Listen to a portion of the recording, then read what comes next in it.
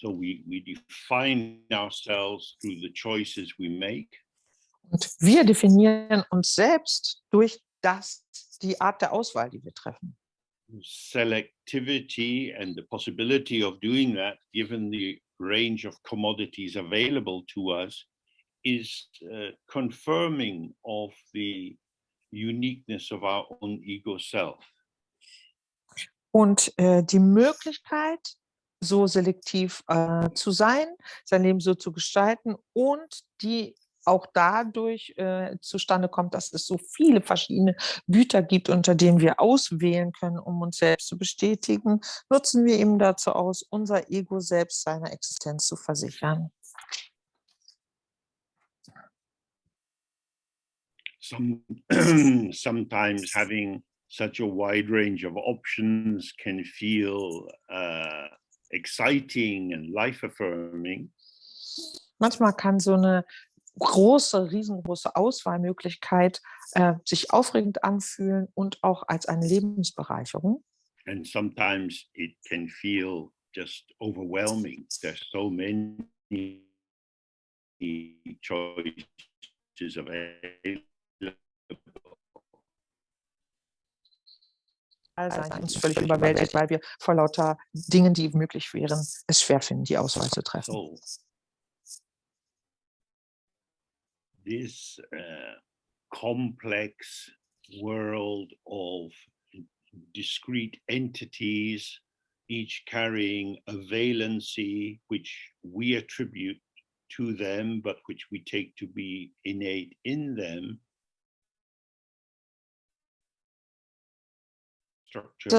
Legen für die Einheit, die bestätigt uns, dass unsere Welt so ist, wie wir sie sehen.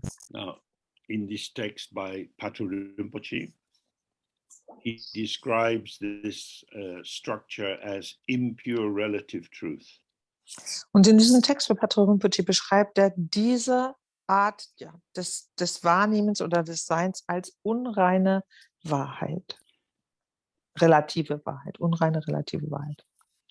In pure relative truth, there are phenomena, but they are not invested with our own particular egoic attitudes and beliefs.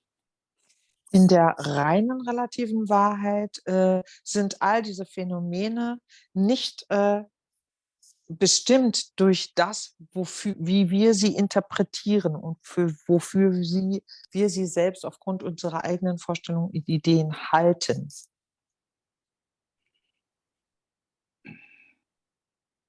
But it's difficult to get to that pure relative truth. Zu dieser reinen relativen Wahrheit durchzudringen, ist aber schwierig. Because for each of us, somehow the sense that my opinions, my choices express a basic truth about me. Es wird deswegen schwierig, zum Beispiel, weil wir davon überzeugt sind, dass meine Meinung, die Art und Weise, welche Auswahl ich treffe, über mich die Wahrheit zeigt. So, as usual, when we study Dharma, we are faced with an inquiry into the nature of identity. Und natürlich, wenn wir den Dharma studieren, haben wir immer damit zu tun, die Seinsweise von Identität zu hinterfragen. In the general Theravadan teachings, the Buddha said that there is no true existence or inherent existence in people.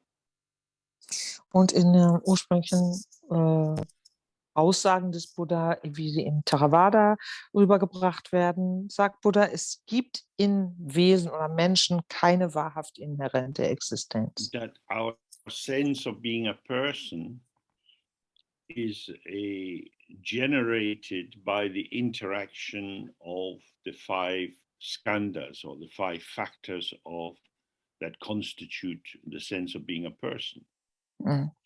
Und dieses Gefühl, eine Person, eine Persönlichkeit zu sein, kommt zustande durch die Interaktion der 5 Skandhas oder besser gesagt der Faktoren, aus denen diese Art von Vorstellung von selbst zusammengesetzt ist oder sich zusammensetzt. So, as we have looked many times before, we have form, which is shape and color. Wir haben das ja schon häufig angeschaut, schauen wir auch jetzt nochmal an. Also wir verfügen über über Form und Farbe. Sensation, feeling, which is positive, neutral or negative. Und über Empfindung und Gefühl, die positiv, negativ oder neutral sein können. Then we have perception, whereby we experience ourselves seeing things. Und dann haben wir die Wahrnehmung, wodurch wir zum Beispiel erleben, Sachen zu sehen oder Dinge zu sehen. Hearing things, smelling things, tasting things. Dinge zu hören, zu riechen, So zu this schmecken. perception is already infused with the feeling tone of reification, of solidification of what is encountered through the senses. Das heißt, diese Art der Wahrnehmung ist immer schon durchdrungen von dieser Empfindung der Dinglichkeit von etwas, von dem, dass etwas ein Ding ist, eine Sache ist, das, was immer wieder Then wahrnehmen. we have the factors of compounding or thickening, whereby associations are joined into the perception to give it a sense of density. Und dann kommen oder fügen sich damit hinein die Faktoren sozusagen des Zusammensetzens oder des Verdickens. Das heißt, wir verbinden mit dem, was wir wahrnehmen, gleichzeitig auch bestimmte Assoziationen, bestimmte Vorstellungen, die diese Verdinglichung, diese Verfestigung verstärken. So in this setting, our memories, our knowledge, everything which is, as it were, our background potential for being ourselves is available to be wrapped around a particular perception.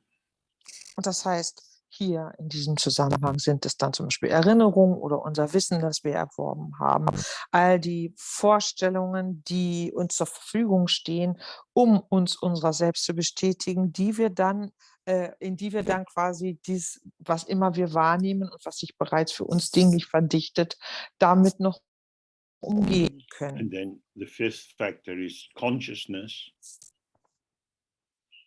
Und der 5. Faktor ist das Bewusstsein. The sense that we are conscious of something. Ja, das Empfinden, dass wir einer Sache bewusst sind. Consciousness refers to the mental function or activity of engaging with an object. Und Bewusstsein bedeutet die mental oder die geistige Aktivität, sich mit einem Objekt zu beschäftigen. The object could be taken to be something which is outside ourselves,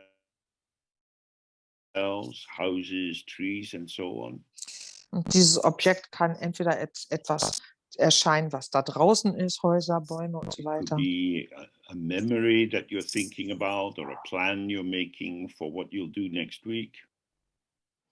Könnte eine Erinnerung sein, die uns einfällt, oder ein Plan, den wir machen dafür, was wir nächste But Woche it tun becomes wollen. something you can think about. Das wird einfach etwas, worüber man It could nachdenken be kann. something that you never directly encounter, which is abstract, like God, for example. Könnte auch etwas sein, dem wir so tatsächlich nie begegnen, sondern das ein Abstraktum ist, wie zum Beispiel Gott oder But solche Dinge. by approaching the unexperienced as if it was an object that could be experienced, it is as if we can talk about it in a rational way. Mhm. Aber dadurch, dass wir uns an so ein Objekt, was wir gar nicht erlebt haben, annähern als ein Objekt, das erlebbar wäre, können wir darüber reden in einer Form, die uns ganz rational vorkommt. In the Buddha's formulation, these 5 skandhas or heaps are placed together and form the pattern of ourselves. Und in der Art, wie Buddha es darlegt, formen diese 5 Skandhas oder diese 5 Haufen quasi ein Muster, ein für uns spezifisches Muster, mit dem wir uns Just as identifizieren. if you are building a house, you have the bricks and the beams and tiles for the roof and so on. And when they are all placed together in a recognizable pattern, we say, oh, this is a house. Aber genau wie beim Hausbau. Da haben wir Ziegelsteine, da haben wir Balken, da haben wir Dachschindeln. Und wenn wir die in einer für uns wiedererkennbaren Form zusammengesetzt vor uns sehen, sagen wir, When ja, we das look ist at ein the Haus. house, what we see is Sehen wir. bricks and window frames and doors and tiles.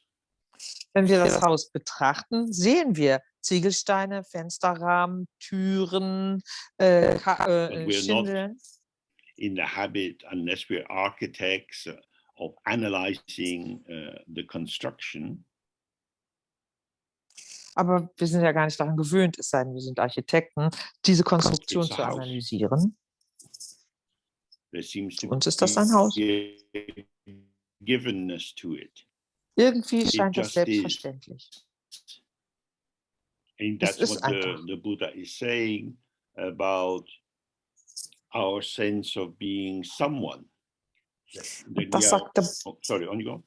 sorry, das sagt der Buddha darüber, wenn wir über das Empfinden, jemand zu sein, That we sprechen. are a composite, we are compounded, we are put together from the operation of many different factors, and yet in their functioning, there seems to be just one thing. Wir sind zusammengesetzt aus unterschiedlichen Faktoren, die zusammenwirken, aber eben in ihrer Wirkungsweise, in ihrem Zusammenwirken, führt das für uns zu dem Eindruck, dass da nur eine Sache gäbe, ein Ding So wäre. if I say, well, this is me, Und wenn ich sage, and das I bin ich, describe different factors of me, my body, my interests, and so on,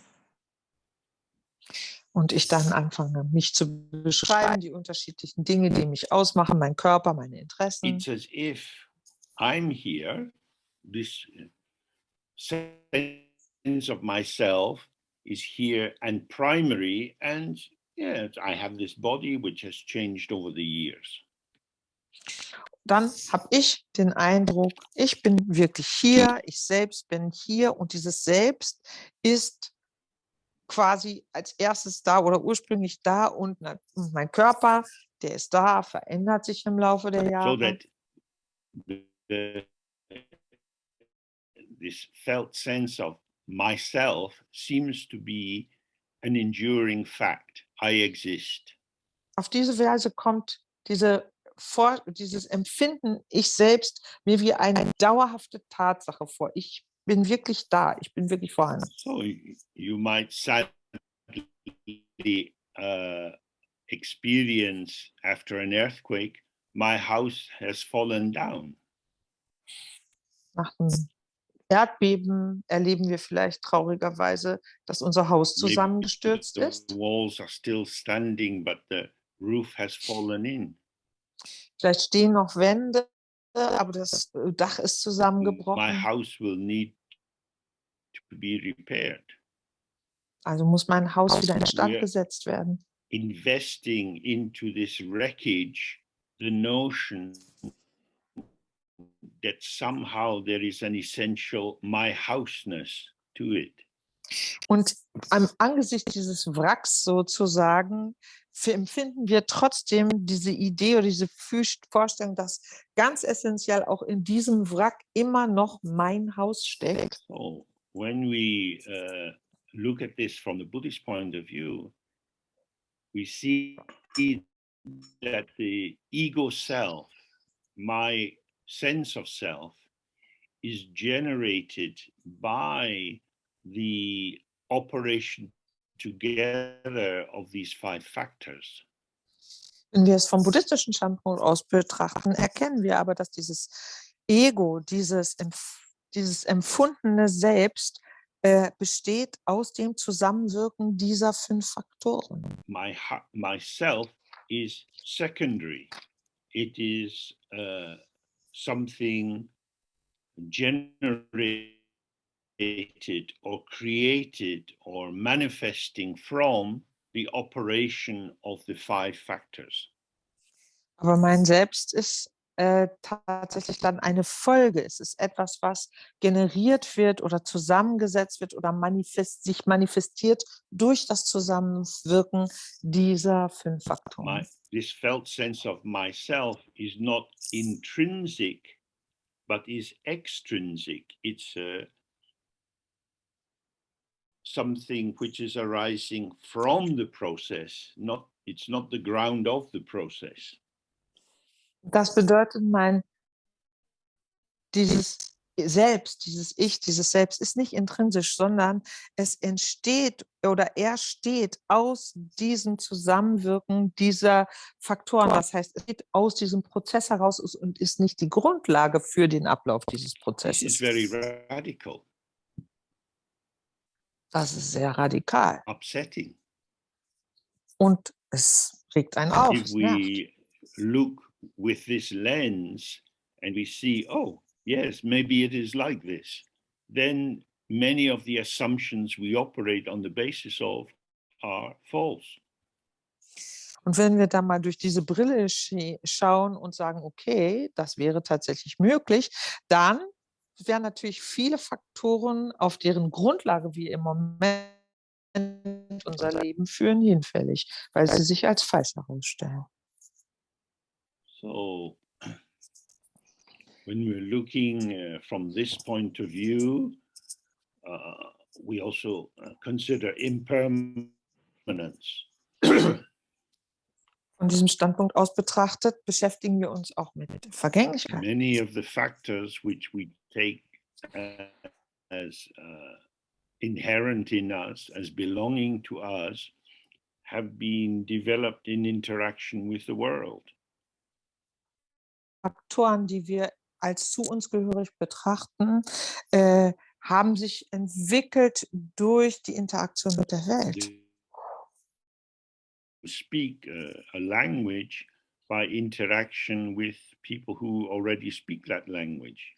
Ein Baby lernt eine Sprache dadurch, dass es in Interaktion ist mit denjenigen, die bereits eine Sprache sprechen. Children are not exposed to people speaking, and especially speaking with them in a simple, comprehensible way, then they can find learning language very difficult later on. Wenn Kinder in ihrer Kindheit eben nichts zu tun haben mit Menschen, die nicht nur sprechen, sondern spezifisch auch mit ihnen sprechen, in einer einfachen, schlichten, aber verständlichen Art und Weise, dann sind das meistens Leute, die es hinterher sehr schwierig finden, Sprachen zu lernen. If you're talking with a 4 or 5-year-old child, they are like an ocean of words just streaming out of them, stories and observations about everything. Und wenn man aber mit einem kleinen Kind zusammen ist, 3, 4 Jahre alt, dann hat man den Eindruck, man hat ja ein Meer an Worten vor sich, das einfach so heraussprudelt, pausenlos Geschichten erzählt, Beobachtungen beschreibt und so fort. Once we come into language, we tend to be unable to retrieve memories of how it was before we were in language. Und sobald wir quasi in den Bereich der Sprache eingetreten sind, ist es für uns offensichtlich schwierig, uns an Dinge zu erinnern, die vor unserem Spracherwerb lagen und damit außerhalb des sprachlich Benennbaren. That which has been learned and internalized and ripened in interaction with our potential is taken to be something which is just belonging to me. Das bedeutet also oder weist darauf hin, dass etwas, was wir erlernt haben, internalisiert haben, durchs Anwenden und die Benutzung und in Anwendung mit anderen im Zusammensein gereift ist, wir als etwas empfinden, was intrinsisch zu uns gehört. The more we analyze the changes that have occurred to these factors during our lifetime, we see that they are unstable and situationally developed. Je mehr wir uns aber analytisch mit den Faktoren beschäftigen, die sich während unserer Lebenszeit immerfort in der Interaktion gebildet und verändert haben, erkennen wir, wie instabil unsere Situation There ist. is a strange paradox here. Da finden wir hier ein merkwürdiges Paradoxon. That is to say, seeing the interactive nature of the field factors or elements in self, in our embodiment rather, and in the environment, we develop this sense of self. Wenn wir also erkennen, dass unsere Interaktion mit dem Feld unseres Erlebens und das heißt des Umfeldes, der Umwelt, wie wir interagieren, sich entfaltet, dann und das anschauen. If I say I am not who I think I am, that seems accurate. Dann kommt uns, wenn wir die Aussage über uns treffen, ich bin nicht die Person, für die ich mich halte, sehr akkurat vor. However I think about myself or speak about myself is only a very small articulation of the many factors which give rise to this moment of felt existence.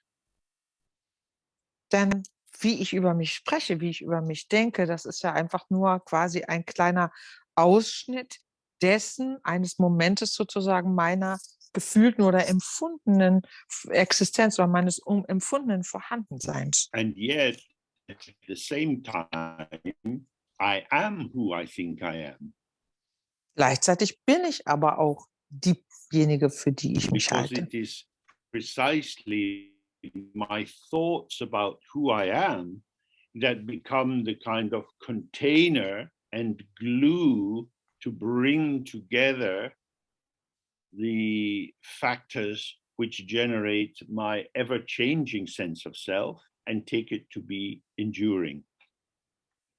Denn es sind genau meine Gedanken, meine Vorstellungen von mir, die sowohl das Behältnis als auch der Leim sind, der diese ganzen verschiedenen Faktoren zusammenhält, die sich ja ständig verändern, die das ausmachen, was ich für mich halte. This second aspect is indicating that our sense of self is generated by the interpretive matrix we operate in. Und das bedeutet, dieser zweite Aspekt weist darauf hin, dass unser Empfinden von Selbst sich ergibt aus dem Kontext unserer Interpretation des Feldes, in dem wir uns wahrnehmen. So this matrix or patterning of interpretation arises from the language that we enter into, the culture we enter into, whether we're deemed to be male or female, whether we are healthy or sick, whether we are rich or poor. These many factors which are not in the palm of our hand feed into how we are able to think about who we are. Und das bedeutet, diese Muster der Interpretation, die beruhen auf der Art und Weise der Sprache, die wir erlernt haben, der Art und Weise der Kultur, in die wir hineingeboren sind, ob wir als männlich oder weiblich betrachtet werden, ob wir gesund sind oder krank, reich, verschiedene Faktoren, die wir quasi nicht bestimmen oder kontrollieren können, die bestärken und unsere Vorstellung von uns selbst ausmachen, mit ausmachen und bestärken. So although we have a general statement like the United Nations Charter of Human Rights, Und obwohl es sowas wie die Menschenrechtscharta gibt, eine allgemeine Statement darüber, was da richtig we ist und falsch, tend to find ourselves operating inside fields of assumption and belief, which give us very specific limitations to how we can express ourselves. stellen wir doch immer wieder fest, dass wir selber uns im Bereich von Zuschreibung und Glauben bewegen, die doch sehr dem Grenzen setzen, wie wir uns selbst identifizieren würden oder beschreiben würden. Living, excuse me, living as a man in London, for me, it is inconceivable that the police would suddenly drive up next to me in the street and arrest me for not wearing a scarf over my head. Als Mann in London zu leben, macht es für mich schlicht unerlebbar, wie es ist, wenn, oder dass es möglich ist überhaupt, dass jemand, ein Polizeiwagen plötzlich neben mir stoppen könnte und mich verhaften könnte, weil ich mein Kopftuch nicht richtig trage. But clearly this happens for women in Iran. Frauen im Iran geschieht das. There is no flat earth, there is no evenness. We are in a very bumpy world of cultural interpretations. Der Erdboden sozusagen ist nicht glatt. Wir befinden uns ständig auf einer buckligen Straße, auf einem buckligen Weg. From the Dharma point of view, these varieties in cultural orientation, family orientation, and the factors of our own personality all arise for us as experiences ripening from past activity, what we call karma. Und im Kontext des Dharma sehen wir unsere kulturelle Prägung, unsere familiäre Prägung und unsere persönliche Orientierung oder Vorstellung, das als etwas, was als Erleben für uns entsteht, auf Grundlage von vergangenen Einstellungen oder Haltungen, was wir als Karma bezeichnen würden. So this is a further way of seeing the world as relational or relative. Dies wiederum gibt uns eine weitere Möglichkeit, die Welt als in Beziehung, als relativ zu betrachten. So when I look outside, I'm not seeing things which just exist by themselves. Schaue ich raus aus dem Fenster, sehe ich nicht irgendwelche Dinge, die einfach aus sich selbst heraus existent sind. From a general point of view, I can see that the houses have been built and some are better kept than others. Allgemein kann man sagen, ich sehe, dass da Häuser gebaut worden sind. Einige werden besser in Schuss gehalten als andere. I can see that the leaves on the trees are changing color since it's now entering the season of autumn. Und ich sehe, wie das Laub an den Bäumen sich verfärbt, weil wir jetzt in den Herbst hineingehen. That's an interpretation of these phenomena existing as objects. Das ist die Interpretationsweise, die uns fühlen lässt oder wahrnehmen lässt, dass diese Phänomene als Objekte oder dass wir sie als Objekte betrachten können auf diese Weise. But if we look through the lens of karma, Schauen wir durch die Karma-Brille, what is revealed to me, what is the field of my experience, is the revelation of the ripening of the consequences of my previous activity. ist aber das, was mir erscheint, was sich mir offenbart, die Erfahrung, das Erleben tatsächlich, das Ergebnis des Ausreifens oder die Konsequenzen des Ausreifens früherer Handlungsweisen, die ich vorgenommen habe. We don't just have different opinions of, I don't know, preferring apples to pears. Wir haben ja nicht einfach unterschiedliche Meinungen, die darin bestehen, zum Beispiel, dass man Äpfel, Birnen vorzieht. On the basis of, well, this is who I am. Auf der Grundlage der Vorstellung, so bin ich halt. It's that the potential of the environment, which is a kind of energetic resonance, vibrates with me according to my karmic resonance, and I find myself drawn towards certain factors and not towards others.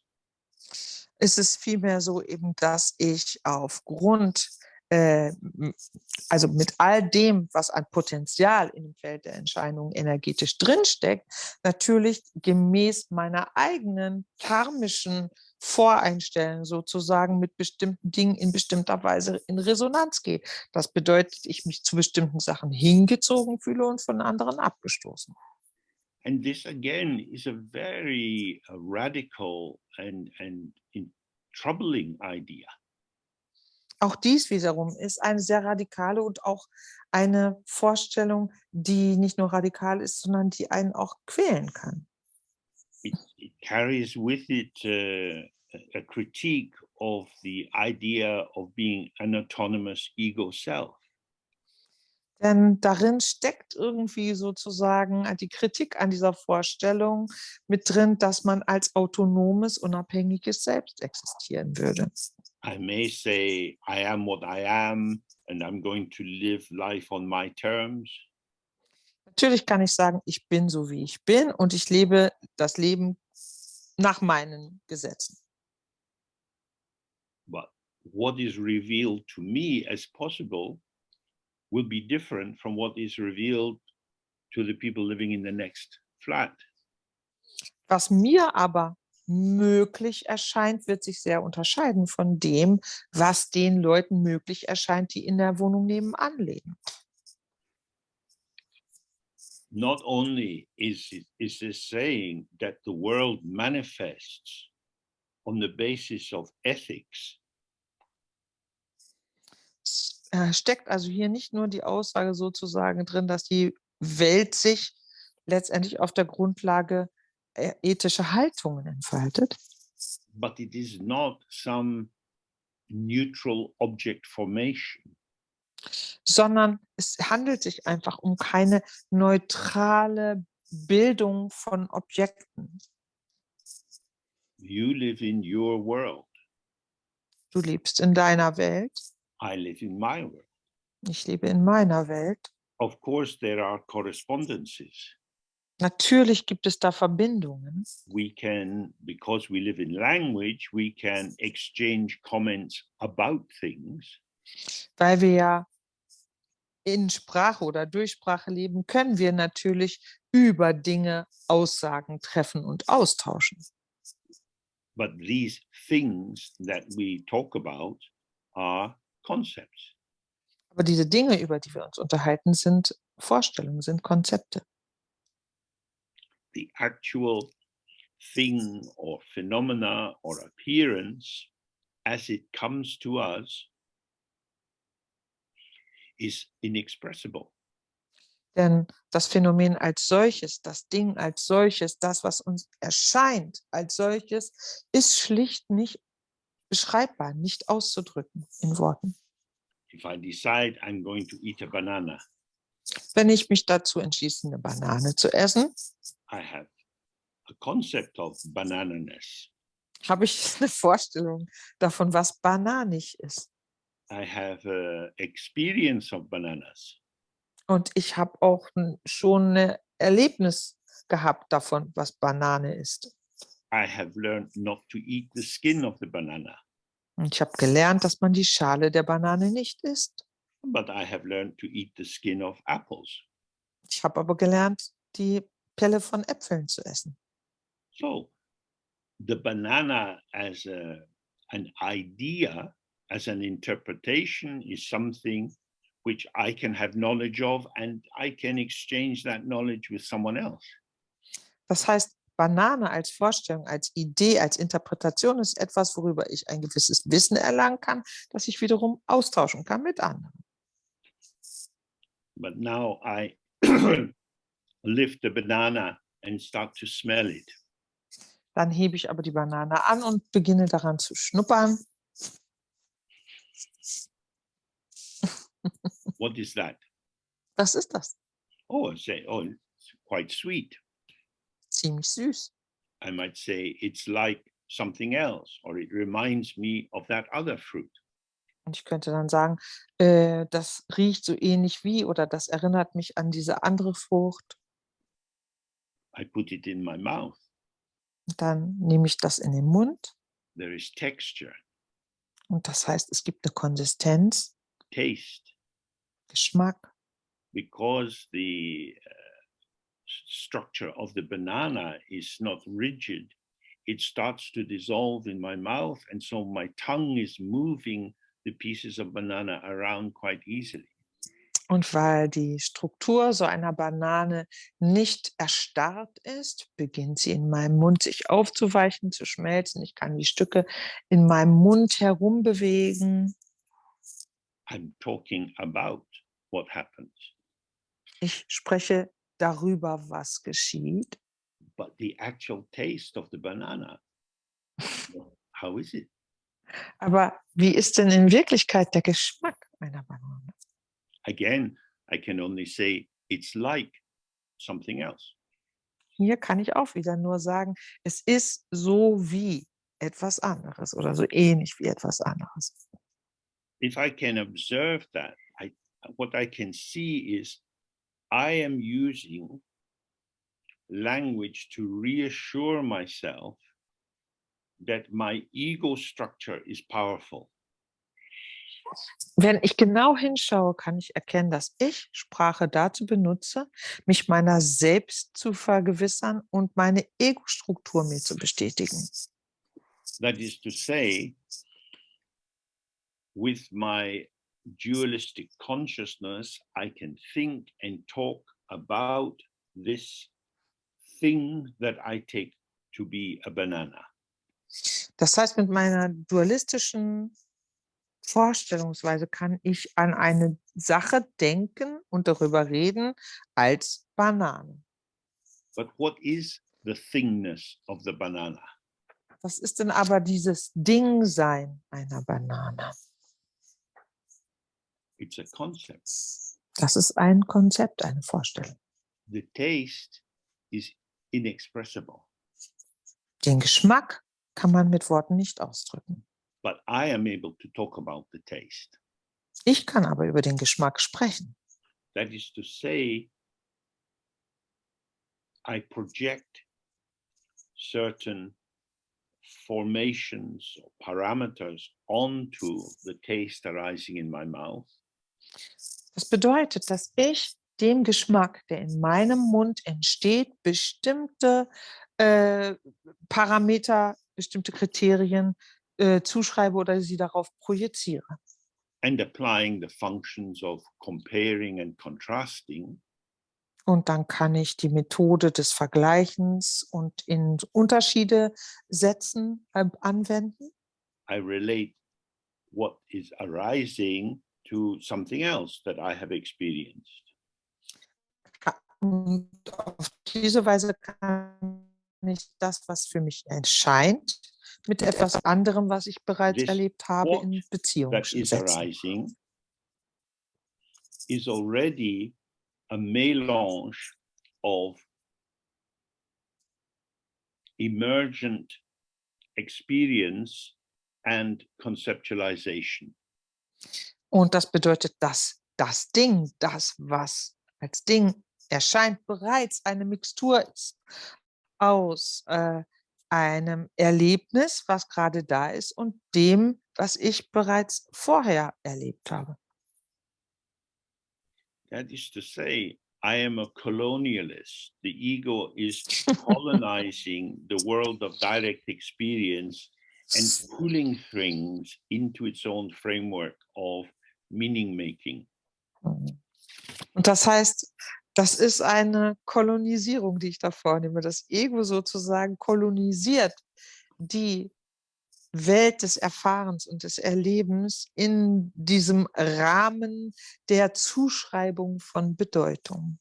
Rather than simply giving myself to this mysterious, uncatchable taste, Statt dass ich mich, I conceptualize an interpretation. Statt dass ich mich also diesem mysteriösen, ungreifbaren Geschmack hingebe, mache ich mir eine Vorstellung von etwas, von einem Ding. Konzeptualisiere ich dieses Erlebnis. And this process confirms and intensifies the dualistic structure of I am tasting something. Dieser Prozess, dieser Verlauf, der bestärkt diese dualistische Vorstellung davon, ich schmecke etwas. So then, if I describe this to someone else, it would be quite usual for them to say, well, James, do you like that banana? Und wenn ich das dann jemand anders beschreibe, diesen Geschmack, dann wäre es ganz gewöhnlich, wenn jemand dann zurückfragen würde, und James, schmeckt dir die Banane? Because liking and not liking is the second of these skandha heaps, and it's a primary method of establishing our relationship with what we take to be the things of the world. Denn etwas zu mögen oder nicht zu mögen, daraus besteht sozusagen dieser zweite Skandahaufen, in dem wir die Dinge, die wir erleben in dieser Welt, in Beziehung setzen zu uns. If I like it, I decide to go back to the same shop and buy more bananas. Wenn ich Bananen mag, gehe ich zurück zum gleichen Laden und kaufe noch mehr Bananen. And if I don't like it, I think, oh, not for me, I'll get another fruit instead. Und wenn ich Bananen nicht mag, dann denke ich, nee, ist nichts für mich, ich kaufe demnächst anderes Obst. What I'm doing there is making a decision on the basis of my idea of my experience, the narrative I can generate on the basis of my idea of that experience. Das heißt, ich entscheide hier also auf Grundlage einer Vorstellung dessen, was ich erlebt habe, meiner Vorstellung dessen, was ich erlebt habe, die darauf beruht, auf der Idee, die ich mir davon gemacht habe.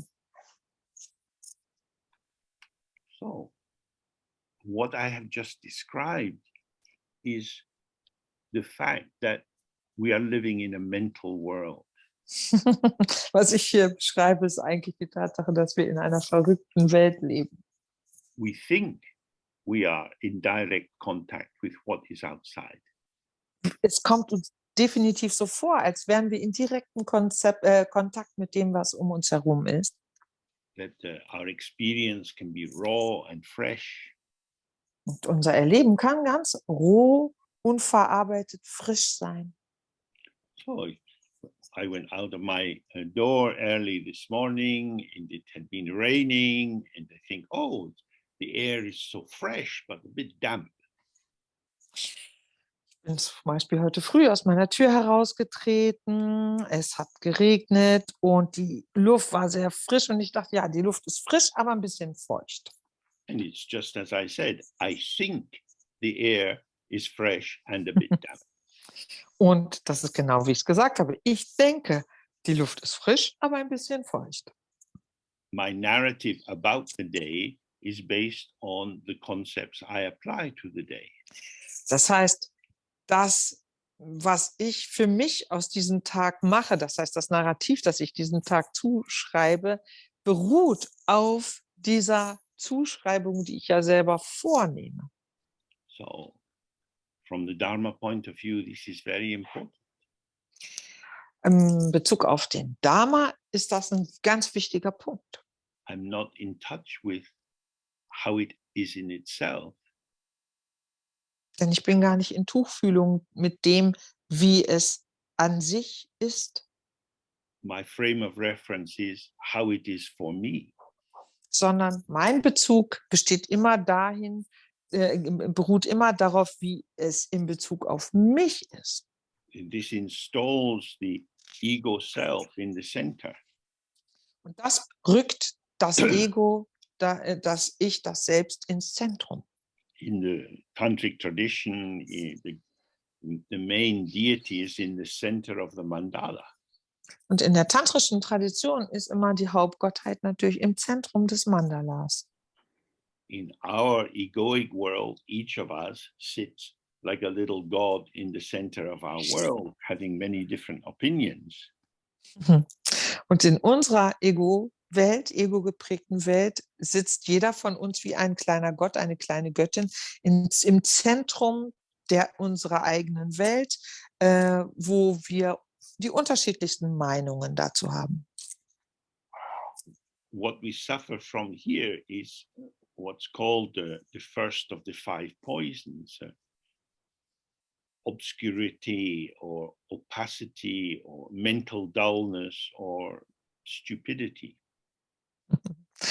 Woran wir leiden, wenn es uns so geht, ist das erste der 5 Geistesgifte, nämlich, dass uns alles nicht erklärlich ist, oder Entschuldigung, das ist völlig falsch, sondern dass alles sich unserer klaren Sicht entzieht, dass es für uns nicht zu erkennen ist, dass es eine geistige Dumpfheit ist, mit der wir da zu tun haben, keine Klarheit. This is samsara according to the rules of Scottish cooking. Das ist Samsara gemäß der schottischen Kochregeln. When I was a child, everything was cooked. Als ich Kind war, wurde alles gekocht. I would never have imagined you could eat a carrot raw. Ich hätte mir nicht vorstellen können, dass man Karotten tatsächlich roh essen könnte. Or a piece of kohlrabi. Oder Kohlrabi.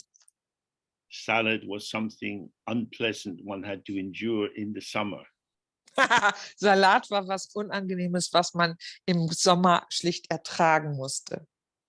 Everything is cooked. That is what food means. Essen bedeutet, alles ist ordentlich gekocht. So, in the same way, in terms of the dualistic ego self, Und in der gleichen Art und Weise, wenn es um unser dualistisches Ego selbst geht, everything is cooked with concepts.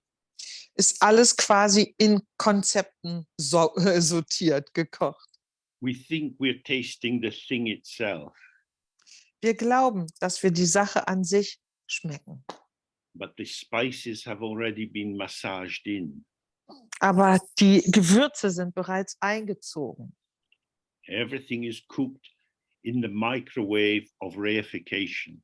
Und alles wird in der Mikrowelle der Verdinglichung erhitzt. Very quick. Ganz schnell.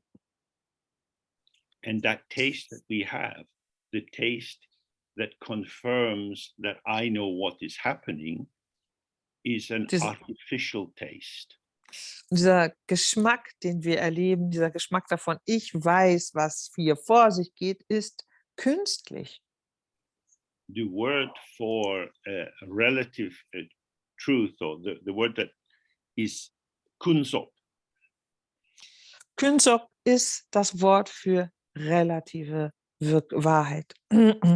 Kunsop indicates false, unreliable, erroneous. Und das Wort Kunsop weist darauf hin, dass es sich dabei um etwas nicht Verlässliches, um etwas Falsches oder Verfälschtes handelt. Irrtümliches. It indicates a fiction. Es weist darauf hin, dass es eine Fiktion ist. Which is something which is created. Etwas, was kreiert worden ist, erschaffen. and is believable as if it were not created. Und aber so glaubwürdig daherkommt, als wäre es eben nicht erschaffen worden. So if you read a well constructed novel, you believe in the characters. Wenn man eine gut geschriebene, gut geplottete Roman liest, glaubt man an die Figuren. These characters cannot be found in any country. Diese Figuren, die kann man aber nirgends jemals treffen, in keinem Land. But they are found in the imagined country of the book. Sondern die findet man nur oder die leben nur in diesem vorgestellten Lebenswelt dieses Buches. We enter into that world. Und in diese Welt treten wir ein. And if the construction is good, it rings true. Und wenn die Konstruktion gut ist, dann hört sich das für uns nach Wahrheit an. That is to say, the characters in the novel exhibit qualities and behaviors which may be a bit surprising or interesting, but somehow are believable. Und das bedeutet, die unterschiedlichen Figuren in diesem Roman, die haben Qualitäten an sich und Charakteristika an sich, die vielleicht überraschend sind und interessant, aber nichtsdestoweniger glaubwürdig. And this basic principle can be expanded to science fiction. Und dieses grundlegende Prinzip kann man auch auf Science Fiction ausdehnen. Where radically unusual environments and creatures are depicted in a way which permits us to believe in them. Wo ungewöhnliche Wesen in völlig ungewöhnlichen Arten von Umfeldern in einer Weise uns präsentiert und dargestellt werden, dass sie uns komplett möglich erscheinen. We are very fortunate creatures. Wir sind als Wesen vom Glück begünstigt. Because our culture encourages deception. Denn unsere Kultur bestärkt trügerische Dinge oder bestärkt, dass man betrügt. We can go to the cinema, to the theater. We can read novels, poems, plays. Wir können ins Theater gehen, ins Kino gehen, wir können Romane lesen, wir können Theaterstücke uns angucken, wir können Gedichte lesen. I enjoy being deceived. Es macht mir Freude, hinters Licht geführt zu werden. Well, I wouldn't call it being deceived. It's just, it's an entertainment. Ich würde nicht das so benennen, dass ich jetzt getäuscht werde, sondern ich würde es benennen als unterhaltsam. An entertainment in English is something you hold. You offer it hospitality. We offer hospitality to the imagined. Und das englische Wort Entertainment bedeutet nicht nur unterhalten in dem Sinne, dass man anderen etwas zeigt oder demonstriert, sondern es bedeutet vor allen Dingen, dass man wie ein Gastgeber oder eine Gastgeberin seine Gastfreundschaft anbietet und Leute in seine Welt einlädt. So, relative truth indicates something which is imagined, yet believed to be true and indeed to be real. Das heißt, relative Wahrheit bedeutet, dass wir es mit etwas Vorgestelltem zu tun haben, das als für die Wahrheit gehalten wird und auch für die Realität, für die Wirklichkeit gehalten wird.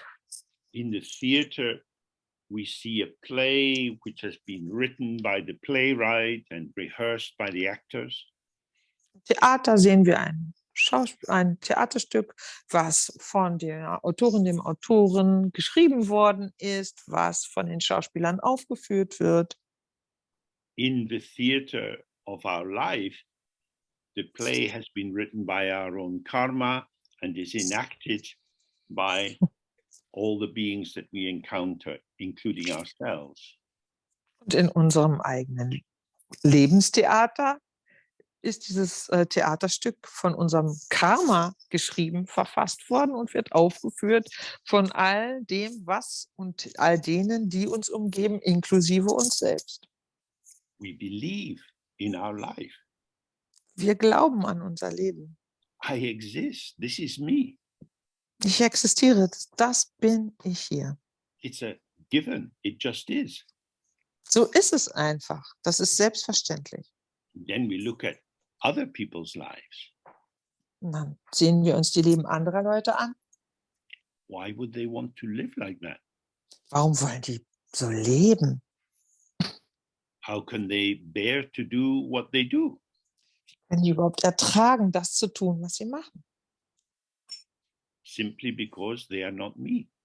Einfach, weil sie nicht ich sind.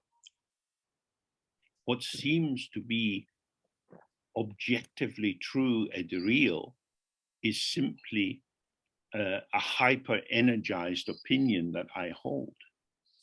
Was mir so wahr und wirklich objektiv vorkommt, ist einfach nur eine hyperenergetisierte Meinung, wenn man so will.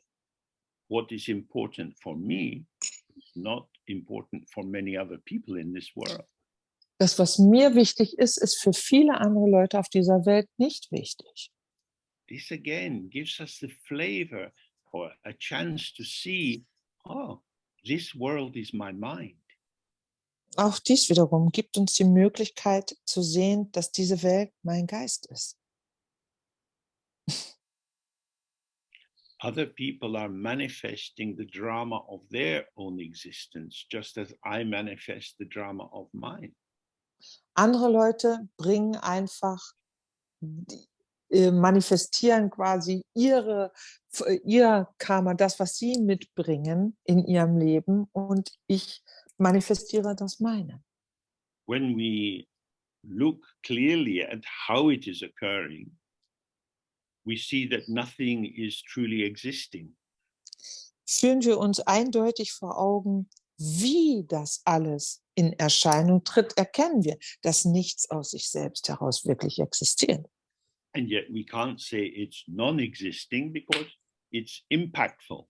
We Wir are können, affected by what occurs. wir können aber nicht einfach uns hinstellen und behaupten, das existiert alles gar nicht, denn es ist eindeutig, hat es eine Wirkung. Das, was in Erscheinung tritt, hat Effekte, wirkt auf uns. Our life is the middle way, neither existing or non-existing, but a ceaseless flow of imaginings. Unser Leben ist der mittlere Weg. Weder existiert es noch existiert es nicht, sondern es ist ein ununterbrochener Fluss der Entfaltung. We live in the realm of it is as if. Wir leben in dem Daseinsbereich des so als ob. But it's very difficult for us to see this directly because we imagine that the imagined is real. Für uns ist aber das unglaublich schwer zu erkennen, weil wir eben die Vorstellung haben, dass das, was wir uns ständig vorstellen, wirklich ist. In the world, many wars are going on at the moment. There are many crises from climate change, and there are famines in many, many places. Derzeit gibt es viel Kriege überall in verschiedenen Bereichen der Welt. Wir haben mit dem Klimawandel zu tun. Es gibt Hungersnöte im Moment. These events emerge due to the balance of the five elements and or the imbalance of the five elements and the imbalance of the five poisons. Und all diese Ereignisse entfalten sich aufgrund der Unausgewogenheit im Spiel der 5 Elemente und der 5 Geistesgifte. Our mental dullness manifests as the confusion that the unreal is real or the imagined is self-existing.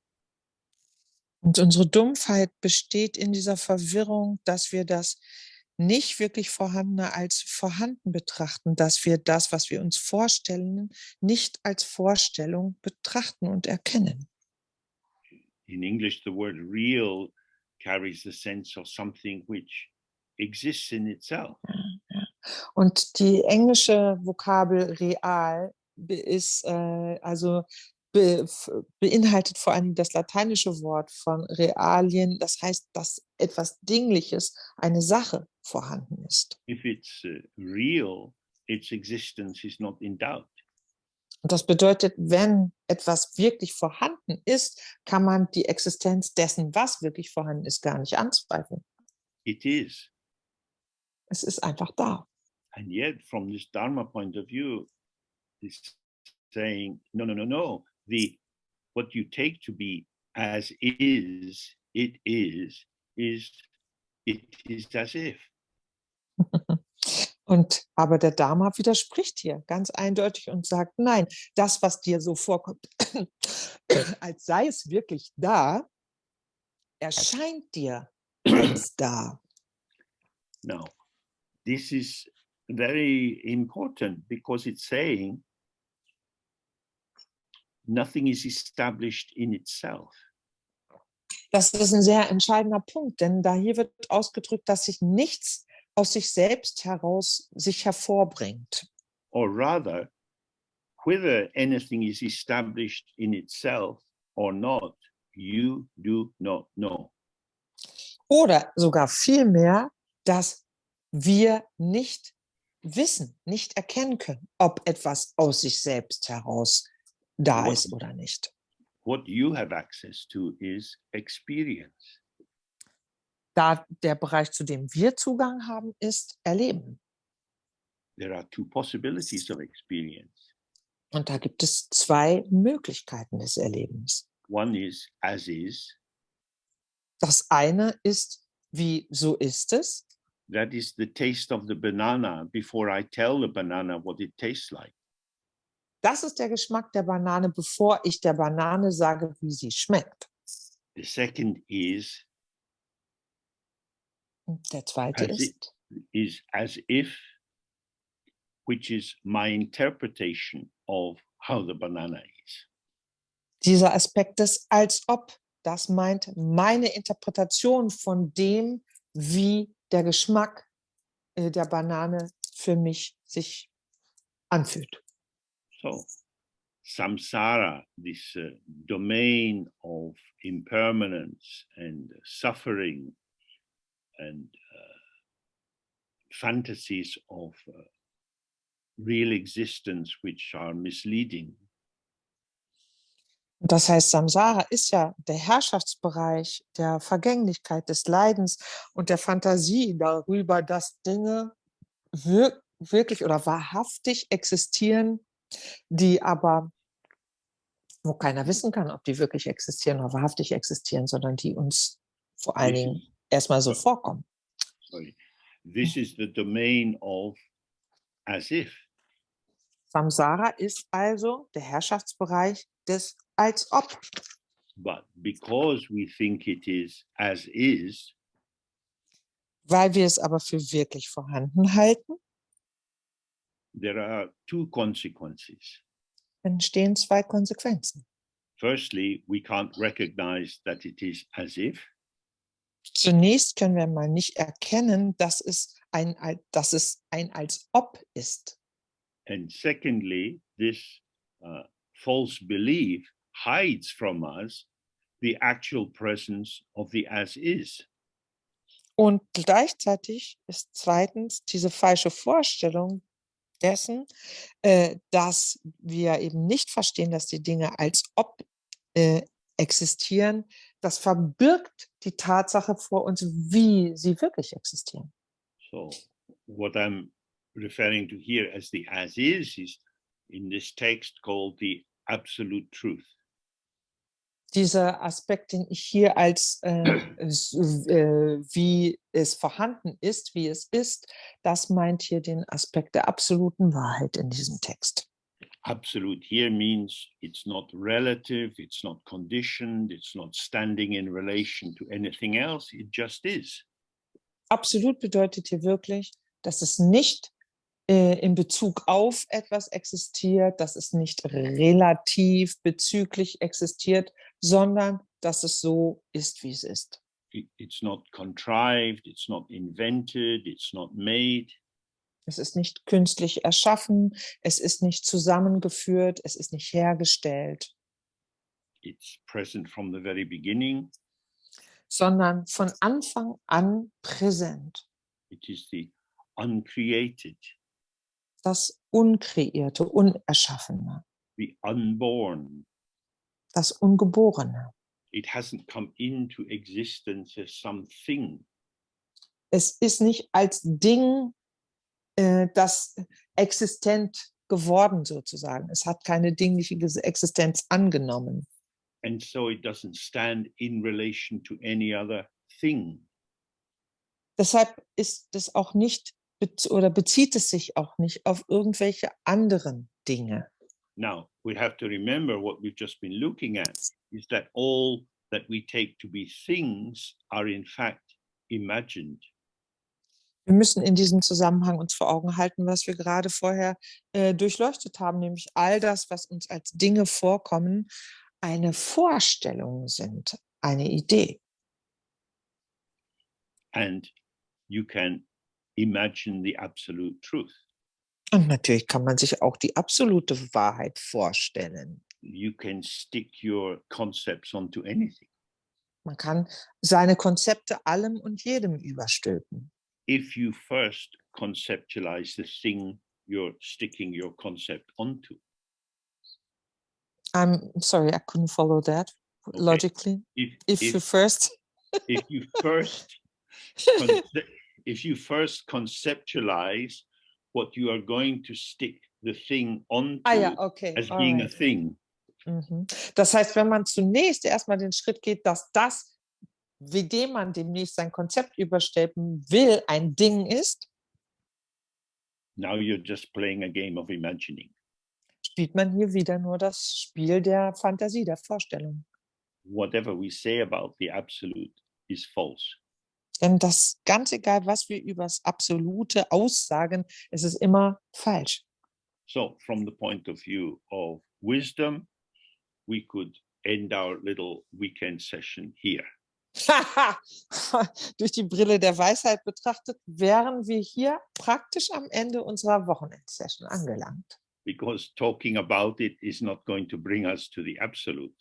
Denn über das Absolute zu sprechen, bringt uns dem Absoluten kein bisschen näher.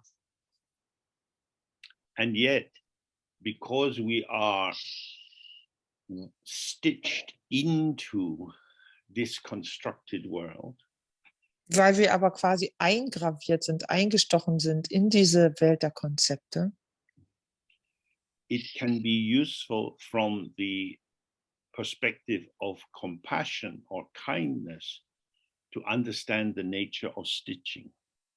kann es vom Standpunkt aus des Mitgefühls oder der freundlichen Zuwendung hilfreich sein, ein Verständnis von dieser Struktur oder des Wesens sozusagen des Eingraviertseins zu entwickeln oder eingestochen Seins zu entwickeln. How is it that I find myself in this complexity? Wie ist das gestaltet, mich selbst in dieser Komplexität verortet zu haben oder zu sehen, zu erkennen? When I try to think my way out of it, I just get a headache. It's impossible. Immer wenn ich versuche, mich mittels Gedanken da heraus zu katapultieren, kriege ich Kopfschmerzen, weil das nicht möglich ist. Therefore, I have to find another way. Darum muss ich eine andere Möglichkeit finden. On the relative level, I can see how this knotting, how this enmeshment has occurred. Auf der relativen Ebene kann ich erkennen, wie diese Verwebung sich ergeben hat. This is all the Dharma paths from the Theravada right up to Tantra. Alle Dharma-Pfade, die vom Theravada bis zu Tantra angeboten werden, zeigen sowas auf. Or we can also see directly the nature of the absolute. Oder aber wir können die Natur, das Wesen des Absoluten als solches direkt anschauen oder sehen. For example, when I was in primary school, aged 7 or 8, Als ich zum Beispiel in der Grundschule war, 7, 8 Jahre alt, we had to do knitting. mussten wir stricken. And I would be knitting with white wool, Und ich habe gestrickt und gestrickt mit dieser weißen Wolle, which was becoming not very white due to my dirty hands. die aufgrund meiner schmutzigen Finger immer weniger weiß wurde. And somehow it became a knotted ball. Und irgendwie am Ende war das dann so ein verknoteter Ball, which I tried to pull my way out of. wo ich dann versucht habe, einen Ausweg rauszufinden, mich da rauszuziehen. So in the end, I had to take it home and with many tears, give it to my mother to say, I don't know what to do. Und am Ende musste ich dann einfach das Ding mit nach Hause nehmen und unter Tränen meiner Mama sagen, ich habe keine Ahnung, was soll ich machen. And she said, well, you just have to look, find the piece of wool that's outside the ball and see where it's going. Und dann hat Mama gesagt, du musst einfach nur genau hingucken und dieses kleine Ende finden, was aus der Kugel, aus dem Knäuel heraussteht. Und dann musst du von da beginnen und verfolgen, wo das dann sich in diesen Ball hineinwickelt. And I would say, but I hate it. I don't want to look at it. Und ich habe immer nur gesagt, aber ich mag das überhaupt nicht, ich will mir das nicht angucken. So that's a good way of getting further into samsara. Auf diese Weise kommt man auf jeden Fall weiter in Samsara hinein, tiefer. But of course, slowly untangling a ball of wool that's full of knots is quite difficult. Natürlich ist es so, ein total verknotetes Wollknäuel langsam auseinander zu tüddeln, ist natürlich langwierig, anstrengend. Because we're starting from the position it shouldn't be knotted. Weil unsere Grundvoraussetzung oder die Basis, von der wir ausgehen, ist, es sollte gar nicht so verknotet sein. Where, as an example, one might think, but it's all wool. Als Beispiel könnte man an so einer Stelle denken, Wolle ist Wolle. This is one long piece of wool. Das ist einfach nur ein ganz langes Stück Wolle. It's not cut, it's not broken. Nicht durchtrennt, nicht zerrissen. It's just going on a very complicated journey from one end to the other. Es hat sich einfach nur von einem Ende zum anderen auf eine sehr komplizierte Reise begeben. So instead of focusing on my idea about how the wool should be or what I should be able to make with the wool, Statt also, dass ich total fixiert war auf meine Vorstellung davon, wie diese Wolle jetzt sein sollte oder was ich mit dieser Wolle imstande sein sollte zu tun, if I see that the wool is wool, wenn ich erkenne, dass Wolle Wolle ist, then it's just wool. dann ist es einfach nur Wolle. So this is like the absolute. Und so ist es mit dem Absoluten. Everything is empty. Alles ist leer, It has no inherent existence.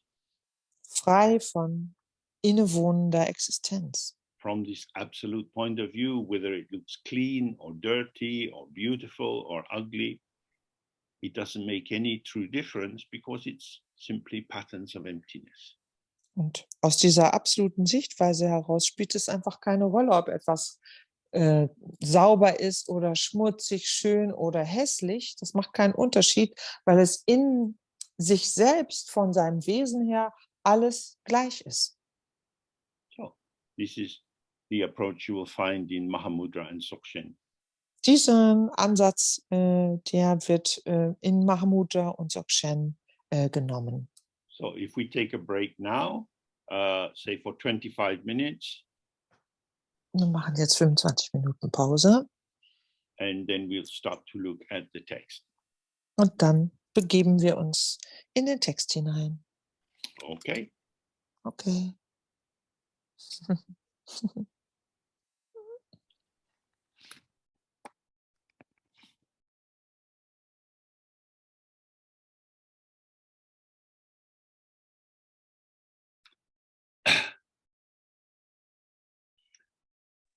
Okay. Ja. So let's continue. Dann machen wir jetzt weiter.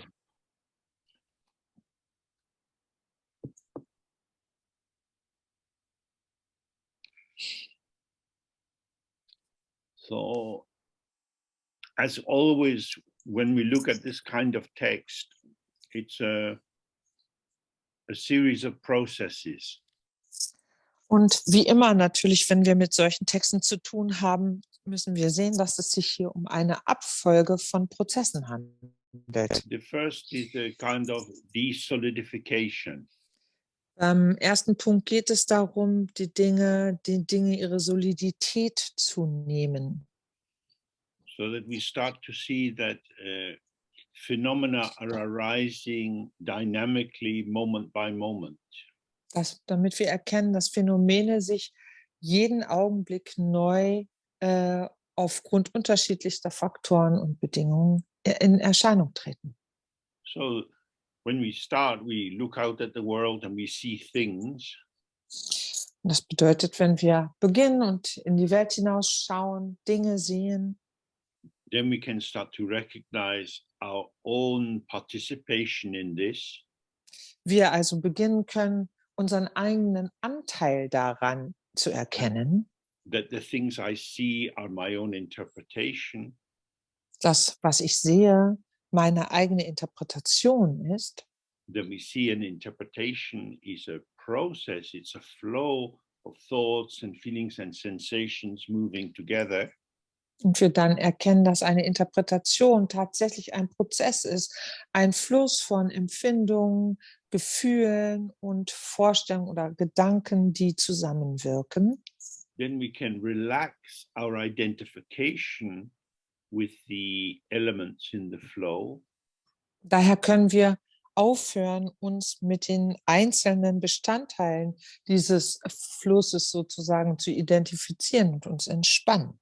Releasing ourselves from being a dualistic consciousness that is seeing this and thinking about this and liking or not liking this.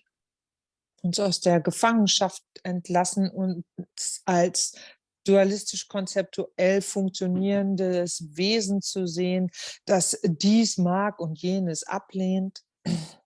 And then we gradually become aware that everything is moving in a space except for our own awareness. Und wir immer mehr dessen gewahr werden, dass sich alles in der Weite des Raums bewegt, nur dass unserem eigenen Gewahrsein sich nicht erschließt. Thoughts come and go, feelings come and go, memories come and go. Gedanken, Gefühle, Erinnerungen kommen und gehen. All experiences arise and pass. Alle Erlebnisse treten in Erscheinung und vergehen wieder. But the illumination of this, the bright arena within which these forms are arising and passing, this is present. Aber dass das klar wird, dass das klar hervortritt, quasi dieses Feld, in dem das erkannt wird, dass das geschieht, das ist gegenwärtig. It's not present as someone or something, it's just present. Und zwar nicht als eine Person oder irgendjemand oder irgendetwas gegenwärtig, sondern einfach nur gegenwärtig. This is the intrinsic clarity of our mind. Das ist die unserem Geist innewohnende Klarheit.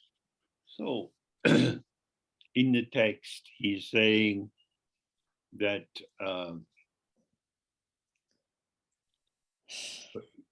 there are two aspects to the dharmas of actualization or becoming clear about what's going on. Und im Text spricht er davon, dass der sogenannte Dharma der Umsetzung, ich möchte es mal etwas frei übersetzen, beinhaltet zwei Aspekte. And the first aspect is the general condition of everything that is experienced. Und der erste Aspekt ist die allgemeine Bedingung für alles, was erlebt wird. And the second aspect is more precisely how we ourselves actually are. Und der zweite Aspekt ist präziser gefasst, wie wir das erleben, was sich abspielt. So how everything is considered in these two aspects, the relative and the absolute that we've already touched on. Und alles, was ist, sozusagen, bewegt sich in diesen zwei Aspekten des Relativen und Absoluten, worüber wir bereits geredet haben. In the relative, we operating with a duality that I am here and the world is there. Im Relativen gehen wir einfach davon aus, dass es eine Tatsache ist, dass ich hier bin und die Welt da draußen. Gradually, through observing our own mental process, we can free ourselves from the seemingly instinctive sense that there is something self-existing out there. Und durch diesen geistigen Prozess können wir uns befreien von dieser nahezu instinkthaften Vorstellung, dass da draußen etwas wahrhaft Existentes vorhanden ist. But even after we have done this process, which involves refuge and bodhicitta, renunciation, purification, Aber auch wenn wir durch diesen Prozess der Zufluchtnahme, der aus Zufluchtnahme besteht, Bodhicitta erzeugen, Entsagung und Reinigung, we find that there are still subtle traces which can captivate us and act as a thin veil. merken wir ganz subtile Spuren, die immer noch quasi von uns Besitz ergreifen, wie so ein dünner Schleier wirken sie auf.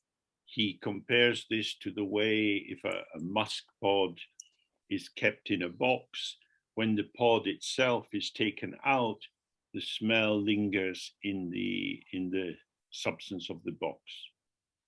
Wie er es hier in dem Beispiel beschreibt, dass wenn man Moschus hebt in einer Schachtel, und dieses Moschus da eine ganze Zeit drin bleibt, dass auch wenn man diesen Moschus rausnimmt aus der Kiste, diese Kiste immer noch nach Moschus duften wird.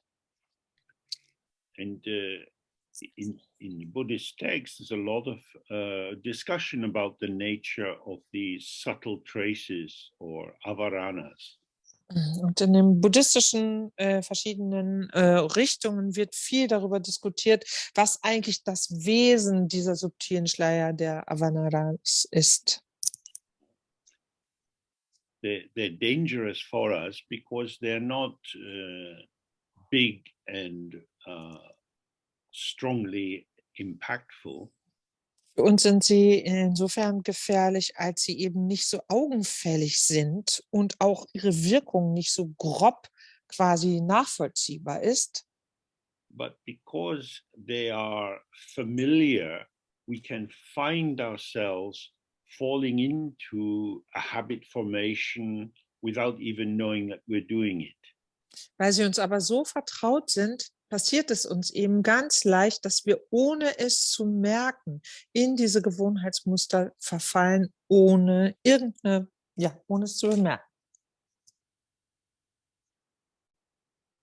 Now, if you wanted to lose weight, you might decide to make sure you never had any biscuits in your house. Würde man also abnehmen wollen, dann kümmert man sich darum, dass man in seinem Haus keine Kekse mehr hat oder in seiner Wohnung. So that prevents a sudden impulsive eating. Das schützt einen vor Fressattacken. But with the mind, it's more difficult because when the subtle impulse arises, it's within us, through us. We don't have a front door barrier to it.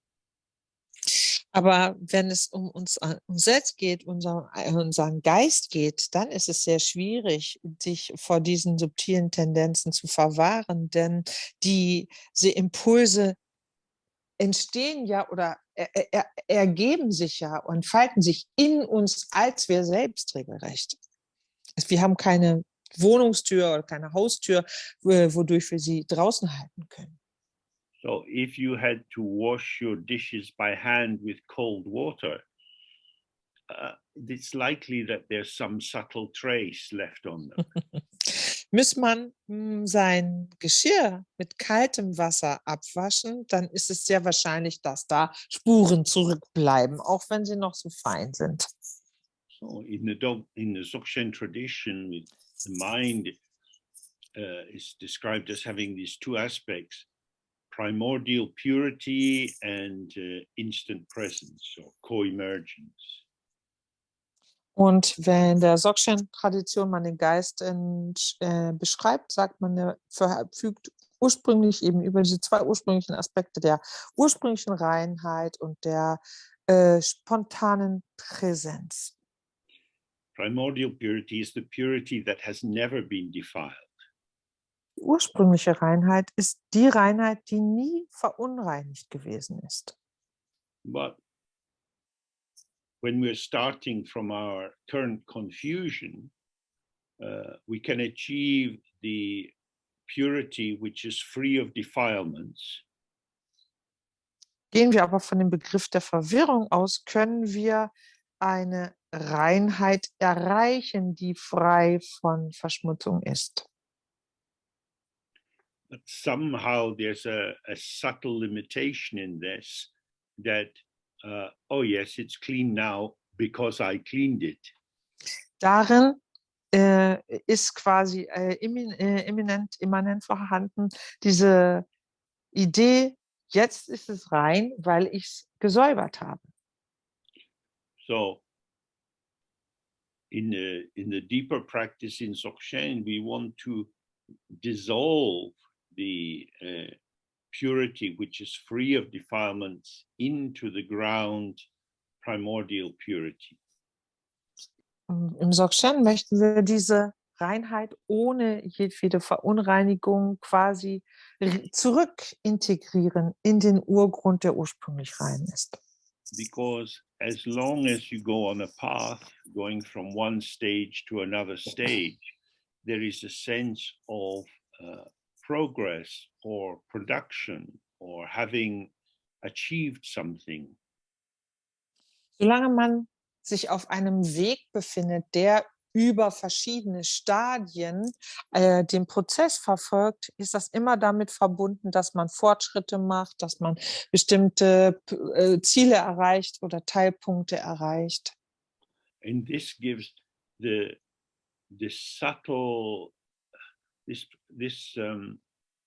permits the presence of the subtle interpretation, oh, I did this, I have achieved it. Und das erlaubt uns diese subtile Tendenz unserer Interpretation, ich habe das erreicht, ich habe das gemacht oder geschafft. If I hadn't done the practice, I wouldn't be like this today. Hätte ich nicht praktiziert, wäre ich heute nicht, wie ich bin oder wer ich bin. And this keeps us trapped within the compounded, the contrived, the created. Das hält uns aber gefangen in diesem Bereich dessen, wo alles zusammengefügt ist, künstlich ist, gestaltet ist. So then he says, for a Buddha who has totally abandoned these subtle habits, there are no such appearances whatsoever. Und dann sagt er weiter, für einen Buddha, der diese Punkte komplett zurückgelassen hat, gibt es das nicht in keiner Weise, diese Arten von Erscheinungen. And he abides solely in the absolute free of interpretation.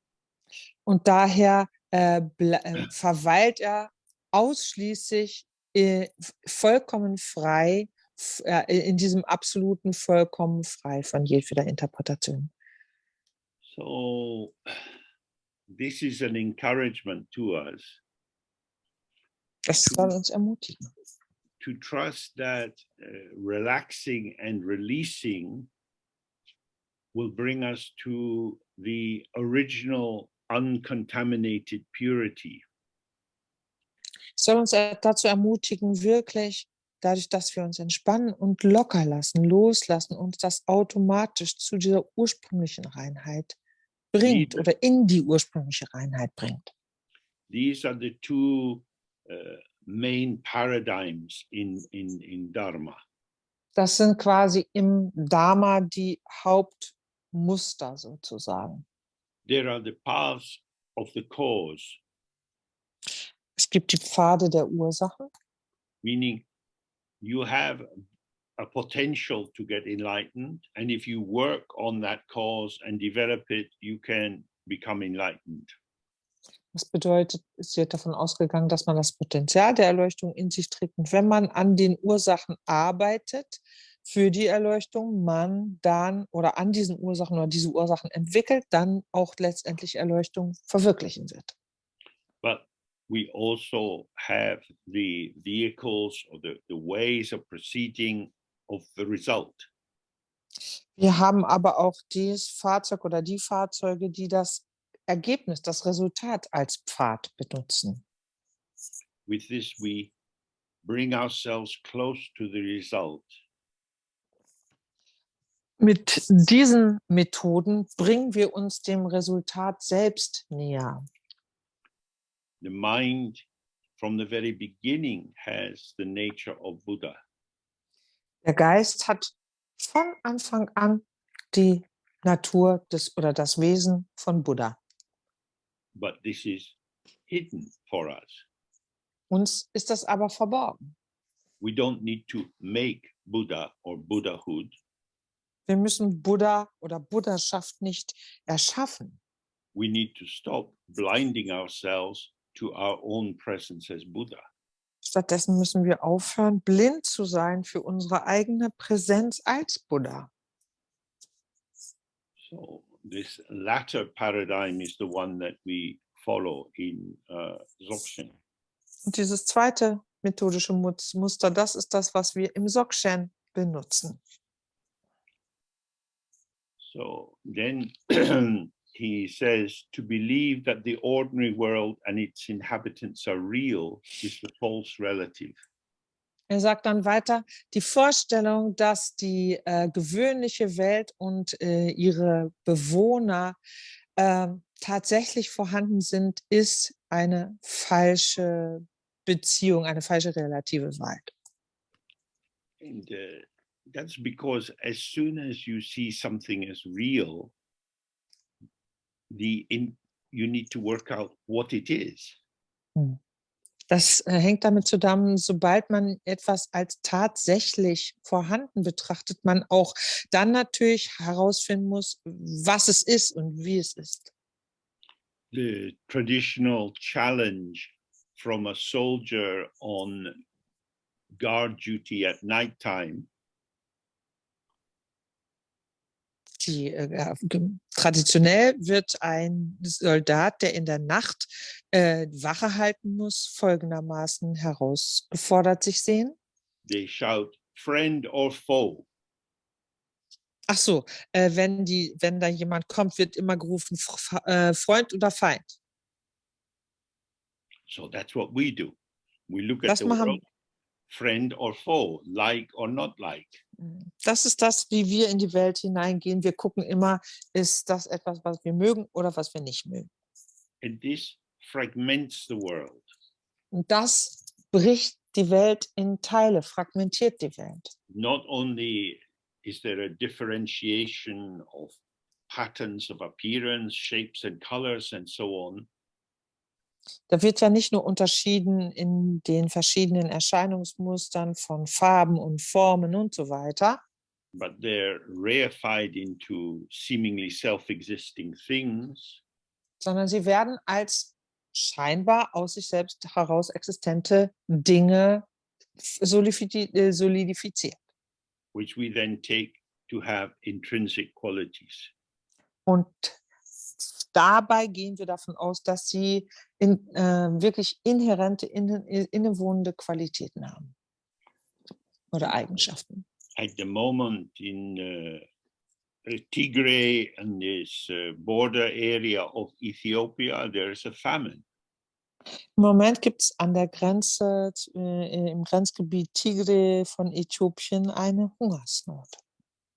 The government doesn't want to let humanitarian aid into the people living in that area.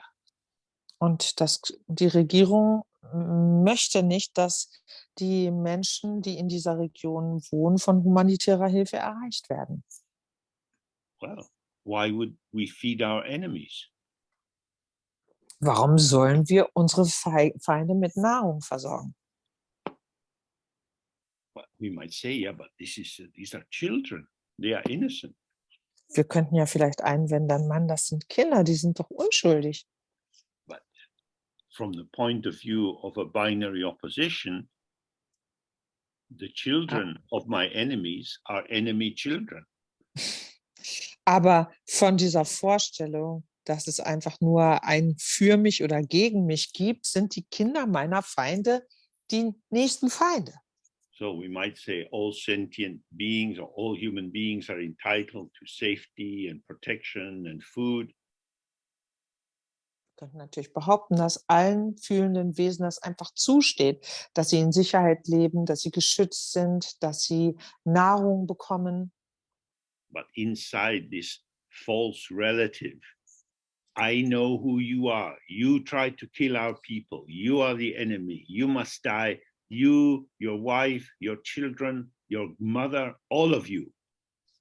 Aber in dieser falschen Wirklichkeit sozusagen, in der wir sagen, du bist mein Feind, wir sind die Guten und du hast mich angegriffen und du hast dies und jenes getan und darum bist du und deine Ehefrau und deine Kinder und deine Mutter, ihr alle müsst sterben deswegen.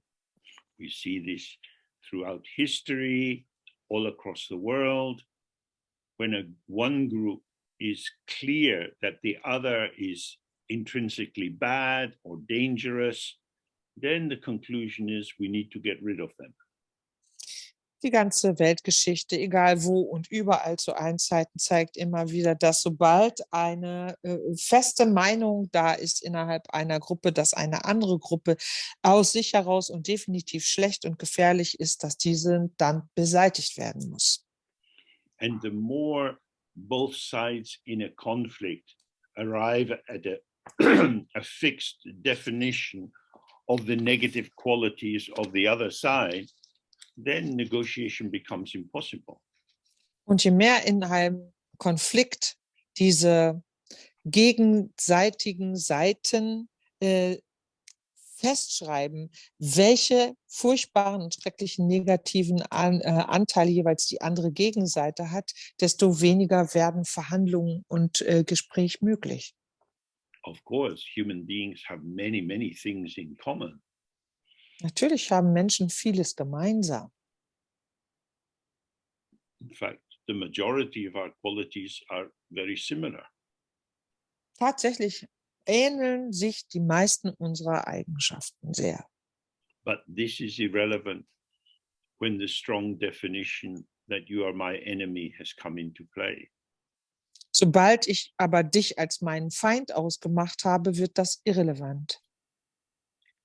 So when we look at these situations, not Schauen only, wir, sorry, when you go, no, it's all right. Schauen wir uns diese Situationen an. then not only do we have compassion for the children who are Dann haben wir, dying because of the parents' stupidity, dann entsteht uns nicht nur Mitgefühl für die Kinder, die ja wegen der Dummheit ihrer Eltern sterben, but we have compassion for everyone involved because they are locked into a false opposition, a duality which has no real basis to it, since there are no truly existing entities.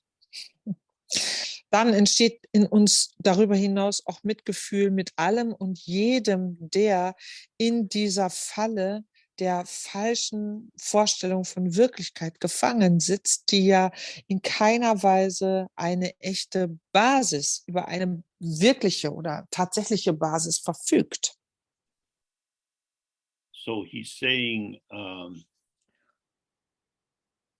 the antidote to this false relative is to meditate on their transformation into the illusion-like pure deities and mandala practice. And this is the pure relative. Und so heißt es hier im Text weiter, das Gegenmittel gegen diese falsche Vorstellung der Wirklichkeit, der relativen Wirklichkeit, liegt darin, über ihre Umformung, Transformation in die illusionsgleiche Reinheit der Gottheiten zu meditieren und über ihre Mandala-Paläste. Dies wiederum ist dann die reine relative Wahrheit oder Wirklichkeit. So in the last year, we brought out books, Longing for Limitless Light, about Amitabha and his Pure Land of Dzogchen. Im letzten Jahr haben wir ein Buch rausgebracht, die Sehnsucht nach unendlichem Licht über Amitabha und sein reinen Daseinsbereich Dzogchen. And also Lotus Source, about the Pure Land Sangdopalri of Padmasambhava. Und das Buch Lotus Ursprung oder Lotusquelle über Sangdopalri, den reinen Daseinsbereich Padmasambhavas. In the tradition, many meditators would spend a lot of time visualizing these pure lands and praying, making aspirations to be reborn there. Und traditionell ist es so, dass viele Praktizierende viel Zeit damit verbringen, diese reinen Länder oder reinen Daseinsbereiche zu visualisieren, zu beten und sich zu wünschen, in diesen Bereichen wiedergeboren zu werden. In the world that we inhabit, there are many provocations. In der Welt, in der wir leben, sind wir ständig provoziert. Things we like, things we don't like. Oder angeregt, denn es gibt Dinge, die wir mögen, Dinge, die wir nicht mögen. We find ourselves reacting, Und dann although merken we have an intellectual understanding, it's all empty of existence. Und dann merken wir, wie wir darauf reagieren, obwohl wir ein intellektuelles Verständnis ein bisschen entwickelt haben davon, dass alles leer ist in seiner Existenzweise. Because these 5 poisons or afflicting tendencies of mental dullness, desire, aversion, pride and jealousy arise so quickly. Denn diese 5, sagen wir, Geistesgifte oder auch geistigen Formen des Leidens, unter dieser geistigen Dumpfheit, unter Begierde, unter Abneigung, unter Stolz und unter Eifersucht, wirken pausenlos, entfalten ihre Wirkung in uns. Suddenly we are full of jealousy or dislike. Ganz plötzlich sind wir erfüllt von Eifersucht oder von Abneigung. They blow in like the wind and we don't have time to think. We're already being carried by their force.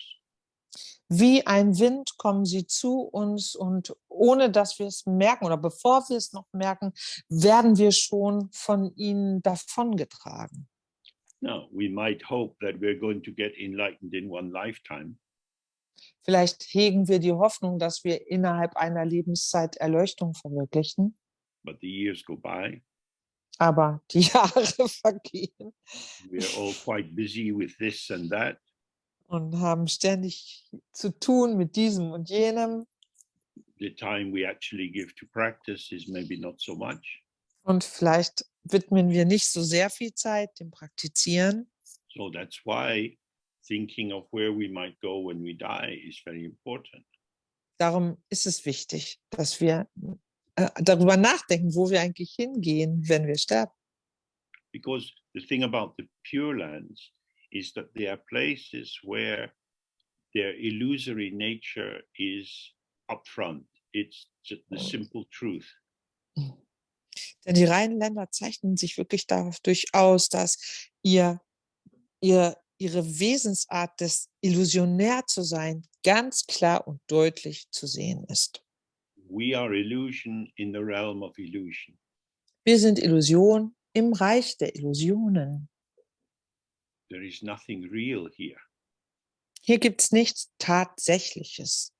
And therefore, the factors which could confirm our habit of duality are gradually released and purified.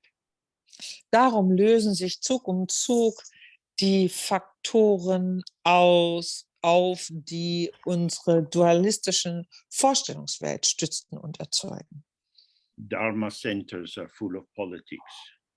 In Dharma-Zentren wird Politik betrieben.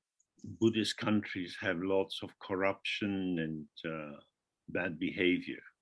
In buddhistischen Ländern findet viel Korruption statt, benehmen sich die Leute schlecht. The pure relative is not available here as something you can buy in the market. Das reine Relative ist nicht was man auf dem Markt in seinen Besitz bringen kann. When we do our practice, we might imagine that we are Padmasambhava and everything we see is Padmasambhava. Wenn wir unsere Praxis machen und uns selbst als Padmasambhava vorstellen und uns vorstellen, dass alles, was wir sehen, Padmasambhava ist.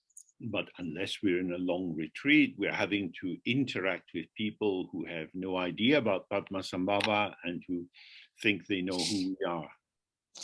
Bleibt es das Fakt, es sei denn, wir sind in einem langen Retreat, dass wir dennoch die ganze Zeit zu tun haben mit lauter Leuten, die weder eine Vorstellung haben davon, wer oder was Padmasambhava ist und darüber hinaus definitiv sich sicher sind, wer wir eigentlich sind oder wie wir sind.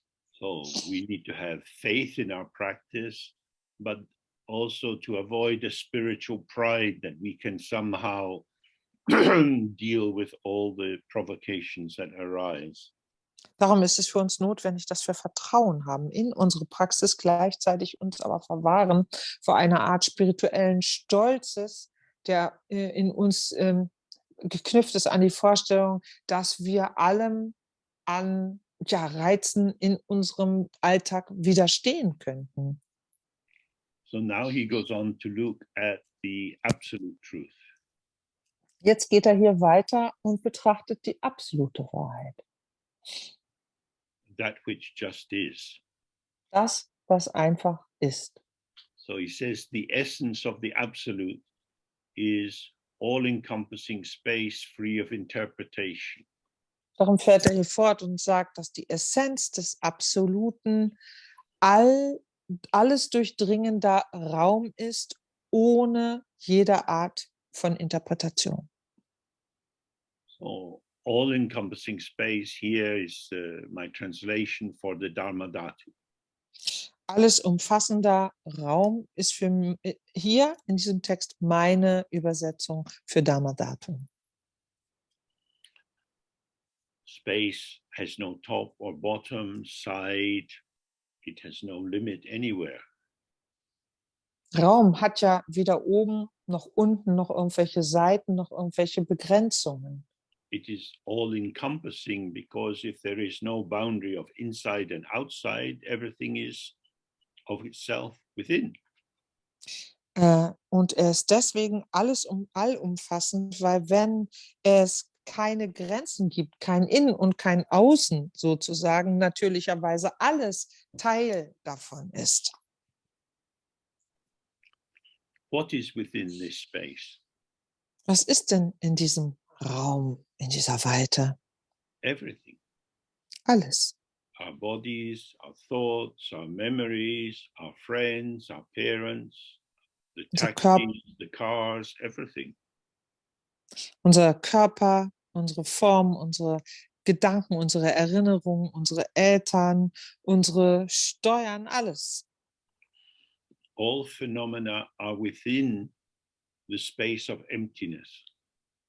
Alle Phänomene sind Teil der Weite, der Leerheit. In the past, some of us have looked at the Heart Sutra.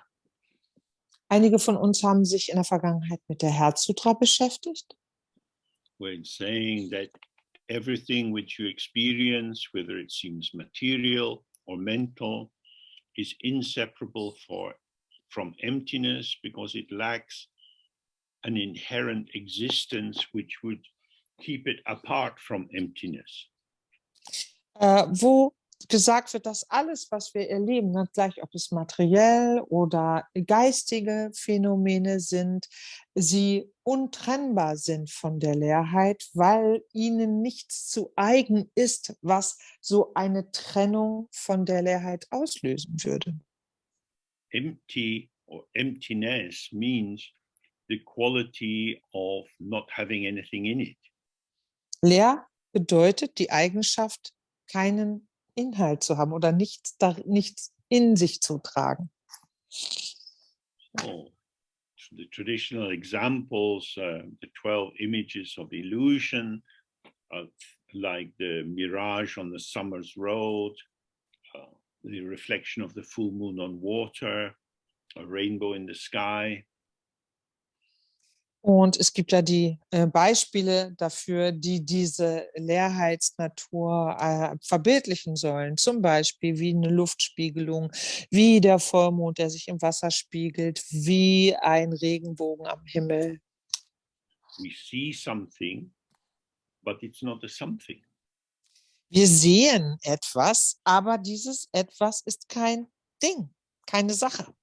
When you look at the sea, you see the waves. Schaut man das Meer an, sieht man die Wellen. It's undeniable that the waves are there, Es ist untrüglich, dass die Wellen dort sind. but the waves have no private, individual, defining substance. Die Wellen verfügen aber nicht über eine nur ihnen zu eigene individuelle, private Substanz. They are all water. Sie sind alle Wasser. Whether they are big or small, moving quickly or slowly, they are water. Ganz gleich, ob sie groß sind, klein, sich schnell bewegen oder langsam, Wellen sind Wasser. So that's an example to give us a sense of what emptiness means. Das ist ein Beispiel, was uns ein bisschen ein Gefühl dafür gibt, was Leerheit bedeutet. Everything is unborn, Alles ist ungeboren, would say a mere appearance. schlicht nur Erscheinung. The rainbow has not somehow an existence of its own. It arises due to causes and circumstances. Ein Regenbogen existiert ja nicht aus sich selbst heraus, sondern aufgrund von Ursachen und Bedingungen. Simultaneously, it is and it isn't. Gleichzeitig ist er da und ist nicht. This is the same for us. Das gilt auch für uns. We are, Wir sind da but we don't know how we are going to be in 1 minute's time. und wir wissen nicht, wie wir in der nächsten Minute sein werden. We are, yes, Wir but sind, we ja, are because our heart is beating and our breath is going in and out. aber wir sind, weil unser Herz schlägt, weil unser Atem ein- und ausströmt. We are a process. Wir sind ein Prozess, We are not a fixed thing. keine fixe Sache. Although we have a name, and that seems to point to something which is reliably there, Obwohl wir einen Namen haben, der anscheinend darauf verweist, dass wirklich etwas Spezifisches da vorhanden ist. the actuality, the how it isness of how we manifest is inseparable for our being in the world with others. We are co-emergent with circumstances. Ist es tatsächlich so, dass die Art und Weise, wie wir in Erscheinung treten, untrennbar verbunden ist mit der Art und Weise, wie die Welt für uns in Erscheinung tritt. Das ist ein gemeinsames in Erscheinung treten. I am not a thing. Ich bin kein Ding. But that doesn't mean that I'm not here. Das bedeutet aber nicht, dass ich nicht hier bin. I'm here, but not as a thing. Ich bin ja da, aber nicht als Ding. I'm here as a pattern of participation within a field that I have never been separate from. Ich bin quasi als Muster Teil des Feldes, in dem ich erscheine. So this is the sense of the Dharmadhatu. Das ist so ein bisschen das Empfinden des Dharmadhatu oder das, was hinter Dharmadhatu steht. All appearances are arising from and disappearing into this space of possibility. Alle Erscheinungen treten aus dieser Weite der Möglichkeiten hervor und lösen sich auch wieder in sich hinein auf. They are the showing of emptiness. Sie sind quasi das, wie Leerheit sich ausdrückt. Just as with the other example, many of us have looked at a lot, the mirror and the reflection. Genau wie bei dem anderen Beispiel, womit sich viele von uns viel und lange beschäftigt haben, nämlich dem Spiegel und dem Spiegelbild. The mirror itself has no image. Der Spiegel selbst trägt ja kein Bild in sich. It is because it is empty of self or own image that it is able to show images which are not itself. Weil er frei ist von einem eigenen Bild, ist er dazu in der Lage, das zu zeigen, was sich vor ihm oder um ihn herum befindet. And yet the reflection both is and isn't the mirror. Gleichzeitig ist aber das Bild, was in Erscheinung tritt im Spiegel, sowohl der Spiegel als auch nicht der Spiegel. There is appearance, but you cannot grasp it. You cannot get it. Es ist Erscheinung da, die man aber nicht zu fassen bekommt. So, in the first teachings from the Buddha, he said, there is suffering. In der ersten Unterweisung des Buddhas sagte er, es gibt Leid. Secondly, he said, and suffering has a cause. Zweitens sagte er, dass Leid Ursachen hat. And the cause is twofold. It's ignorance and craving.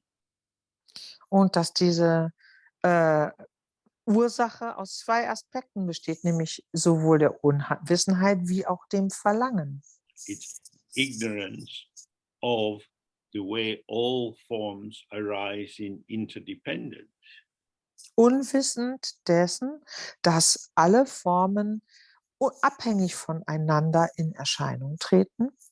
When this is not clear, we imagine real phenomena and then we crave them. We want more of them if we like them and less of them if we don't like them. Wenn uns das nicht klar ist, dann entsteht für uns ein Verlangen nach den in dieser Weise erscheinenden Phänomenen.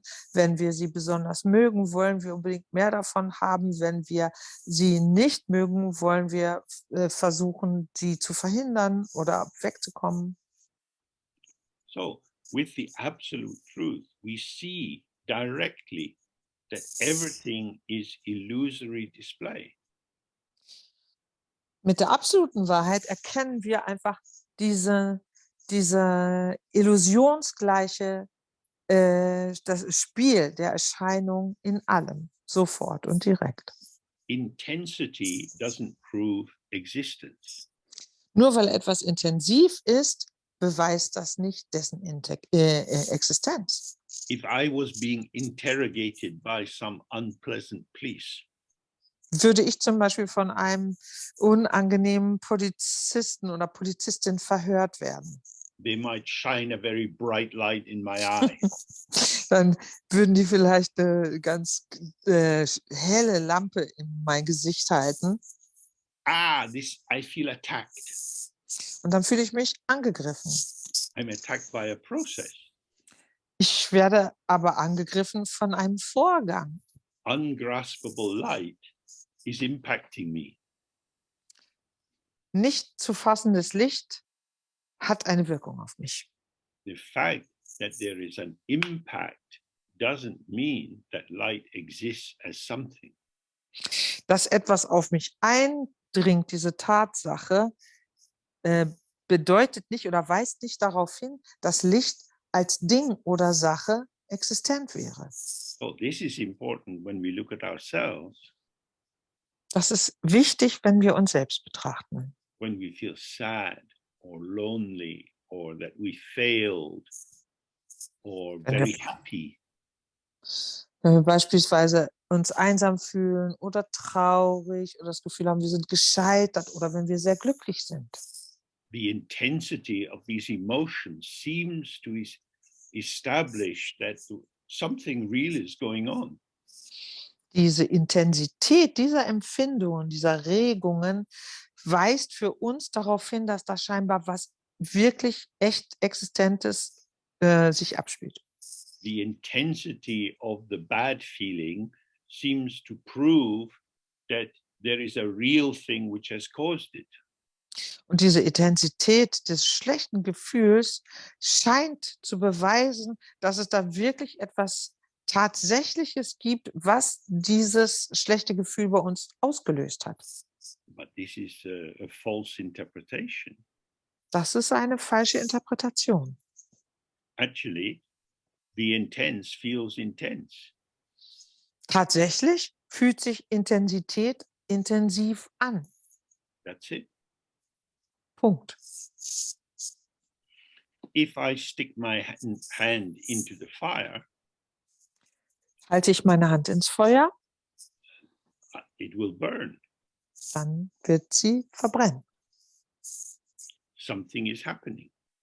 Da passiert was. I know something's happening because I'm in pain. Und ich weiß, dass was vor sich geht, weil ich Schmerzen habe. If I can get quickly to the hospital, Wenn ich dann schnell zum Krankenhaus komme, the doctor looks at it. schaut der Arzt drauf Oh, this is a process. und dann sagt sie, oh, das hier ist ein Prozess. All kind of changings are occurring in your burnt fingers. In deinen verbrannten Fingern spielen sich alle möglichen Arten von Wandlungen ab. After some time, the skin is going to peel off. Nach einer Weile wird die Haut sich abhellen. And so we will have to apply this special kind of support bandage for that condition. Darum müssen wir jetzt diesen ganz speziellen Verband, der da besonders unterstützend und hilfreich wirkt, jetzt anbringen. So the process of hand in the fire, the process of how, the process of the doctor's diagnosis, the process of the treatment, these are flowing, flowing, flowing.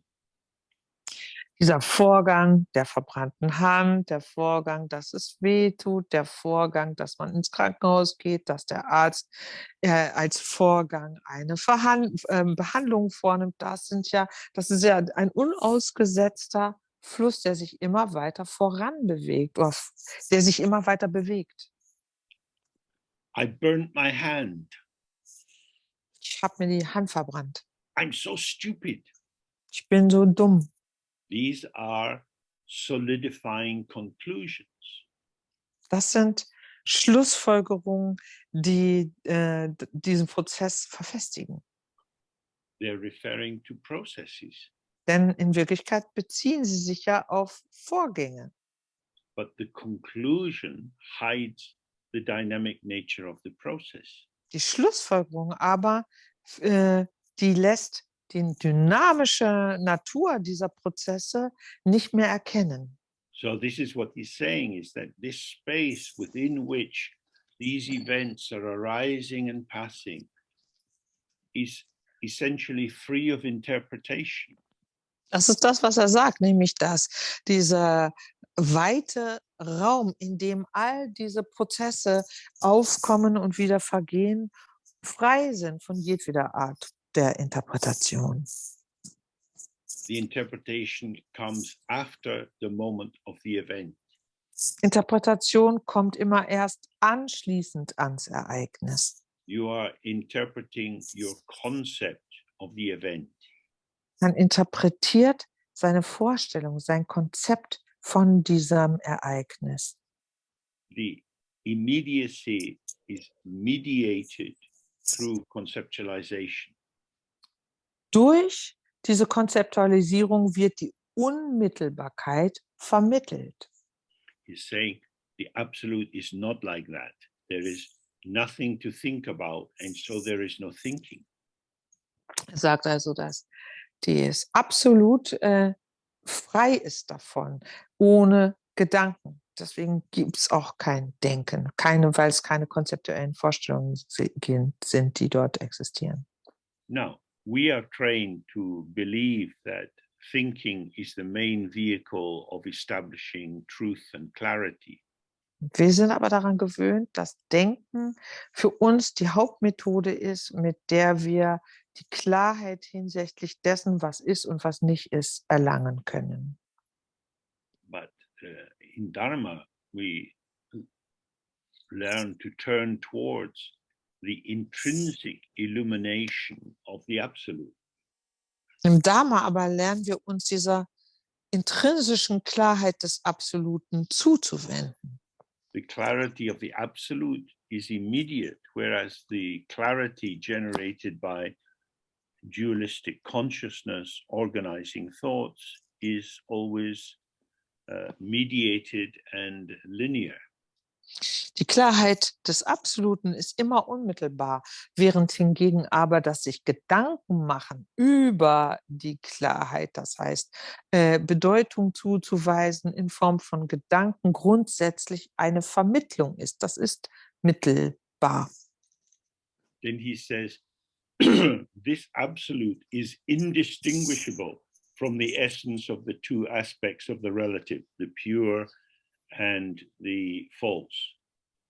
Und dann sagt er weiter, dass dieses Absolute ununterscheidbar ist von der Essenz dieser zwei Aspekte der Relativen oder der Relativität, nämlich der wahren oder reinen Relativität und der falschen Relativität. Yet there is a distinction made between the absolute and the relative. Nichtsdestoweniger wird eine Unterscheidung getroffen zwischen dem Absoluten und dem Relativen. And he says this distinction is made according to how the absolute is understood. Und er sagt, diese Unterscheidung nimmt man vor auf Grundlage der Art und Weise, wie man das Absolute auffasst. So when we practice in Dzogchen and we're looking at the first statement of Garab Dorje, Wenn wir im Dzogchen zum Beispiel praktizieren, indem wir uns die erste Aussage Garab Dorjes reflektieren, to directly awaken to your original face or how you actually are, direkt zu erwachen für unser ursprüngliches Gesicht, dafür, wie wir ursprünglich sind. then the path is letting go of obscuration. Dann liegt der Pfad darin, die Trübungen oder Verdunklungen loszulassen. So in the Guru Yoga, with the sound of Ah, we release all that the ego self has been relying on, and with that, the ego self is also released. Und das heißt, wenn wir das Guru Yoga machen mit dem A, lassen wir alles los, worauf das Ego selbst sich bezieht und stützt, und damit löst sich auch diese Ego-Identifikation auf. That is the direct way. Das ist die direkte Art und Weise. But we also have ways of purification and so on. Wir haben aber auch Möglichkeiten der Reinigung und so weiter. And if we follow that path, then it is as if we proceed from impure relative truth to pure relative truth to the absolute. Und wenn wir diesen Pfad nutzen, dann ist es so, als würden wir von der unreinen relativen Wahrheit zur reinen relativen Wahrheit und von dort zur absoluten Wahrheit gelangen. But from the very beginning, all the forms of the relative have been within the absolute. Aber von Anfang an sind alle Formen des Relativen Teil des Absoluten. So for meditators, this is very important. Das ist für Meditierende sehr wichtig. Sometimes people say to me, yes, we have these Dzogchen teachings, but I really don't like myself. I feel very bad because of the things I've done. Should I do some purification? Dann sagen Leute zu mir, ja, wir haben ja diese Dzogchen-Unterweisung, aber ich selber mag mich überhaupt nicht. Ich finde mich nicht gut und weil ich bestimmte Dinge getan habe, soll ich da vielleicht Reinigungspraxis machen. So there is a crossroads. Hier befindet man sich an einer Kreuzung. You have done bad things. Man hat schlechte Sachen gemacht. You are an agent, an actor who does things. Man ist jemand, der agiert You act on the world. und man reagiert und agiert in und mit der Welt, On other people. mit anderen Leuten oder auf andere Leute. And what you have done is not good. Und was man gemacht hat, war nicht gut. Oh, you are a bad person. Du bist aber schlechter Mensch. You'd better arrange to have a bath with Vajrasattva. Wir sorgen besser mal dafür, dass du dich mit Vajrasattva waschen kannst. What is Vajrasattva going to wash out? Was wird denn Vajrasattva von dir abwaschen? On an outer level, he's washing out the bad deeds and the tendencies that led to them. Auf der äußeren Ebene wäscht er die negativen Handlungen vor und die Neigungen, die dazu geführt haben. But on an inner level, he's washing out the belief in separate existent entities. Aber auf der inneren Ebene wäscht er diesen Glauben an getrennt voneinander existierende Entitäten fort. He's washing out the delusion of duality. Er wäscht die Täuschung der Dualität fort. So the other fork, the other possibility at the crossroads is to sit with your own mind. Und an dieser Kreuzung geht der andere Weg in die Richtung, dass man sitzt mit seinem eigenen Geist. The thought arises, I'm a really bad person. Der Gedanke kommt auf, ich bin ein wirklich schlechter Mensch. Then you have to take out your mala, your rosary beads, Dann nimmt man seine Mala zur Hand, seine Gebetskette and start to count. und fängt an zu zählen. I'm a really bad person, I'm a really bad person, I'm a really bad person. Ich bin ein wirklich schlechter Mensch, ich bin ein wirklich schlechter Mensch, ich bin ein wirklich schlechter Mensch. Uh-huh. Each time you say it, it vanishes. Jedes Mal, wenn man sagt, verschwindet es. I'm a really bad person because I keep telling myself I'm a really bad person. Ich bin ein wirklich schlechter Mensch, weil ich mir unausgesetzt erzähle, dass ich ein schlechter Mensch bin. The statement, I'm a bad person, has already dissolved. Diese Aussage, ich bin ein schlechter Mensch, hat sich ja bereits aufgelöst. In the traditional example, they say it's like writing on water. Ein traditionelles Beispiel, was hierfür gegeben wird, ist auf Wasser schreiben. If you put your finger into a bowl of water and try to write your name, the first letter has already dissolved by the time you get to the second one. Wenn man seinen Finger in eine Wasserschale steckt und anfängt, seinen Namen zu schreiben, hat sich der erste Buchstabe bereits aufgelöst, bevor man überhaupt angefangen hat, den zweiten Buchstaben zu schreiben.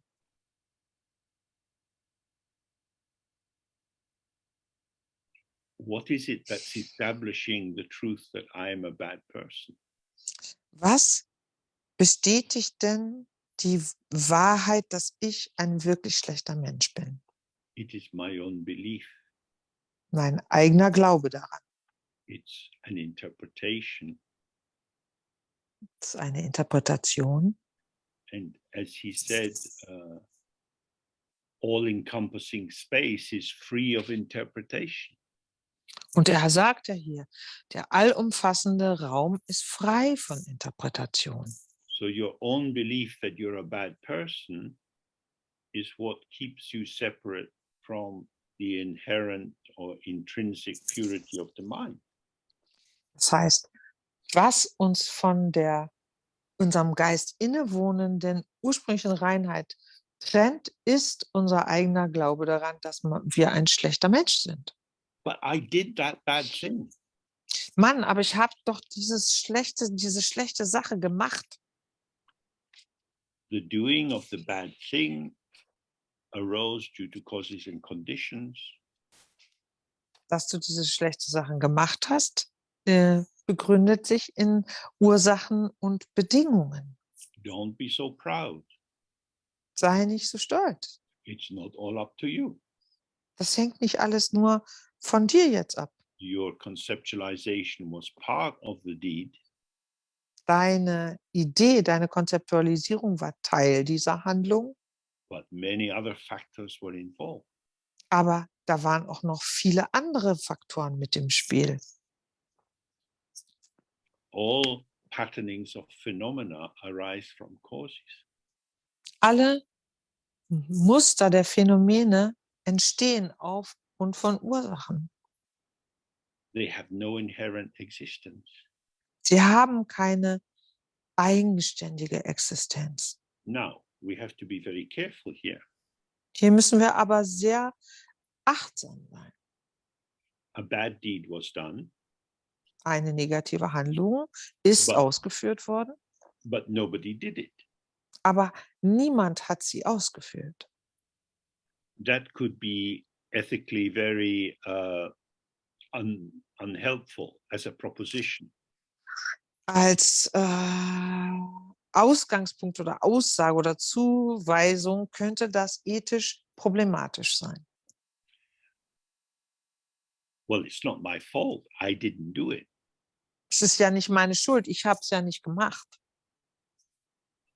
But your delusion that you exist allowed you to mobilize your energy into the pattern of carrying out the deed.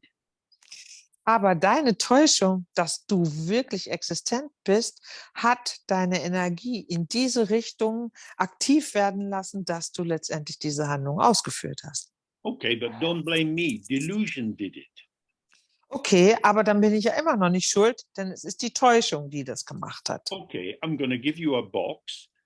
When you get home, take the delusion out of yourself, put it in a box and bring it here tomorrow.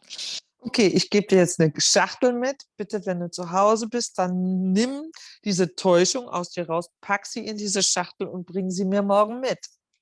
Oh, so you are deluded.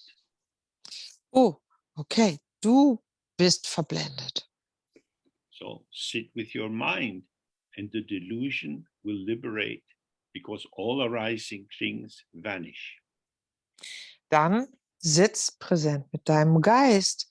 Dann löst sich die Täuschung auf, weil alle Dinge, die in Erscheinung treten, sich auflösen. If you do not see clearly how the mind is, the practice of Dzogchen is impossible. Wenn man nicht klar erkennt, wie der Geist existiert oder wie der Geist gestaltet ist, dann kann man keine Dzogchen-Praxis machen. It helps to study, but the main thing we need to study is ourselves. Studium hilft natürlich, aber das, was wir vor allen Dingen wirklich genau studieren müssen, sind wir selbst. So,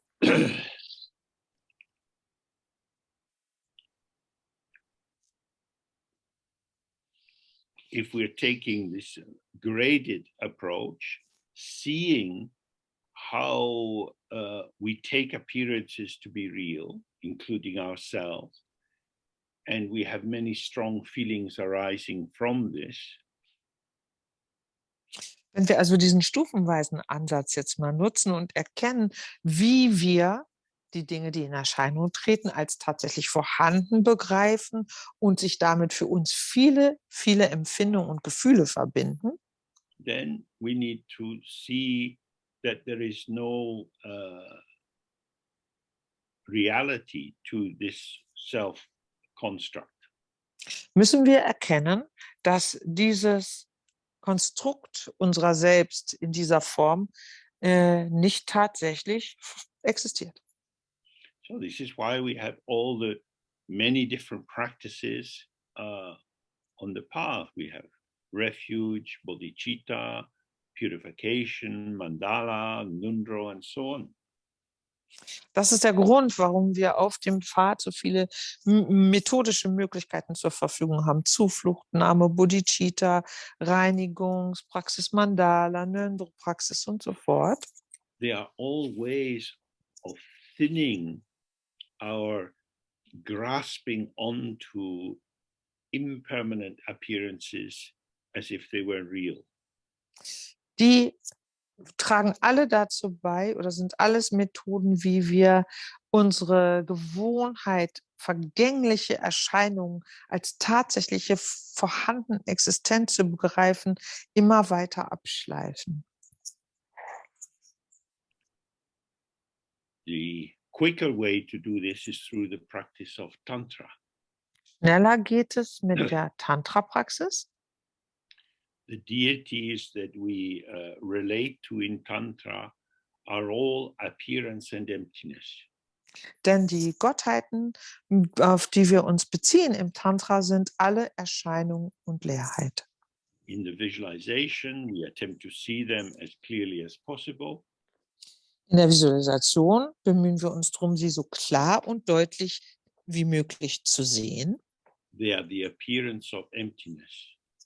Sie sind die Erscheinung der Leerheit. We start by thinking, oh, Tara, you are the appearance of emptiness, but I am the appearance of me. Wir beginnen damit zu denken, wenn wir Tara visualisieren. Tara, du bist die Erscheinung der Leerheit, aber ich bin die Erscheinung meiner selbst. So then we pray to Tara. Und dann beten wir zu Tara. You are so kind, you are so bright, your light is wonderful, shine your light on me. Du bist so freundlich, so klug, so hell und zugewandt. Bitte lass dein Licht auf mich leuchten oder über mir leuchten. Then we imagine white light is flowing into our body from her forehead. Dann stellen wir uns vor, wie aus ihrer Stirn weißes Licht in unseren Körper hineinfließt. Appearance and emptiness means light. Erscheinung und Leerheit bedeutet Licht. Indeed, the word that we translate usually by appearance in Tibetan is also a word for light. Tatsächlich ist das Wort, was wir auf Tibetisch für Erscheinung nutzen, Licht. So I imagine the white light is coming in and filling my body. Ich stelle mir also ein weißes Licht vor, das zu mir kommt und in meinen Körper hineinkommt und meinen Körper erfüllt. Light is ungraspable appearance. Licht ist unfassbare Erscheinung. Now, my body is full of things. Mein Körper ist voller Sachen. It's not a good idea to make a hole and try to grasp your heart. Es ist nicht die beste Idee, ein Loch in seinen Körper zu machen, um sein Herz zu ergreifen. If you squeezed your heart, you would die. Würde man sein Herz ein bisschen drücken, dann würde man sterben. Your heart is part of a dynamic system. Das Herz ist Teil eines dynamischen Systems. Everything is arising in dependent origination. Alles erscheint in Abhängigkeit. There's no heart operating without the lungs. Ein Herz. Es gibt kein Herz, das ohne die Lungen funktioniert. And the lungs are operating because of the nervous system. Und die Lunge funktioniert aufgrund der Nerven. This is a complex interplay of connectivity. Das ist ein komplexes Zusammenspiel von Verbundenheit und Verbundenheiten. Processes, not entities. Vorgänge, nicht Einheiten oder Wesenheiten. The flow of energy. Der Fluss von Energie. The flow of energy thickened by interpretive belief. Der Strom der Energie, der sich verdickt durch die Interpretation von Glaubenssätzen. So when the white light comes into my forehead and my body fills with white light, Wenn das weiße Licht in meine Stirn einkommt und mein Körper sich anfüllt mit diesem weißen Licht, this is dissolving the appearance of materiality. löst dies die Erscheinung des von materiellen Vorhandensein auf, Which is on one level vibration. was auf einer Ebene Schwingung wäre. That's how what we take to be material manifests. Das ist das, was wir als materielle Manifestation wahrnehmen. And interpretation. That's a Und? mental formation. That's also dissolving. Und dazu Interpretation, das heißt eine mentale Zuschreibung sozusagen, Verdickung von dieser Energie. So my body is full of pure white light. Mein Körper ist erfüllt also von reinem weißen Licht. Then we have red light coming from her throat, and I'm full of red light, purifying all seemingly substantial forms of language. Dann strömt rotes Licht aus ihrer Kehle aus und tritt in meine Kehle hinein, durchströmt mich vollkommen und das bedeutet, durchströmt und löst alle materiellen oder verfestigten Formen von Sprache zum Beispiel. Then from her heart, blue light is coming into my heart, and I'm filled with blue light, the purification of the mind. Und strömt aus ihrem Herzen blaues Licht hinein in mein Herz und ich werde erfüllt von blauem Licht und das ist die Reinigung des Herzens. So this is when I have a thought. Wenn ich also einen Gedanken habe, I'm thirsty. zum Beispiel, ich bin durstig, It arises and passes. dann tritt dieser Gedanke auf, vergeht wieder. The meaning of the thought is not inherent in the thought. Die Bedeutung des Gedankens ist dem Gedanken nicht zu eigen, It relates to my interpretation.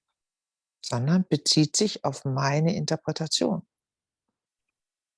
The thought itself is already vanished. Der Gedanke selbst hat sich bereits aufgelöst. Thoughts, feelings, sensations are emergent and self-dissolving. Gedanken, Empfindungen, Gefühle treten auf und lösen sich auch von selbst wieder auf. Self-arising and self-vanishing. Erscheinen von selbst und verschwinden von selbst. So when we do the practice of the deity, this is what we're doing. We're giving ourselves the direct experience that what we have been clinging to as a substantial basis for our separate identity is in fact an illusion. Das ist das, was wir machen, wenn wir Gottheitenpraxis ausführen, dass wir uns dieser Erfahrung, dem Erleben hingeben, wie das, was wir für uns, woran wir festhalten, Vorstellungen, an denen wir festhalten, die unserer Identität überhaupt diesen substanziellen Charakter geben, dass genau diese gar nicht substanziell sind, sondern illusionär. In Dzogchen, we don't go through the transformational process of Tantra. We go directly to the intrinsic emptiness or purity of whatever we experience. Und im Dzogchen nutzen wir nicht mehr diesen Pfad der Wandlung, der Transformation, sondern gehen direkt in die innewohnende Leerheit Reinheit hinein, aller Dinge und jedweder Erfahrung. But as Dzogchen texts say, be careful not to cheat yourself. In den Dzogchen-Texten wird aber immer darauf hingewiesen, achte darauf, dass du dich nicht selbst betrügst. These subtle traces that are illustrated by the example of the trace of the musk smell after the pod has been removed. Und nämlich diese subtilen Spuren, die hier im Text zum Beispiel bildlich ausgedrückt werden, als das Behältnis, wo man Moschus drin aufgehoben hat und der Moschus dann entfernt wird. When you find yourself sitting in the practice but feeling a little cloudy or dull and you don't quite get it. Wenn man also merkt, dass man in der Praxis da sitzt und sich ein bisschen dumpf fühlt, ein bisschen benebelt fühlt und das Gefühl hat, man versteht es nicht so richtig oder kriegt es nicht so richtig mit, then it's very helpful to use duality to dissolve duality. ist es sehr nützlich, die Dualität dazu zu nutzen, Dualität aufzulösen. You take your two hands, Man nimmt dann seine beiden Hände, subject and object. Subjekt und Objekt, You bring them together. bringt sie zusammen.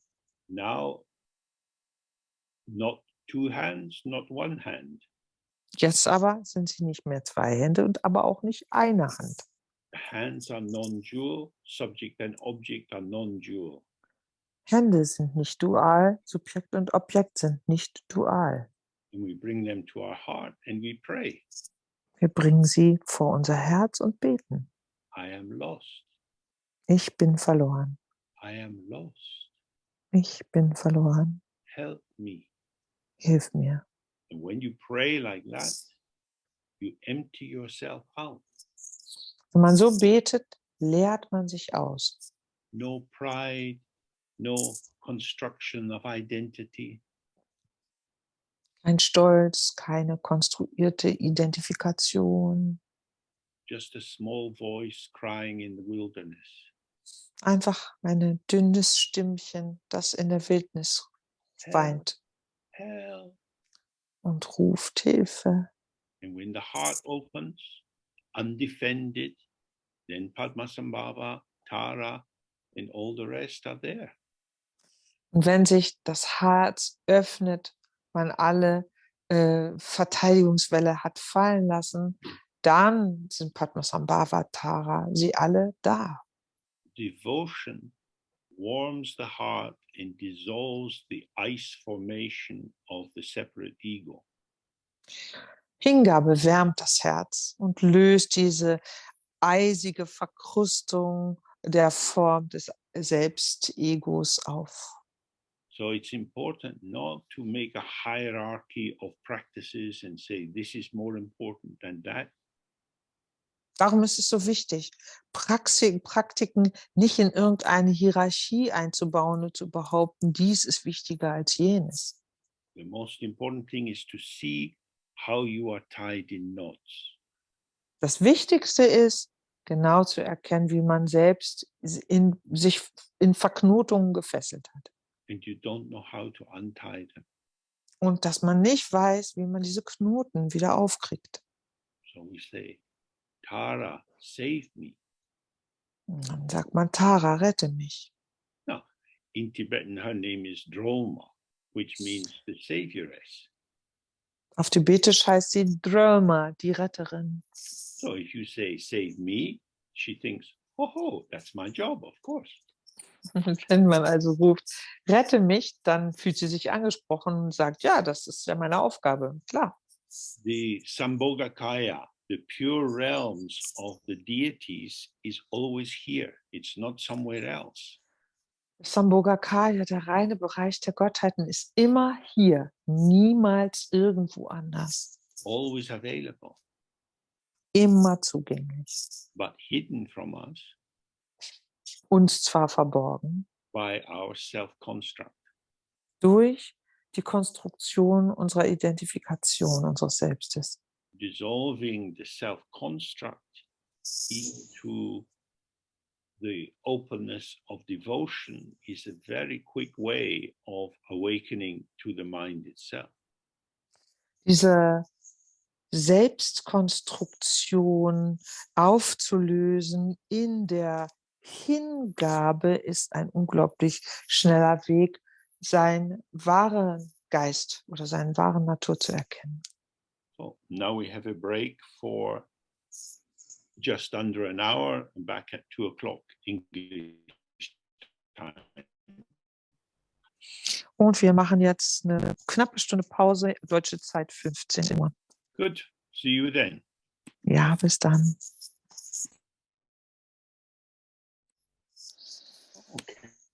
So he says, Er sagt also hier, at first there is both appearance and attachment. also ist da am Anfang Erscheinung Meaning und this Anhaftung. is a false or impure relative truth. Das heißt, das ist die falsche oder die unreine relative Then Wahrheit. there is only appearance without any attachment. Dann gibt es die Erscheinung ohne die Anhaftung. This is pure relative truth. Das ist die reine relative Wahrheit. At this stage, there is still someone Hier experiencing the erlebt appearance. jemand die Erscheinung. It's still dualistic, Auch immer noch but als there is dualistisch. no investment in particular forms from an ego position. Tatsächlich wird aber nicht mehr von einer ego-verhafteten Position heraus das Erlebnis betrachtet oder interpretiert. And then he says, and finally, there is the absence of both appearance and attachment. Und dann sagt er weiter, schlussendlich ist dann sowohl die Abwesenheit von Erscheinung als auch von I'm sorry, the appearance, absence of appearance and Both appearance and attachment. Dann ist schlussendlich sowohl die Erscheinung selbst als auch die Anhaftung abwesend. It doesn't mean, of course, that in absolute truth, the Dharmakaya mind of all the Buddhas has no experience at all. Das bedeutet nicht, dass der Dharmakaya der Buddhas, dass da keine Erlebnisse, Ebenen stattfinden. But it's indicating that there is not even the slightest tilt towards any specific appearance. Es weist aber darauf hin, dass es keinerlei Neigung mehr gibt in irgendeine Richtung einer Everything Erfahrung. is equal in emptiness. Alles ist gleichermaßen leer, gleich So in although there Leerheit. is diversity, Obwohl es also eine there Vielfalt is gibt, no separation of these in the diversity. werden die Formen, die sich in dieser Diversität zeigen, nicht mehr voneinander So to use getrennt. the earlier example, Um das frühere Beispiel nochmal zu nutzen. it's like looking at the sea. Jetzt würden wir das Meer Water. anschauen. Wasser. All the waves are water. Alle That's the Wellen truth sind of them. Wasser. Das ist So the die different Wahrheit. qualities that might be attributed to various waves are irrelevant and don't arise. Das bedeutet, die unterschiedlichen Eigenschaften, die man jeweils verschiedenen artigen Wellen zuschreibt, sind hier irrelevant und deswegen kommen sie gar nicht auf als Idee. So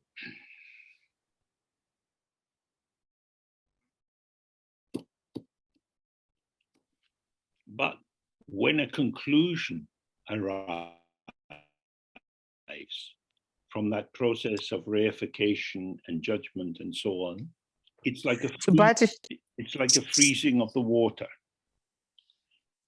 Sobald sich aber aus diesem Zuschreibungen vornehmen, aus der Relativierung, aus dem Beurteilen, aus der Verdinglichung eine Schlussfolgerung ergibt, ist es, als würde dieser Fluss einfrieren. When subject and object are frozen, they have different shapes, and so it seems to be possible to see them as oppositional. Wenn der Fluss einfriert, dann nehmen Subjekt und Objekt durchaus unterschiedliche Formen an. Und dann ist es möglich, dass man sie als Gegenüber betrachtet, So, einander gegenübergestellt. so that takes us back to the second noble truth taught by the Buddha. Das bringt uns wiederum zur zweiten edlen Wahrheit zurück, die der Buddha gelehrt hat. The cause of suffering is ignorance and craving. Die Ursache des Leidens sind We Unwissenheit don't und see Verlangen. dependent co-origination. We don't see this interactive movement which goes on and on and on. Wir sehen nicht dieses abhängige, gemeinschaftliche in Erscheinung treten. Wir sehen nicht dieses Zusammenspiel in der Bewegung, die sich immer weiter And although our fortsetzt. experience is always changing, Obwohl unser Erleben sich ständig ändert, we still manage to maintain the illusion of being a fixed self. das Selbst haben wir. And then we grasp at this as good or grasp at this as bad. Und haften wir sozusagen an oder greifen danach als entweder gut oder schlecht. Now, this is not philosophy. Dies ist nicht This is Philosophie not speculation. This und is auch keine something you can see Spekulation, for yourself if you look at your own daily experience. sondern das kann man in seinen alltäglichen Erfahrungen überprüfen. Often our life is not so easy. Häufig ist unser Leben nicht so leicht. It goes on. Es geht Yet- immer weiter. Somebody can say something and we suddenly feel very hurt. Aber dann sagt irgendjemand was und dann fühlen wir uns Why plötzlich sehr did they say verletzt. that? Warum hat der das gesagt oder warum hat sie das Try to gesagt? work it out. Dann versuchen wir, uns einen Reim darauf zu machen. We're doing ghost analysis. Das ist wie eine The life Gespenstanalyse. of the moment has died, it has vanished. Das Leben jenes Momentes ist ja, hat sich aufgelöst, ist We're überhaupt nicht mehr thinking vorhanden. about ghosts and echoes. Das heißt, wir grübeln über Geister und grübeln über And somehow Echos. we can't let go. Und irgendwie können wir es nicht sein lassen. It's not right. They shouldn't have done it. Das war nicht gut. Der hätte das nicht machen Then you dürfen can oder sie see hätte that das Kati nicht machen Rinpoche is dürfen. describing your mind. Und dann kann man auch erkennen, wie Pato Rinpoche hier unseren Geist beschreibt. Now you have appearance and attachment. Jetzt hat man nämlich Erscheinung und Anhaftung. And that's the false relative truth. Das ist die falsche relative Wahrheit. And that's the site of suffering. Und das ist der Ort, wo das Leiden So stattfindet. it's not surprising you're unhappy. Insofern ist es nicht überraschend, dass man unglücklich ist. But there are easier ways to prove the truth of the Buddha's teachings. Es gibt aber leichtere Möglichkeiten, die Wahrheit oder den Wahrheitsgehalt der Unterweisungen Buddhas zu beweisen. So then he's quoting the Prajnaparamita literature, the transcendent wisdom literature. Dann spricht er über die Prajnaparamita Literatur oder Doktrinen. Whatever is the actual truth or as it isness of the relative, that also is the actual truth or the as it isness of the absolute. Und er sagt darüber, über die transzendente Weisheitspunkt hier, das, was die letztendliche Wahrheit oder das, wie es ist, des Relativen ist, ist ebenfalls die tatsächliche Wahrheit oder das, wie es ist, des Absoluten. So fundamentally, there is no difference between absolute and relative truth. Grundlegend gibt es also gar keinen Unterschied zwischen relativer und absoluter Wahrheit. But then he continues saying, in order to give beginners a chance to understand this, we can distinguish between these two truths. Dann sagt er aber weiter, dass um Anfängern die Möglichkeit zu geben, dies hier zu verstehen, dass man deswegen zwischen diesen beiden Wahrheiten unterscheidet. And in this frame, the experience of delusion is the appearance of many real entities. Und innerhalb dieses Kontextes ist das Erleben der Täuschung, das Erleben wahrhafter Wesenheiten. This is what's called the relative. Das nennt man das Relative. So delusion is a kind of thickening or increasing obscuration with regard to what is illusory. Und das heißt, Täuschung ist eigentlich quasi eine Verdickung, wenn man so will, einer Verdunklung bezüglich dessen, was illusionär ist. So an image that's used in some of the Mahamudra literature is that up in the mountains, if a thirsty deer sees a mirage, it runs towards it and can leap over the cliff to its death. So wird, um das zu veranschaulichen, in der Mahamudra-Literatur das Beispiel eines durstigen Hirsches oder eines durstigen Rehs gewählt, der in der Ferne eine Luftspiegelung sieht und dann dort drauf zuspringt und in diesem Zustand dann über eine Klippe springen kann und in die Tiefe stürzen. The mirage is an illusion. Eine Luftspiegelung ist eine Illusion. It's an appearance which is empty of substance.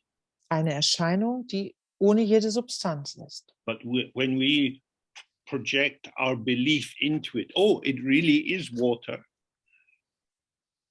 Wenn wir aber unsere Vorstellung da hinein projizieren, oh ja, tatsächlich, das ist Wasser, then this excess of investment, of identification operates as delusion.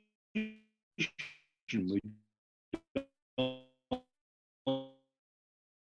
don't know what's going Identifikation, on. das, was quasi die Illusion ausmacht, und weil wir in Wirklichkeit gar nicht wissen, was tatsächlich los ist. So that's what he's saying here, is that when we look around the world and we see many real entities, real separate things, we are deluded.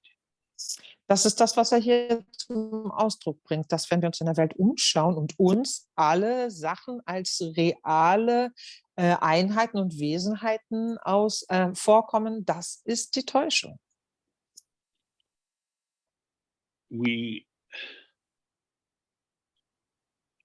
Because it's not just the sense that there is something real. Denn das ist nicht nur dieses Empfinden, dass da um etwas Reales geht.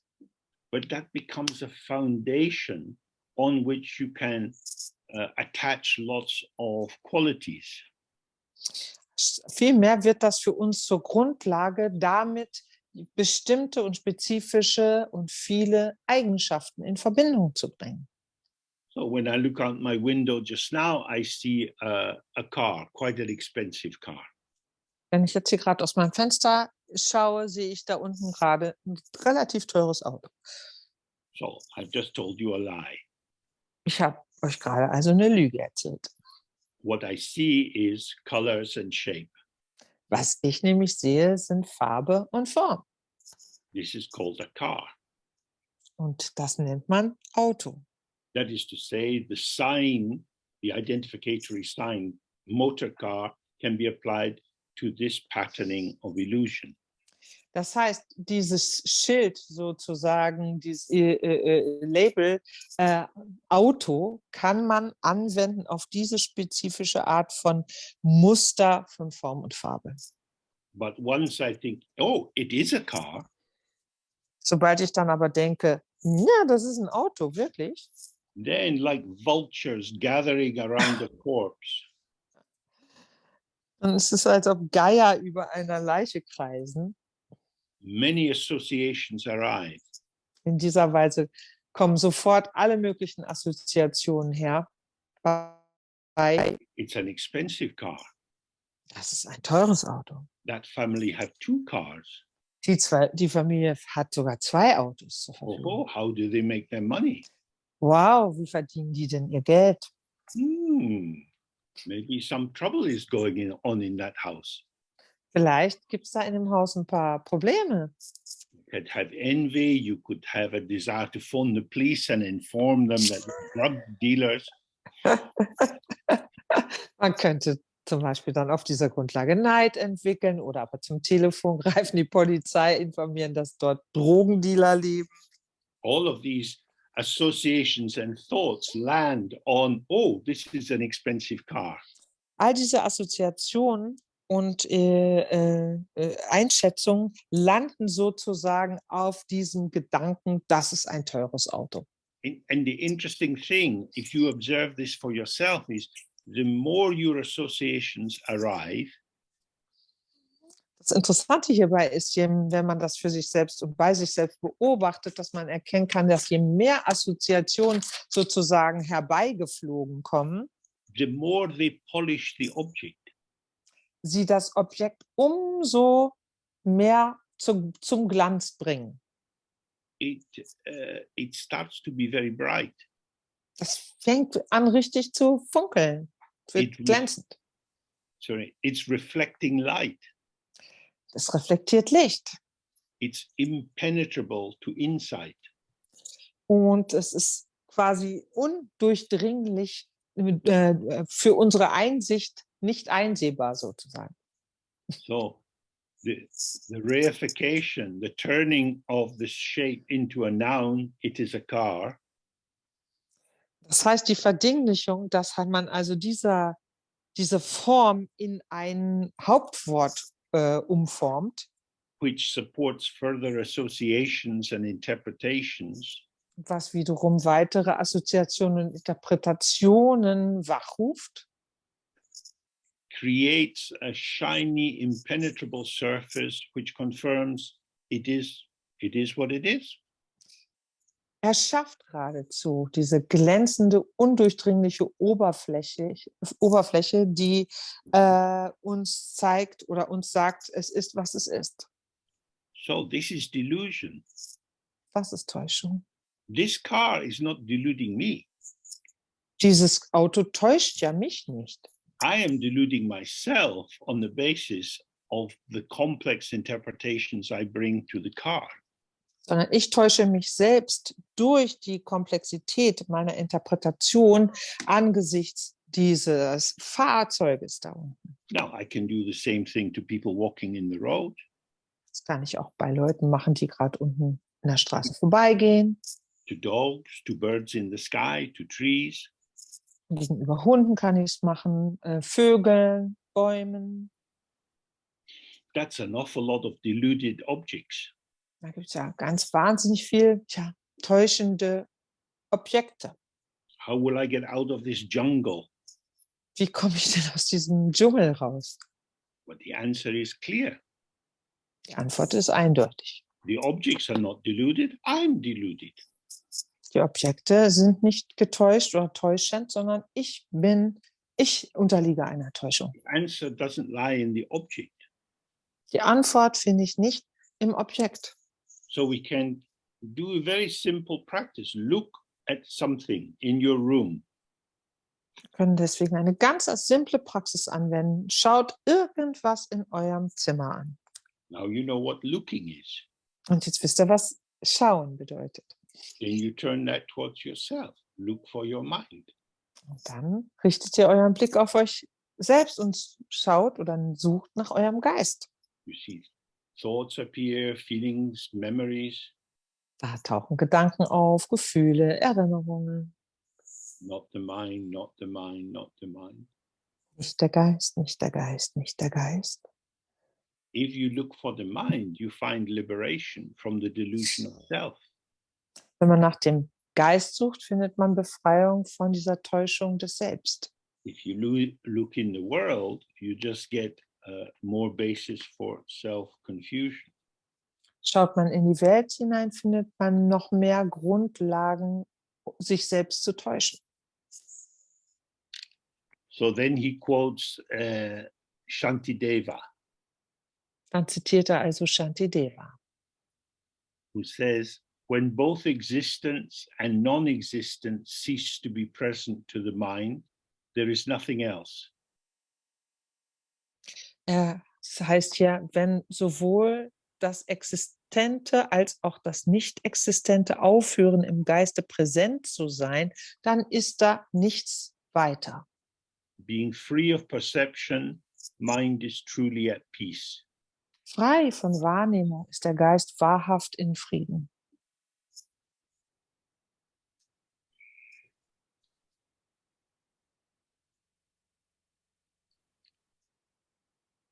So, existence and non-existence are interpretations. Also sind Existenz und Nicht-Existenz Interpretationen. He's not talking about things out there that are arising and coming at you. Er spricht ja gar nicht über irgendwelche Dinge, die da draußen in Erscheinung treten und dann uns begegnen oder auf uns zukommen. It means when the habit of organizing experience in terms of existence and non-existence, Sondern er sagt, wenn unsere Gewohnheit dahingehend, das, was wir erleben, zu kategorisieren in Existenz und nicht-existent, that is to say, in terms of binary oppositions, das heißt die polare Gegenüberstellung, then without this oppositional structure, there is nothing else. drückt er aus, dass ohne diese polare Struktur es weiter nichts gibt. Because if I say I'm a man, Wenn ich zum Beispiel sage, ich bin ein Mann, that's because I'm not a woman. das ist so, weil ich keine Frau bin. So when I say man, Sage ich also Mann, the invisible partner to this is non-woman. ist der unsichtbare, dazugehörige Partnerteil nicht Frau. When you say man, it looks like something, oh, he's a man. Wenn wir sagen Mann, dann wirkt das so, als, oh ja, er ist ein Mann. But man has no meaning without not woman. Mann bedeutet aber nichts, ohne dass mitgedacht wird, nicht Frau. So this is how the binary or dualistic structure of conceptualization generates the experience of real entities which have an excluded opposite. Und das heißt, diese polare Gegenüberstellung, diese polare Konzeption oder dualistische Konzeptualisierung lässt uns alles als wirkliche Einheiten, existente Einheiten erscheinen, die etwas anderes ausschließen, kategorisch. So whenever you're looking at something, Schaut man also irgendwas an, where is Cinderella? wo ist dann Aschenputtel? She used to be in the main house, Sie wohnte ja mal im Haupthaus, but her place has been taken by the two ugly stepsisters. aber ihr Platz wurde von den beiden hässlichen Stiefschwestern eingenommen. Cinderella is there, but invisible. Cinderella, Entschuldigung, Aschenputtel ist noch da, aber man kann sie nirgends entdecken. So this is the same for us. Where is the abandoned twin? Und es ist das Gleiche. Wo ist denn der ausgestoßene Zwilling oder vernachlässigte Zwilling? This is an apple. Dies ist ein Apfel. The abandoned twin is all other fruit, Der verstoßene Zwilling sind alle anderen Früchte sozusagen. because the apple stands in relation to not grapes, not pears, Denn der Apfel steht in Beziehung zu keine Trauben, keine Birne. and the more something is defined, you see there is a more intimate exclusion. Und je definierter etwas ist, desto genauer werden andere Sachen ausgeschlossen. There are many kinds of apples. Es gibt ja viele verschiedene Sorten Äpfel. So if I say this is I don't know, a Cox's Pippin, Wenn ich zum Beispiel sage, das hier ist ein Cox, then all the other kinds of apples are not there, but they are there.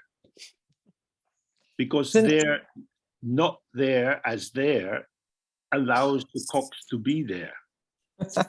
sind alle anderen Apfelsorten damit automatisch ausgeschlossen. Obwohl sie da sind, sind sie eben nicht da, weil ja der Cox da ist.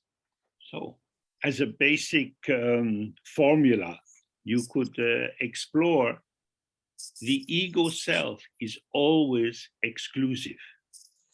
Dies als Formel kann man anwenden auch auf das Ego selbst. Das Ego selbst ist immer exklusiv. Das heißt, alles mögliche andere ausschließend. I am me, I'm not you. Ich bin ich, nicht du. The mind of the Buddha is inclusive. Der Geist des Buddha ist inklusiv. The Buddha has awareness, open, present. Buddha hat Gewahrsein oder der Buddha-Geist ist gewahr, offen, präsent, but no identity, aber ohne Identität. because the Buddha shows different forms according to the needs of beings. Der Buddha zeigt verschiedene Formen jeweils gemäß der Bedürfnisse der Wesen. If you try to define the Buddha, you're just exploring your own capacity for conceptualization. Wenn man versucht, Buddha zu definieren, dann erforscht man oder erlebt man quasi einfach nur seine eigene Fähigkeit, Dinge zu konzeptualisieren. Whatever is established as something can only be something by the exclusion of this, all that is not this something.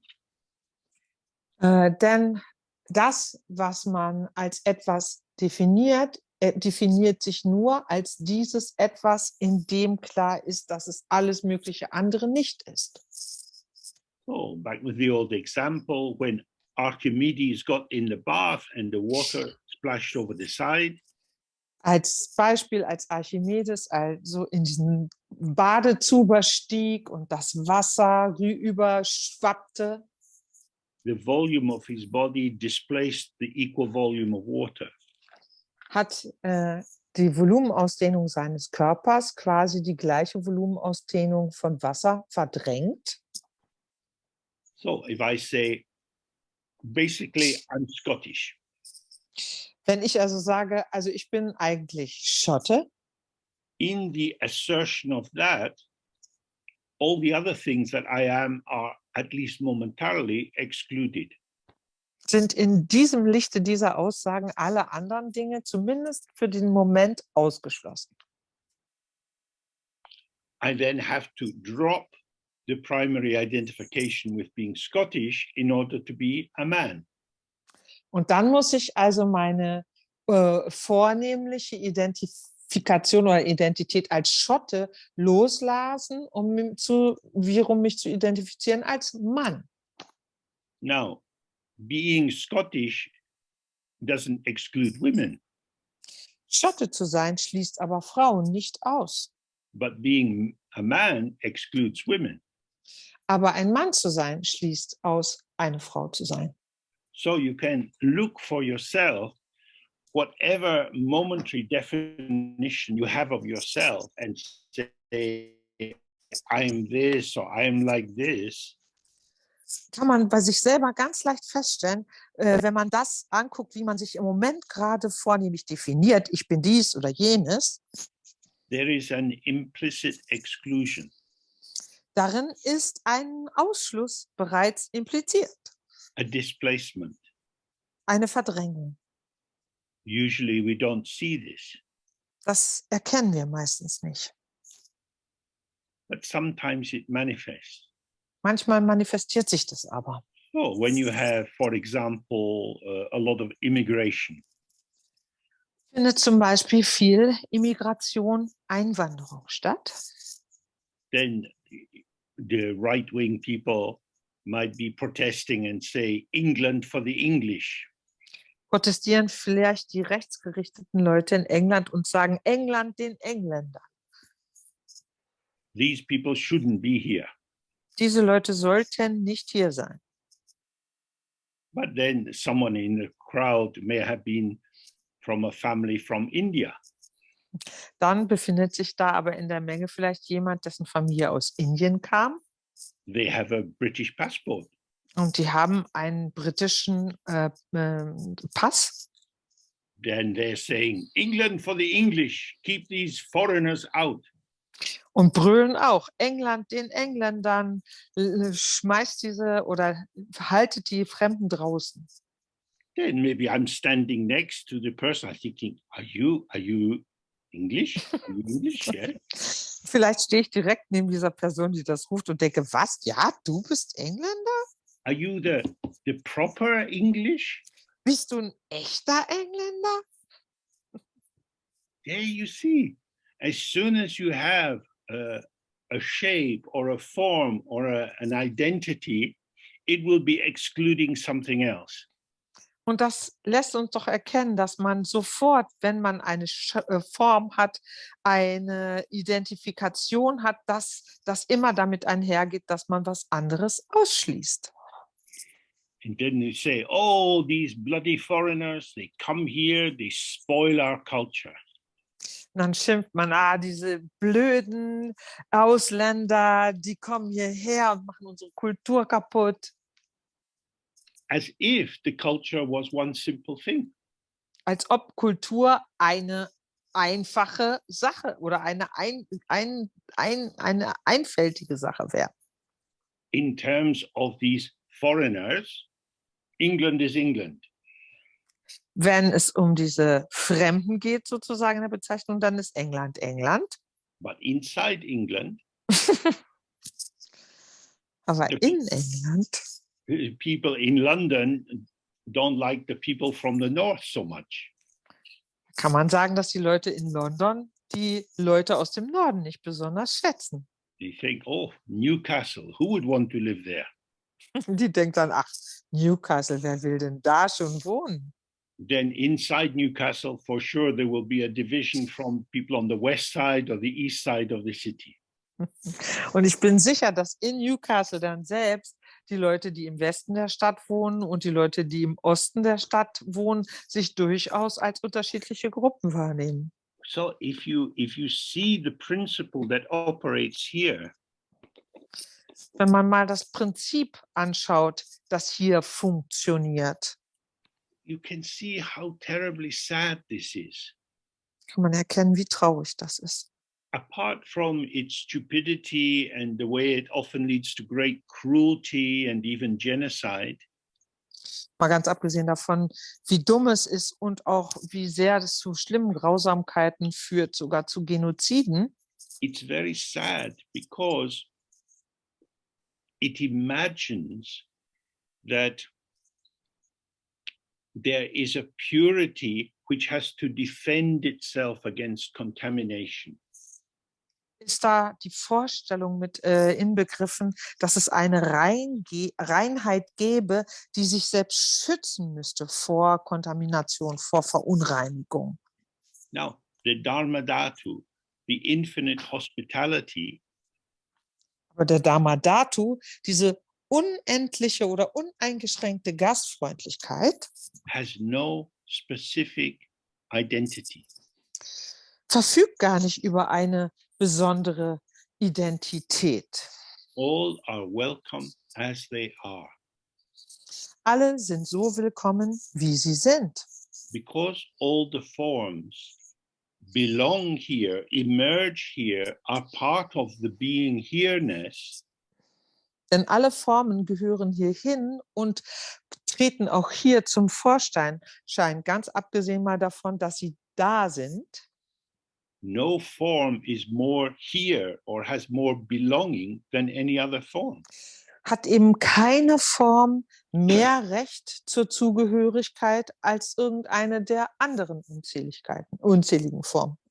Nothing is special, Nichts ist besonders. or everything is special, Oder alles ist besonders. but nothing is more special than anything else. Nichts ist aber mehr oder besonderer als etwas anderes. This is the evenness, which is the purification of the poison of pride. Das ist der Ausgleich sozusagen oder die Gleichheit sozusagen, die wirklich die Reinigung des Giftes, des Stolzes ausmacht. So I hope this gives you some sense of how in your own mind delusion arises very easily. Ich hoffe, dass euch das ein bisschen das nahe bringt, wie leicht in unserem eigenen Geist Täuschung zustande kommt. It's not that we are bad people to be deluded. It's not a punishment for something. Es ist nicht, dass wir schlechte Leute sind und deswegen verblendet. Das ist keine Strafe. It's what occurs when there is identification with a narrow set of factors as being I, me, myself.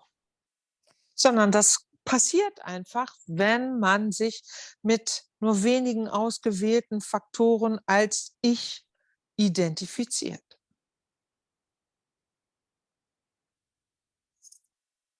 We don't have a fixed identity. Wir haben keine festgefasste Identität. Now, at my age, my identity is blowing away day by day like the leaves from the autumn trees.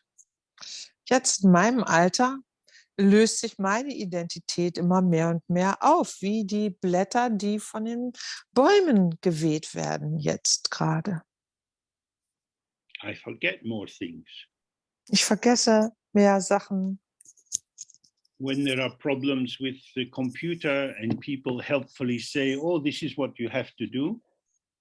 Wenn ich zum Beispiel Probleme mit dem Computer habe und Leute dann hilfsbereit sind und sagen, hier, mach mal dies, I don't want to know.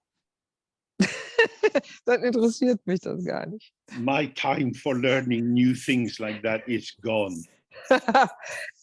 Meine Zeit, solche neuen Sachen zu lernen, ist einfach vorüber. I would prefer just to sit and look at the screen and nothing is happening. Ich würde lieber da sitzen bleiben, einfach den Bildschirm anschauen und wenn nichts passiert.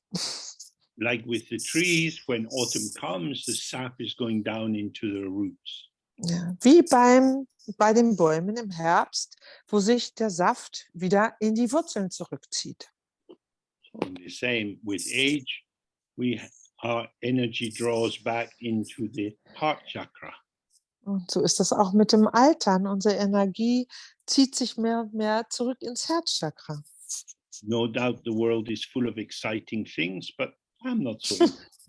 Zweifelsfrei ist die Welt erfüllt von lauter aufregenden, tollen Sachen, aber das interessiert mich eigentlich nicht mehr so. So that's a phase or a mood of my life at this stage. It wasn't always like that, of course. but it arises like this due to causes and conditions.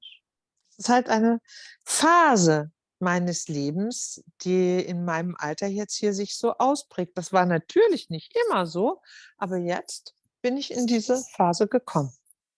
So the key thing here is we can't grasp ourselves. We can't say anything definitive about who we are. Der Schlüssel hier ist das, um zu veranschaulichen, dass wir uns selbst im wahrsten Wortsinne gar nicht fassen können. Wir können wirklich nichts Definitives über uns sagen. And we can't grasp other people. We can't nail them down or put them in a box. Ebenso können wir andere Leute nichts Definitives über sie sagen. Wir können sie nicht festnageln auf irgendetwas zu sein. So this craving, longing, grasping, needing something, we start to see as how we make our own prison.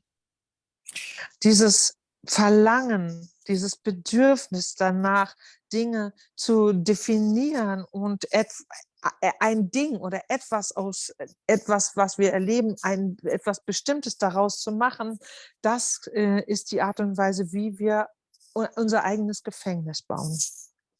So we don't need to study a lot of texts.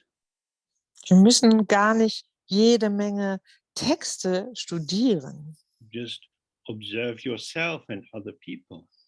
sondern uns selbst beobachten und andere beobachten. You see the children playing, but you no longer play like that.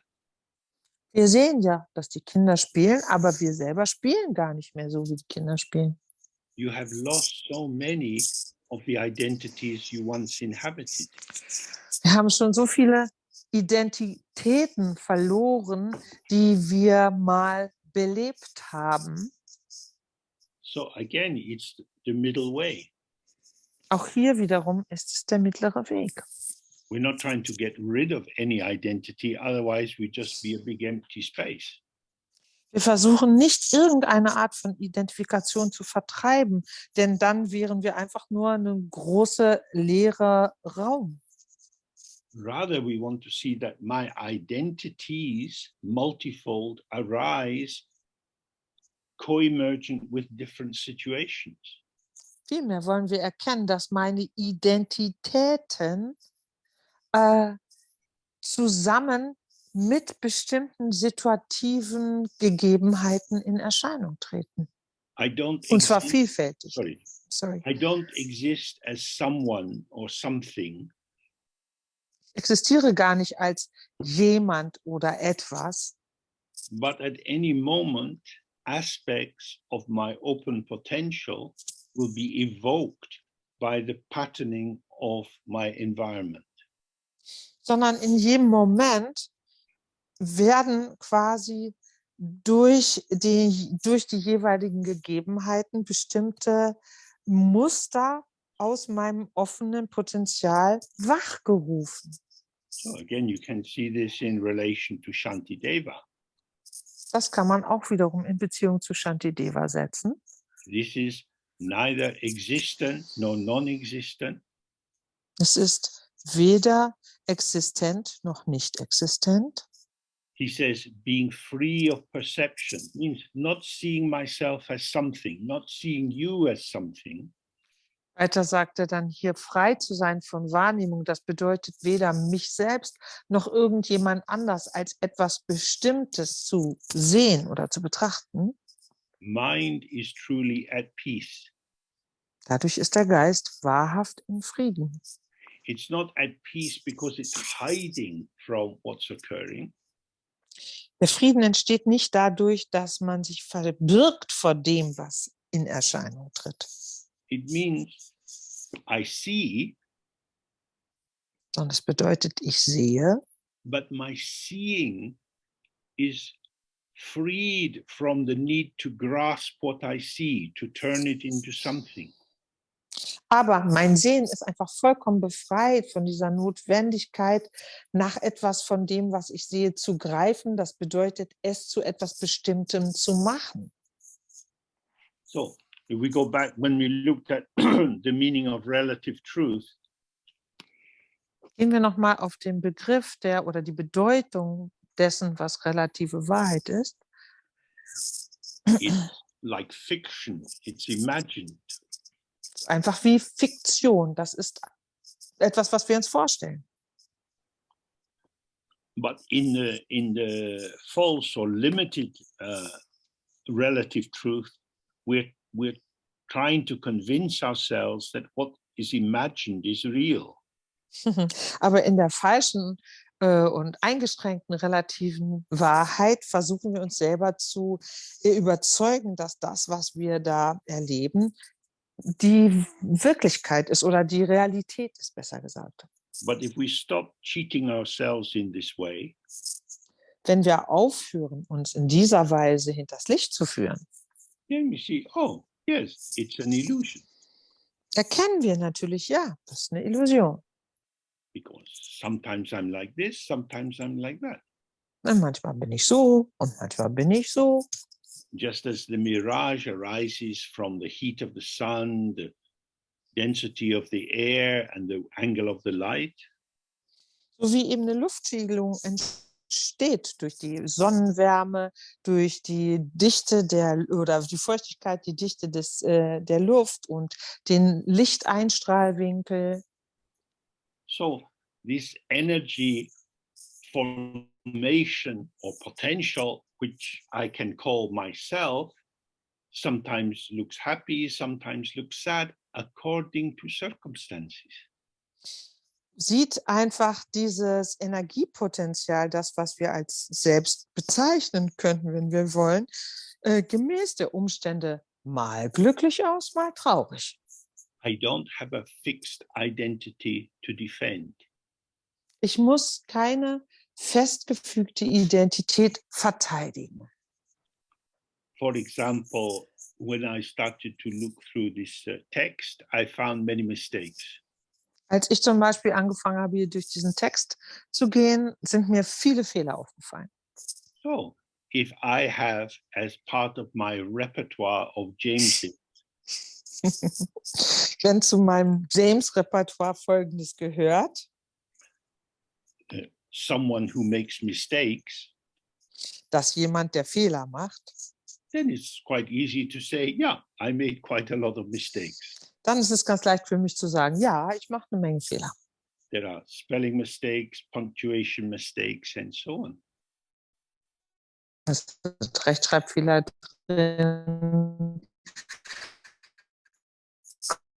Kommafehler und so weiter. I make mistakes, I get tired, Ich mache this Fehler, happens, ich werde that müde, happens. dann passiert manchmal dies oder None jenes. of these is definitive of who I am. Nichts davon sagt definitiv I etwas darüber am aus, the wer ich empty bin. space of the emergence of infinite patterns in response to infinite patterns. Ich bin einfach die Offenbarung oder das Entstehen und das Manifestieren unzähliger Muster in Korrespondenz wiederum zu unzähligen Mustern, die sich manifestieren.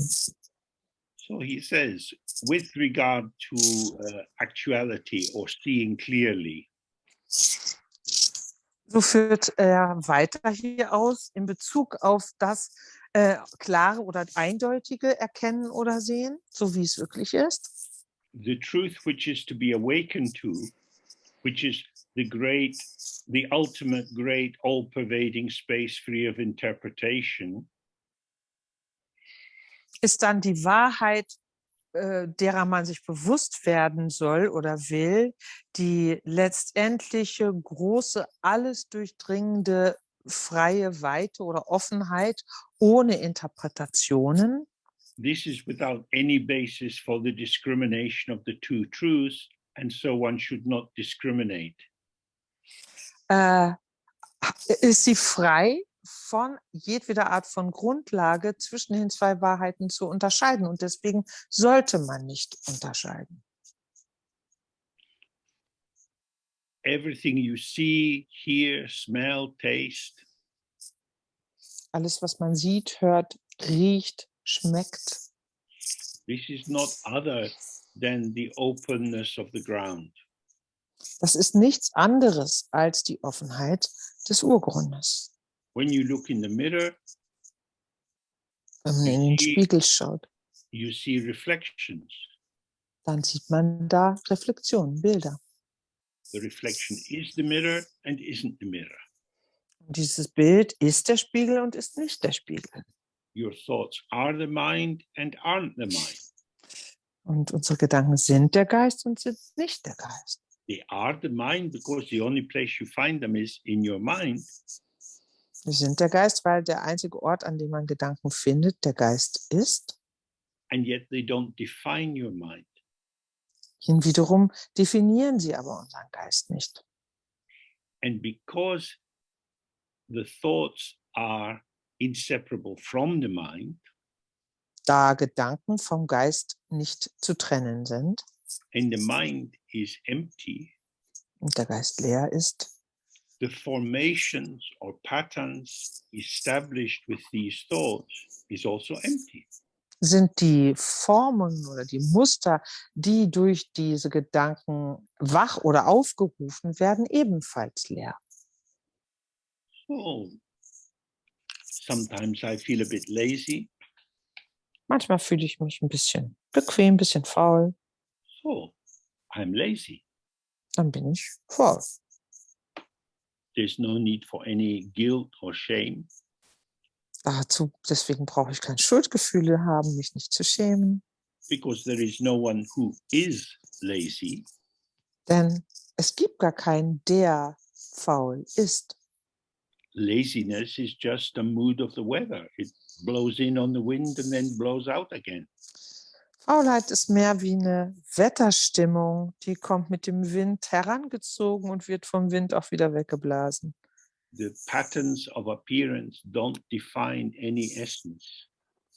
Die Muster der Erscheinung definieren keinerlei Essenz. You cannot define yourself. Man kann sich selbst nicht definieren. And yet you are. Man ist aber definiert. You're not vague. Man ist ja nichts Vages, nichts Ungefähres. We'll have a break in a moment. You maybe go to the kitchen, you make a tea or a coffee or drink some water. Gleich machen wir eine Pause, dann geht man vielleicht in die Küche, macht sich Tee, Kaffee oder trinkt Wasser. Your action is quite precise. Unsere Handlungen sind doch sehr eindeutig ausgerichtet. But it doesn't define who you are. Das definiert aber nicht, wer wir sind. No one can catch you. Niemand kann uns fassen. No. Many people have been shamed in childhood. In der Kindheit haben viele von uns erlebt, dass sie beschämt worden sind oder für schuldig erklärt worden sind. Perhaps you weren't the kind of child your parents had hoped for. Vielleicht sind wir nicht das Kind gewesen, was unsere Eltern sich gewünscht haben. Or perhaps you tried so hard to be the kind of child they wanted that you lost any sense of your authentic presence.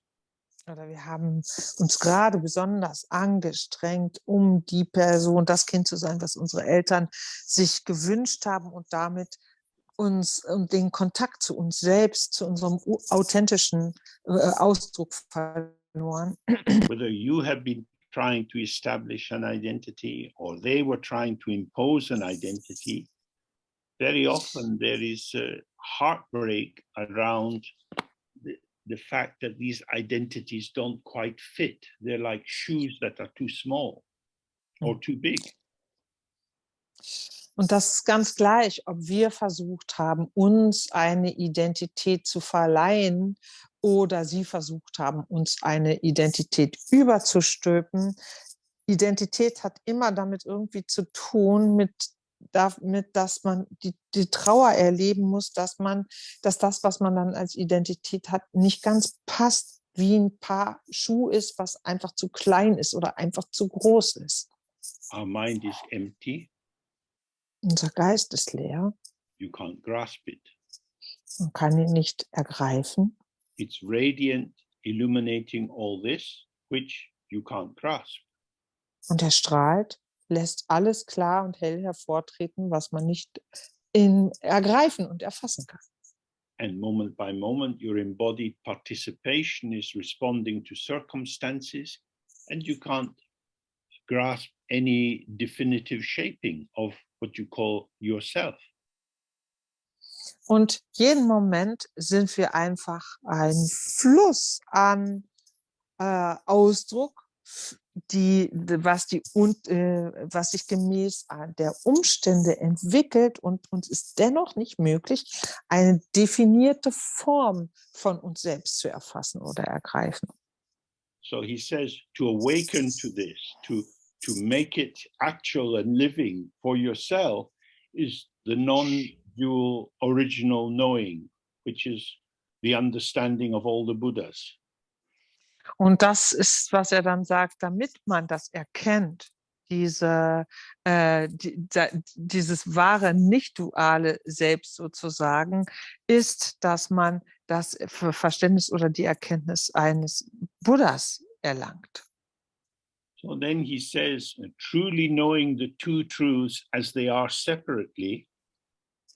Dann sagt er weiter, die zwei Wahrheiten wirklich zu erkennen, wie sie getrennt sind. They both become merged inseparably as the non-dual original knowing of union. Treten sie hervor als die nicht trennbare ursprüngliche, entschuldigt, ich muss mal, sorry, James, give me a moment, I just have to translate this properly. Also wahrhaft die zwei Wahrheiten als zu erkennen, wie sie getrennt erscheinen, werden sie gleichermaßen verschmolzen als untrennbar, als die nicht duale Erkenntnis, ursprüngliche Erkenntnis der Vereinigung, der Befreiung, die nirgendwo verortet ist. And he says, this is the liberation which does not abide anywhere. Das sagt er, das ist die Befreiung, die nirgendwo verortet ist, die keinen Verweilort hat.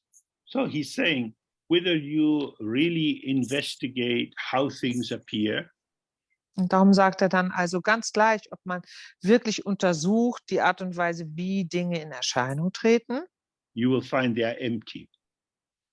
Erkennt man, dass sie leer sind. Whether you go in the other direction and find the absolute quality of the mind, that it's empty of any self-substance, oder ob man in die andere Richtung geht, der absoluten Natur, Wahrheit sie untersucht und erkennt, dass sie ohne Substanz ist. You will find that it is effortlessly filling moment by moment with this field of experience. Merkt man, dass sich dieses Feld des Erlebens immer wieder mühelos jeden Moment mit Erlebnissen füllt. Whether you look to the object or to the subject, either way, in their truth, they are empty, and this is the union or the inseparability of the two truths. Und das heißt also ganz gleich, ob man das Objekt untersucht oder ob man das Subjekt untersucht, man erkennt, dass sie beide gleichermaßen leer sind. Und das ist die Vereinigung sozusagen, die Befreiung, die ursprüngliche Befreiung, die Vereinigung, die Untrennbarkeit, besser gesagt, der beiden Wahrheiten. And this is liberation from all limitations, a liberation which doesn't sit anywhere or rest on anything. Und das ist die Befreiung ohne jedwede Einschränkung. Das heißt, es ist eine Befreiung, die keine Verortung hat, die nicht einen Verweilort hat, die nur an einem bestimmten Ort zu finden wäre oder so. The mind is self-filling and self-emptying. Der Geist, Everything arises and nothing is established. Der Geist erfüllt sich selbst, lehrt sich selbst, alles tritt in Erscheinung, nichts verfestigt sich. To rest in this is itself liberation. Darin zu verweilen ist die Befreiung. Okay, so we have a break until 1:45. Wir machen eine Pause bis 3:45. See you then. Bis gleich.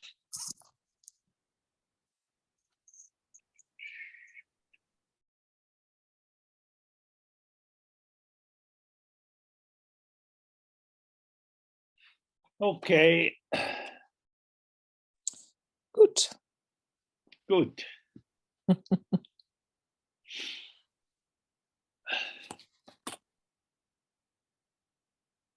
So I hope you have some sense that what we've been looking at is an aspect of practice. It's not theory. It's something we have to bring into how we approach our daily life. Ich hoffe, es ist hier ein bisschen klar geworden, dass das, worüber wir reden hier, tatsächlich ein Aspekt unserer Praxis ist. Nicht einfach nur theoretische Überlegungen, die wir anstellen über das Leben und über das Sein als solches, sondern dass es etwas ist, was wir ganz praktisch im Alltag zur Anwendung bringen wollen. So then he's saying that you may understand the truth of this, or as it is, the true way of being of all phenomena. Dann spricht er davon, wie man ein Verständnis haben könnte von der wahrhaften Seinsweise der Phänomene. If you keep your focus on what is around you, wenn man das, was einen umgibt, fokussiert hält, and you don't apply it to the subtle forces which arise in your own mind, to the five poisons or afflictions, und dieses Verständnis nicht auf das anwendet, was in unserem eigenen Geist entsteht, wie die 5 Gifte, die Arten des Leidens und so fort, then your own experience becomes a source of pride and craving. wird unsere eigene Erfahrung zur Quelle von Stolz und auch von Verlangen. That is to say, if you see that all that you experience is empty of inherent existence, but you think that you exist, you the knower, I understand, then this is going in the wrong direction. Denn wenn wir den Eindruck haben, wir verstehen, wie alles um uns herum existiert und auch unsere Erfahrung, aber wir, diejenige Person, die das erkennt und sieht und erlebt, letztendlich wahrhaft existiert, dann ist es ganz wichtig, dass wir uns um diese Vorstellung von diesem Ich kümmern müssen. And if we do that, he says, due to this, belief in one's own true existence grows stronger. So it's important to awaken to or actualize how one truly is in oneself, in one's mental activity, in one's mind, in one's intellect.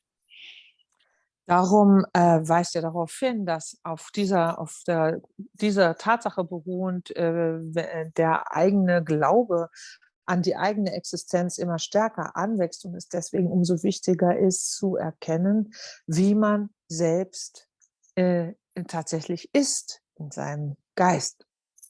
For example, you know if you're sad. Zum Beispiel erkennen wir ja, wenn wir traurig sind. Or a thought comes in your mind and you have a sense that something's happening or that you're thinking something. Verzeihung. Oder ein Gedanke kommt und man feststellt, man denkt etwas oder man empfindet etwas oder es etwas vor sich geht. But intelligence is different. Aber Intelligenz sozusagen ist was anderes. Many people who are not very intelligent think they are intelligent. Viele Leute, die nicht besonders intelligent sind, halten sich aber dafür. Many people like that are involved in British politics. Viele dieser Menschen sind mit der britischen Politik befasst. They are convinced that they understand everything when they are pretty obviously stupid. Sie sind davon überzeugt, dass sie alles verstehen, obwohl sie doch offensichtlich relativ dumm sind. Now, intelligence is not an object. Intelligenz also ist kein Objekt. It's a kind of medium for the revelation and processing of experiences. Vielmehr ist Intelligenz ein Medium, das, das Prozesse erstmal einen offensichtlich erkennen lässt und auch nachvollziehbar macht. So sometimes our mind is more bright and clear, and sometimes it's more cloudy. Manchmal ist unser Geist schärfer, klarer, manchmal ist er vernebelter. So he's saying you need to be present with how you are. Er sagt also, wir müssen gegenwärtig sein dessen, wie wir gerade sind. And linking this to what we did just previously. Und in Verbindung mit dem, was wir gerade zuvor besprochen haben, there is no advantage in pretending. stellt sich ganz schnell heraus, dass so tun, als ob Some kein days Vorteil we're dull. einbringt. Manche Tage sind wir einfach dumpf, stumpf. Other days we're more bright. An anderen Tagen sind wir irgendwie gescheiter. Even if we don't want to tell other people about this, we at least need to know it for ourselves. Auch wenn wir das anderen nicht unbedingt auf die Nase binden wollen, müssen wir es doch wenigstens selber über uns It's wissen. not something shameful or bad. Das ist ja nichts, dessen man sich schämen It's müsste the oder was schlecht truth of the wäre. fact that I do not exist as someone with fixed qualities. Sondern es ist einfach nur ein weiterer Beleg der Tatsache, dass ich nicht existiert als jemand, der ganz feste Eigenschaften hat. We are co-emergent with circumstances. Wir treten quasi gemeinsam mit den Umständen hervor. Therefore, rather than having a preposition, a fixed belief about oneself, we want to be present and simply attend to the patterning which arises in the formation we might call ourselves. Also eine vorgefasste Idee von uns selbst zu haben, wollen wir lieber achtsam oder aufmerksam sein für die Art von energetischem Muster, in dem wir in diesem oder jenem Moment als ich selbst in Erscheinung treten. So he says, whoever is the knower of the knowledge must be directly awakened to. Darum sagt er, wer auch immer derjenige ist, der das Wissen erkennt, dafür muss man direkt wach werden. Das muss man direkt erkennen. I know I am in London. Ich weiß, ich bin in London. That is to say, some thought arises in me, I am in London. Das bedeutet, in mir entsteht ein Gedanke, ich bin in London. In a situation like that, the thought, I am in London, it is as if that is the knower of the fact. In so einer Situation kommt uns dieser Gedanke, ich bin in London, wie derjenige vor, der diese Tatsache weiß. So this point is a little bit tricky, a little bit, you have to be careful. Hier wird es ein bisschen schwierig, da ist unsere Aufmerksamkeit gefragt. As a subject, I merge with my thoughts. Als Subjekt verschmelze ich mit meinen Gedanken. The thought, I am in London, I am in London. Der Gedanke, ich bin in London, ich bin in London. But the thought, I am in London, arises. Aber dieser Gedanke, ich bin in London, kommt auf. I am aware of it arising. Und ich bin dessen gewahr, dass er aufkommt. Who is the thinker of the thought? Wer denkt denn diesen Gedanken? No one. Niemand. Who is the knower of the thought? Wer erkennt oder weiß um diesen Gedanken? The awareness which is not someone. Das Gewahrsein, dass keiner ist, niemand ist. Things come to mind. Auf Englisch sagt man, es kommt einem in den Sinn. I found myself saying. Ich merke, es lässt sich nicht so leicht übersetzen, aber ich merke plötzlich, dass ich dies sage. That is to say, the field or the arena of experience finds a voice through me. Das bedeutet, das Erfahrungsfeld verschafft sich durch mich eine Stimme. When I'm speaking with you now, I don't know what I'm going to say. Wenn ich jetzt mit dir spreche oder mit euch spreche, habe ich keine Ahnung, was ich sagen werde. The seeing arises through the connectivity. Das Sehen entsteht durch die Verbindungsfähigkeit.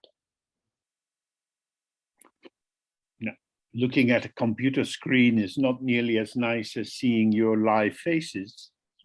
Zum Beispiel jetzt hier auf dem Computerbildschirm zu schauen, ist nicht annähernd so schön, wie euch im wahren Leben vor mir zu sehen. But nonetheless, I have some felt sense of at least a few of you that I see on my screen. Nichtsdestoweniger nehme ich euch doch aber wenigstens einige von euch wahr, die ich ja hier auf meinem Bildschirm sehen kann. And with the sense of your presence, I'm speaking. Und in dem Empfinden, dass ihr anwesend seid, spreche ich. No, I am speaking. Ich spreche. We could hear that in various ways. Das könnten wir ganz unterschiedlich auffassen.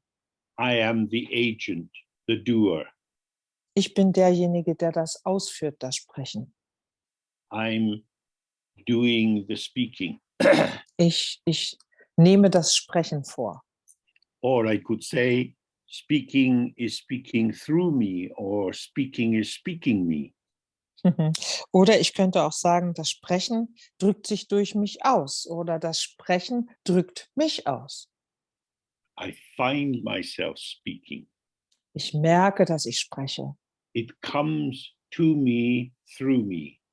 Es fliegt mir zu und manifestiert sich durch mich. With you. Mit euch. Without you, it wouldn't be coming through me. Ohne euch würde es gar nicht durch mich durchkommen. This is the sense of the term co-emergence. Das ist das, was man empfindungsmäßig versteht unter dem gemeinsamen Auftreten. Geographically, you may be far away. Geografisch seid ihr vielleicht weit entfernt von hier. But it is with my sense of you that my speaking is evoked or released.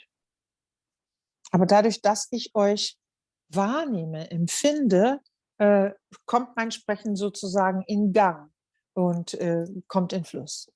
So, in terms of meditation, this is very interesting. Bezüglich der Meditation ist das sehr interessant.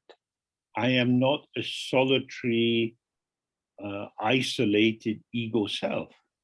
Ich bin ja kein solitäres, isoliertes Ego selbst.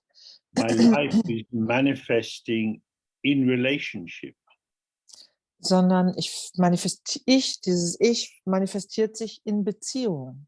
It's not relationship that I have. Ich habe ja keine Beziehung. But rather the how I am or how I emerge is generated by the quality of relatedness. Sondern vielmehr, wie ich hier auftauche sozusagen, wird erzeugt durch die Eigenschaften der Beziehung. Relationship speaks me, thinks me, and through this I have feelings and sensations. Beziehung spricht durch mich und denkt in mir und dadurch habe ich bestimmte Empfindungen, Wahrnehmung. So if you can see this in your own experience, then you directly Wenn ihr das see in eurem subject eigenen and Erleben object wahrnehmt, dann arise erkennt ihr, together. wie Subjekt und Objekt zusammen entstehen oder gemeinsam auftreten. So I can feel my weight as it's revealed by the pressure on the seat. Ich kann mein Gewicht zum Beispiel spüren, weil es sich durch den Druck auf dem Sitz offenbart. Where my bum and the seat meet together, Wo mein Hintern und die Sitzfläche sich treffen, there is sensation. ist Empfindung. This sensation arises from the meeting of the object and the subject. Diese Empfindung entsteht im Zusammentreffen von Subjekt und Objekt. It's not that I feel the chair. Es ist nicht, dass ich den Stuhl fühle. I am den the Stuhl. isolated subject that just happens to be in contact with the chair. Nicht das isolierte Subjekt wäre, das zufälligerweise mit dem Stuhl in Kontakt ist. But the contact gives rise to the sensation. Vielmehr lässt der Kontakt diese Empfindung So aufkommen. this is the union of subject and object. Das ist die Vereinigung von Subjekt und Objekt. Just as my sense of you gives rise to my speaking. So wie dass ich euch empfinde, mein Sprechen aufkommen lässt. So he's saying here, whoever is the knower of the knowledge must be directly awakened to. Und darum sagt er wiederum, wer auch immer das Wissen, das, was bewusst wird, erkennt, muss direkt wahrgenommen werden, muss direkt erkannt gesehen werden. The knower of the knowledge is a visitor. Derjenige, der das Wissen erkennt oder weiß, ist ein Besucher. We all know this. Das wissen wir. You try to remember someone's name. Man versucht sich an den Namen von jemandem zu erinnern. Mind is blank. Leider ist da nur eine leere Blase im Kopf. Then after some time, it suddenly arises. Plötzlich nach einer Weile kommt die Erinnerung.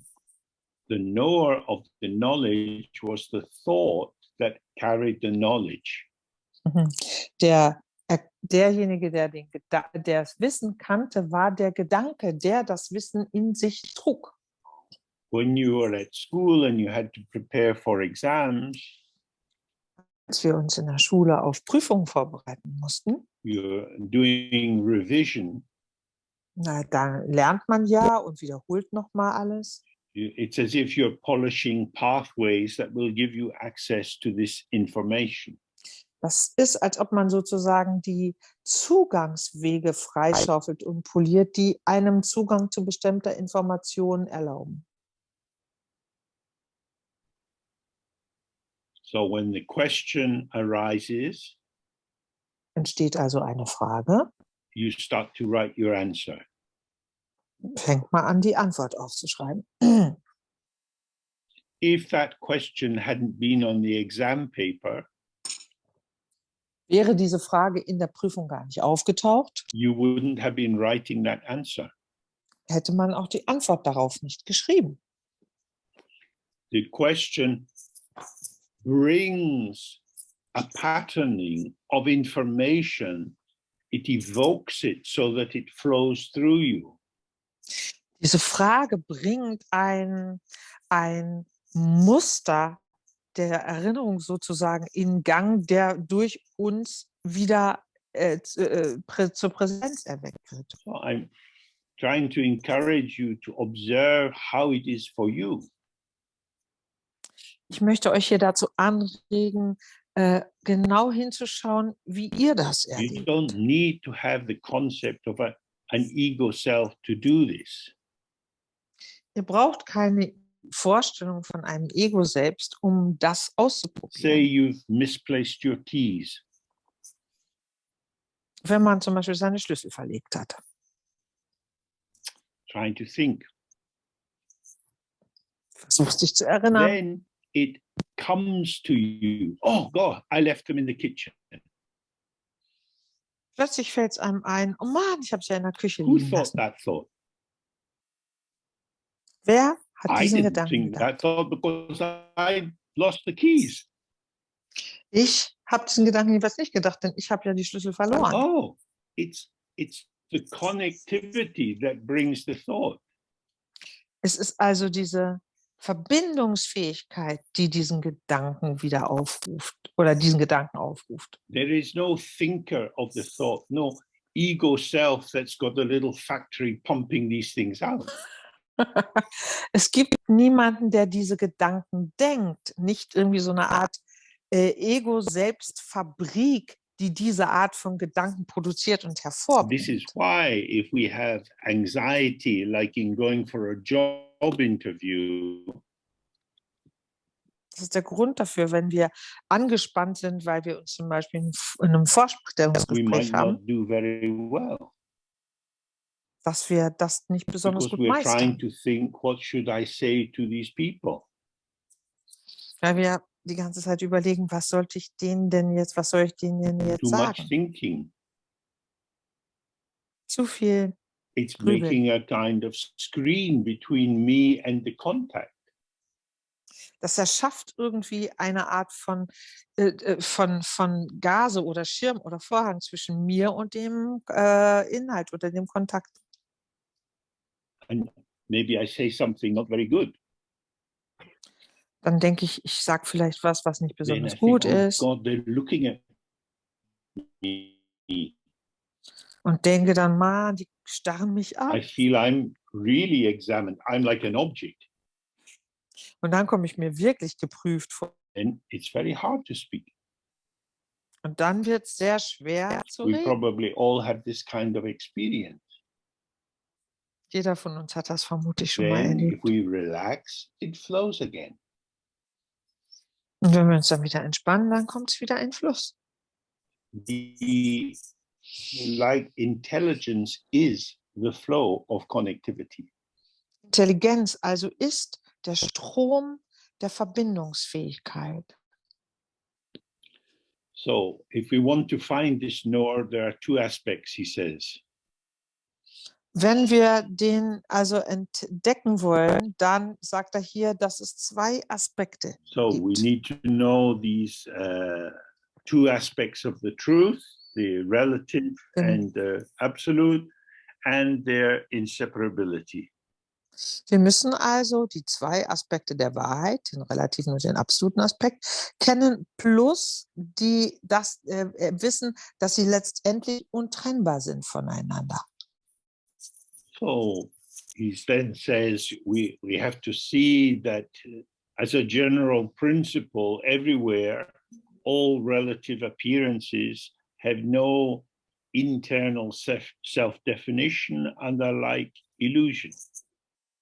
Und dann sagt er, das bedeutet, dass wir erkennen müssen, dass alles, was sozusagen uns als Objekte des Wissens unter die Nase kommt oder vorkommt, dass wir erkennen, dass nichts davon eine inhärente, eigenständiges Sein aufweist und wie eine Illusion sind. And from the absolute point of view, they neither exist nor do not exist. They're just like the sky.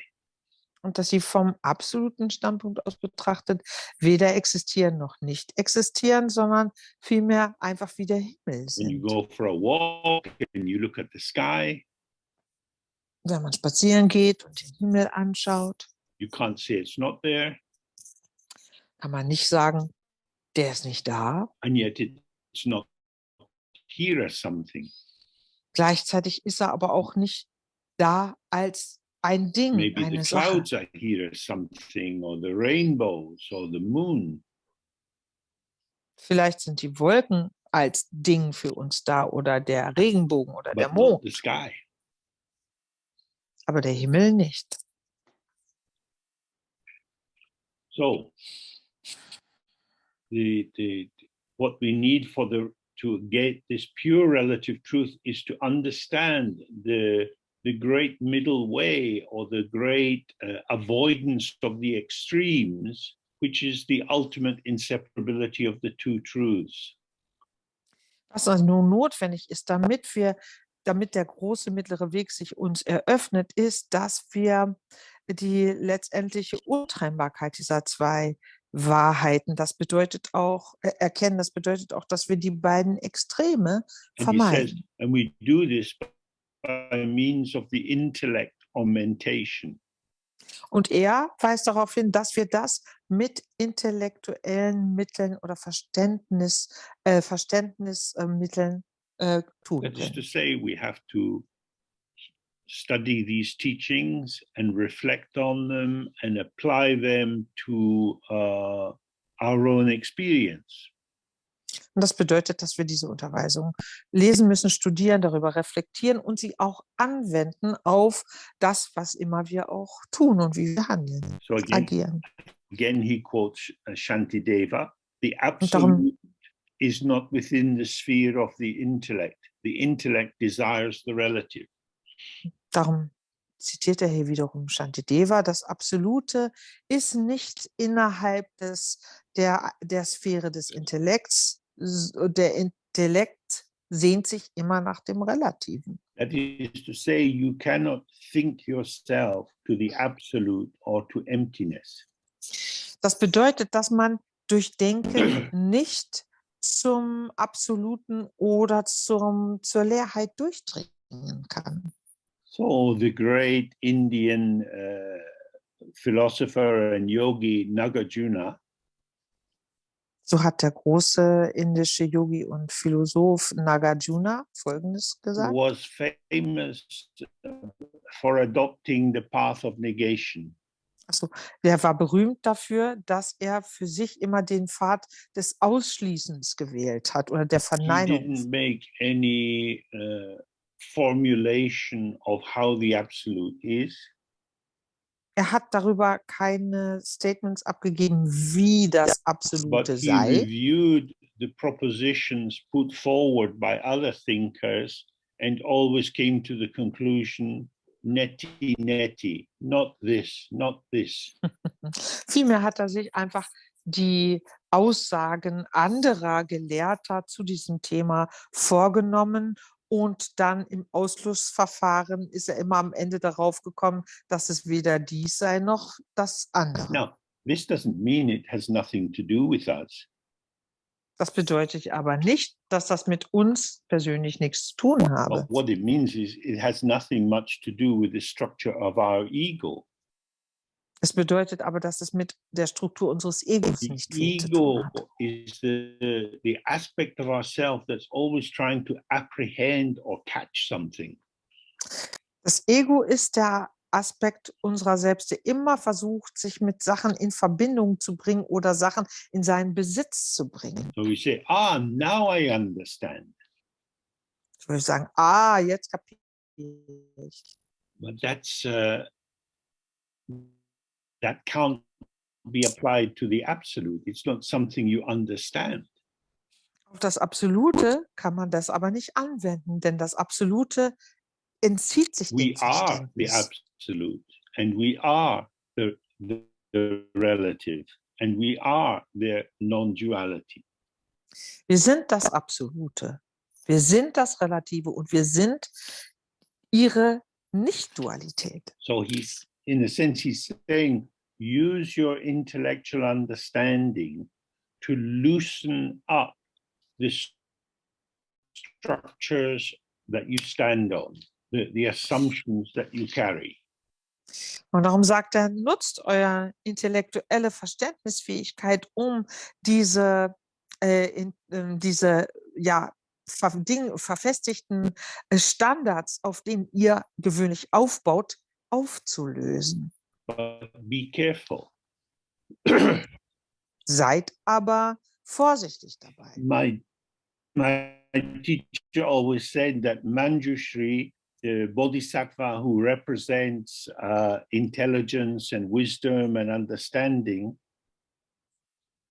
Mein Lehrer hat immer gesagt über Manjushri, der Intelligenz und Verständnis und Durchdringung repräsentiert und Weisheit, he holds a sword. dass er And eben this ein Schwert sword in der Hand has hält. a blade which is sharp on both sides. Und dieses Schwert ist So he can cut zweischneidig. out and he also cuts in. Er kann also Dinge herausschneiden, aber er kann auch So- einschneiden. If you enjoy being someone who knows something, Wenn man Freude daran hat, also dass man jemand ist, der etwas you're weiß, using the sword to cut up the world into digestible pieces. dann nutzt man dieses Schwert dazu, um die Welt in verdaubare Stücke zu But zerkleinern. if the sword comes back, it'll slice you up too.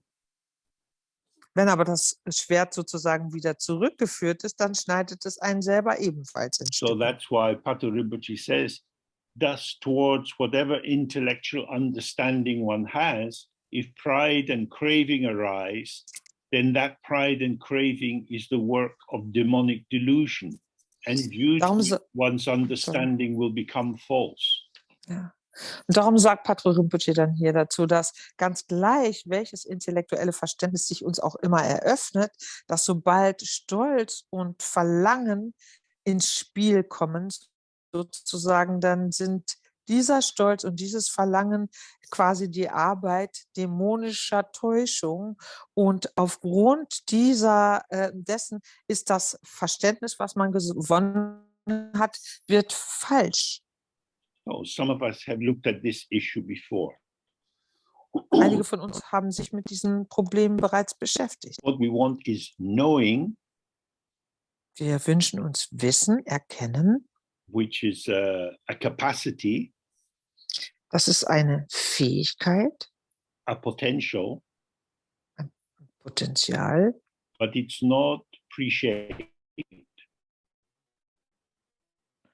die aber nicht So, was I aber have nicht a hand. vorgefasst ist. Ich habe My also hand eine can do Hand, many things, die kann viele Sachen machen, and it can pick up the pen. kann zum Beispiel den Stift I aufheben. hold the pen, Den halte ich this dann, gives me power, das verleiht mir but I'm Macht. also the prisoner of the pen. Gleichzeitig bin ich aber auch der Gefangene dieses Stiftes. In order to hold the pen, I give up my freedom. Um diesen Stift halten zu können, gebe ich meine Freiheit auf. I get my freedom back by giving up the pen. Sobald ich den Stift ablege, gewinne ich meine Freiheit zurück. To be a Wenn er also sagt, specialist, wenn wir stolz sind zu sein, Besonderes zu wissen, then your mind closes around this information, this knowledge, in the way your hand closes around the pen. schließt sich sozusagen unser Geist um diesen Wunsch oder dieses Bedürfnis und um dieses Wissen, wie unsere Hand diesen Stift ergreift. Liberation comes from the subject. Befreiung kommt vom Subjekt. The pure state of the subject is unborn awareness. Und der reine Zustand des Subjektes ist ungeborenes Gewahrsein. This is always empty. Das ist immer leer. It has no fixed content. Da gibt es keinen fixen Inhalt. That's why it can reveal everything. Das ist der Grund dafür, warum es alles offenbaren kann. The empty cup has the greatest potential. Die leere Tasse hat If das you put größte orange juice into Potenzial. the cup, but Füllt you man da only had Orangensaft enough ein to half fill it, und man aber nur die Tasse halb voll machen kann damit, weil man nicht mehr Saft hat, it's probably not beneficial to top it up with coffee. wird es nicht sehr nützlich sein, vermutlich die Tasse dann mit Kaffee Because aufzufüllen. the orange juice is exclusive. Denn Orangensaft ist etwas Exklusives. It's saying, keep out, I am orange juice. Mit dem eindeutigen Zeichen, bleib draußen, ich bin Orangensaft. I am Scottish, I am male. Ich bin Schotte, ich bin All männlich. of these identities and definitions are limitations. All diese Identifikationen und Definitionen sind Now, Einschränkungen. it's not an either or, Hier geht es nicht um entweder oder, because our mind is always filling and emptying with experience. weil es sich ständig leert von So, Erfahrung. if you were a parent and you might be at home quite happily, Wenn ihr Eltern seid und vielleicht wärt ihr zu Hause und alles für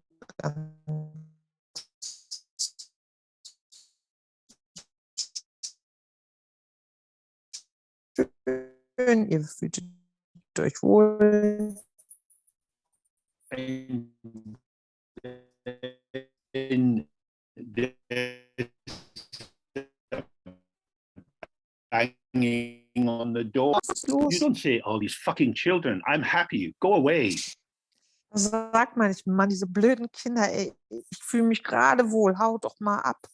Your happiness is gone, Sondern das Glücksgefühl ist sofort weg. but you're full of concern for the child. Vielmehr ist man besorgt um das Kind. This is our mind. So ist unser Geist. So we empty situationally. Und das heißt, situationsgemäß füllen wir uns, leeren wir The uns. block is to take up a position. Was uns blockiert, ist, eine Position einzunehmen. This is me, this is how I am. So bin ich, das bin ich. So it's the same saying, I am a scholar, I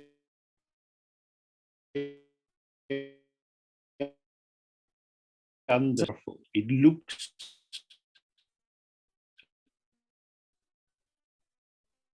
to be Es someone, gibt uns das Gefühl, jemand zu sein. but it's a demonic delusion. Tatsächlich ist es aber eine dämonische Täuschung. The knowledge you have in your mind Das is a Wissen, was, sign of your very slow metabolism and evacuation process. das Wissen, was man in seinem Geist trägt, ist einfach ein Anzeichen dafür, wie langsam und schwer wir Sachen prozessieren, verdauen und wieder von uns geben. When you were born, you didn't know very much. Als wir geboren wurden, wussten wir nicht sehr viel. Then you learn lots and lots of things. Dann hat man ganz viele Dinge gelernt. And if you live long enough, you will forget everything you know. Und wenn man lang genug lebt, wird man auch alles wieder vergessen, was man weiß. You'll just be sitting in your chair looking, oh, happy to be here. Where am I? Dann sitzt man einfach nur in seinem Stuhl, freut sich, sieht sich erfreut und denkt, ach, wie schön, wo bin So ich denn? when you are full of knowledge, Ist man von Wissen erfüllt? this is just constipation.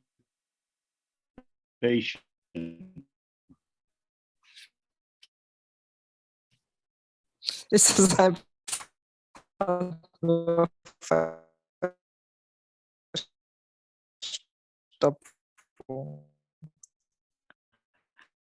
Warum hat das als dämonische That substantialization, that making it some definite thing, your understanding will become false.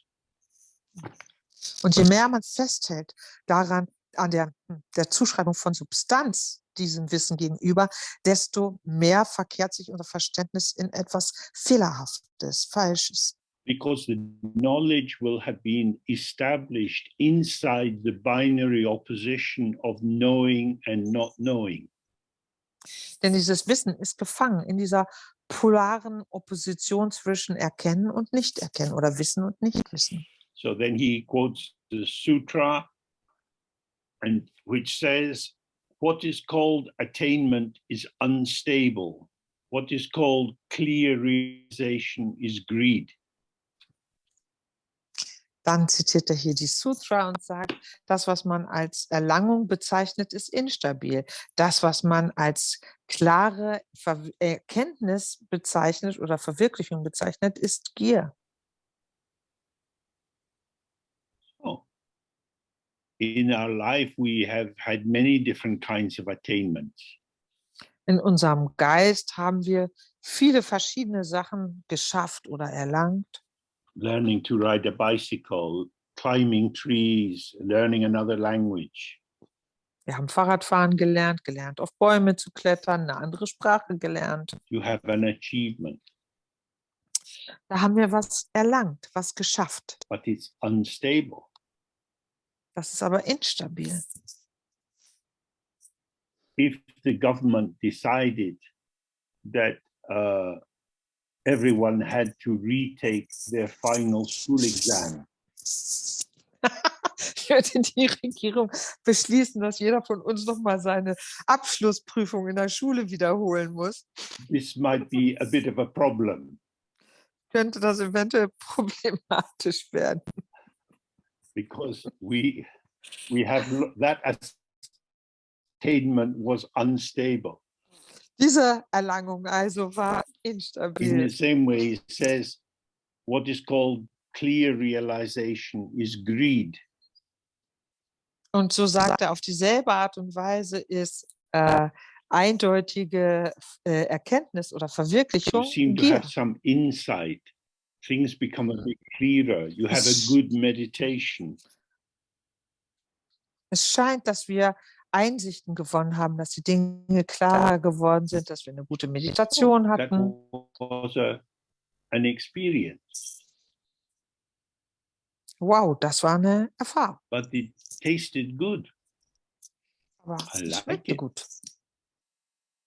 Das gefällt mir. I want more. Und I davon will want ich it to mehr. come back. Ich So möchte auch, this dass is the sie meaning of wiederkommt. greed here. Das ist hier die You Bedeutung turn von a Gier. bright revelation, an insight into a commodity that you could try to hang on to and increase. Man verwandelt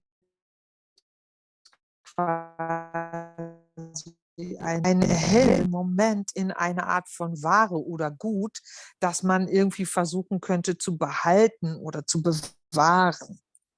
So he says this instability and greed are the work of demonic delusion.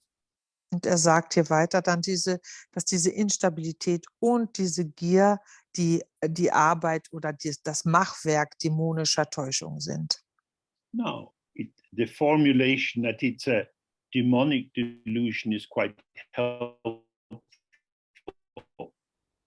Und das so auszudrücken, als zu bezeichnen als dämonische He's Täuschung, not ist relativ saying that hilfreich. if it happens to you, you are deluded and you are a bad person.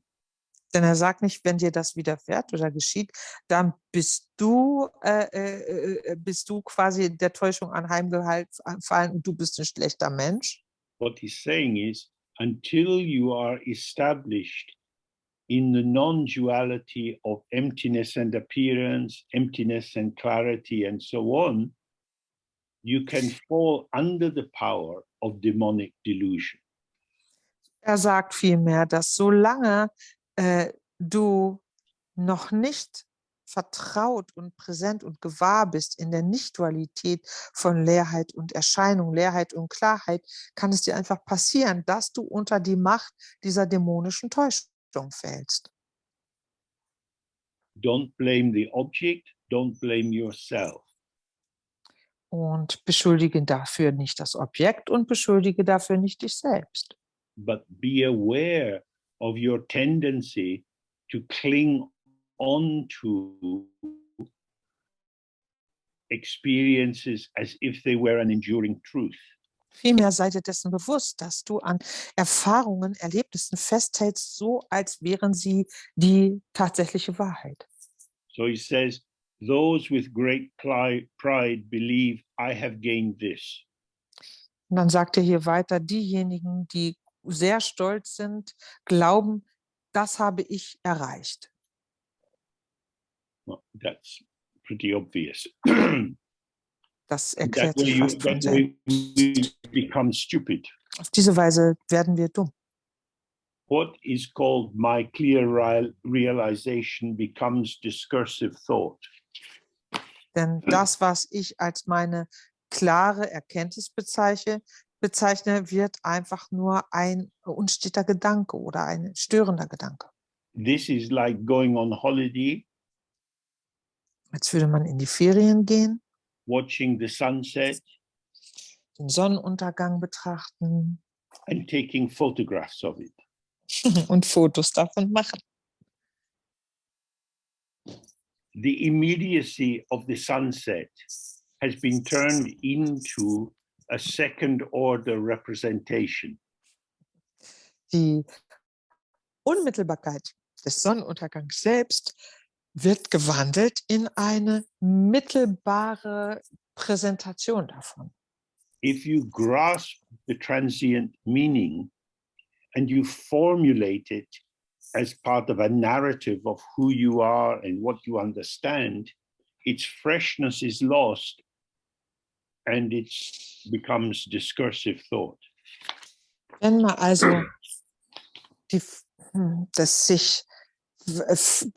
vergehende Erkenntnis oder das sich im transitorischen Zustand bewegende plötzlich als Narrativ über das verbaut, als Baustein dazu nutzt, ein Narrativ zu erstellen, von dem, wer ich bin oder was ich bin, verliert sich diese Frische vollständig und wird einfach zu einem störenden Gedanken. Oh, this text is a little bit dense and I want us to make good progress with it. So I'm not bringing in pauses for meditation, but you can do your own practice in the evening or in the breaks and so on, because you want your mind to be soft and responsive to get the flavor of the text. Der Text ist ja wirklich sehr dicht und darum mache ich jetzt hier keine kurzen Pausen für Meditation oder Praxis. Das könnt ihr in euren Pausen machen oder abends, denn ich möchte gern, dass euer Geist offen und beweglich bleibt, dafür die Bedeutung eindeutiger aufzufassen. So he says, the unmediated actuality or the direct awakening or clarity to how it is. Und darum spricht er hier im Weiteren des Textes über die unmittelbare, tatsächliche Seinsweise des relativen intellektuellen Verständnisses. When this is applied to relative intellectual understanding, das heißt, wenn man diese Unmittelbarkeit dessen, so wie es ist, auf das relative intellektuelle Verständnis anwendet, this is absolute. Ist das Absolute.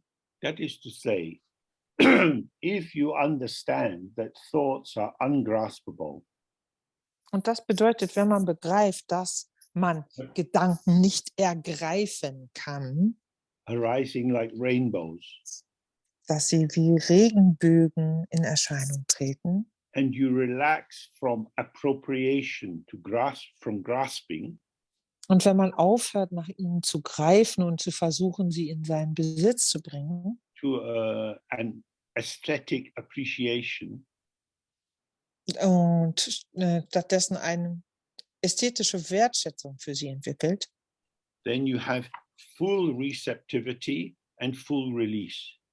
Dann ist man voll empfänglich und kann gleichzeitig vollkommen loslassen. So this is the absolute. Das ist das Absolute. This is the Dharmakaya of the Buddha. Das ist der Dharmakaya des Buddha. Open to everything and not caught by anything. Offen für alles und durch in nichts gefangen. Undefended, but not vulnerable. Ohne Abwehr, aber nicht verletzbar. So he says, if you examine yourself as the mind or consciousness or intellect that understands, then you will see that in no way is it a substantial entity. Darum sagt er hier weiter, wenn du dich selbst als den Geist oder das Bewusstsein oder den Intellekt untersuchst, der versteht, dann wirst du erkennen, dass da in keinster Weise eine substanzielle Wesenheit oder Einheit auffindbar ist. You are not a thing. Du bist kein Ding. Your mind isn't a thing. Der Geist ist kein Ding. The space of the mind isn't a thing. Und der Raum, die Weite des Geistes ist ebenfalls kein Ding. Thoughts, feelings, memories, plans are not things. Gedanken, Gefühle, Erinnerungen, Pläne sind keine Dinge. The mind is the space within which appearance occurs. Der Geist ist der Raum, in dem Erscheinungen auftreten. The mind is the illumination of the space within which appearances occur. Der Geist ist das, was den Raum, in dem die Erscheinungen auftreten, sichtbar macht. The mind is the appearances which are illuminated by the brightness of the space within which these appearances come. Und der Geist ist die Erhellung der oder das Sichtbarmachen der Ereignisse oder besser gesagt der Erscheinungen, die in dieser, nein, das stimmt nicht, sondern der Geist wird erhellt und sichtbar gemacht durch die Weite des offenen Raumes, in dem diese Erscheinungen auftreten. So you have to look again and again for your mind. Das heißt, darum muss man wieder und wieder nach seinem eigenen Geist suchen. Some of us have looked many times with the 5 questions. Einige von uns haben ganz oft mit Hilfe der 5 Fragen danach gesucht. Does the mind have shape and color, Hat der Geist Form und Farbe? a size? Hat er eine Größe? Does it come from somewhere, Kommt er von irgendwoher? stay someplace, Hat er einen Verweilort? go someplace? Geht er These irgendwo 5 hin? questions are very helpful for getting close to the immediacy of how your mind is. Diese Fragen helfen wirklich, diese 5 Fragen, uns dabei unmittelbarer zu erkennen, wie der Geist ist. But we need the direct experience, not just knowledge about it. Wir brauchen aber das direkte Erleben, nicht einfach nur Wissen oder Erkenntnis darüber. If you are eating a sandwich Wenn man ein Butterbrot isst and I am watching you eating the sandwich, und ich dich dabei beobachte, wie du ein Butterbrot isst, I can have knowledge about the sandwich you are eating, weiß ich mehr oder ist es möglich, dass ich etwas weiß über das Butterbrot, was du isst? but I remain hungry. Ich bleibe aber hungrig dabei. We need direct experience. Wir brauchen direkte Erlebnisse. Then he's more precise now. From the very beginning, mind has been empty of existing and not existing. Jetzt wird er deutlich präziser. Von Anfang an ist der Geist frei oder leer von Existenz und Nicht-Existenz. Now, we feel that we exist. Wir haben das Gefühl, wir existieren. I'm here. Ich bin hier. This is the ego self as a proposition. Das ist das Ego selbst als Idee. The ego self is not the mind. Und das Ego selbst oder die Ego-Identifikation ist aber nicht der Geist. The ego self is a patterning of the potential of the mind.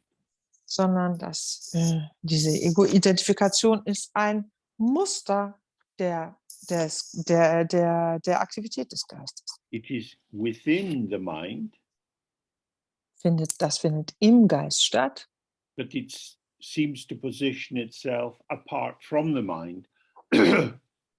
bringt sich aber scheinbar außerhalb des Geistes oder abseits des Geistes in Position. So I might say to you, oh, let me tell you about my mind. Ich könnte zum Beispiel sagen, ich erzähle euch jetzt mal von meinem Geist. From the very beginning, it has been empty of existing and not existing.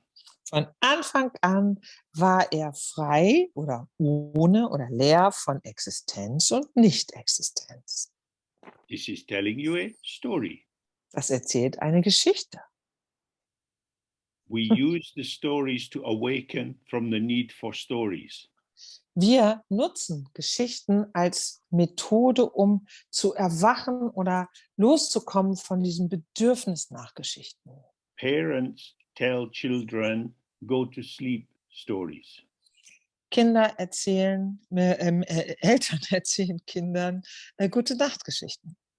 The Buddha tells us wake-up stories. Der Buddha erzählt uns Guten Morgen-Geschichten, Aufwachungsgeschichten. But we, being very perverse, we can turn the Buddha's wake-up story into a good night story. Aber wir, so pervers wie wir sind, finden es, für uns fällt es ganz leicht, die Wachrufe des Buddhas als Gute-Nacht-Geschichten uns zu erzählen. So, empty of existing and not existing, he's saying, look at this till it's clear for you. Leer von Existenz und auch von Nicht-Existenz. Er sagt hier also, schau so lange hin, bis es dir klar ist. I exist. Ich existiere. Really? Wirklich? You might say this. You might Man kann das ja believe sagen this, but und it's daran not glauben. true. Aber das ist Because nicht you're die changing. Wahrheit. Weil man sich doch verändert.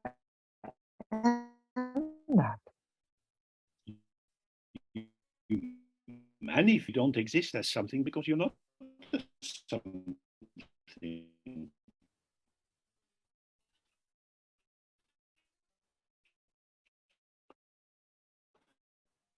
Man existiert aber nicht als Ding.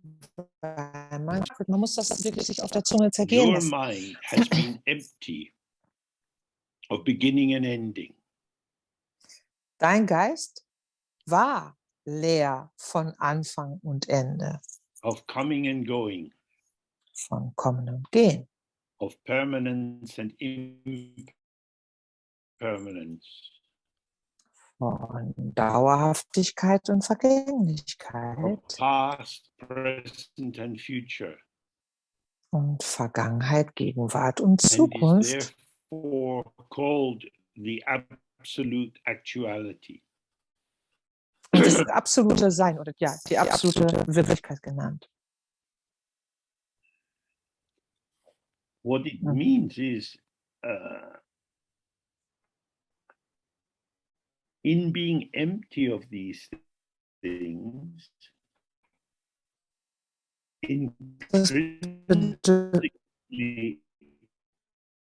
intrinsically empty of these things, it is also available for transient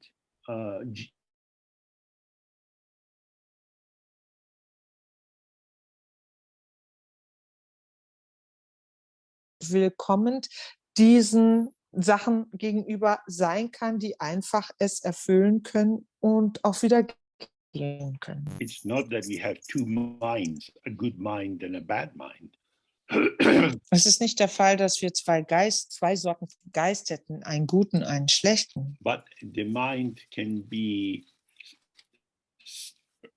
present as it is, or it can be veiled through merging it with concepts. Der Geist kann aber so präsent sein, wie er ist, oder verschleiert sein, dadurch, dass er vermischt. Beginning and ending, that's what happens with thoughts. They arise and pass, coming and going. Feelings come and go. Aber Anfang und Enden, das ist das, was Gedanken auszeichnet. Sie fangen an, sie hören auf oder kommen und gehen. Das ist das, was Gefühle auszeichnet. Sie kommen, sie The gehen. mind is like the sky. Der Geist ist wie der Himmel. Planes come, atom bombs explode, birds fly through it, storm clouds, rainbows. Flugzeuge kommen, Atombomben explodieren im Himmel, Vögel fliegen da, Gewitterwolken ziehen auf, Wolken, Regenbögen. When you see a cloud in the sky, Sieht man eine Wolke am the Himmel? sky is empty of the cloud. Ist der Himmel leer von Wolken. because the cloud doesn't touch the sky. Denn die In Wolke the same berührt den Himmel way, nicht. and you can check this again and again, the mirror is empty of the reflection. Und genauso, das kann man immer wieder überprüfen, ist der Spiegel leer von dem So you Bild. go was in ihm and look erscheint. in a mirror. Wenn man sich vor den Spiegel stellt und reinschaut, Oh, my reflection. mein Abbild It's in the mirror. ist im Spiegel. That's definite. Das ist definitiv. But then you move away and something else is reflected. Wenn man dann aber weggeht, gibt es ein anderes Abbild im Spiegel. The mirror was not touched by the reflection. Der Spiegel wurde durch das Abbild darin, was darin zu sehen war, nicht berührt. It shows, but it's not touched. Er zeigt etwas, ist aber nicht von etwas eingenommen oder berührt. The sky shows the rainbow, shows the cloud, but it is not touched or contaminated or conditioned or modified by what is arising.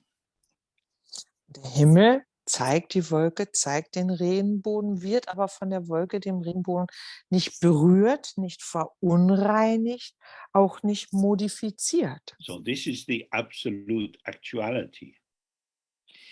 Das ist das Absolute, wie es ist, die absolute Tatsache. So we come back again and again to the same point. It's not either or. Immer wieder kommen wir also zu demselben Punkt zurück, dass es nicht um entweder It's oder both geht, and. sondern es ist beides und. The absolute is full of the relative without becoming relative. Das Absolute ist erfüllt vom Relativen, ohne relativ zu werden. So when he says that it's empty of existing and non-existing, Wenn er also hier sagt, dass es leer ist von Existenz und that's like Nicht-Existenz, saying the mirror is empty of reflections. wäre es dasselbe, wenn man sagte, der Spiegel ist frei oder leer von Reflexion, von The Abbild. reflection is in the mirror, Das Abbild zeigt sich im but the Spiegel, empty, fresh potential of the mirror to show reflections is not limited or conditioned by this reflection. aber das leere, frische Potenzial des Spiegels, alle möglichen Abbilder zu zeigen, wird durch ein spezifisches Abbild weder konditioniert So noch this is central beeinträchtigt. if you want to practice Dzogchen or Mahamudra. Das ist, wenn man Dzogchen oder Mahamudra praktizieren möchte, What we call entscheidend. samsara or limitation or my mistakes or my confusion or my faults. Das, was wir als Samsara bezeichnen, meine Einschränkung, meine meine Fehler, meine Verwirrung, Is not other than the infinite openness of the mind. sind nichts anderes als die unendliche weite Offenheit des Geistes. But I did that bad thing. Ich habe doch aber diese schlechte Sache gemacht. That's a series of words. Das ist eine Abfolge von Worten. But I did that bad thing. Ich habe doch aber das schlechte Ding gemacht. Each word arises and vanishes. Jedes Wort tritt in Erscheinung und Nothing verschwindet is wieder. established. Und dadurch verfestigt sich gar nichts, Due dadurch to my entsteht gar nichts. grasping, due to my pre-existing belief, I exist, I am a bad person, I should not have done that. Durch mein Greifen, aber durch meine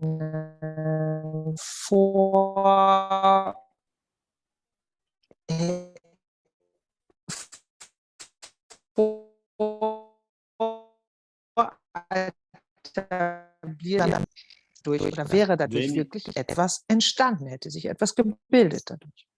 But that is delusion. Delusion Das is ist believing that something which is not true Das ist is aber eine true. Täuschung. Denn Täuschung bedeutet, zu glauben, dass etwas, was nicht wahr ist, wahr sei. So he then quotes another sutra: mind is not within, and neither is it without, and it cannot be perceived as something other than these. Wiederum zitiert er dann hier ein weiteres Sutra und sagt, der Geist ist nicht innen und auch nicht außerhalb. Er kann nicht als etwas, ein Ding, als etwas anderes wahrgenommen werden als dies. As we have looked already, although I can say my mind,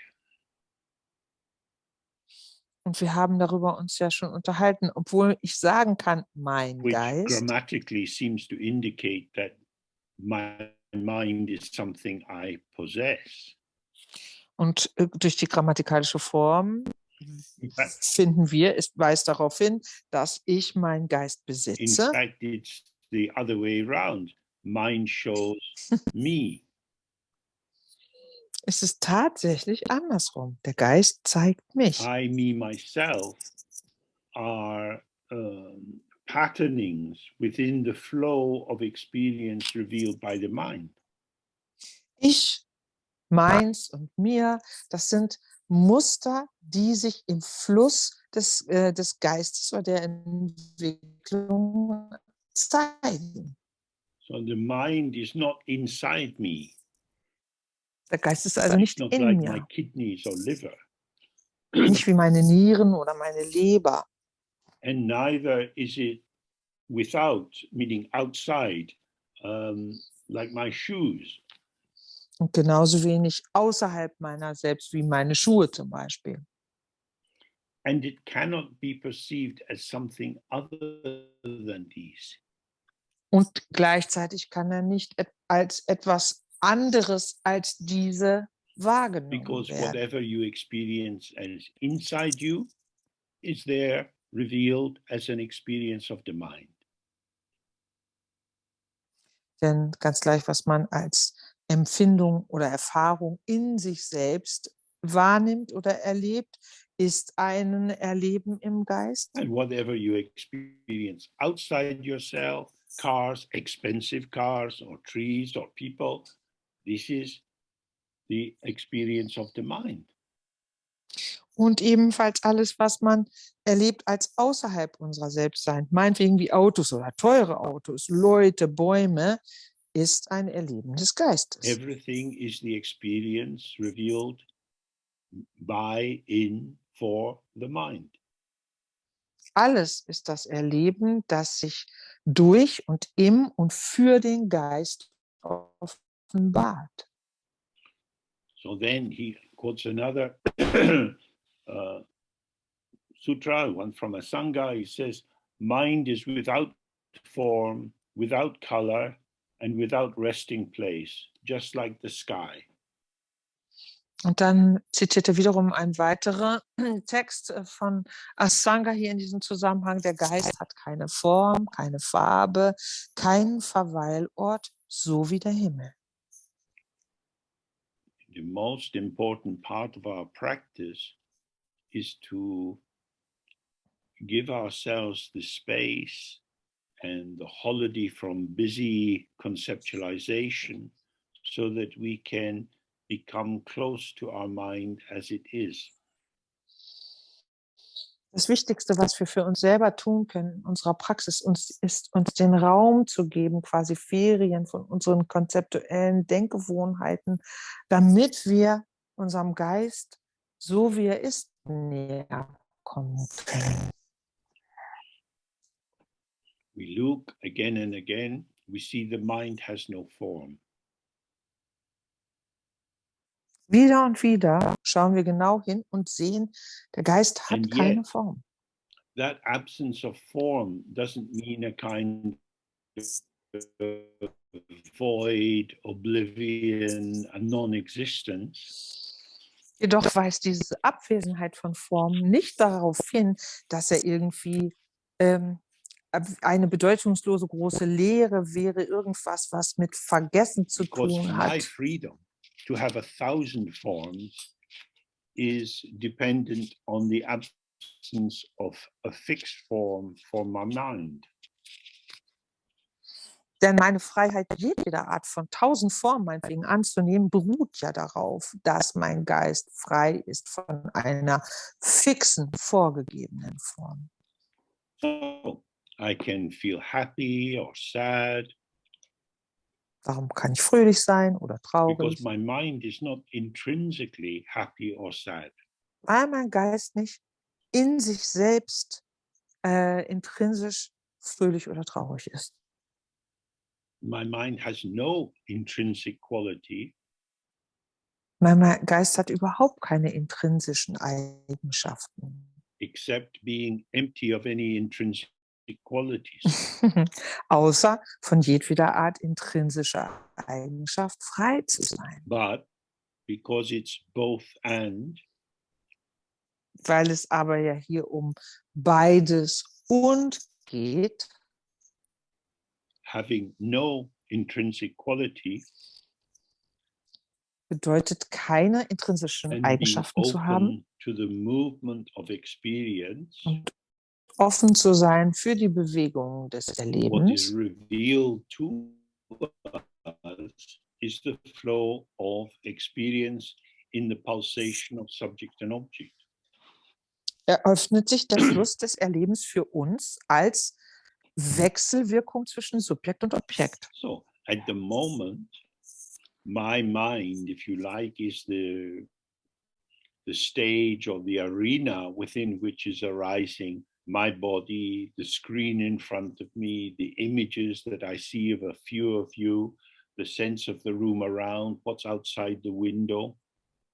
Das heißt, in diesem Moment ist mein Geist, wenn man so will, das Theater dafür, für die Aufführung sozusagen dessen, was ich als meinen Körper wahrnehme, den Bildschirm vor mir mit den vielen verschiedenen Bildern von einem und die Umgebung draußen. Now, in a few minutes, we will come to an end. Und in wenigen Minuten werden wir uns für heute hier das Ende finden. So I would like to reassure you that although you will vanish from my computer, I will not be sitting here all night looking at the computer, praying for your return so that I can be me again.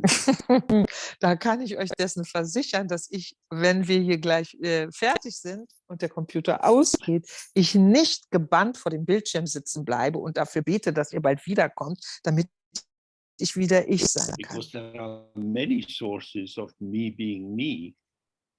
Denn ich habe viele Quellen, aus denen heraus ich sein kann. Subject and object are co-emergent. Subjekt und Objekt treten The gemeinsam in mind is not Erscheinung. emergent.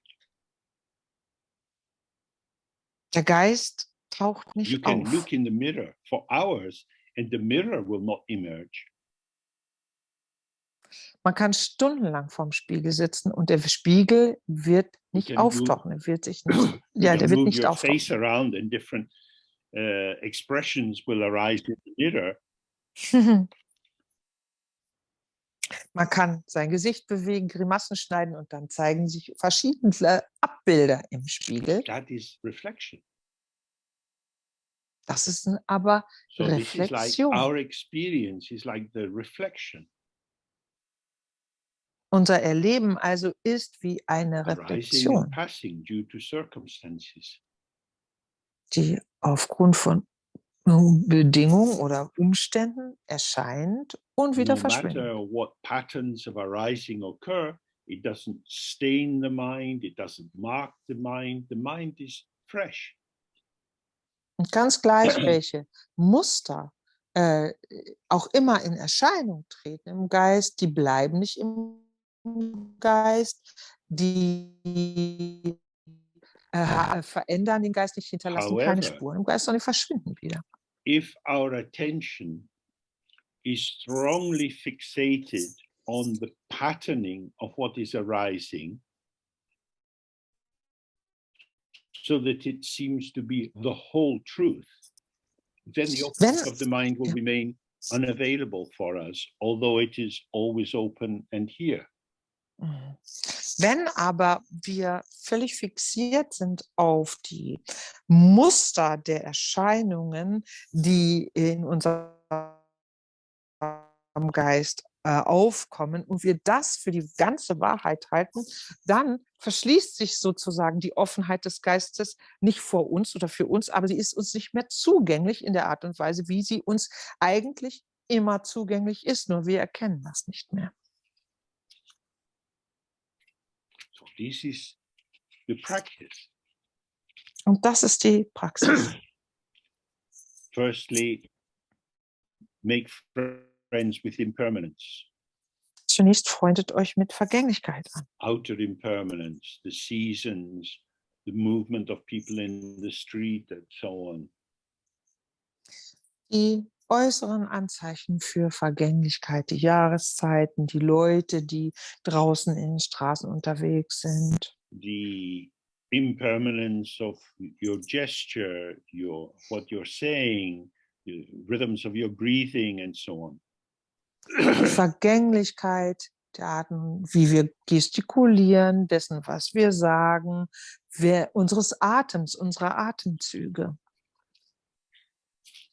Then pay attention to thoughts, feelings, Was da Gedanken sind, Gefühle, Erinnerungen.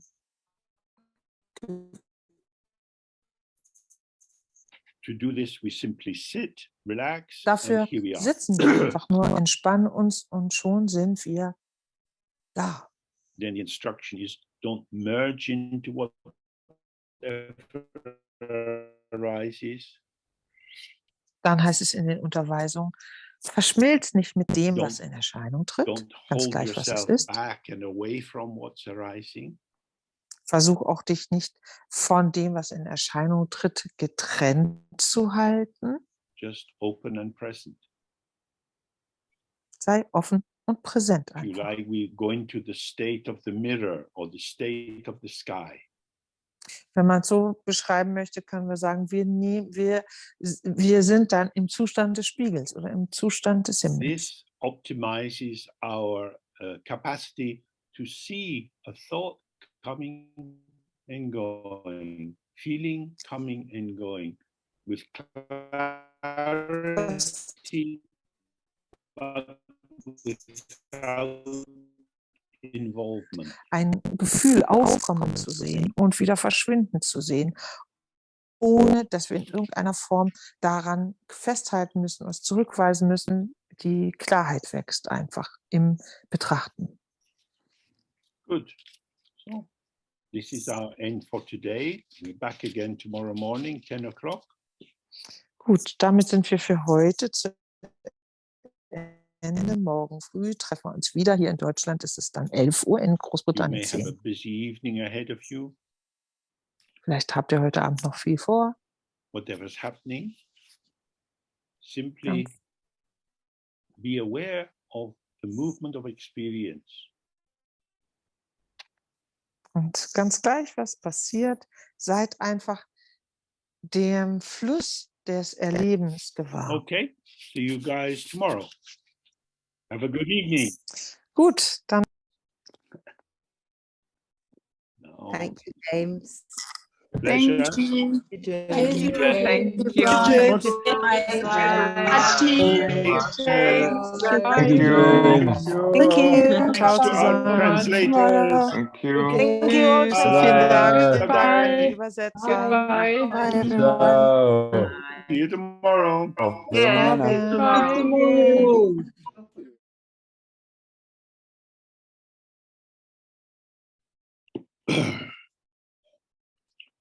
So, good morning. We have time to go deeper into this text. Yesterday, I said something about Pure Lands, I can't, let me see, I can't hear Kati. Where is the German? I'm sorry, I forgot to unmute. I'm sorry, it was my mistake, James. Okay. All right. So we briefly touched on Pure Lands yesterday. Wir haben ja ganz kurz das Thema der reinen Gefilde angesprochen.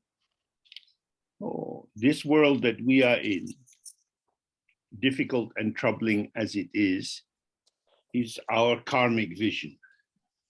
Diese Welt, in der wir uns gerade befinden, so schwierig und so sorgenerregend teilweise, wie sie auch ist, ist unsere karmische Sicht. The more we ease ourselves from reliance on generalized assumptions, Je mehr wir uns lösen können davon, uns auf allgemeine Vorstellungen zu verlassen. such as I'm living in England, Zum Beispiel diese Vorstellung, ich lebe in England.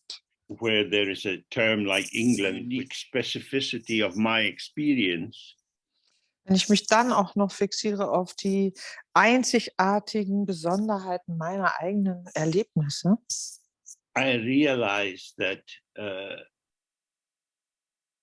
my life, my world is something revealed to me and not to anyone else. dann wird mir doch klar, dass mein Leben, meine Welt sich etwas ist, was sich mir offenbart, nicht jedem anderen. Only in terms of concepts Einfach can we create a narrative that we're living in the same world. nur auf der Basis von Konzepten, von Verabredungen ist uns möglich, eine Geschichte für uns zu entdecken oder zu erfinden, die wir alle gleichermaßen teilen können. For example, if you're living in India in a holy pilgrimage place, Lebte man zum Beispiel an einem heiligen Pilgerplatz in Indien, there are people living in that town who are pickpockets and thieves. dort gibt es Leute, die als Taschendiebe leben. And they find that the distraction of pilgrims helps them to steal things. Und die Ablenkung, denen Pilger gewöhnlich unterliegen, hilft ihnen und unterstützt sie dabei, Dinge zu stehlen. The holiness of the place for them is a help in their thieving activity. Die Heiligkeit dieses Ortes hilft ihnen bei ihrem Diebestagewerk.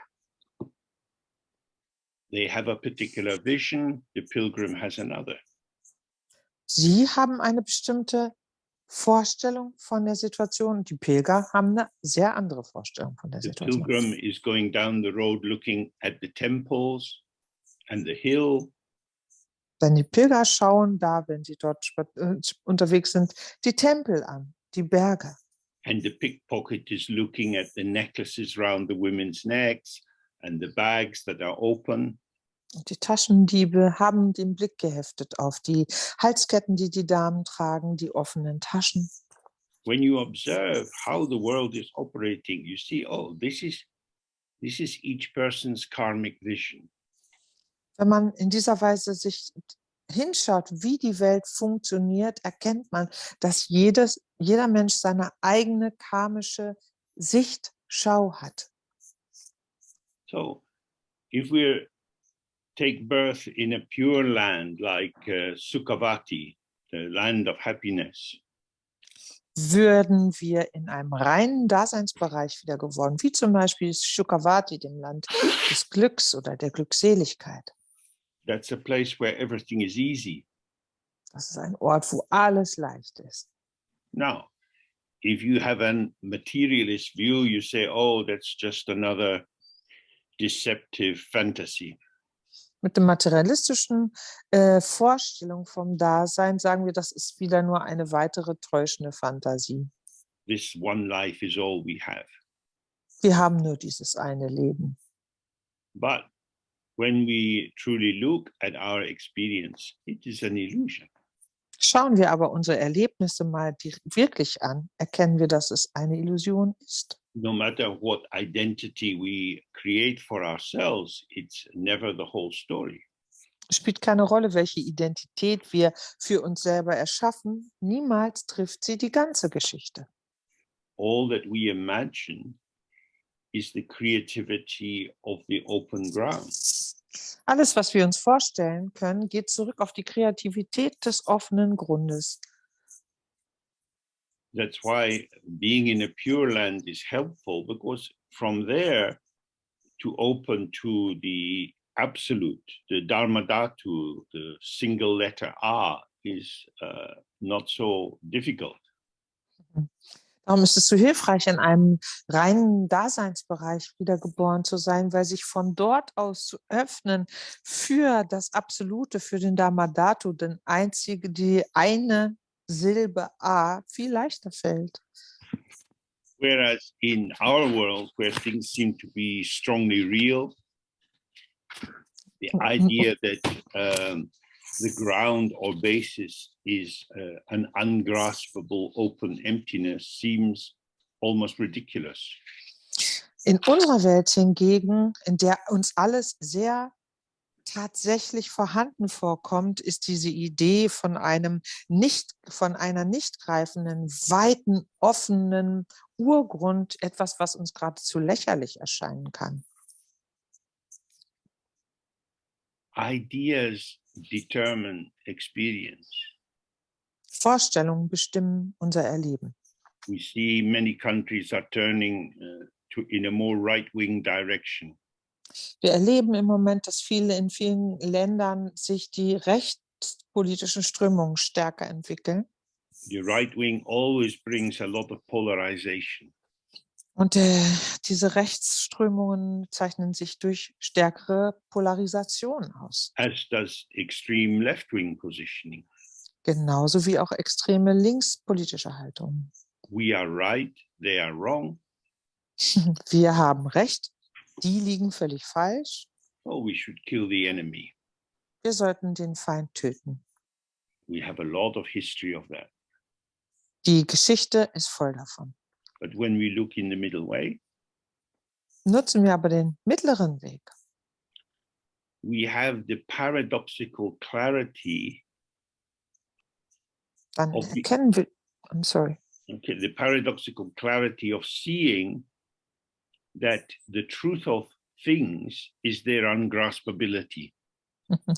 Dann eröffnet sich uns diese paradoxe Eindeutigkeit, dass die Wahrheit der Dinge ihre Unfassbarkeit, ihre Nichtgreifbarkeit ist. Clarity of definition. This is the only way. This is the one truth. This is very attractive, very seductive, but it's a kind of stupidity. So eine eindeutige Definition, dies ist das Einzige, was möglich ist. Dies ist die wirkliche Wahrheit.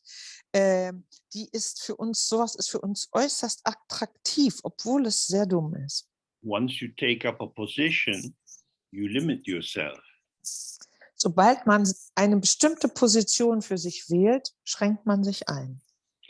The great, sadly dead, Dzogchen teacher Namkhai Norbu said again and again, do not limit yourself. Der große, leider schon verstorbene Dzogchen-Lehrer Namkhai Norbu sagte immer wieder, schränkt euch nicht ein. What is a limit? Was ist denn eine Einschränkung? It's a marker that says on the one side there is this, on the other side there is that. Eine Einschränkung ist wie eine Grenze, die sagt, auf dieser einen Seite davon befindet sich dieses, auf der anderen Seite davon jenes. If I'm this, I'm not that. Wenn ich dies bin, bin ich nicht jenes. If I belong in this group, I don't belong in that group. Gehöre ich zu dieser Gruppe, dann gehöre ich nicht zu jener Gruppe. Now, this doesn't mean that you cannot have a very precise discernment. Das bedeutet aber nicht, dass man nicht ganz präzise unterscheiden könnte. I want to make a distinction here between discernment, which would be the appreciation of the precise formation of an event and its impact on us. Ich möchte sehr klar unterscheiden hier zwischen einmal Unterscheidung als eine Wertschätzung für die präzise Form eines Ereignisses mit einer spezifischen Wirkung and differentiation in which we attribute some essential separative quality in each thing. und der Unterscheidung, dass wir in jeder Sache eine ganz essentiell spezifische Eigenschaft, die damit verbinden oder da festmachen. In the tantric system, the purification of desire is the wisdom of discernment. Im tantrischen System betrachtet man als die gereinigte Kraft der Begierde, die Weisheit der Unterscheidung. The original knowing or the uncontrived knowing, which reveals each moment, each event just as it is.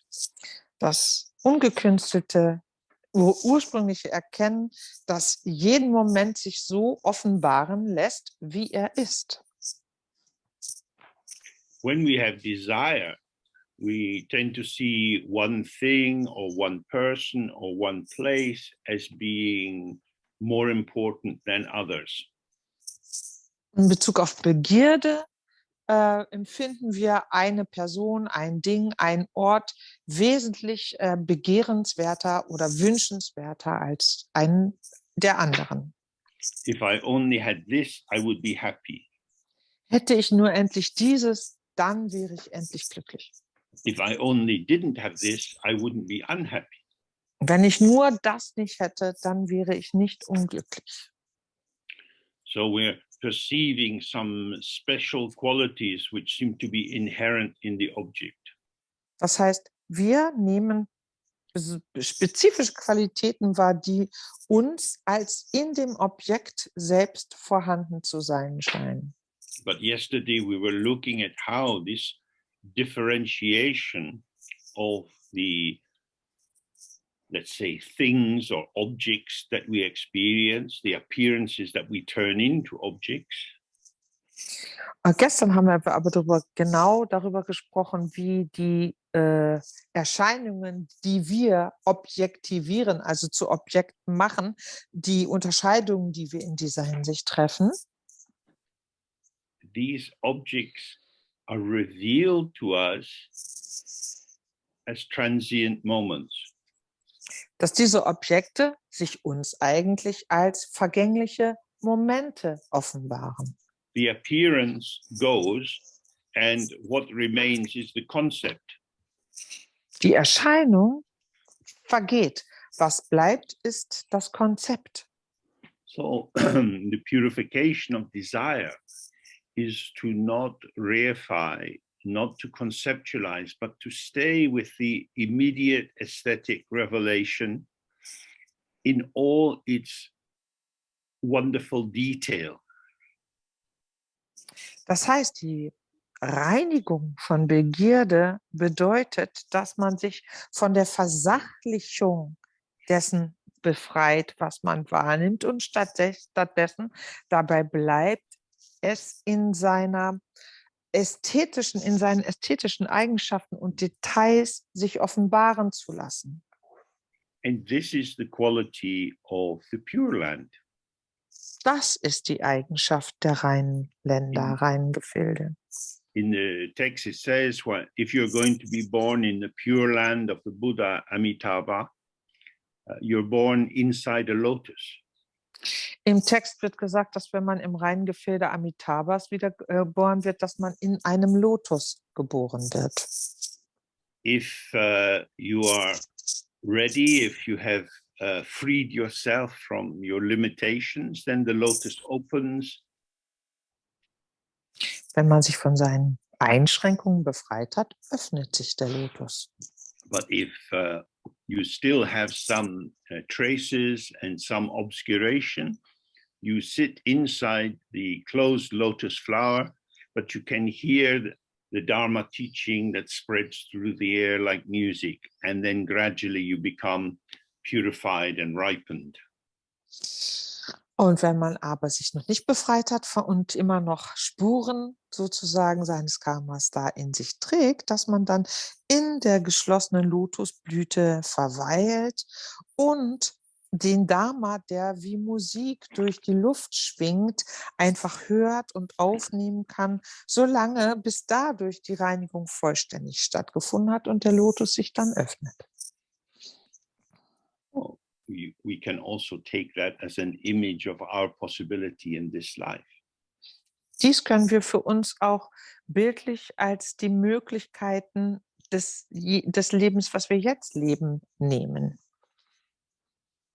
When we are muffled, when we are inside the flower or the cocoon of our self-reference, Solange wir oder wenn wir in dem Kokon sozusagen der Selbstbezogenheit sitzen, we don't hear the music of the Dharma directly. können wir die Musik des Dharma nicht direkt hören. And so we struggle to make sense of it. Darum bemühen wir uns, dem einen Sinn abzugewinnen. And to do that, we add our own concepts. Und dafür fügen wir unsere eigenen Vorstellungen und Konzepte hinzu. So that's why if we do a tantric practice, we believe, oh, everything is the pure body of the deity. All sound is mantra. Das ist der Grund, warum wir dann, wenn wir eine tantrische Praxis machen, wir solche Vorstellungen uns sagen und entwickeln. Alle Körper sind der reine Körper der Gottheit. Jeder Klang ist der Klang des Mantras. And because it's mantra, because it is pure, it's simply sound and emptiness. Und weil es There is no need to interpret it or project any additional meaning into it. Und weil es aber Mantra ist, nämlich Klang und Leerheit, ist aber gar keine Notwendigkeit gegeben, eine Bedeutung hinein zu interpretieren. Because in fact, the pure land is always here with us. Denn das reine Land umgibt uns jederzeit oder ist jederzeit präsent. Purity is intrinsic. Reinheit ist allem innewohnend. Impurity or obscuration or confusion is adventitious. It arrives, it has a beginning. Und Unreinheit, Verdunklung, Verwirrung ist etwas, was kommt, was dazukommt.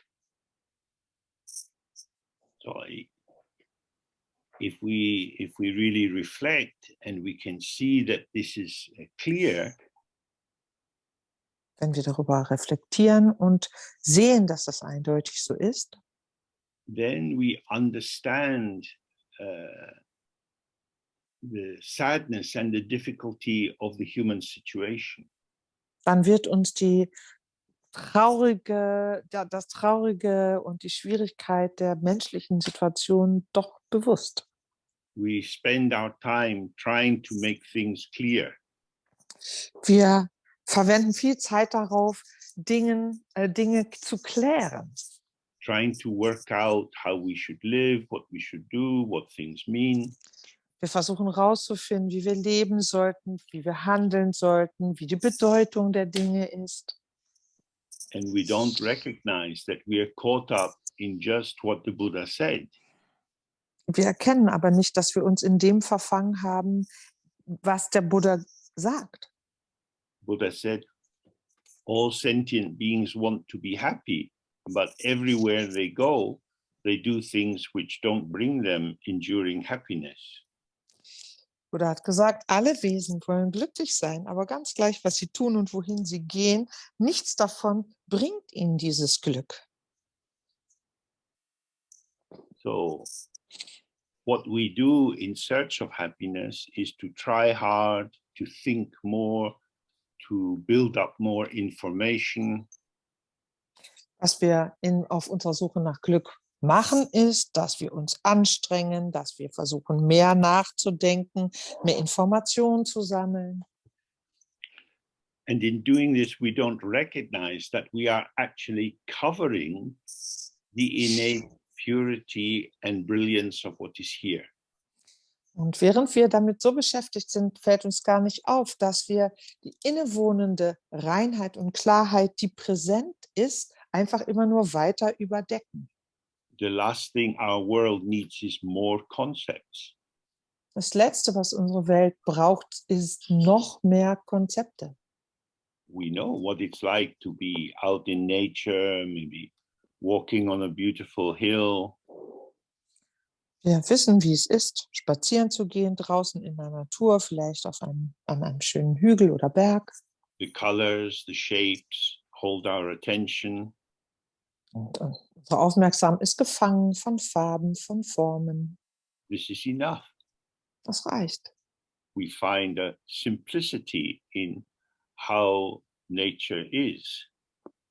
In der Art und Weise, wie die Natur ist, entdecken wir eine Schlichtheit. And by connecting with that, we find a simplicity in ourselves. Und dadurch, dass wir uns damit verbinden, entdecken wir auch die Schlichtheit in uns selbst. Doing less, we receive more. Dadurch, dass wir weniger machen, empfangen wir mehr. Doing more, we receive less. Indem wir mehr machen, empfangen wir weniger. That's a very simple principle. Ein ganz schlichtes Prinzip. Unnecessary busyness is unhelpful.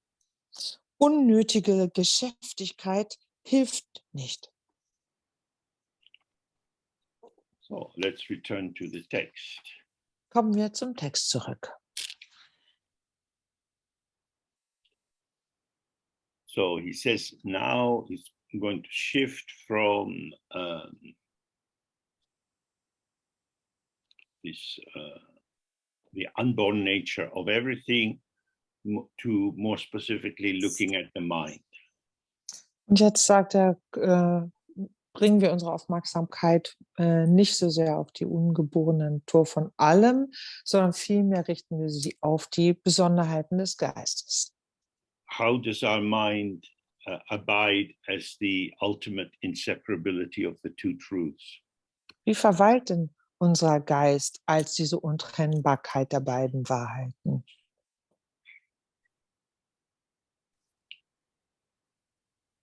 So he's saying, when the two truths are applied to the single mind itself, this is only the use of names and signs. Hier steht dann, wenn die beiden Wahrheiten Anwendung finden in Bezug auf den einen Geist selbst, dann ist das hier, geht es nicht über die Benutzung von Namen und Zeichen hinaus. It is nothing more than conventional identification.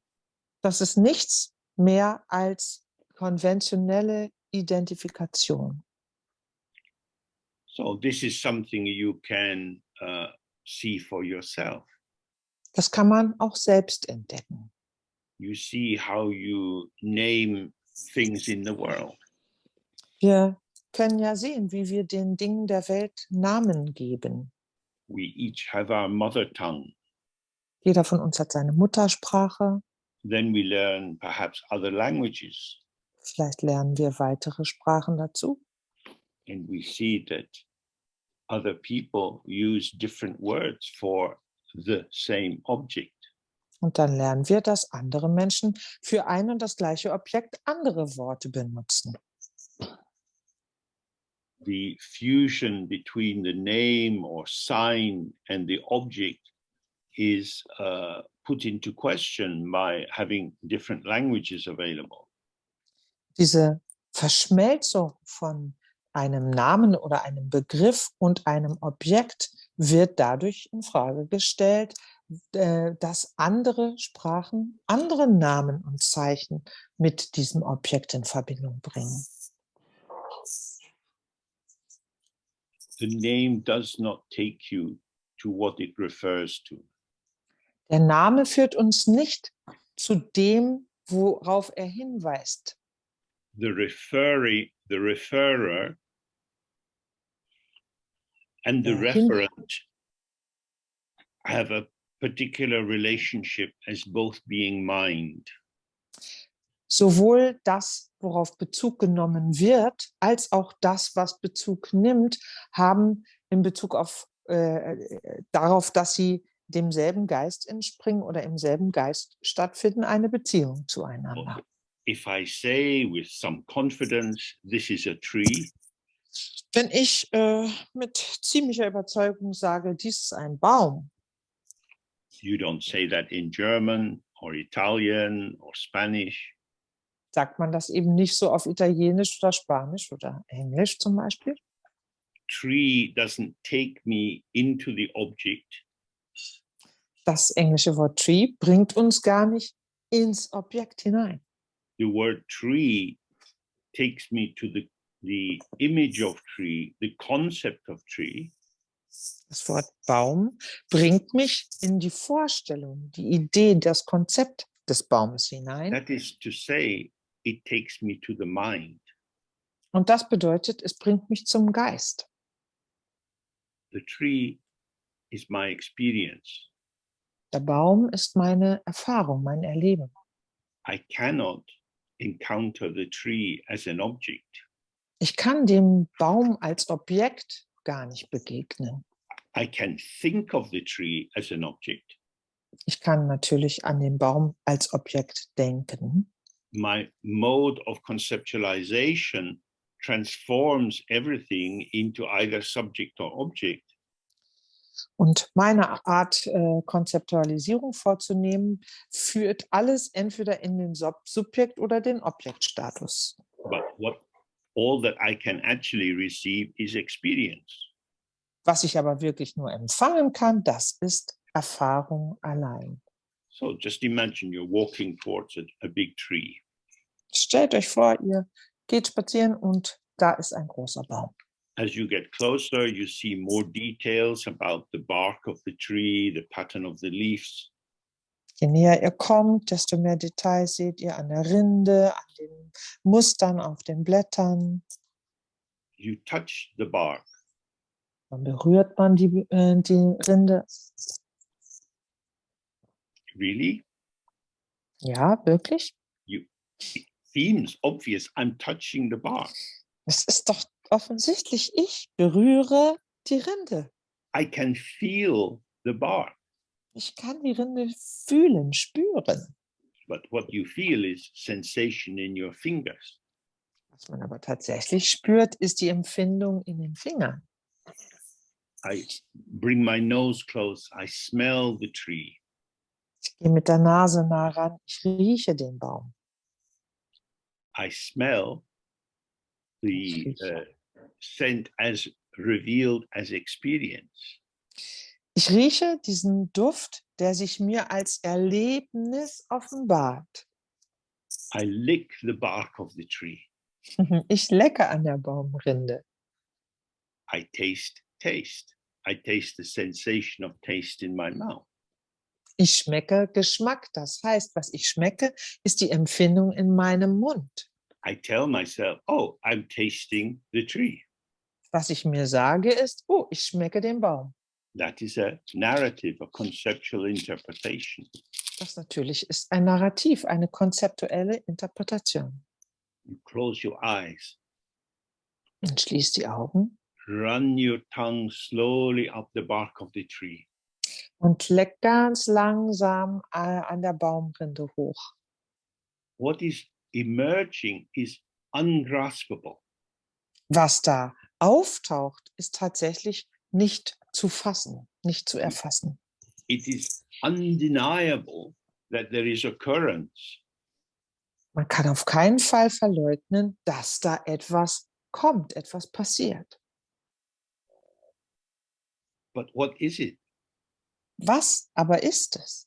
If you apply your interpretation, the bark of this tree is rough, the taste is a little bitter, and so on, you are telling yourself about the tree.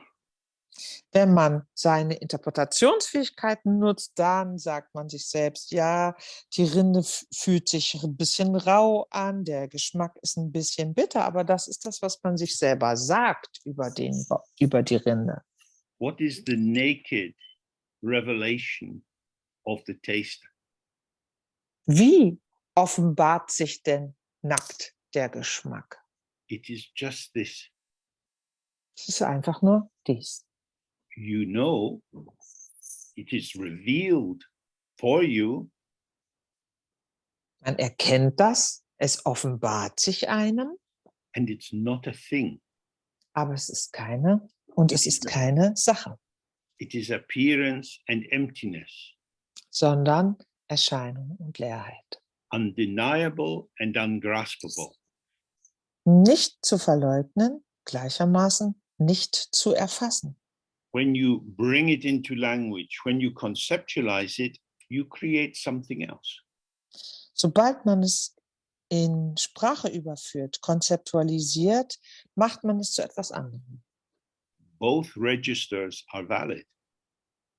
Und diese beiden Register, also welchen Weg man geht sozusagen, sind beide gleichermaßen gültig. As human beings, we communicate through language. We have learned many different concepts and words, and we know how to move these around and apply them.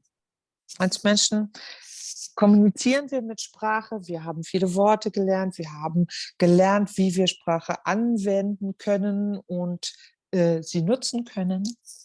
This is our impure relative truth. Das ist unsere unreine relative Wahrheit. Because if my tongue is going up the bark and I think, oh, this is very bitter.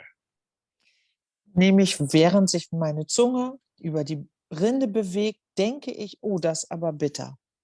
I already have my interpretive matrix ready, which reassures me, yes, bitter is not very pleasant. Don't lick it anymore. Ich habe sozusagen schon meine vorbereitete interpretativen Kontext parat, der mir sagt, ah ja, bitter ist gar nicht so gut, bitter ist gar nicht lecker und deswegen sollte ich davon jetzt nicht mehr zu mir nehmen. Thus, as we looked yesterday, as soon as we establish the object, we have liking and not liking, leading to different emotional responses according to the 5 poisons. Wie wir gestern auch betrachtet haben, sobald wir etwas als Objekt betrachten, folgt automatisch eine Einteilung in es mögen oder es nicht mögen, wodurch automatisch emotionale Reaktionen darauf folgen im Kontext oder Rahmen der 5 Geistesgifte. So, that's an example about something, as it were, outer.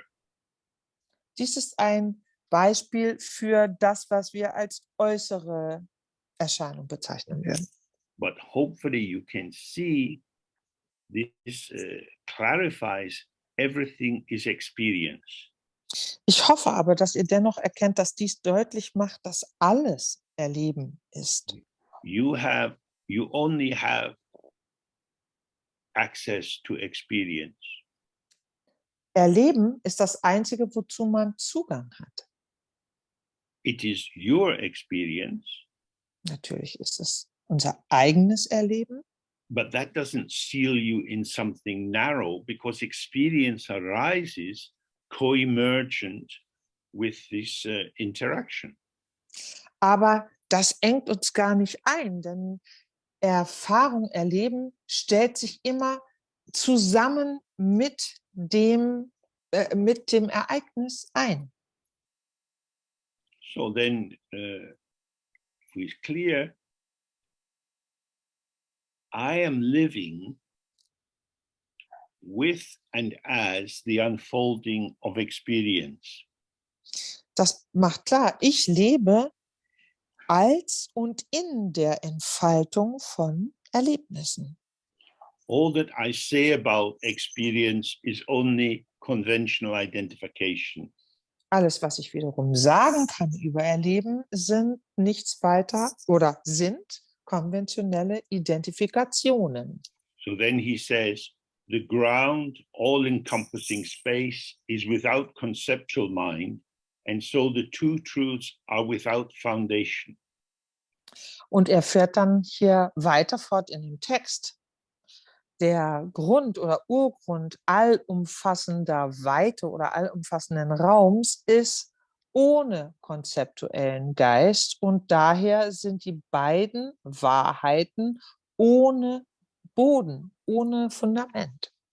So if I'm open to a sound without interpreting it, Wenn ich mich einfach einem Klang öffne, ohne den zu interpretieren. or if I'm directly present with the revelation of the taste when my tongue is on the bark, Oder wenn ich einfach nur direkt bei der Offenbarung des Empfindens von einem Geschmack bleibe, während ich an der Rinde lecke.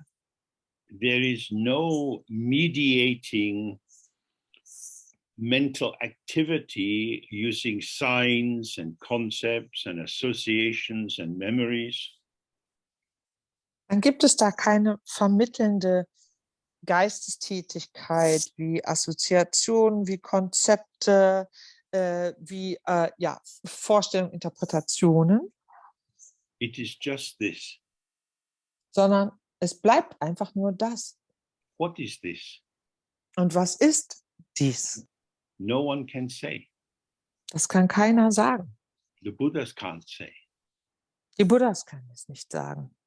So it said in the text that when the Buddha died, he said, I've shown you the way.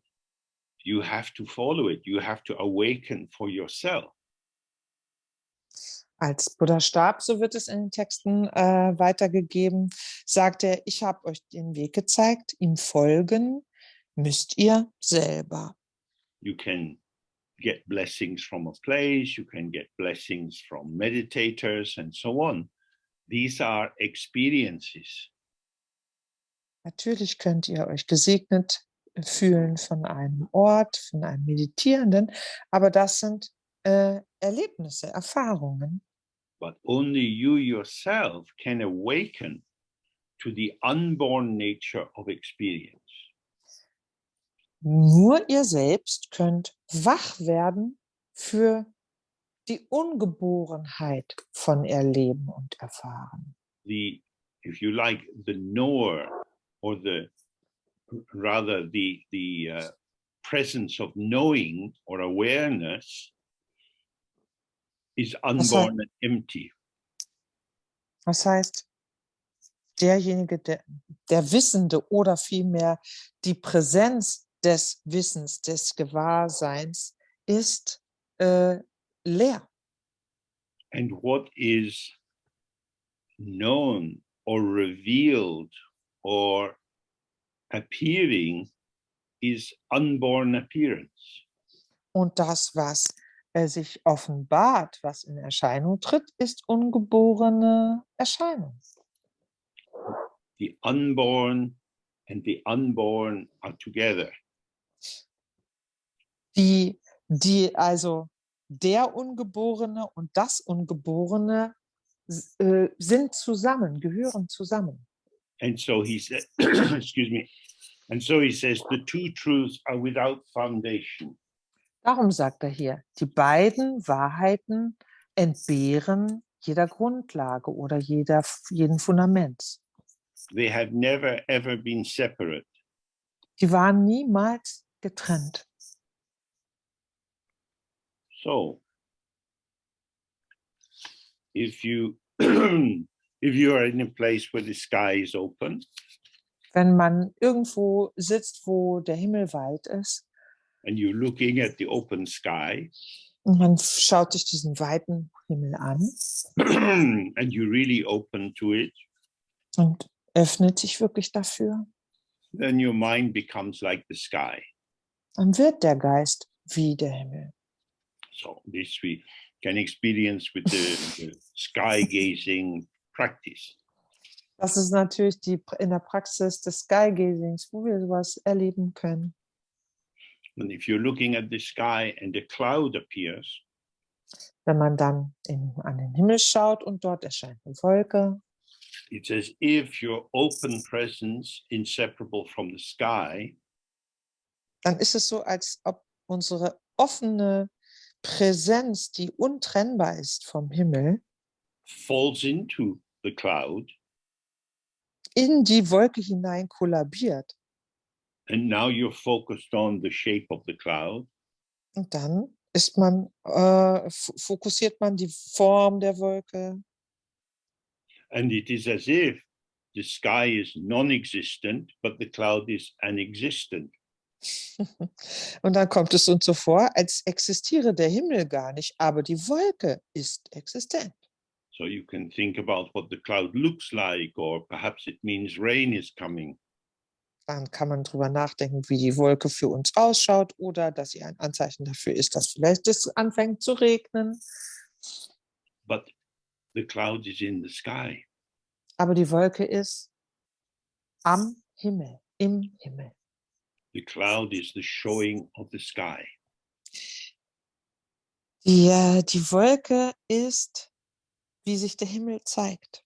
It is within the sky, but it is as if your conceptualization of the cloud takes it out of the sky and makes it something separate.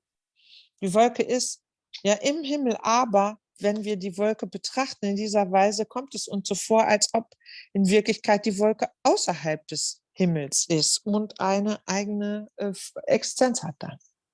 It's the same with the reflection in the mirror. Genau das Gleiche gilt für das Spiegelbild. For example, you can put a mirror up and put some neutral object outside. Man kann zum Beispiel einen Spiegel aufstellen und davor ein neutrales Objekt hinstellen. You see the reflection. Dann sieht man das Abbild It's some shape in the mirror. als irgendeine Form im Spiegel. Then you move over and you look into the mirror yourself. Dann rückt man ein Stück rüber und schaut selbst in den Spiegel. Oh, you have a strong recognition. This is my face. Dann erkennt man definitiv, ach, das ist mein Gesicht. In this recognition brings the shape of your embodiment into the foreground as figure, and the rest is in the background and unattended to. Und das heißt, durch dieses starke Wiedererkennungswert rückt einfach unsere Verkörperung für uns total in den Vordergrund und alles andere versackt im Hintergrund, was ansonsten noch sich zeigt dort. You have fallen into the reflection, and that falling into it or merging with it or giving attention to it makes it something which seems to take it out of the mirror. Und wir sind quasi mit unserem Gewahrsein in dieses Abbild hineingefallen, hineingestürzt, verschmolzen damit. Unsere ganze Aufmerksamkeit gilt dem und dadurch kommt es uns so, dadurch fühlt es sich so an, als wäre dieses Abbild plötzlich getrennt vom Spiegel, etwas außerhalb des Spiegels. So if you hold these two examples in mind and you reflect on your own experience of meditation, wenn man diese beiden Beispiele mal im Gedächtnis behält und dann sich seine eigene Meditationserfahrung anschaut, then you can recall that you're sitting with your practice, maybe relaxed and open. dann erinnern wir uns vielleicht, dass wir in der Praxis da sitzen, vielleicht sind wir entspannt und offen. And something occurs. Und dann taucht irgendwas auf. And you fall into it. Und irgendwie fallen wir dort hinein. You're distracted. You're carried into wherever this thought formation is going. Wir sind abgelenkt, werden mitgerissen von diesem Gedankengebilden, die irgendwo hingehen. The thought has arisen in your mind. Der Gedanke ist in unserem Geist erschienen. It hasn't come from anywhere else. Der ist von nirgends anders hergekommen. And yet, in the intensity of your lock-on to the thought, Durch your diese, open awareness collapses into a dualistic focus on an object. aber durch dieses plötzlich Festklemmen oder hineingestürzt sein in die Gedanken, wird unser offenes Gewahrsein oder kollabiert unser offenes Gewahrsein in diese dualistische, in diese dualistische Dimension. This is very interesting. Und das ist sehr interessant. You have gone somewhere without going anywhere. Man ist, ohne sich zu bewegen, woanders hingegangen. It is as if I'm lost, I'm distracted. Als ob ich mich verloren hätte, abgelenkt wäre. The thought has taken me away from the open mind.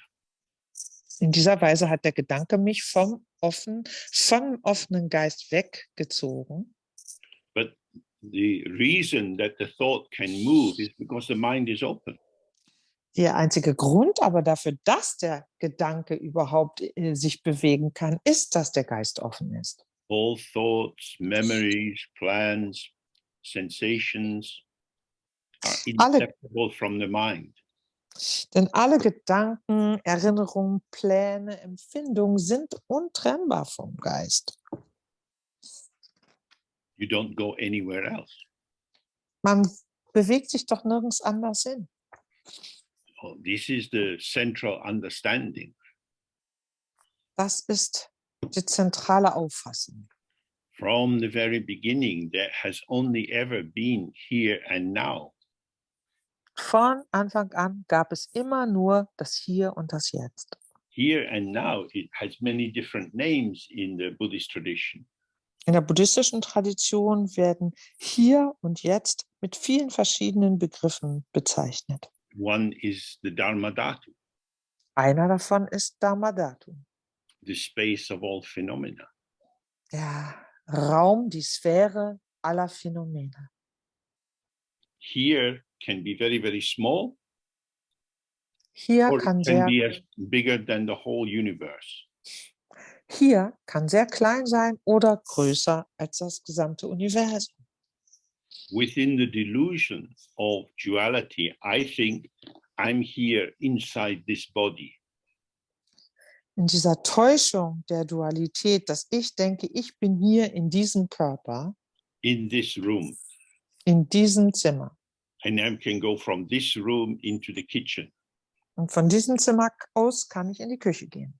Then I will be somewhere else. Dann werde ich woanders sein. This is what he means. The world as conditioned or cooked or prepared by conventional signs. Das ist das, worauf er sich hier bezieht. Die Welt als die durch Begriffe, auf die man sich geeinigt hat, quasi verarbeitet wird, bereitet wird. But I'm here. Ich bin aber doch hier. If I get up and I move out towards the door to go to the kitchen, at each moment, I'm here. Auch wenn ich aufstehe, durch diese Tür gehe, in die Küche hinein, bin ich in jedem Moment, in jedem Augenblick hier. Always here. Immer hier. Always now. Immer jetzt. I can't be in the past. Past is gone. Ich kann gar nicht in der Vergangenheit sein. Die Vergangenheit ist weg. The future hasn't come. Die Zukunft ist noch nicht gekommen. There is only here and now. Es gibt nur hier und jetzt. Here and now is like the sky. Hier und jetzt ist wie der Himmel. Sometimes it's clear, sometimes it's cloudy. Manchmal klar, manchmal bewölkt. When here and now is cloudy, that's when I think I'm somewhere else. Dann, wenn hier und jetzt bewölkt ist, habe ich die Vorstellung, ich bin woanders. I think I'm somewhere else. Ich denke, dass ich woanders bin. That's a cloud. Das ist eine Wolke. The cloud is in the sky. Die Wolke ist am Himmel. The thought, oh, I was distracted, Der Gedanke, ich war abgelenkt, is here. ist hier. But I hear it mediated through believing that the concept is telling me about something else. Ich höre das aber durch den Schleier dieses Konzepts, das mir sagt, dass es irgendwo anders ist. That is a concept. Das ist ein Konzept. So this is what he's saying. He said the ground of all-encompassing space, that is the here and now openness, everything that occurs is only ever just this.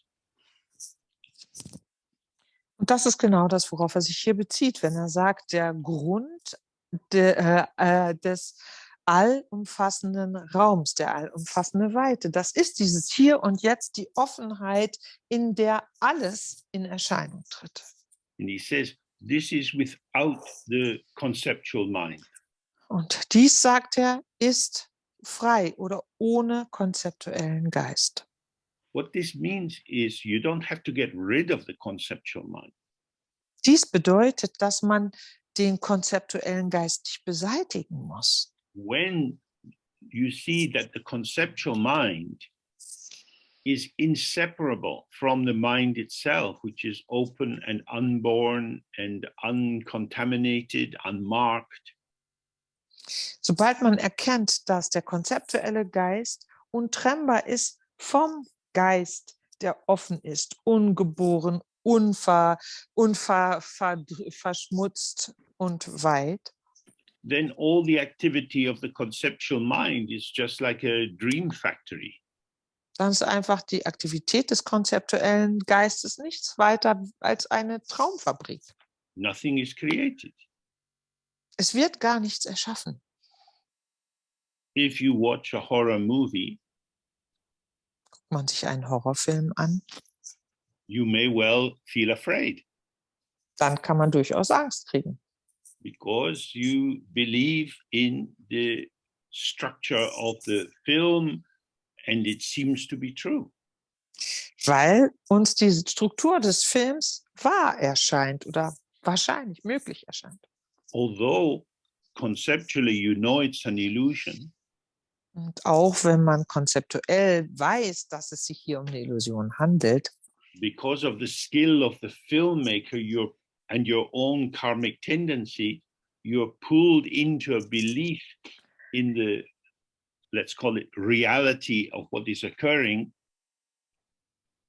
nur wegen der Geschicklichkeit der Filmemacher und der eigenen karmischen Voraussetzungen, die man mitbringt, kommt man an diesen Glauben, dass das eine Realität ist, die erscheint.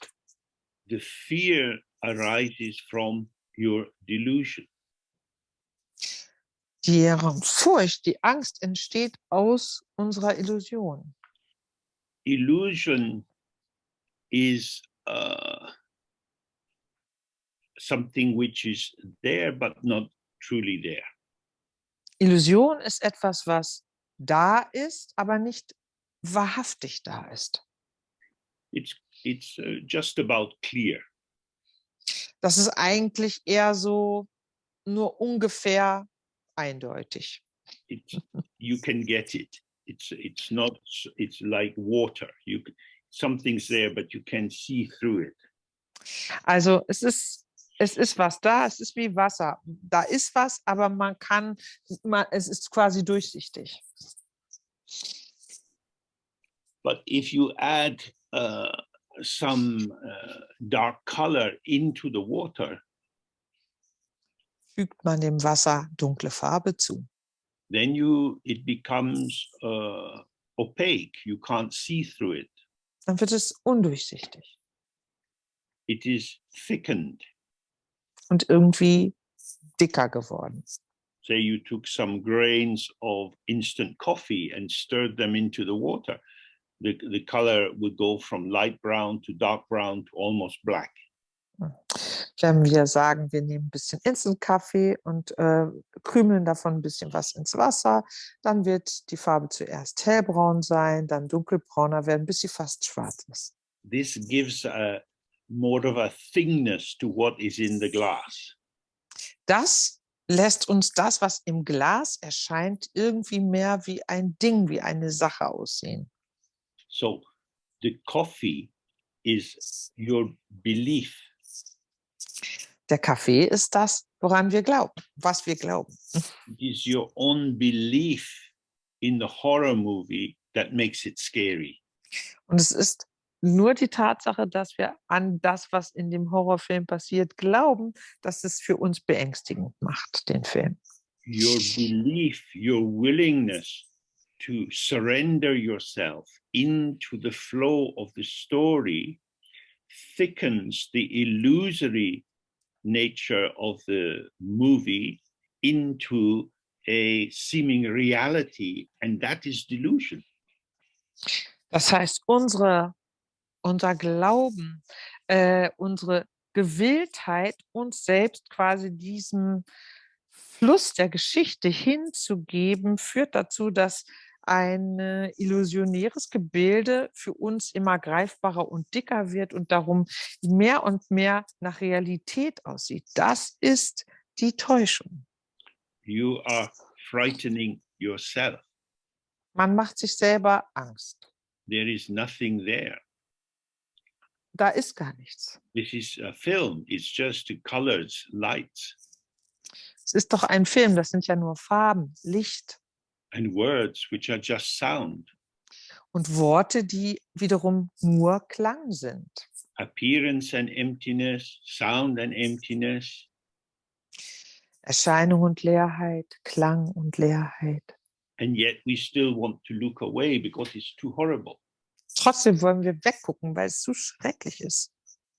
Your own mental dullness is revealed daily.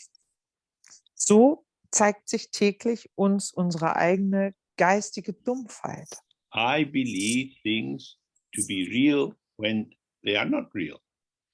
Ich glaube, dass Dinge real sind, obwohl sie es nicht sind.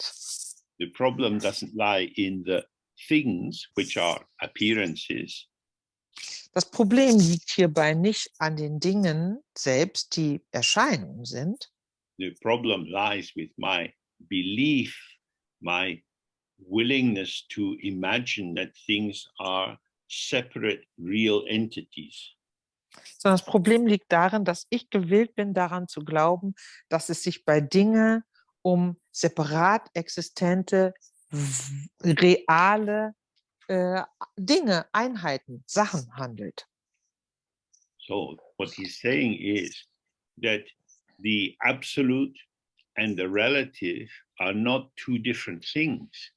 Was er hier also sagt, ist, dass Absolutes und Relatives nicht zwei verschiedene Dinge sind. When they are co-present, wenn sie zusammen präsent sind. then the illusory form remains illusion, like a dreamlike clarity. Dann bleibt die illusionäre Form Illusion, wie eine traumgleiche Klarheit. But if you fall into the illusion and believe it to be real, it will be a delusion and you will get lost. Sobald man aber in diese Illusion hineinstürzt, als ob sie real wäre, dann, das ist die Täuschung, dann verliert man sich. So he's saying the ground of all this experience is the Dharma Dhatu, the space within which everything occurs, the unborn space of unborn appearances. Und er sagt, der Grund, aus dem all dieses in Erscheinung tritt, ist der Dharma Dhatu, die Sphäre der Phänomene, aus der heraus alles in Erscheinung tritt. And he says, if you see this, then the result is you have the same understanding or insight as the Buddha. Und wenn man dies erkennt, ich muss nur kurz sagen, also alles, was erscheint aus diesem ungeborenen Grund, ist ebenfalls ungeboren. Und wenn man das erkennt, dann sieht man das, was ein Buddha sieht. And this is without conceptual mind. Und das ist ohne konzeptuellen Geist. Now, again, we have to be clear what the word without means. Hier müssen wir klären, was dieses Wort ohne bedeuten soll. It doesn't mean that there is no conceptual mind at all. Das bedeutet nicht, dass es gar keinen konzeptuellen Geist gibt. It means that the conceptual mind doesn't touch the open mind itself. Was das sagen will, ist, dass der konzeptuelle Geist einfach nicht den offenen Geist als solches berührt. If without the conceptual mind, we wouldn't have any connectivity. Ohne den konzeptuellen Geist könnten wir uns nicht verbinden. Sometimes when I was in India a long time ago, I would go to see, when I was first there, I would go to see lamas. Als ich vor langer Zeit in Indien war, am Anfang, habe ich Lamas besucht. They didn't know any English. I didn't know any Tibetan. Die konnten kein Englisch, ich konnte kein Tibetisch. So we look at each other and smile. Da haben wir einander angelächelt. That was very nice. Das war schön. But I didn't learn any Dharma that way. Aber natürlich habe ich auf diese Weise keinen Dharma gelernt. I learned a little bit of Tibetan and other people could translate for me. And so I started to learn the meaning of the text. Und ich habe dann ein bisschen Tibetisch gelernt. Es gab Leute, die mir was übersetzt haben. Und auf diese Weise habe ich ein bisschen Dharma gelernt. That is to say, for human beings, most of us need some kind of conceptual transmission. Das zeigt einfach, dass die meisten von uns als menschliche Wesen einfach einen konzeptuellen Übertragungsweg brauchen. So in the Dzogchen tradition, we have the first level of transmission is direct mind to mind for the Buddhas. Im Dzogchen sprechen wir auf der ersten Ebene der Übertragung von der Geist-zu-Geist-Übertragung der Buddhas. And the second is the symbolic transmission. Die zweite Ebene der Übertragung ist die symbolische Übertragung. Which is the transmission of the great yogis, the Rigsins, the Vidyadhara enlightened ones. Das ist die Übertragung der großen Yogis, der Rigsins, der Vidyadharas, der Erleuchteten. But then we have the third level of transmission, which is through the ear hole of human beings. Die dritte Ebene der Übertragung findet statt durch die Ohröffnungen menschlicher Wesen. So this first appeared as Garab Dorji saying his famous 3 statements, which were received by Manjushri Mitra. Das ist passiert, als Garab Dorje seine 3 Aussprüche oder Statements formuliert hat, die er von Manjushri Mitra empfangen hat. If Garab Dorji hadn't spoken, most of us wouldn't understand anything. Wenn Garab Dorje das nicht in Worte gefasst hätte, würden die meisten von uns nichts verstehen. In terms of this world, compassion involves connectivity, and language is a mode of connectivity. Auf unsere Welt gemünzt bedeutet Mitgefühl also Verbindungsfähigkeit und Sprache ist eine mögliche Weise, sich zu verbinden. The key issue is to become aware that language is not different from emptiness. Der Schlüssel hier ist, dass man erkennt, dass Sprache nicht was anderes ist als Leerheit. As some of us have looked many times, we go from the breath to to mama, papa, and all the words spread from this.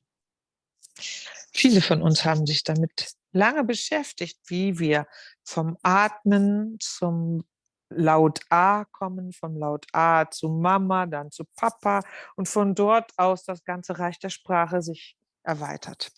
Like in the sky, the wind blows, and so the leaves in the tree shake. Am Himmel oder im Himmel, in der Weite des Himmels weht der Wind, darum bewegen sich die Blätter an den Bäumen.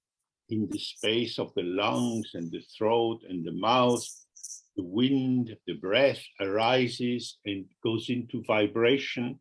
And so these sounds come out, which we interpret as words.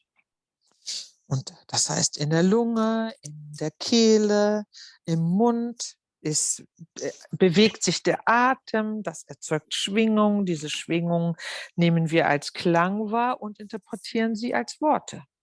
This is the sound of emptiness. Das ist der Klang der Leerheit. This sound is the equivalent of a mirage. Dieser Klang entspricht einer Luftspiegelung. It is an illusion. Es ist eine Illusion. We add the concepts, the instant coffee grains. Wir fügen die Konzepte hinzu, das heißt den Pulverkaffee. And the words become opaque and dense and carry real meaning.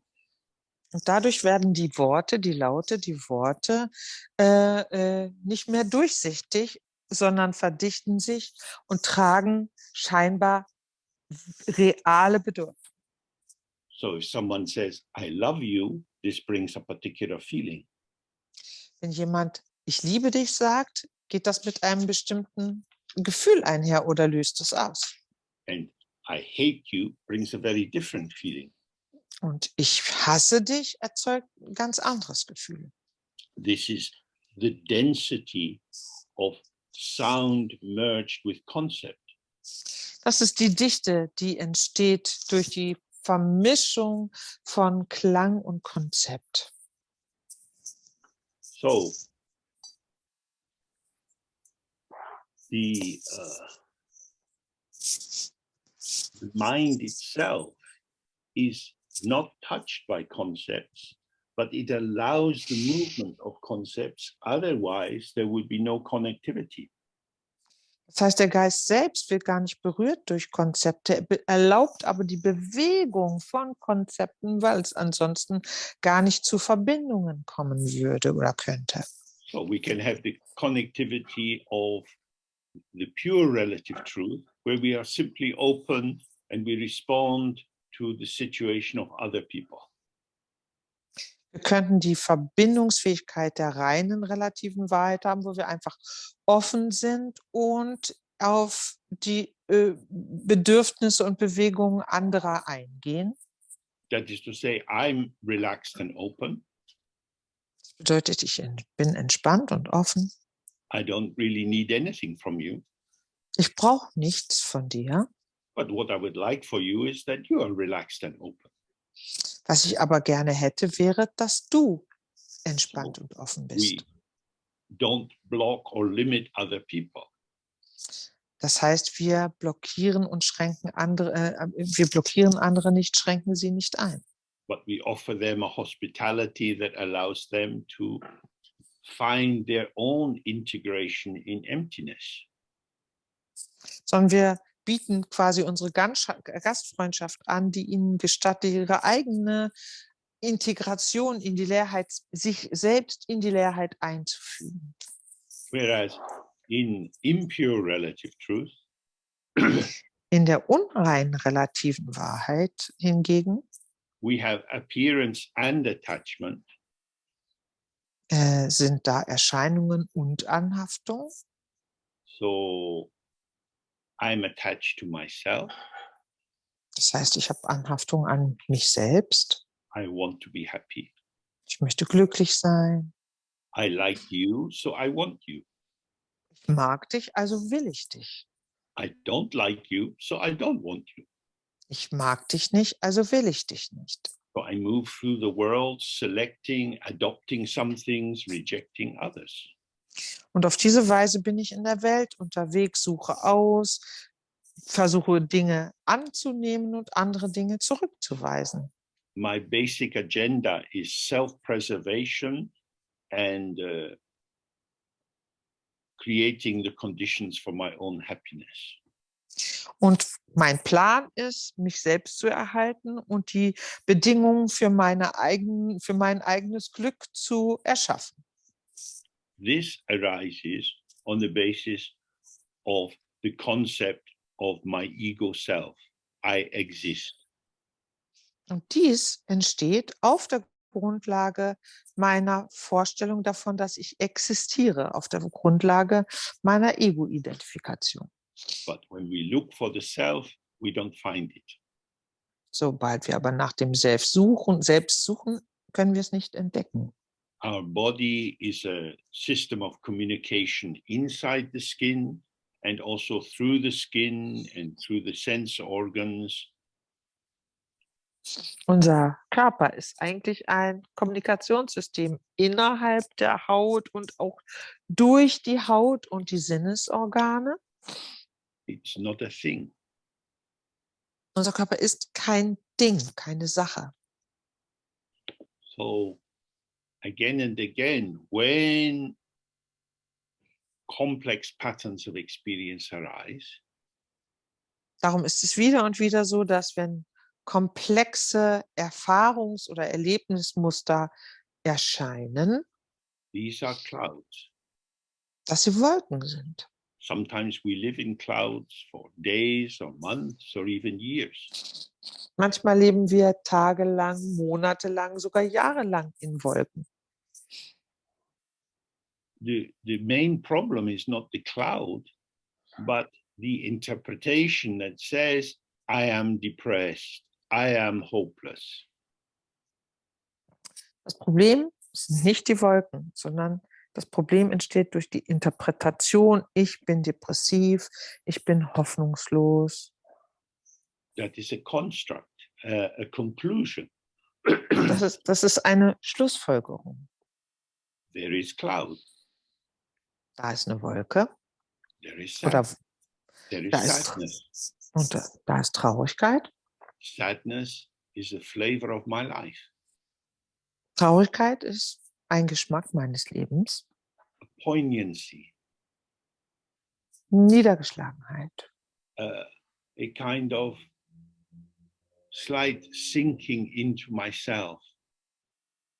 Oder die Tendenz, ein bisschen niedergedrückt zu sein, hinein in mich selbst. An unavailability. Nicht offen zu sein für andere. I can't be bothered. Ich habe einfach keine Lust. A turning away. Ich wende mich ab. These are all movements of the mind. All dies sind Bewegungen des Geistes. There is no need for any conclusion about them. Man muss daraus keine Schlussfolgerungen ziehen. Ist nicht nötig. If you stay with the dynamism of the patterning of experience, you find it is inseparable from the mind.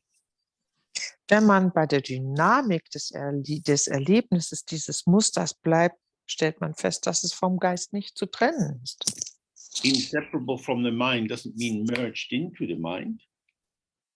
Vom Geist nicht trennbar bedeutet nicht vermixt mit dem Geist. It means inseparable from the mind, the way the reflection is inseparable from the mirror.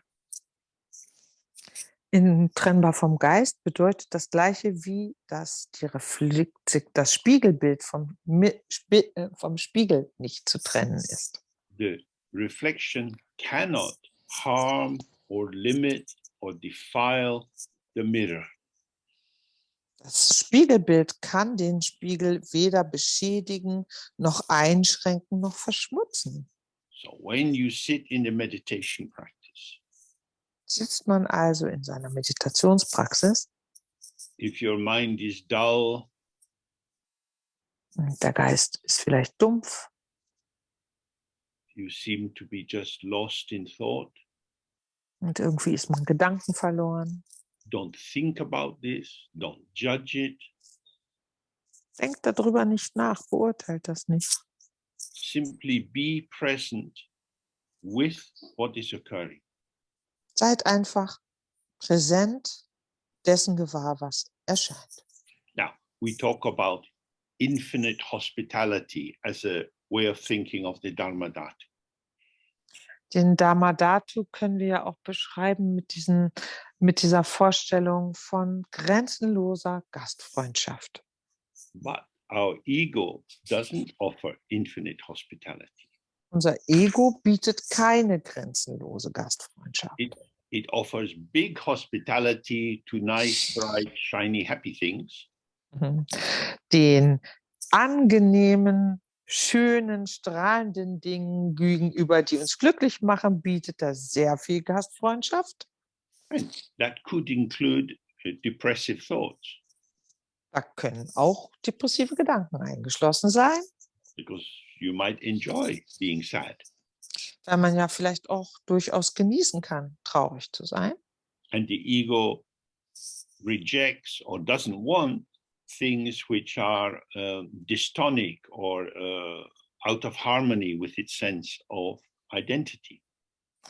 Aber die Dinge, die dem Ego als nicht harmonisch im Fluss mit dem, womit es sich identifizieren möchte, erscheint, weist es zurück.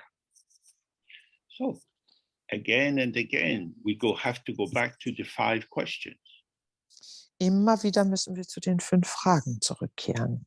Until you are very clear that your mind is unborn, then Bis, the tendency to identify as a thing, as a person, as a limited unit will occur.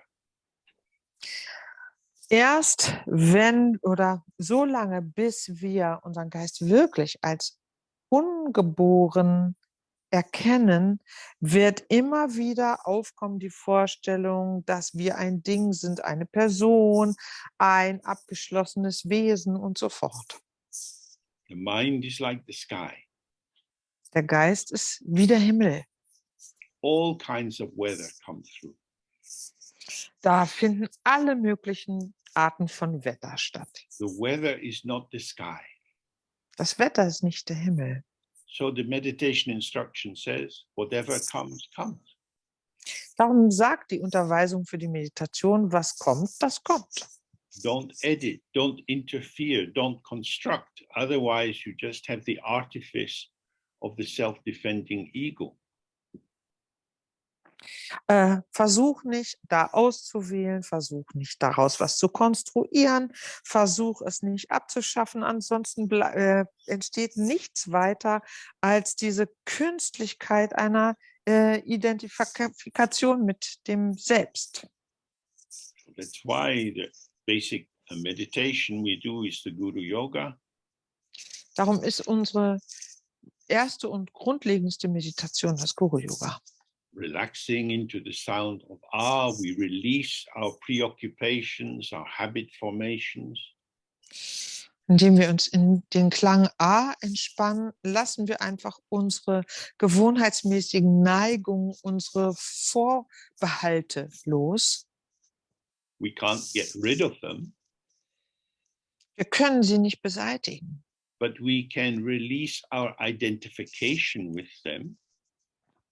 was wir aber lösen können, ist unsere Identifikation mit ihnen. Just as if you decide to stop smoking cigarettes, Als würde man zum Beispiel sich entscheiden, mit dem Rauchen aufzuhören. that doesn't remove all the cigarettes in the world. Das beseitigt ganz eindeutig nicht alle Zigaretten der Welt. You sit maybe in a cafe and someone's smoking. Man sitzt vielleicht in einem Café und jemand raucht. You could have a cigarette, Man könnte selber rauchen, eine. but you don't smoke. Aber man raucht ja nicht mehr. Smoke is there, cigarettes are there, but you don't smoke. Rauch ist da, Zigaretten sind da, aber man selbst raucht nicht. If you imagine that you're going to have a mind that will never ever have troubling thoughts, any kind of difficulty, that would be very strange. Wenn man die Idee hat, dass man einen Geist haben sollte irgendwann, der wirklich niemals sorgenvolle oder schwierige Gedanken und Impulse erlebt, das wäre merkwürdig. Part of how we relate to other people is our empathic attunement. Denn wir treten zu anderen durch dadurch in Beziehung, dass wir uns empathisch auf sie einlassen. That is to say, we know what it's like to get involved, to be lost in a habit formation. Das bedeutet einfach, wir wissen, wie sich das anfühlt, wenn man sich in einer Gewohnheit verliert. But we relax our identification with it. Was wir aber tun, ist, uns nicht mehr damit zu identifizieren. You're sitting at a small table in the cafe with a friend. In dem Café sitzt man an einem kleinen Tisch mit einem Freund They're smoking a cigarette. und dieser Freund, die Freundin raucht. That's what's happening. Ja, das passiert. It's happening in the space.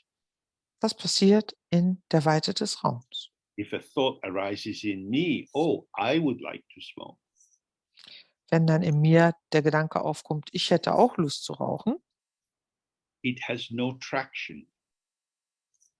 dann hat das in Wirklichkeit gar keinen Weg, der zusammenhängt. The thought of smoking a cigarette cannot hook the habit of smoking. Denn der Gedanke, ich würde gerne rauchen, kann diese Gewohnheit des Rauchens gar nicht erfassen. Because the thought of having a cigarette is an illusory appearance and emptiness.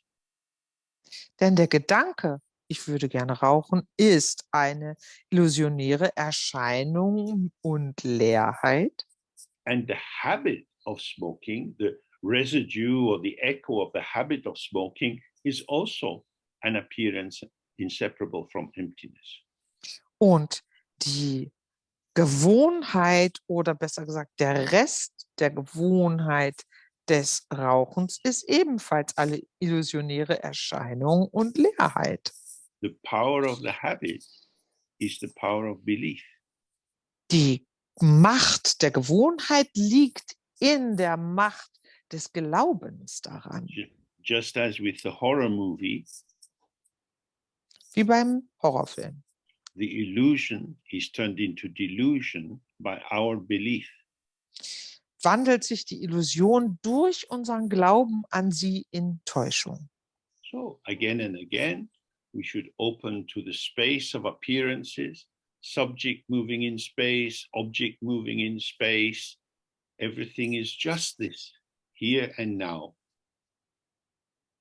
Und darum sollten wir uns öffnen für die Sphäre der Erscheinungen, in der sich sowohl Subjekt bewegt als auch Objekt bewegt. Und das ist nichts weiter als einfach nur hier und jetzt. Okay, so now we take a break, say 25 minutes. Jetzt machen wir 25 Minuten Pause. Bye for now. Bis gleich. Bye. Go on. Okay, Gut. so now we continue with the text. Wir fahren mit dem Text fort.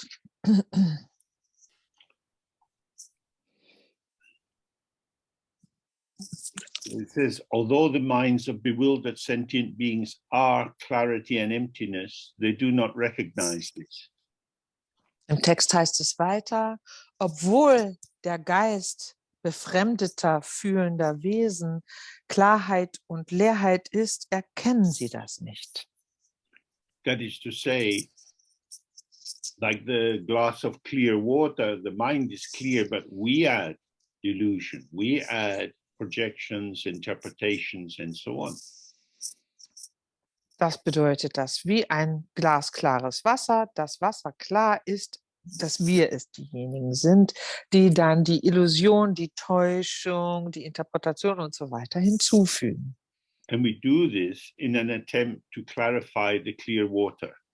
Und das tun wir, um dieses klare Wasser klarer, für uns klarer zu machen.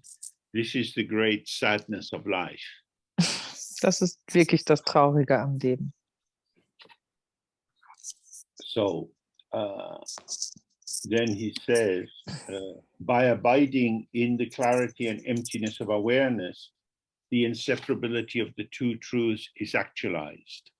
Er fährt dann fort, dadurch, dass wir in der Klarheit und Leerheit des Gewahrseins verweilen, die Untrennbarkeit der zwei Wahrheiten sich entfaltet.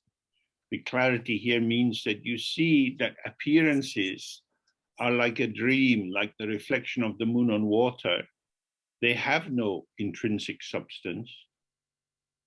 Und Klarheit bedeutet hier, dass die alle Erscheinungen, wir wissen und wahrnehmen, dass alle Erscheinungen wie die Spiegelung des Mondes im Wasser ist und sie völlig frei sind von eigener Substanz.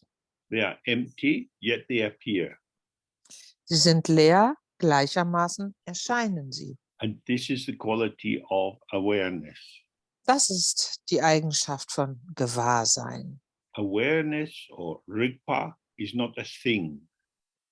Gewahrsein, Rigpa, ist keine Sache, kein Ding. It's not something that you have or you could lose. Das ist nicht etwas, das man besitzt oder verlieren könnte. It's the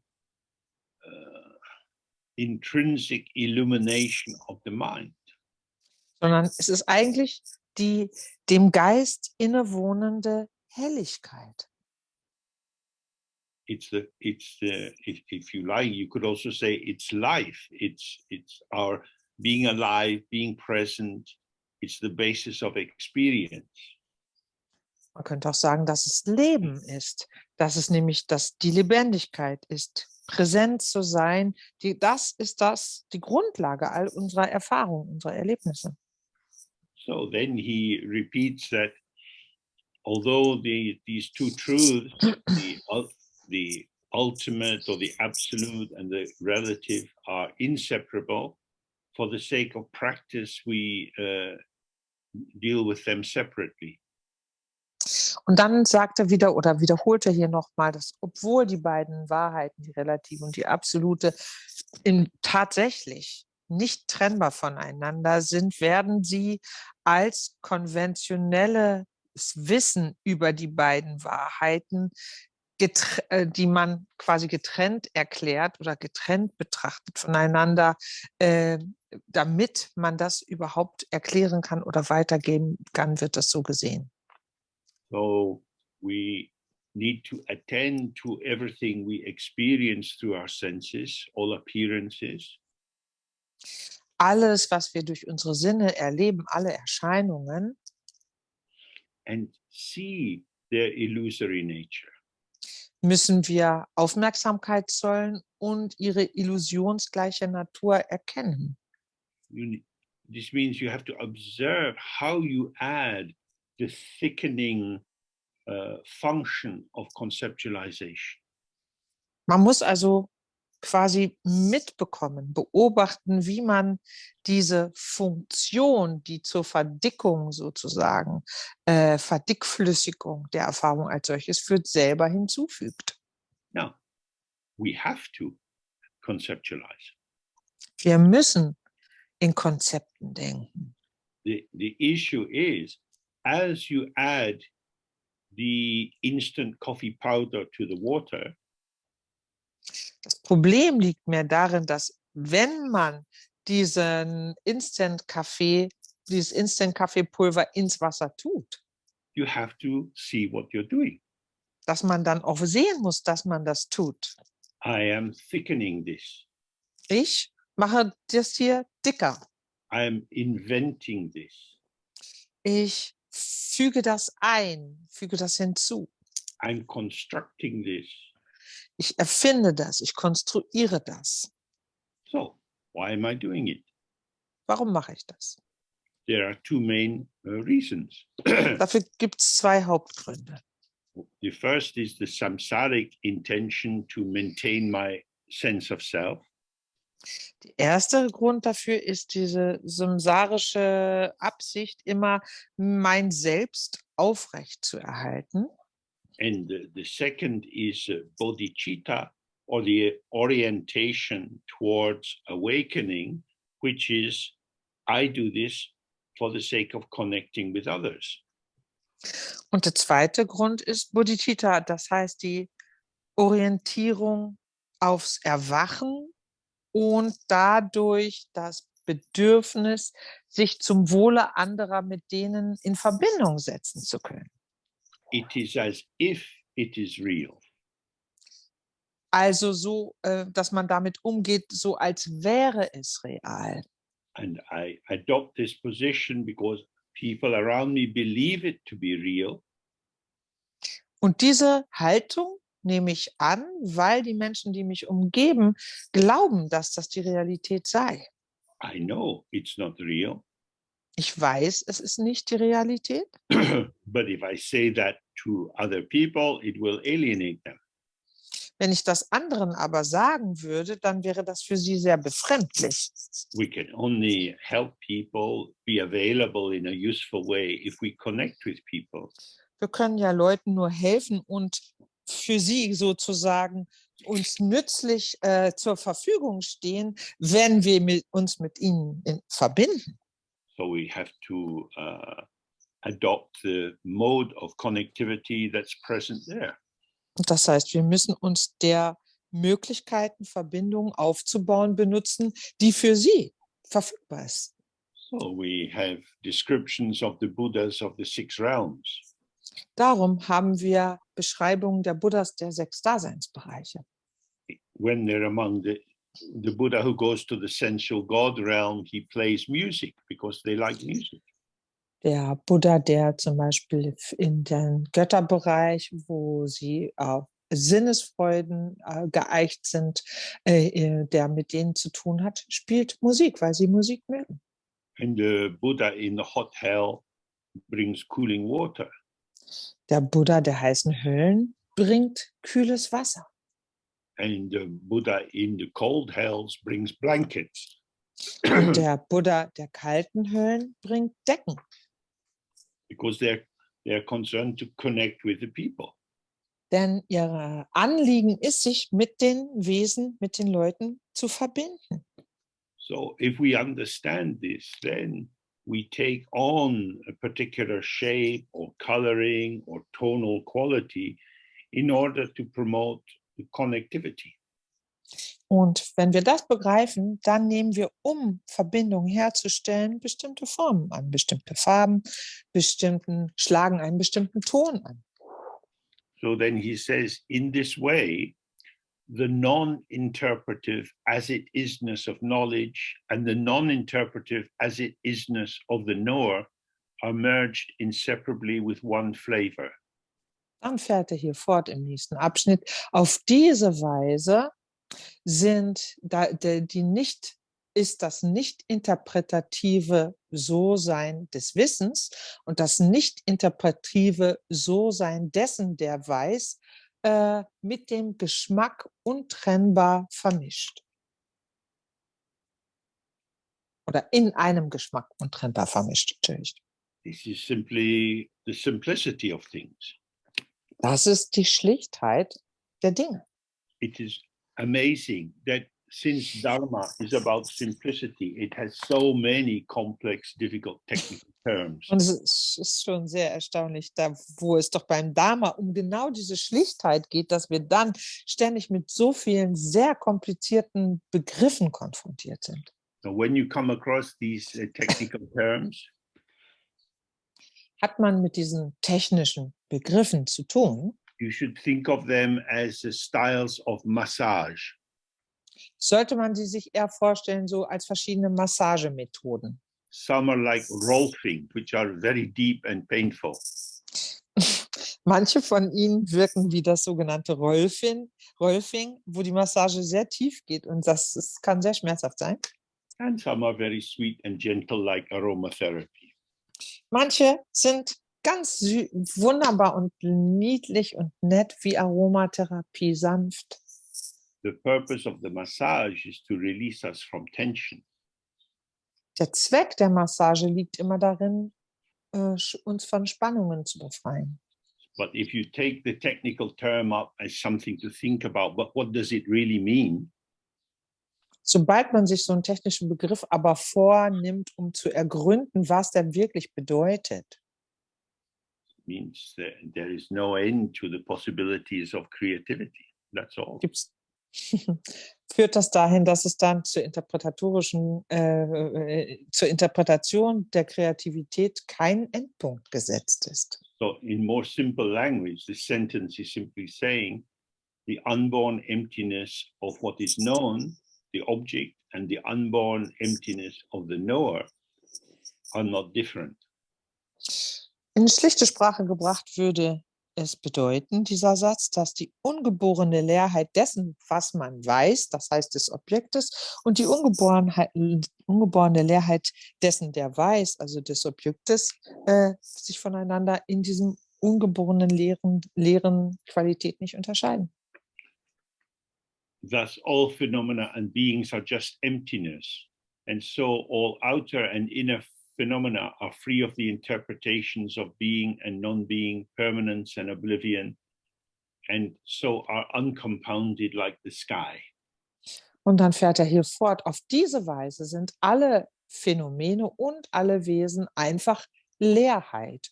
Und deshalb sind alle äußeren und inneren Phänomene frei von den Interpretationen als seiend oder nicht seiend, als dauerhaft oder ungreifbar. Und in dieser Weise sind sie wie der Himmel nicht zusammengesetzt.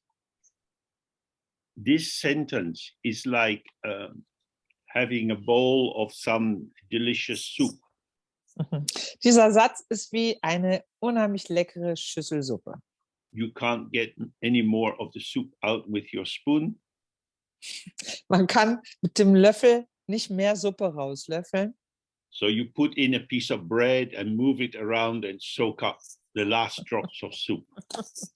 Und deswegen nimmt man ein Stück trockenes Brot und wischt dann die Schüssel aus mit dem Brot, um auch den letzten Rest der Suppe noch aufzusaugen und sich einzuverleiben. So saying whatever kind of entities or phenomena as real you can imagine, they are all empty and they are not like this, they're not like that, whether you say existing or non-existing, permanent, impermanent, whatever terms you might believe in, nothing is born, everything is empty.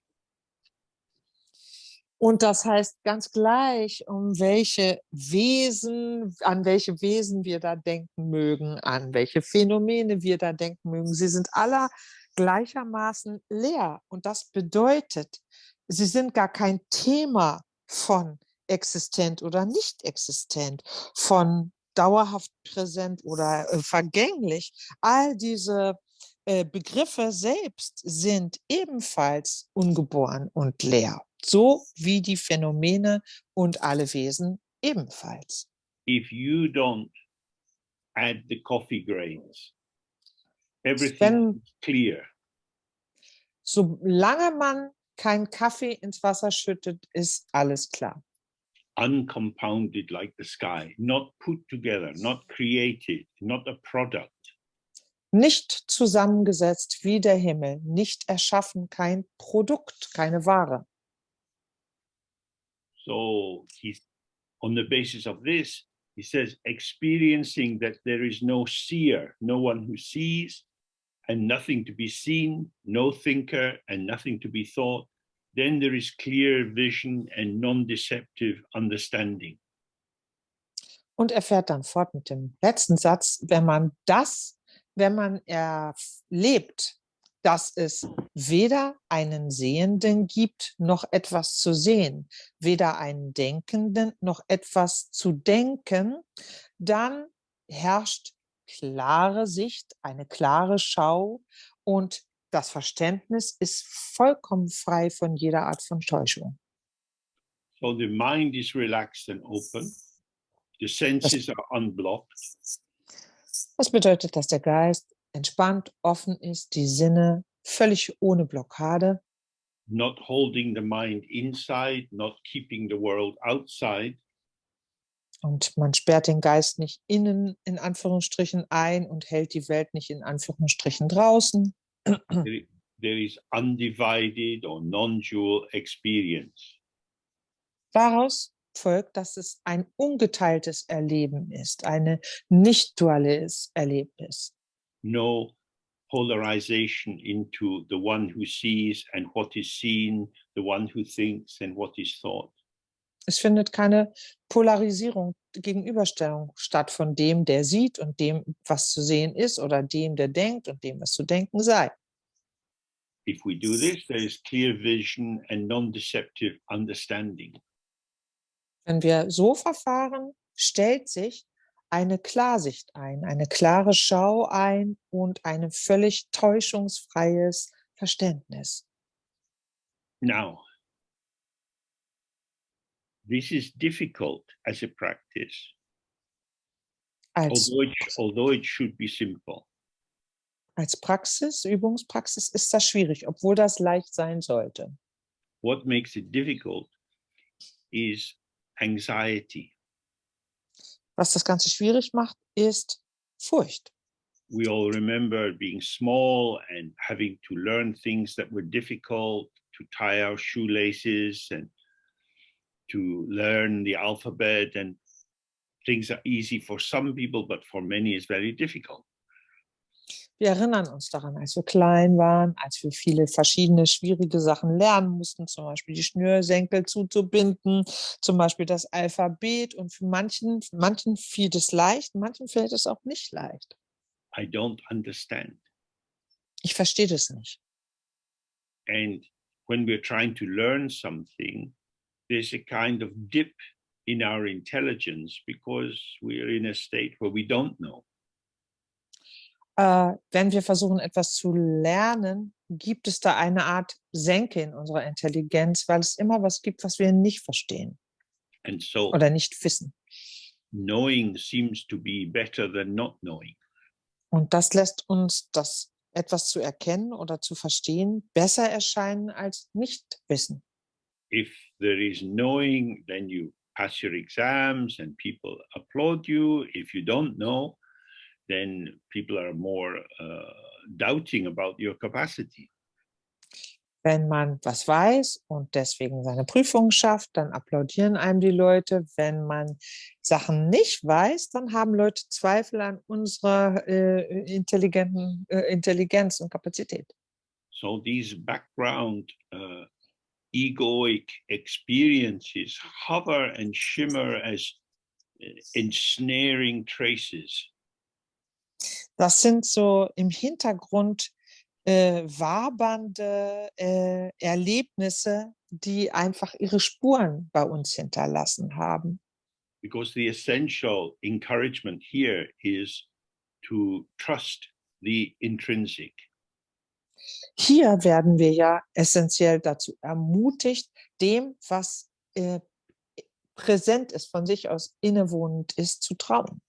The mind is not made by good deeds. It's not spoiled by confusion and negative activity.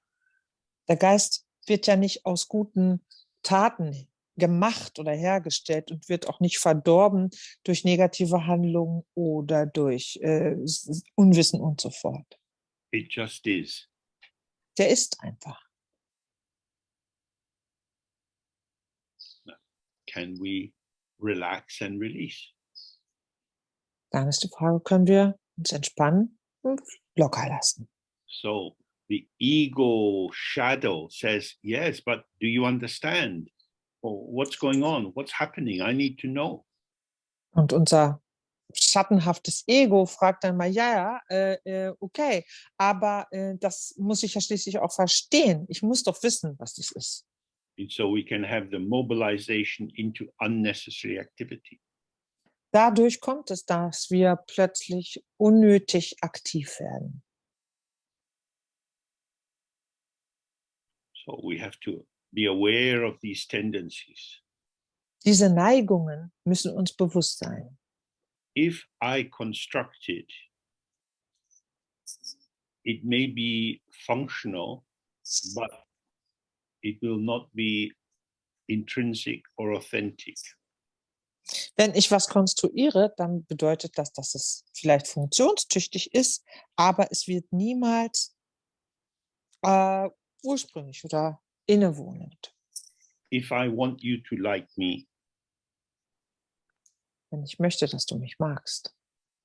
and so I talk to you in a way that I have learned that you will like, Darum rede ich dann mit dir in einer Art und Weise, von der ich jetzt weiß, dass du das gut findest. and then I find that you like me, Und ich dann eben herausfinde, dass du mich magst. well, the one that you like is the one I have created that I know will be likable by you. Dann ist derjenige, den du magst, derjenige, den ich geschaffen habe, weil ich weiß, dass du so jemanden mögen würdest. You like my inauthentic self, but probably you won't like my authentic self. Du magst also mein nicht authentisches Ich. Mein authentisches Ich würdest du wahrscheinlich gar nicht mögen. Because my authentic self is willing to lie to you and cheat you in order to get you to like me. Weil mein authentisches Selbst jederzeit bereit ist, dich anzulügen und dich hinters Licht zu führen, nur damit du mich magst. In the Dharma, there's a lot of encouragement. Don't be artificial. Don't compound. Don't build. Don't falsify. Im Dharma werden wir ständig dazu ermutigt und aufgefordert, nicht künstlich zu sein, nicht irgendwie künstlich Dinge zu erschaffen, nicht falsche Eindrücke zu erwecken. Stay with the simplicity of how it is. Bleib schlicht bei dem, wie es ist. So, now he's moving on to the second part of this explanation, which is the dharmas of practice, or the ways in which we can practice to make this come alive in us. Jetzt geht er weiter in den zweiten Teil dieser Darlegung, nämlich der Art und Weise, wie man das praktizieren kann. Das heißt, wie man das, womit wir uns hier beschäftigt haben, im Alltag lebendig werden lässt. And there are two ways of practice. Da weist er auf zwei Möglichkeiten des Praktizierens hin. So he says, if you have accumulated a lot of karma in previous lives and developed wisdom on the basis of practice, Und er sagt dann, wenn man in früheren Leben viel Karma angesammelt hat hinsichtlich dessen, dass man durch viel Praktizieren Weisheit entwickelt hat, then you can find a way into direct or immediate awakening. dann kann man einen Weg ins unmittelbare Erwachen hineinfinden. He says, those fortunate ones will spontaneously understand on just hearing the teaching of the two truths and will be able to remain in that state of direct experience. Das heißt, er sagt dann, dass diese Glücklichen halt sofort nur vom Hören her die Unterweisung über die zwei Wahrheiten verstehen werden und sofort in dem natürlichen Zustand verweilen können werden. And he says, moreover, in meditation, they will abide in the sky-like state of the two truths, free of interpretation, in which both knowledge and knower are empty and devoid of self-substance. Und vielmehr noch, so schreibt er, werden die in der Meditation in dem himmelsgleichen Zustand der zwei Wahrheiten, die frei sind von Interpretationen, verweilen, mit also gekennzeichnet davon, dass sowohl das, was man weiß, als auch der oder die Wissende, man als leer erkennt, ohne jede Selbst- oder Eigensubstanz. What this means is you trust, my mind is open. Bedeutet, wir vertrauen darein, dass mein Geist offen ist. Sometimes no clouds, sometimes light fluffy clouds, sometimes storm clouds. Manchmal völlig unbewölkt, manchmal so Schäfchenwolken, manchmal Gewitterwolken. All are welcome. Die sind alle gleichermaßen willkommen. They come and they go and they don't define who I am. Sie kommen, sie gehen und definieren mitnichten, wer ich bin. So he says for people like that, meditating, there are no bad thoughts to be cleared away and no good thoughts that should be relied on. Und er sagt, diejenigen, die so meditieren können, die haben keine keine schlechten Gedanken, die zu beseitigen wären. Oder die wissen, dass es keine schlechten Gedanken zu beseitigen gibt und auch keine guten Gedanken, auf die man sich stützen sollte. Now, this is easy to say, but difficult. Es ist ganz leicht, sowas zu sagen, aber schwer zu machen. It's not difficult for open awareness because this is how awareness is. Fürs offene Gewahrsein ist es nicht schwer, denn so ist das offene Gewahrsein einfach. But it's difficult for the ego self. Für die Ego-Identifikation ist es aber schwierig. Because as we know, a negative thought is not something that we have like a rotten apple in the kitchen. Denn wir wissen ja, ein negativer Gedanke ist nicht etwas sozusagen, was wir besitzen, wie ein vergammelter Apfel in der Küche. It's filling me. I am suffused with this negative thought. Sondern dieser negative Gedanke erfüllt mich, durchdringt mich regelrecht. So if I'm not very balanced, if I tip into identification with the thought, wenn ich nicht sehr ausgeglichen bin und dadurch sozusagen hinneige zu dieser Identifikation mit dem Gedanken, and I'm doing this from my egoic point of view, und das aus meinem Ego-Standpunkt heraus geschieht, I don't like this thought, I don't want this thought. What's the point of meditating if it simply gives me negative thoughts? dass ich diesen Gedanken nicht mag, dass ich den auch nicht denken will und ich mich auch gerade frage, was Meditation für einen Sinn haben soll, wenn ich deswegen dennoch ständig negative Gedanken habe. So then we are likely to go into reactivity. Dann ist die Wahrscheinlichkeit groß, dass wir anfangen zu reagieren. Again and again, awareness is inclusive. The ego self, our dualistic consciousness, is exclusive. Nochmal sei es gesagt, Gewahrsein ist inklusiv, aber das Ego, unsere konzeptuelle Vorstellung sind exklusiv. So this is like a little litmus test. Eigentlich ist es ein bisschen wie so ein Lackmustest. If you're getting into opinions and excitement or sadness, and it feels like you, wenn wir Meinungen haben, wenn wir uns etwas irgendwie erregt oder aufregt oder wir traurig sind, wenn sich das dann anfühlt wie ich, from the point of view of true practice, don't change anything. dann sollten wir, wenn wir es vom Standpunkt der echten Praxis aus betrachten, nichts daran ändern. It doesn't feel pleasant, Es fühlt sich nicht angenehm an, but it is empty of substance. It is not harmful. tatsächlich hat es aber gar keine Substanz und ist nicht schädlich, If you leave it alone. solange man es sich selbst überlässt. If you get involved with it, it will cause you trouble. Sobald man sich darauf einlässt, bringt es einen in Schwierigkeiten. But we want to do something. Wir möchten doch aber was da machen, was dran ändern. The impulse is to get rid of the negative and get the positive.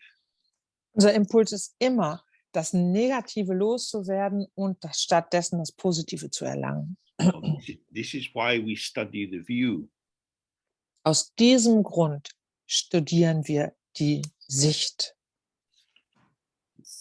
With this familiar example, when you're a child and you've got some little scratch or irritation, it becomes itchy and you want to scratch at it. Und das bekannte Beispiel, wenn man als Kind irgendwo sich einen Kratzer holt oder eine Hautirritation hat, dann fängt das irgendwie an zu jucken und dann will man kratzen. Your mother says, don't scratch it, it'll make it worse. Und die Mama sagt, kratz nicht, das macht's schlimmer. But it doesn't feel that that's true. I just need Aber to do it. das fühlt sich aber nicht so an, als sei das die Wahrheit. Und der Druck ist groß oder der Wunsch, ich möchte das einfach machen. It seems obvious you have to scratch. Irgendwie scheint es auch offensichtlich zu sein, dass man da kratzen muss.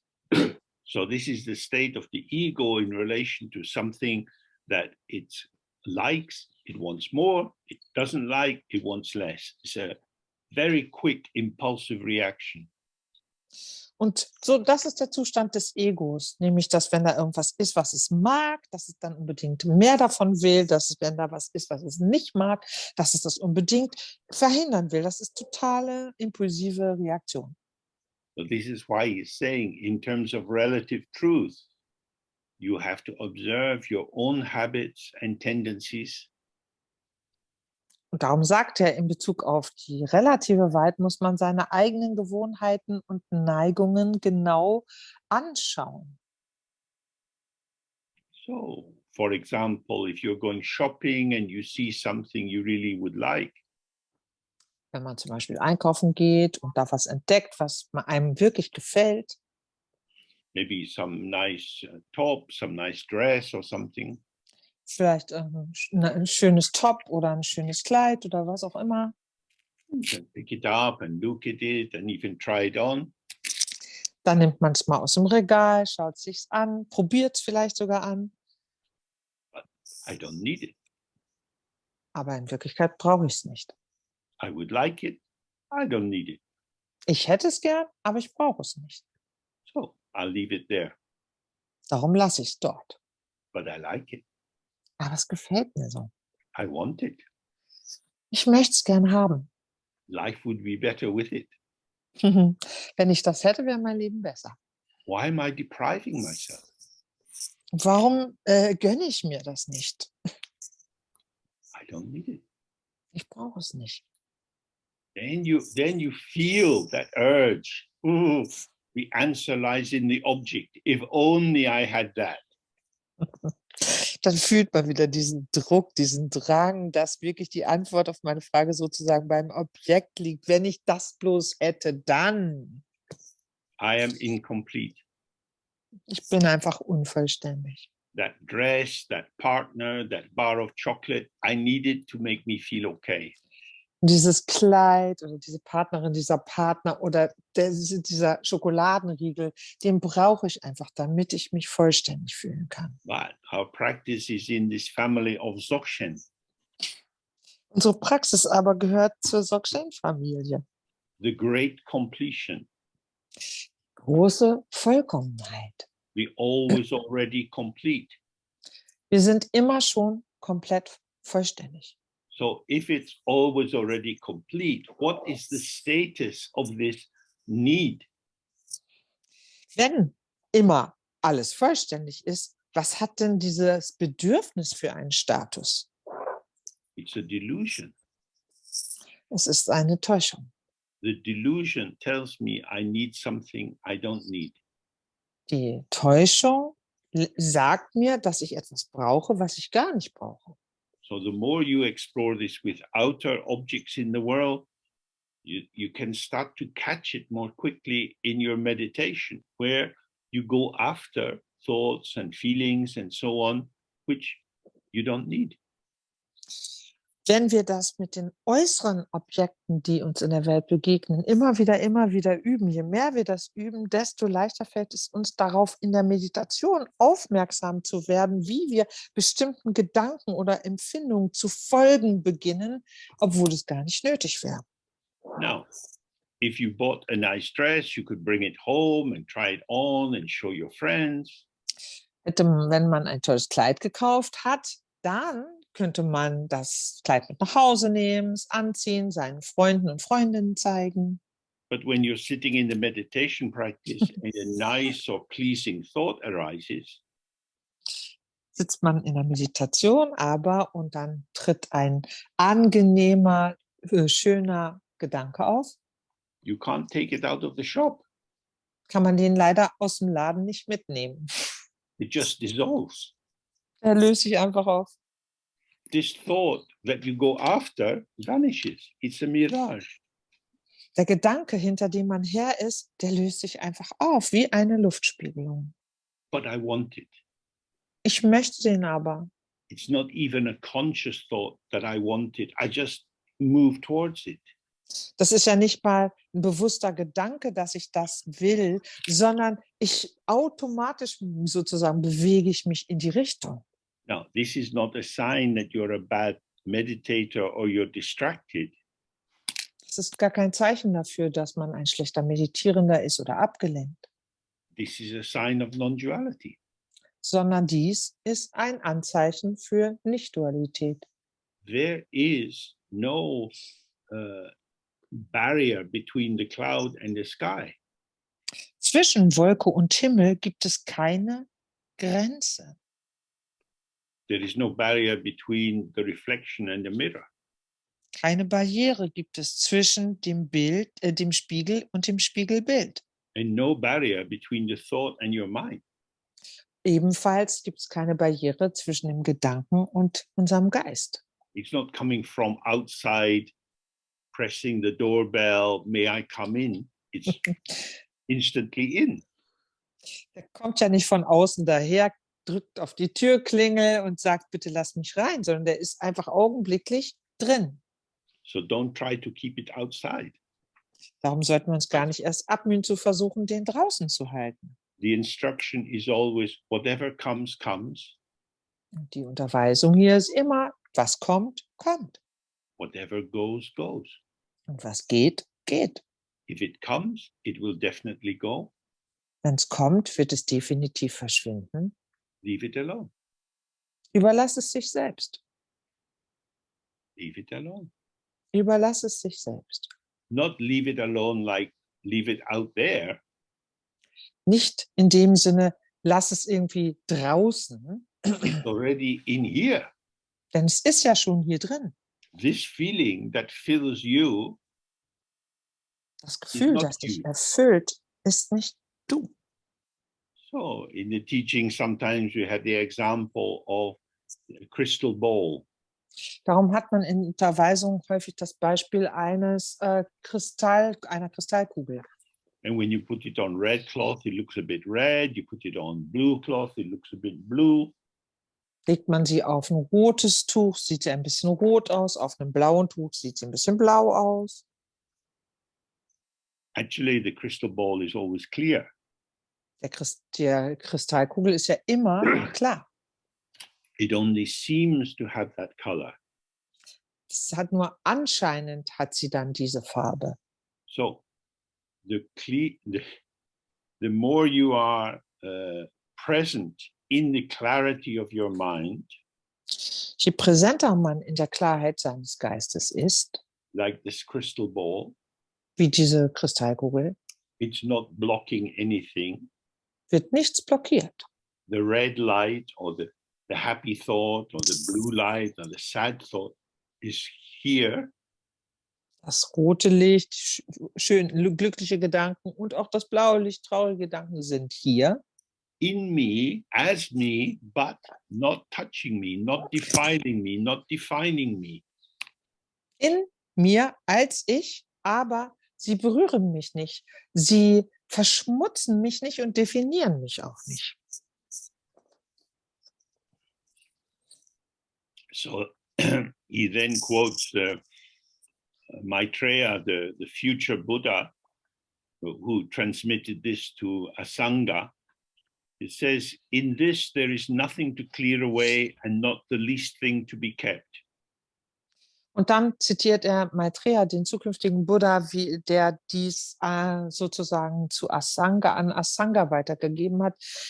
Hierin gibt es nichts zu beseitigen und auch nicht das kleinste bisschen zu behalten oder zu bewahren. The Dharmakaya, the mind itself, is complete from the very beginning. Dharmakaya, der Geist selbst, ist von Anfang an vollständig. It's not improved by what are taken to be good thoughts or feelings, and it's not defiled or damaged by what are taken to be negative thoughts or feelings. Durch das, was wir für gute Gedanken und gute Gefühle halten, wird der nicht verbessert und auch nicht verschmutzt durch das, was wir für negative Gedanken und Gefühle halten. And he says, by clearly looking at actuality, at how it is in itself, without you altering it, when you truly see, you will be completely free. Indem wir klar und eindeutig es so anschauen, wie es ist, ohne irgendwelche Zufügungen oder dass man was weggenommen hätte, dann, wenn man das wahrhaft sieht, dann wird man vollständig frei sein. So, you look at the crystal ball, it's on the red cloth. Wir schauen uns die Kristallkugel an auf dem roten Tuch.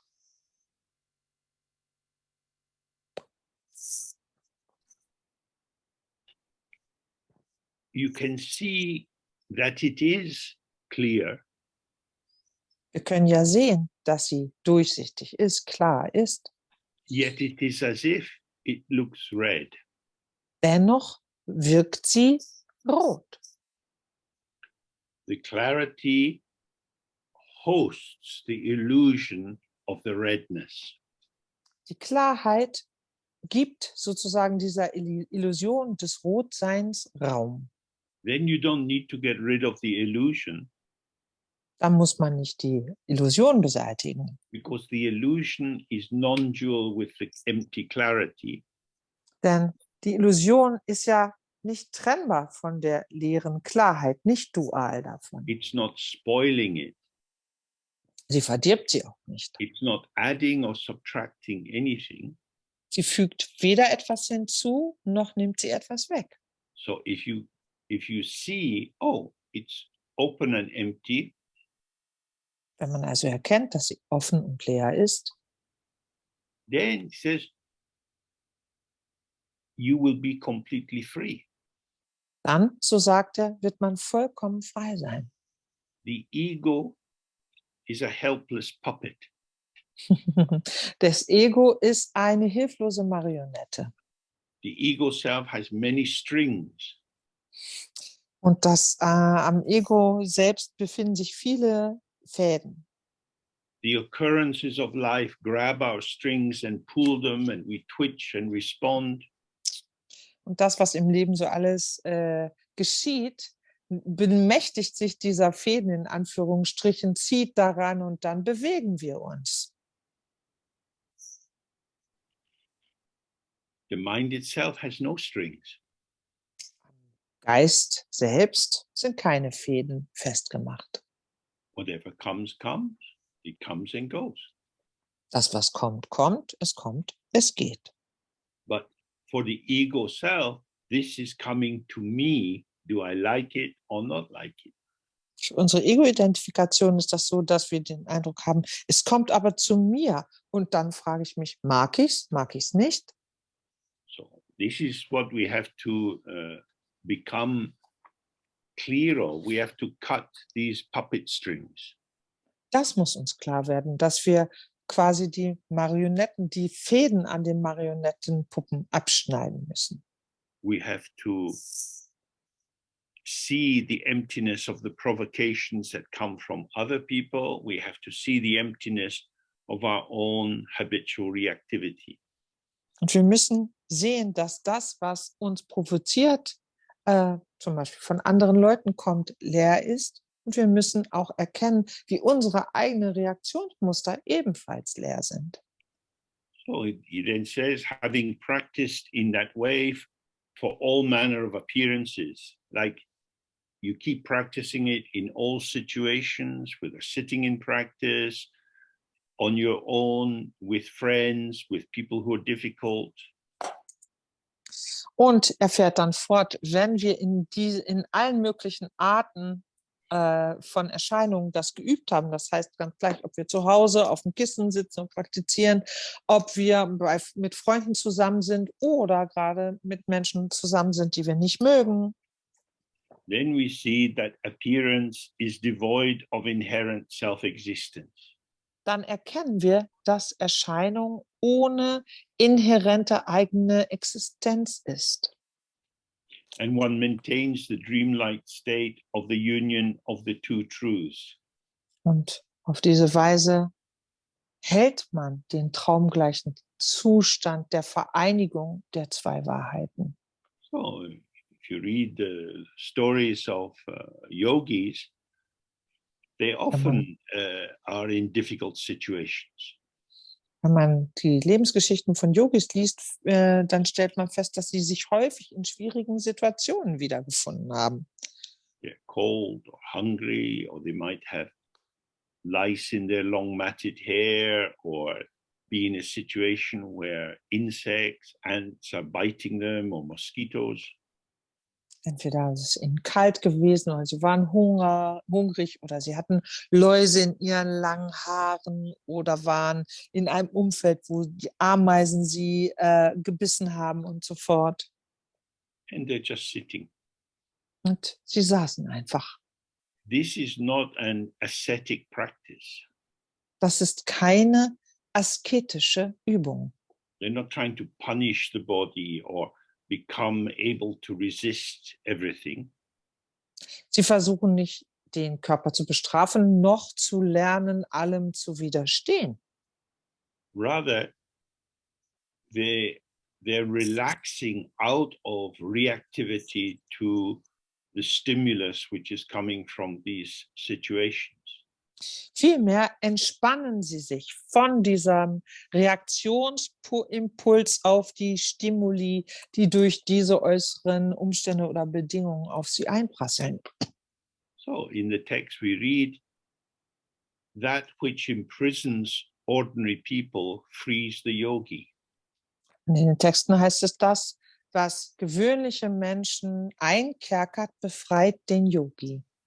So if you're sitting and mosquitoes are coming and drinking your blood, Wenn man also sitzt und die Mücken kommen und trinken unser Blut, mostly people want to get rid of the mosquito. möchten die meisten Menschen diese Mücken gerne loswerden. They don't want this to happen. Sie möchten nicht, dass dies geschieht. The mosquitoes are interfering with the person's sense of themselves, and it's an interruption. Die Moskitos stören einfach dieses Selbstgefühl der Person und werden als Unterbrechung wahrgenommen.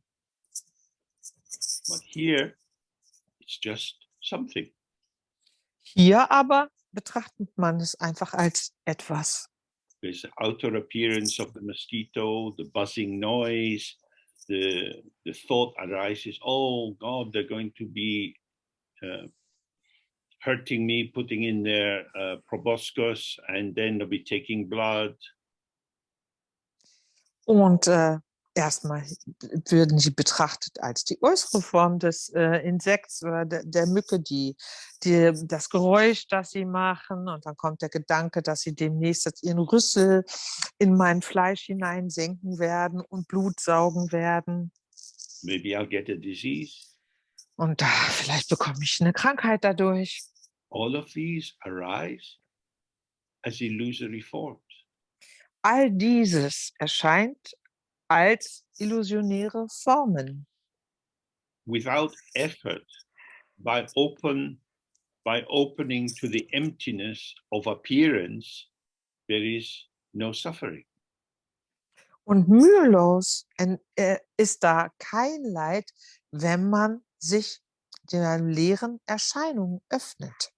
Well, that doesn't mean there isn't pain, but there is no one, no ego self who is suffering. Und das bedeutet nicht, dass da kein Schmerz stattfindet, sondern es bedeutet, dass es da kein Ego, kein Selbst gibt, das leidet. So there is no reification, no solidification of the experience, and so no judgment about it. Und das bedeutet, dieses Erlebnis als solches wird nicht verdinglicht, versachlicht und daher wird es auch nicht beurteilt.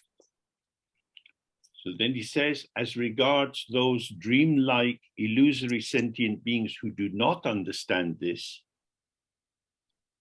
Dann fährt er hier fort, was die diejenigen traumgleichen fühlenden Wesen betrifft, die dieses nicht verstehen. With an illusory, loving, and compassionate, enlightened attitude, gather the illusory accumulation of merit and wisdom for the sake of all beings. Sammle die illusionäre oder sammle die illusionäre Ansammlung von Verdienst und Weisheit zum Wohle all dieser Wesen mit einer illusionären, liebenden und mitfühlenden, erleuchteten Haltung. So, the more we open to wisdom or the intrinsic clarity of the mind, Je mehr wir uns der Weisheit öffnen, der dem Geist innewohnenden Klarheit, and we have this sense of not being impacted, truly impacted by events, und wir empfinden mehr und mehr, dass wir von Ereignissen nicht real oder wahrhaft getroffen werden. we need to balance this by opening ourselves to the state of illusory sentient beings and doing our best to allow the energy of awareness to act for their benefit.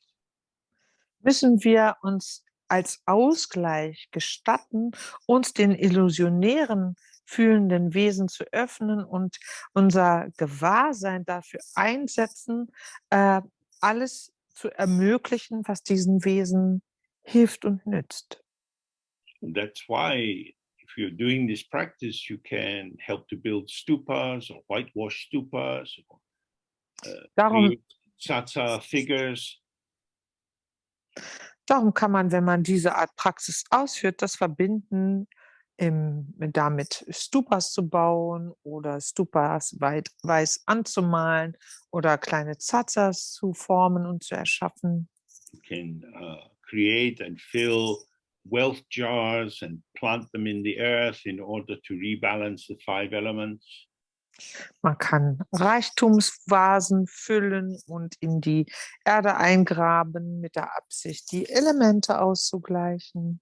Burn butter lamps and say many prayers for the benefit of others. Butterlampen entzünden und viele Gebete zum Wohl anderer sagen. As he says, make a vast aspiration to benefit sentient beings. Wie er sagt, strebe an, in größtmöglicher Weise den Wesen zu nutzen. There is no contradiction between the two. Zwischen diesen beiden Arten der Aktivität gibt es keinen Widerspruch. Say wisdom and compassion are like 2 wings of a bird. Es wird gesagt, Weisheit und Mitgefühl sind wie die 2 Flügel eines Vogels. They function together, just as absolute truth and relative truth are co-present. Die wirken zusammen, so wie absolute und relative Wahrheit gemeinsam präsent sind. Because when we see that the mind has no limit, Denn sobald wir erkennen, dass der Geist grenzenlos ist, we go from the inclusivity of our self-concern, we go from the exclusivity of our inward-looking self-concern dann bewegen wir uns aus dieser exklusiven Haltung, uns nur um uns selbst zu kümmern, to developing our resting in the Dharma Dhatu as the space of all phenomena, and thereby inclusively offering hospitality to all. dahin, dass wir ein Verweilen, ein Ruhen im Dharma, der Sphäre aller Phänomene, mehr und mehr entwickeln und dadurch einfach in eine Inklusion aller fühlenden Wesen in das Beste für diese fühlenden Wesen in unsere Handlungen integrieren. Opening is not the standing apart, it is the space of spontaneous participation. Offenheit bedeutet nicht abseits zu stehen, sondern das ist der Raum, in dem spontane Teilhabe sich entfaltet. So then, Spontanes Mitwirken. sorry. So then he says, if this direct, immediate path is too far away from you or not available as a direct experience for you, or sometimes you're open to it and sometimes you're not, Dann sagt er, wenn dieser direkte, unmittelbare Weg sozusagen nicht offen ist für uns oder manchmal ein bisschen offen, dann wieder nicht, then you should start with the 4 reflections that turn the mind from samsara. sollte man sich mit den 4 Reflexionen, den 4 grundlegenden Gedanken beschäftigen, die den Geist auf den Dharma ausrichten. These are described in many texts: the precious human existence, impermanence and death, suffering in samsara, and karma. Und die werden ja in vielen Texten ausführlich beschrieben. Das heißt, die Kostbarkeit der menschlichen Geburt, die Vergänglichkeit und der Tod, die Schwierigkeiten und das Leiden Samsaras und Karma. And especially for the Western people, these are very, very important. Vor allen Dingen für westliche Menschen sind diese 4 grundlegenden Gedanken sehr wichtig. The world is not a fixed material thing. Bei der Welt handelt es sich nicht um ein fixe materielles Ding. The world is experience. Die Welt ist Erlebnis, Erfahrung. Our experience arises from karma on the basis of duality. Und unsere Erlebnisse entstehen auf der Grundlage von Karma und Dualität. This is the foundation of all the styles of practice. Das ist die Grundlage für jede Art von Praxismethode. Because if the materialistic vision is true and we are going to vanish at death with nothing, no mental trace, no experiential trace, then why bother? Denn wenn es wirklich wäre, dass die Welt einfach rein materiell vorhanden ist und nach dem Tod wir einfach verschwinden, ohne dass irgendwelche geistigen Spuren zurückblieben, warum sollte man sich dann überhaupt kümmern? Now, as we've been looking, this idea that the world is experience is not a belief that we're imposing on what occurs for us, but it is what will be clear if we really attend to the nature of experience. Was wir also gesagt haben, dass die Welt Erlebnis ist nicht einfach nur eine Vorstellung, die wir einfach all dem, was so sich ereignet, überstülpen, sondern das ist das, was sich herausstellt, wenn wir uns wirklich der Natur, dem Wesen all dessen, was in Erscheinung tritt, zuwenden. He says then you can progress through the various stages of practice. Und er sagt dann, dass man dann hier über die verschiedenen Praxisstufen voranschreiten kann. And he says, if you do not do this, then you will gain only a general understanding of the profound truth. Und er führt dann hier aus, dass wenn wir so nicht vorgehen, dass wir dann nur ein allgemeines Verständnis der tiefgründigen Wahrheit entwickeln werden. Because what we need is a paradigm shift. Wir brauchen eigentlich einen Wechsel in den Mustern.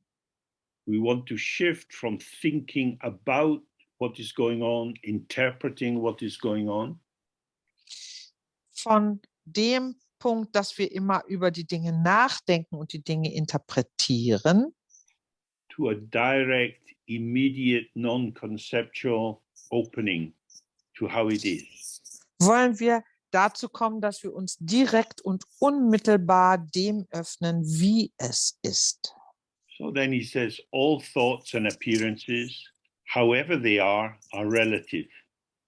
Er fährt dann weiter fort, alle Gedanken und Erscheinungen, ganz gleich wie sie sind relativ. All the Dharma teachings are relative. Alle Dharma-Unterweisungen sind relativ. The truth cannot be said. Die Wahrheit ist nicht in Worte zu fassen. Prajnaparamita, the mother of all the Buddhas, is beyond speech, thought, and expression. Prajnaparamita, die Mutter aller Buddhas, ist jenseits von Sprache, Gedanke und Ausdruck. So although we study Dharma, Das heißt, obwohl wir den Dharma studieren, we're not doing it to become Buddhist. tun wir das nicht, um Buddhisten zu werden. Buddhist is just another relative term. Buddhist ist auch nur ein anderer relativer Begriff. If you learn lots of things about the qualities of Tara, or you learn Madhyamika philosophy, Wenn man vieles lernt über die Eigenschaften von Tara oder sich mit der Madhyamika-Philosophie beschäftigt, these are all ideas operating within the realm of relative truth. sind das alles Ideen, die innerhalb des Rahmens der relativen Wahrheit ihre Funktion haben und funktionieren. No knowledge about anything will take me to awakening. Kein Wissen von irgendetwas wird mich zum Erwachen bringen. Moreover, it's not about knowing who I am. Vielmehr geht es nicht mal darum zu wissen, wer ich bin. That's another form of relative knowing. Auch dies ist nur eine weitere Form des relativen Wissens. It's not about knowing about our mind. Es geht nicht darum, etwas über unseren Geist zu wissen. It's about opening to the unborn presence of awareness, which is non-dual with all experience. Sondern sich zu öffnen für die ungeborene Präsenz des Gewahrseins, die alle Erscheinungen nicht dual sieht. So he says, being awake to how they, the thoughts and appearances, actually are, is the absolute. Das heißt, wie er weiter ausführt, I'm sorry, I couldn't find the sentence. I'm so sorry. Okay, what's the I next? got lost. The paragraph begins, all thoughts and appearances. Yeah, I know. And which sentence It's the is it? second sentence. As the second, with the intellect that understands. Okay. Das heißt, No, dass... that's the third. Aha. Well, in English, Oh ja, the being, second, it's the second. Yeah. Being awake to how, okay, ja. Also das Absolute ist aber dazu zu erwachen, wie sie tatsächlich sind. So again, he's saying, if you see the empty or unborn nature of all phenomena, that they have no true existence of their own, this is itself the absolute. Das sagt, wenn man wirklich sieht, dass die Erscheinungen alle leer sind, dass sie keine Eigensubstanz haben, das selbst zu erkennen, ist das Absolute. Now, there is a grammatical problem with the translation of these lines here. Hier gibt es ein grammatikalisches Problem in der Übersetzung dieser Zeilen. Because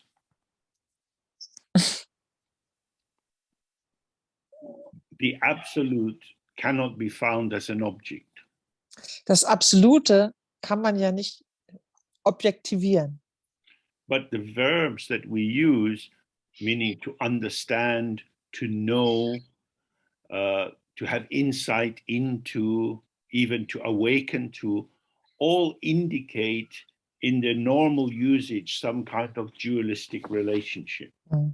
Aber die Verben, die wir benutzen können, zu erkennen, zu wissen oder sogar zu etwas zu erwachen, eine Einsicht zu haben, die deuten immer an, dass es eine dualistische, das heißt eine polare Beziehung gibt.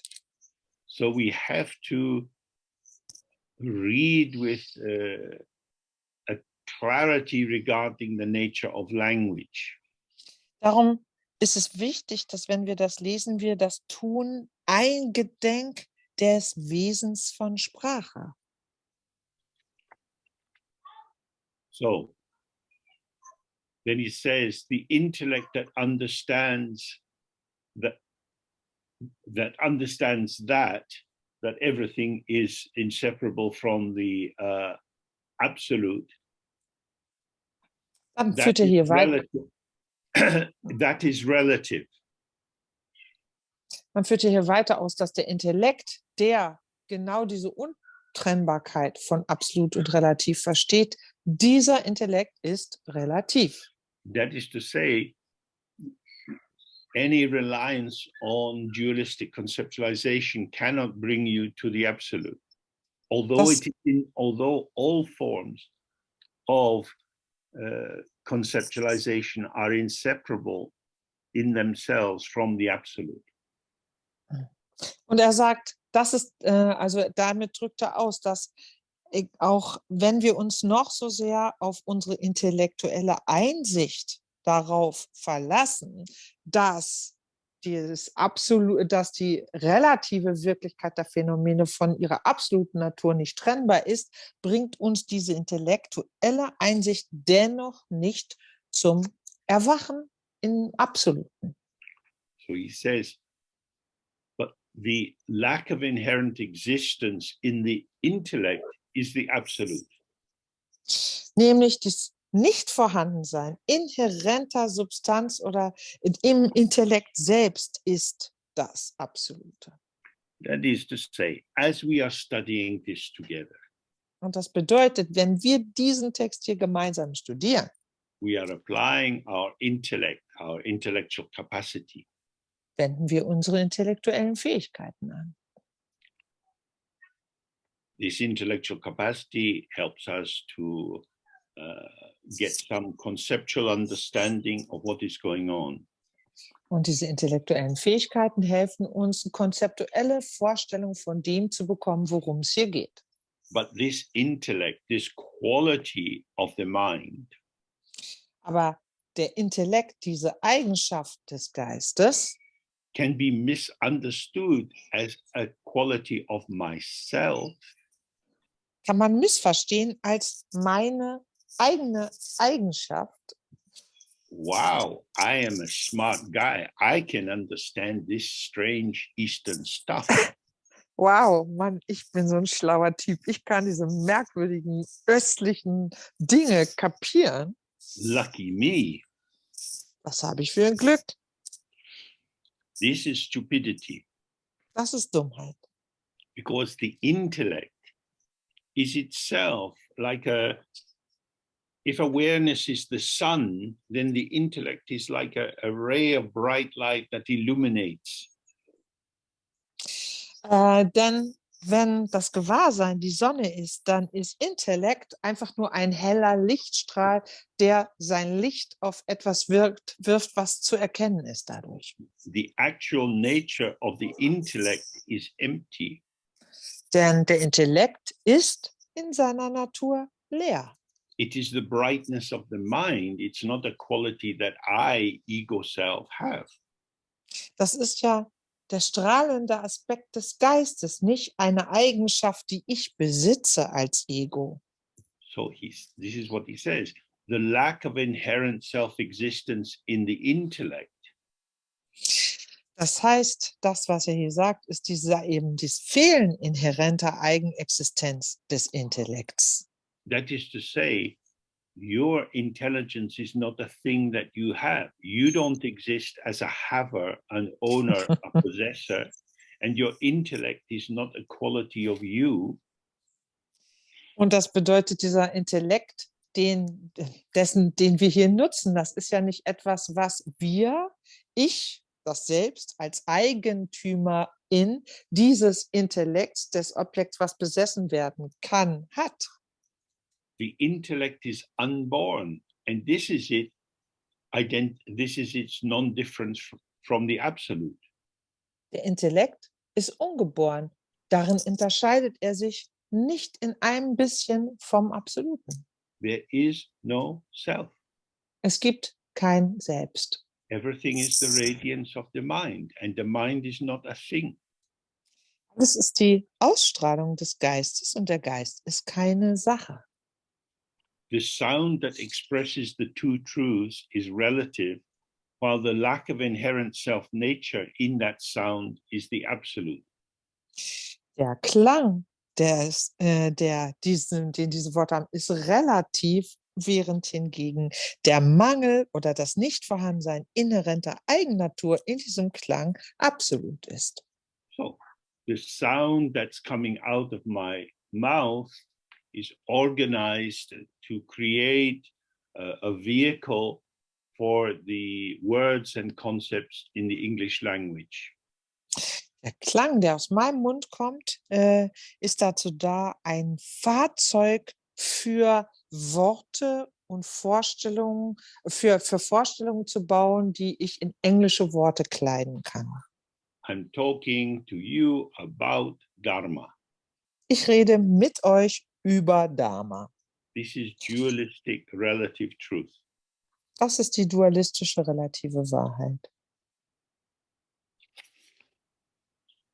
But as the sound comes out of my mouth, Aber indem der Klang aus meinem Mund herauskommt, sound, Klang, we can take that as the word sound, and we know what sound refers to. können wir das als das Wort Klang begreifen und wissen, was dieses Wort Klang bedeuten soll, worauf sich bezieht. That is an interpretation linked onto sound. Das ist eine Interpretation, die wir verbunden haben mit diesem Klang. This is a composite, a compound, an illusory substance. Das ist eine Zusammensetzung, eine illusionsgleiche Substanz. The concept of sound added to the sound of sound Und die Vorstellung von Klang verbunden mit Klang, this creates the illusion that the word is in itself meaningful. das führt zu dieser Illusion, dass das Wort in sich selbst Bedeutung hätte. If it was meaningful, Wenn es Bedeutung hätte, inherently, und zwar in sich innewohnt, eigenständig innewohnt, then the kind work of our three translators would not be required. dann wäre hier die freundliche Arbeit der 3 ÜbersetzerInnen hier nicht nötig. Because language is conventional, you have to have access to the conventions necessary to identify the meaning of the signs. Denn Sprache findet statt auf der Basis von Verabredungen. Und das bedeutet, man muss Zugang haben zu diesen Verabredungen, die getroffen worden sind in Bezug auf die Bedeutung der Zeichen. Empty sound Leerer. linked with concept becomes a vehicle for linking patterns of meaning to create the narratives within which we move. Das heißt, leerer Klang verbunden mit Konzepten erlaubt uns, Bedeutungsmuster zu entwerfen, die uns ermöglichen, eine Geschichte über etwas zu erzählen, die Bedeutung zuschreibt. So in the Guru Yoga we go, ah. Im Guru Yoga singen wir Ah. This sound is really nothing at all. It's just vibration. Dieser Klang ist tatsächlich nichts, einfach nur Schwingung. It's the first light of dawn of the world of things. Es ist quasi das erste Licht des Morgengrauens in der Welt der Dinge. It provides a vehicle for building up all the words. Das stellt uns ein Mittel zur Verfügung, Worte zu bauen. But in the Guru Yoga, we're going in the other direction. We're using art to deconstruct the edifice of conceptual identity. Was wir im Guru-Yoga machen, ist, dass wir in die gegengesetzte Richtung gehen, dass wir diesen Laut dazu benutzen, die künstliche Bedeutungszuweisung aufzulösen in dieser konstruierten Vorstellungswelt. So sound, the word, which can understand, Das Wort Klang also, das Wort, das wir alle verstehen können, is simultaneously sound. ist ähnlich Klang. Inside our usual dualistic interpretive stance, we tilt towards the cognitive interpretation of sound. Entschuldigt, ist gleichzeitig auch nur Klang. Aber da wir daran gewöhnt sind, in unserer Gewohnheit, und immer dazu zu neigen, dies zu interpretieren, was wir erleben, kommen wir immer sofort dabei an, das Wort Klang in seiner Bedeutung zu fassen, die wir verabredet haben.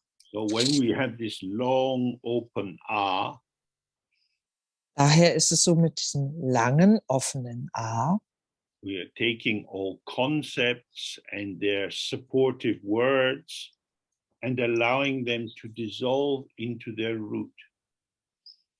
Nehmen wir quasi all diese Konzepte und die Worte, die diese Konzepte stützen oder unterstützen und gestatten, dass sie sich in ihre Wurzel hinein auflösen dürfen. Cars, houses, Häuser, car. Auto. So if you take a word, and you can do this, it's a very helpful exercise. Take any word that is, has immediately a concrete meaning for you. Das heißt, das könnt ihr wirklich in Ruhe üben. Mit jedem Wort, das für euch sofort eine Bedeutung hat, egal welches. And allow the sound to stretch out. Gestattet, dass der Klang sich dehnen darf. At a certain point, the sound is just sound and you can't catch it as a basis for concept. Irgendwann, wenn der Klang wirklich richtig gedehnt wird, ist der Klang wirklich nur noch Klang und man kann ihn nicht mehr als ein Konzept erfassen. So we have space, wind, seeming solidification. Wir haben Raum in scheinbarer Solidifikation. And with the concept applied to this form of the wind, we have somehow a support for continued words and the generation of meaning. Natürlich, wir haben also den Raum, wir haben Luftschwingung, die sich scheinbar solidifiziert in Worte, denen wiederum Bedeutung zugeschrieben wird und auf diese Weise kommen wir zu einer fest umrissenen Idee. So again, this is not an either or. Hier geht es wiederum nicht um entweder oder.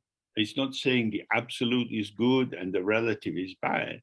Hier ist nicht die Rede davon, das Absolute sei gut und das Relative sei schlecht. What he's saying is, if you make these two oppositional, mutually exclusive categories, then you become very troubled. Was er sagt, ist, dass wenn wir diese beiden einander ausschließende Kategorien aufstellen, dass wir dann in Schwierigkeiten kommen. There is no true existence in the relative, and so it does not stand in opposition to the absolute. Es gibt keine wahre Existenz im Relativen und deswegen steht sie auch nicht im Gegensatz zum Absoluten. And therefore everything is like a dream. Und deshalb ist alles traumgleich. It is experience, yes, impactful experience. Es ist Erleben, und zwar Erleben, das eine Wirkung entfaltet, ja. But this experience is not resting on any internal essence of self-existence. Aber dieses Erleben beruht nicht auf irgendeiner vorhandenen internen, substanziellen, essentiellen Eigenpräsenz. It arises co-emergent with the other factors in the field. Everything is arising together. Sondern erscheint gemeinsam mit allen anderen Faktoren des Felds. Das heißt, alles tritt gemeinsam in Erscheinung. This is the Dharma Dhatu. Dies ist der Dharma Dhatu. As we've looked, Dhatu means a space Wir haben es ja schon within which there are the dharmas. Dharma here means phenomena, or that which occurs. Wir haben es ja schon angeschaut, den Begriff Dhatu bedeutet der Raum und zwar in diesem Fall Dharma Dhatu, der Raum, in dem die Dharmas, das heißt in diesem Zusammenhang die Phänomene einfach in Erscheinung treten. But these phenomena are not in the Dharma Dhatu the way that currents are in a fruitcake. Aber diese Phänomene befinden sich nicht im Dharma Dhatu, so wie Korinthen im Kuchenteig stecken. They are emerging in one field. Sie sind Teil des einen Feldes. This in Dzogchen we talk of hlundrup. Everything arises at once. Auf Dzogchen sprechen wir über Hlundrup. Alles erscheint sofort, gleichzeitig. The field of occurrence is an all-at-onceness. Dieses Feld der Erscheinung ist ein alles auf einmal. Which is then seemingly chopped up by our conceptualization into a world of things. Das dann durch unsere Konzeptualisation in eine Welt der Dinge in Stücke gehackt wirkt. But if I say car, Sage ich aber Auto, one word is never enough. ist ja ein Wort niemals ausreichend. We have to say my car, your car, red car. Da muss man sagen, mein Auto, dein Auto, rotes Auto. Words have meaning through their relationship. Worte erhalten ihre Bedeutung durch die Art der Beziehung, die sie haben. All phenomena have meaning due to their relationship. Alle Phänomene haben Bedeutung aufgrund ihrer Beziehung. There are no isolated entities. Es gibt keine isolierten Teile, Punkte oder Einheiten. The world is revealed as participative experience, which is unborn and unceasing.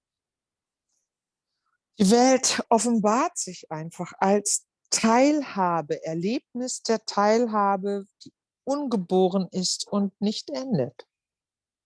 Okay, so we take a break now for lunch. It's back at 2 o'clock, which means we have about 54 minutes. Und wir treffen uns nach dem Mittagessen hier in Deutschland um 3 Uhr wieder, 54 Minuten ungefähr Pause. Good. See you then. Bis dann.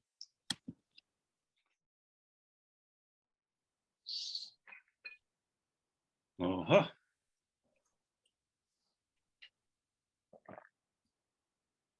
Mm-hmm.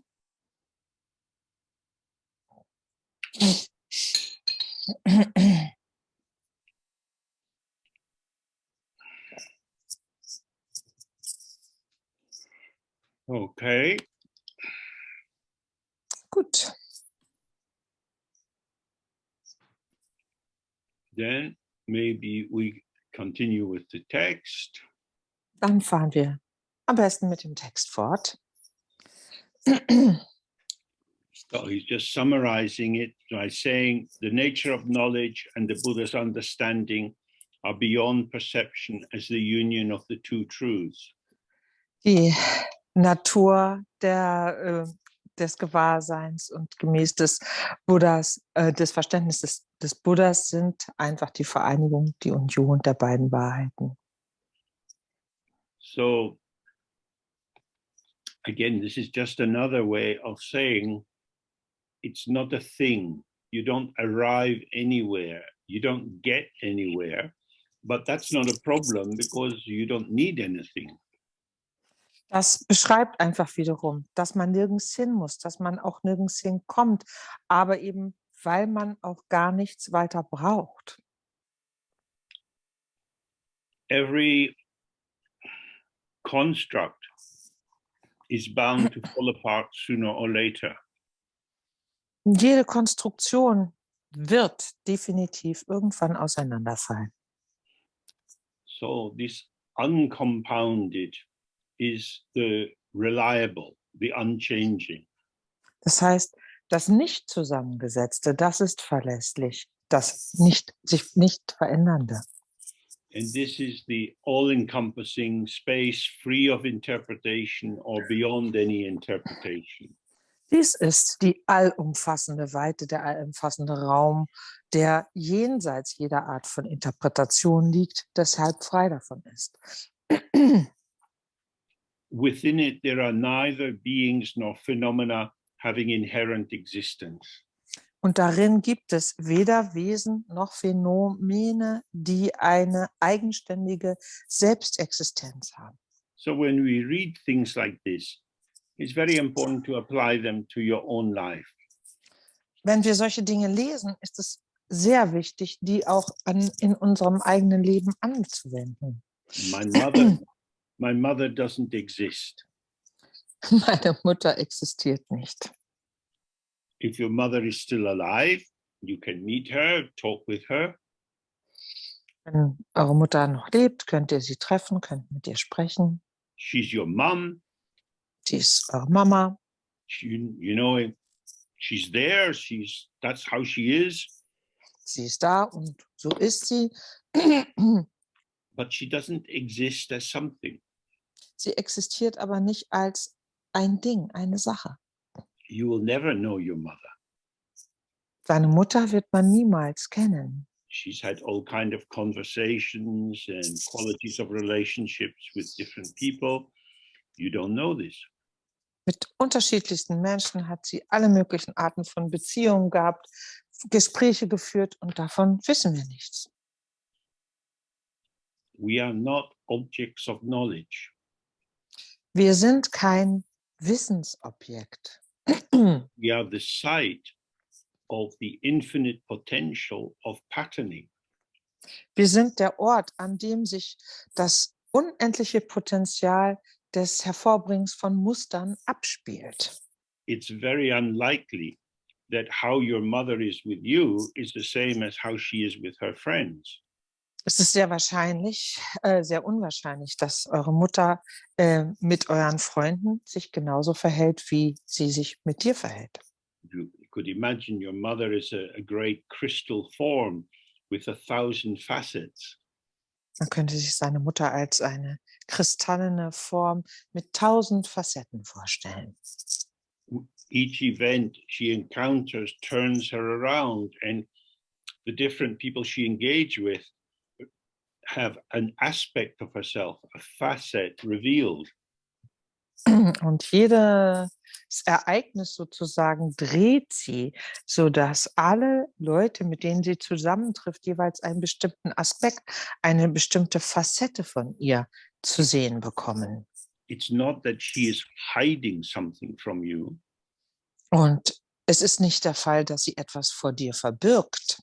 But our revelation is situational. Aber Offenbarung ist situationsabhängig. We express ourselves according to the situation, the mood, how people are in themselves. Wir drücken uns immer Situation von Situation von Situation, deren gemäß aus, gemäß der Stimmung, gemäß der Art und Weise, wie die Leute sind, wie wir selber sind. Neither things nor people exist as entities. Weder Dinge noch Leute existieren als abgeschlossene Einheiten. What we call things are just phenomena, appearances in the world. Das, was wir mit dem Wort Ding bezeichnen, sind Phänomene. Das bedeutet Erscheinungen in der Welt. They arise due to causes and conditions, they remain due to causes and conditions, and they vanish due to causes and conditions. Sie kommen aufgrund von Ursachen und Bedingungen zutage, entfalten sich aufgrund von Ursachen und Bedingungen, verschwinden auch wieder aufgrund von Ursachen und Bedingungen. So then he says to understand this, to open to this, to live with this is the view. Er fährt dann fort zu sagen, dies zu verstehen, damit zu leben, sich diesen zu öffnen, das ist die Sichtweise. I am ungraspable. Everything I encounter is ungraspable. Therefore, I could release myself from the false habit of grasping. Ich bin nicht greifbar. All das, dem ich begegne, ist nicht greifbar. Darum kann ich auch von dieser falschen Gewohnheit ablassen, ständig nach allem zu greifen. So then he says, to remain in that state is the meditation. Er fährt fort zu sagen, in diesem Zustand zu verweilen, ist Meditation. So when we want to take hold of something, to define someone, to place them inside a particular conceptualization, Wenn wir jemanden dingfest machen möchten, jemanden definieren möchten, diese Person oder das Wesen in einem bestimmten Konzept unterbringen wollen, then it helps to see, oh, this is an activity. hilft es uns, wenn wir verstehen, dass dies eine Handlung ist. If I participate as subject onto object, then my mode of participation will reify and separate that which I'm participating with. Wenn meine Teilhabe an der Welt oder meine Teilnahme an der Welt daraus besteht, dass ich als Subjekt auf Objekte zugehe oder mit Objekten umgehe, dann wird die Teilhabe selbst an der Welt dadurch für mich vergegenständlicht zu einem Ding. So we relax in the out breath, we're just sitting. Entspannen wir uns ins Ausatmen, sitzen einfach. Many potential formations arise, patterns arise and pass. We don't need to be involved. Und viele Arten von Formen bilden sich, entstehen, viele Muster entstehen sich, in die wir uns nicht verstricken müssen. Neither merging nor pushing away. Weder müssen wir mit ihnen verschmelzen, noch sie abweisen. We start to see that we are the openness within which these experiences are occurring. Wir beginnen zu erkennen, dass wir diese Offenheit sind, innerhalb oder in der diese Erfahrungen sich einstellen. The more we do this, we see the illusory, impermanent, self-vanishing nature of all occurrences. Je mehr wir das machen, desto mehr erkennen wir diese illusionäre, vergängliche Natur des sich selbstständig Auflösens sämtlicher Phänomene, die dazu sich zeigen. Then we don't need to protect ourselves against them. Und das bedeutet, wir müssen uns gar nicht vor ihnen schützen. And gradually the ego formation, which is held in place by active involvement in what is occurring, starts to thin and disperse like a thin cloud vanishing back into the sky. Und dann ist diese Ego-Form, die ja dadurch stabil gehalten wird, dass sie sich verstrickt in Aktivität oder einbringt in Aktivität, die wird dadurch immer dünner und immer durchsichtiger, wie so eine dünne Wolke, die sich mehr und mehr auflöst. The ego is a pattern of manifesting energy.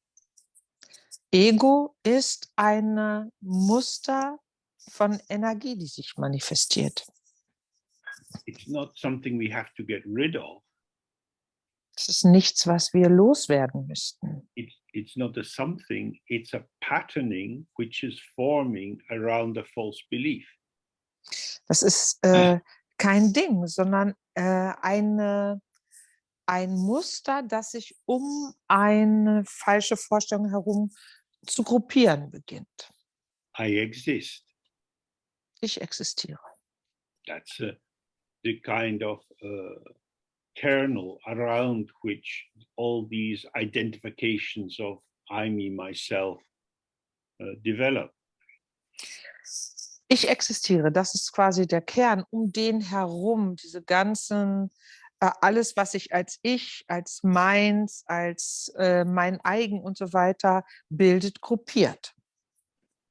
So then he says to compassionately benefit others with the accumulations and so on is the conduct.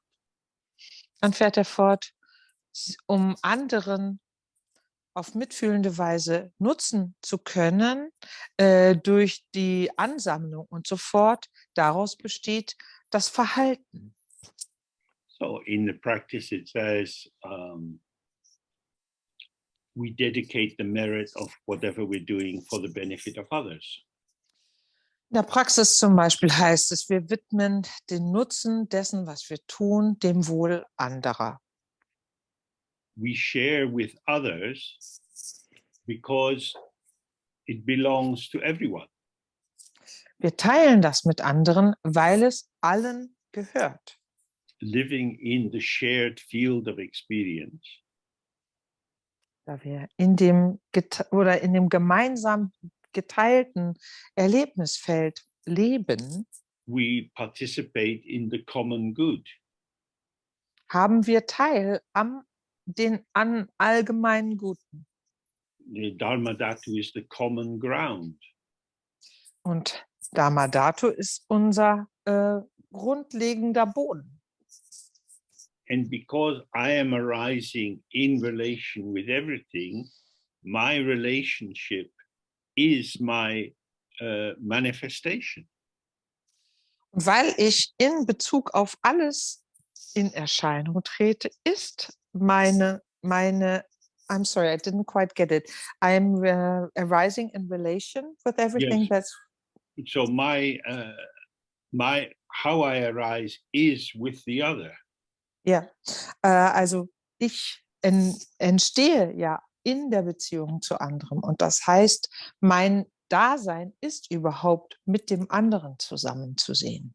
So self and other, or my experience of me and my experience of the environment are co-emergent. Und das bedeutet das Selbst und das andere, das heißt, meine Erfahrungen von mir selbst und dem anderen entstehen gemeinsam, zeigen sich gemeinsam. And so there's no basis for having a fixed boundary between myself and others. Darum gibt es gar keine Grundlage dafür, eine feste Grenze zwischen mir selbst und anderen zu setzen. Common benefit from the beginning. Der Nutzen von Anfang an.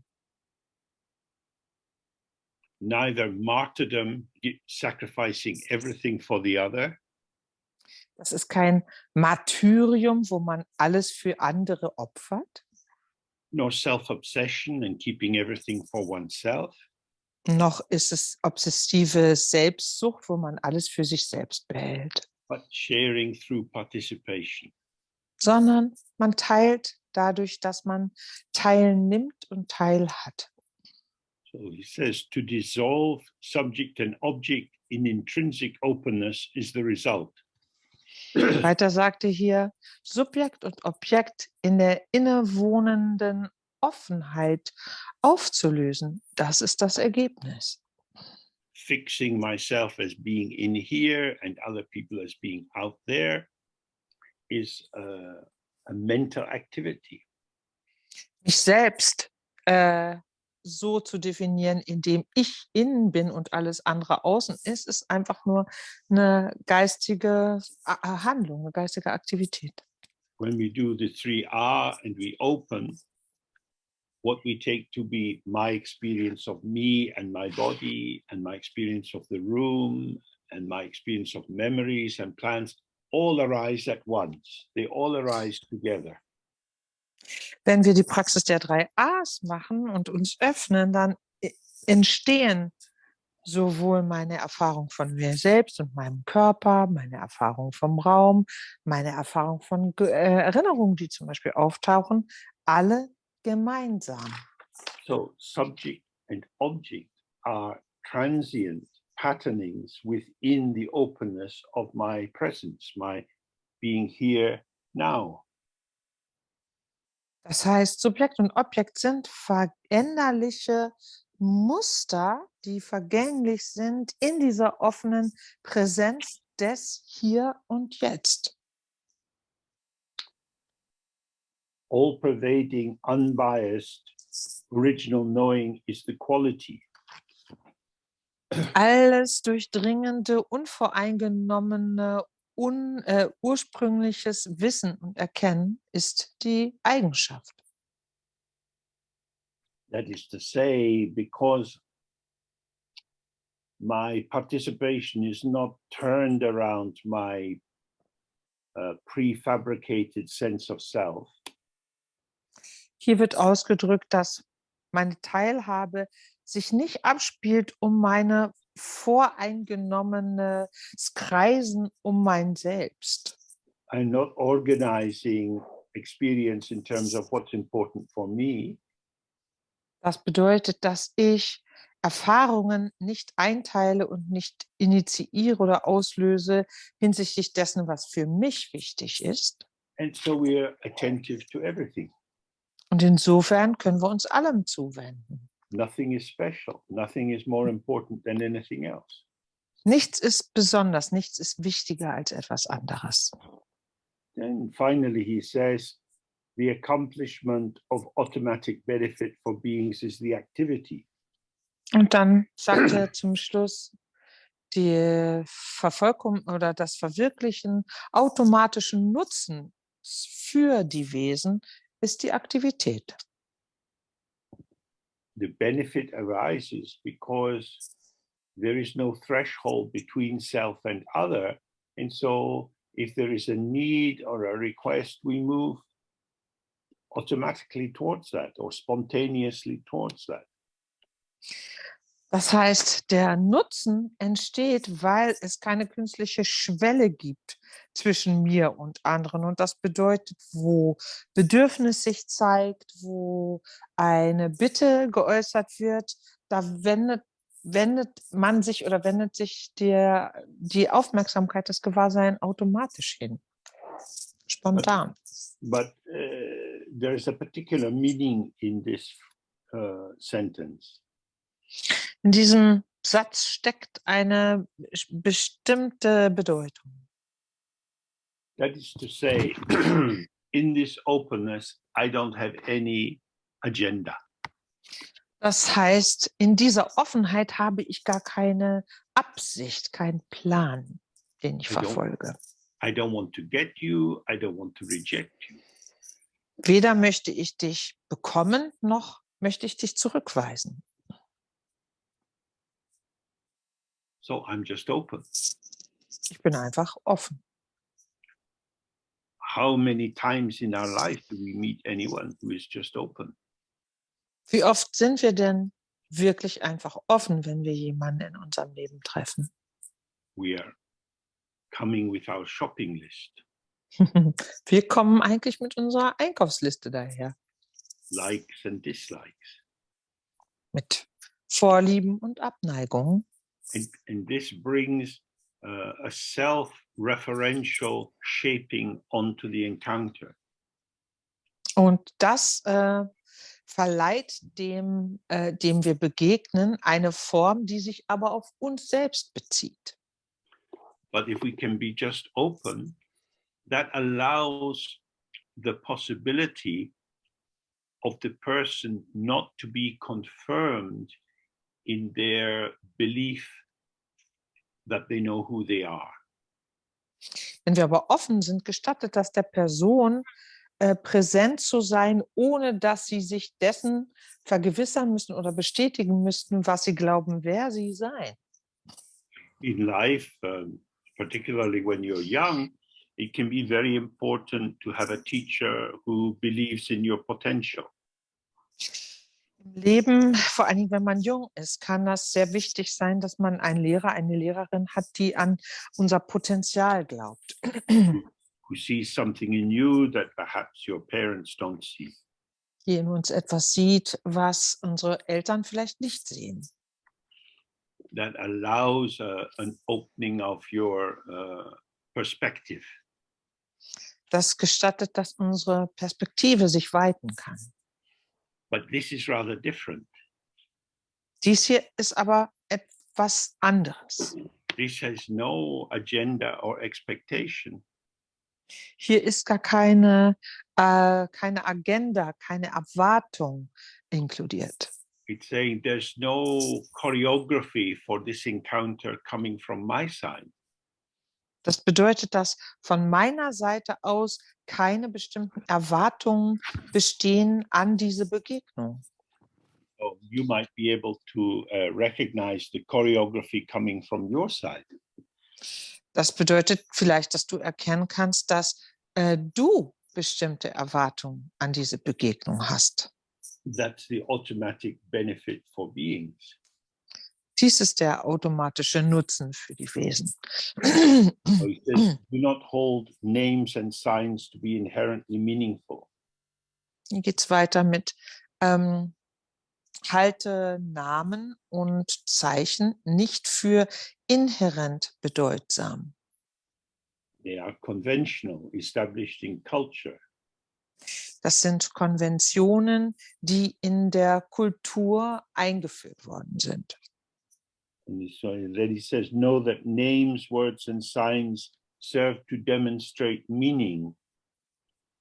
Dann fährt er fort und sagt, erkenne oder wisse, dass Namen, Worte und Zeichen dazu dienen, Bedeutung aufzuzeigen. This means relative meaning. Within duality, it doesn't mean the absolute meaning or the absolute truth. Sondern das bedeutet, dass hier die relative Bedeutung im dualen, relativen gemeint ist und nicht auf die absolute Wahrheit hingewiesen wird. So this word demonstrate is more like manifesting. Dieses Wort aufzeigen, was hier steht, ist eigentlich mehr gemeint wie, dass es das manifestiert. Laying out in front of you, showing. Das heißt, es uns darzulegen. But if you rely on the word or the sign, you will arrive at the meaning established by the use of that sign.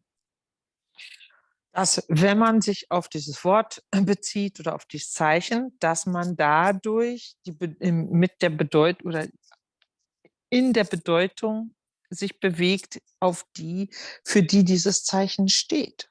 But because all names, words, and signs have no inherent meaning, Da aber, I'm sorry,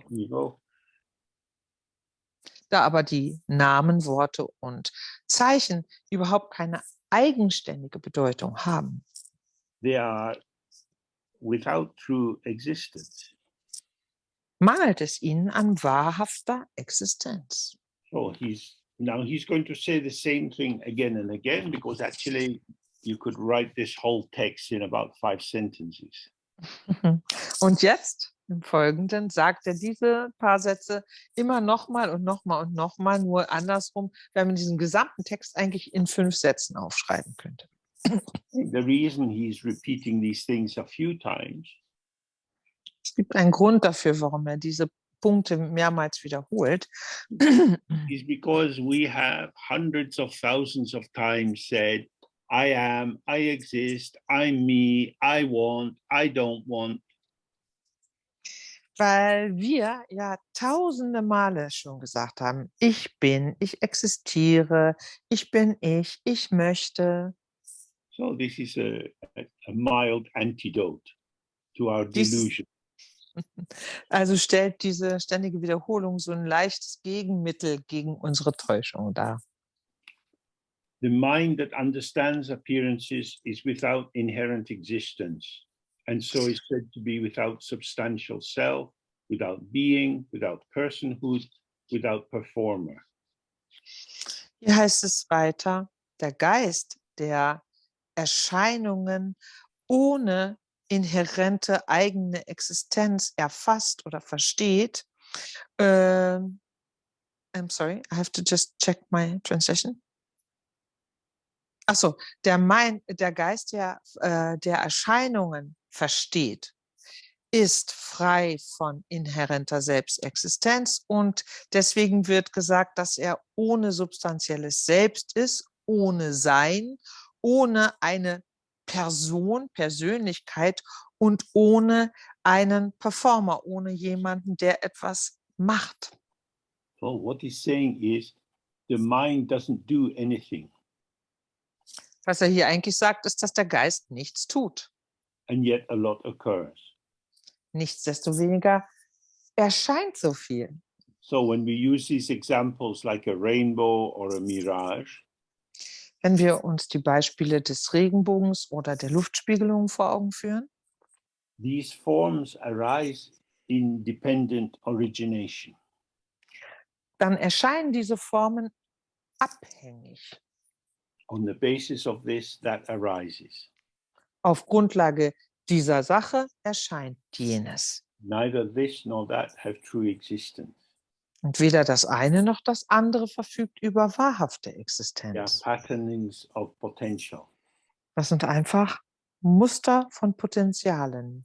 So it's not that our mind, some kind of deep inner big self, is somehow pumping out our experience. Es ist also nicht so, dass unser Geist wie ein tiefstes inneres Selbst Erfahrungen hervorbrächte, But rather, due to circumstances, different patterns emerge. vielmehr ist es so, dass aufgrund von Umständen unterschiedliche Muster sich zeigen. For example, due to COVID, I started to do teachings on Zoom. Zum Beispiel habe ich aufgrund von Covid angefangen, Zoom-Teachings zu geben. Due to having met Pedro and Joao and Milton in Portugal, we somehow developed a connection that allowed all these Zooms to come into being. Und weil ich Pedro, Joao und Milton in Portugal kennengelernt habe, gab es die Bedingungen und Umstände, die dazu führen konnten, dass wir diese Zoom-Teachings gemacht haben. The potential was ripened by the conjunction of these meetings and forces. Das Potenzial konnte reifen also dadurch, dass diese Kräfte sozusagen wirklich aufeinander getroffen sind. It doesn't arise out of nothing at all, Das entsteht also nicht aus nichts, but neither is it created by real things with a definitive intention. es wird aber auch nicht von realen Dingen mit einer definierten Absicht hervorgebracht, It emerges as a patterning of illusory phenomena. sondern tritt hervor als ein Muster illusionärer Formen. Oh, the mind itself is not a doer or a maker, an understander. Der Geist selbst ist kein Macher, kein Aktivist sozusagen, kein Versteher. But in its openness, it does not block the arising, the spontaneous arising of the patterns which it understands. In seiner Offenheit aber blockiert er nicht die spontanen Erscheinungen, die sich spontan vollziehen. And he emphasizes this by saying, and what is here said to be without inherent existence is truly without it. Und er betont das hier nochmal im Text, indem er sagt, und das, was hier, wovon hier die Rede ist, wo gesagt wird, dass es ohne eigenständige Selbstexistenz ist, ist wahrhaft ohne sie. Words like self-existence are not normally used in our daily language. Solche Worte wie Eigenexistenz werden in unserer Alltagssprache nicht vorkommen. So they might not have too much meaning for us. Tatsächlich bedeutet das vielleicht für uns selbst dann nicht viel, dieser Begriff. If I say,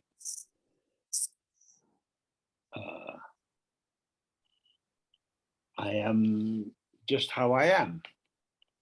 Wenn ich zum Beispiel sage, ich bin einfach wie ich bin.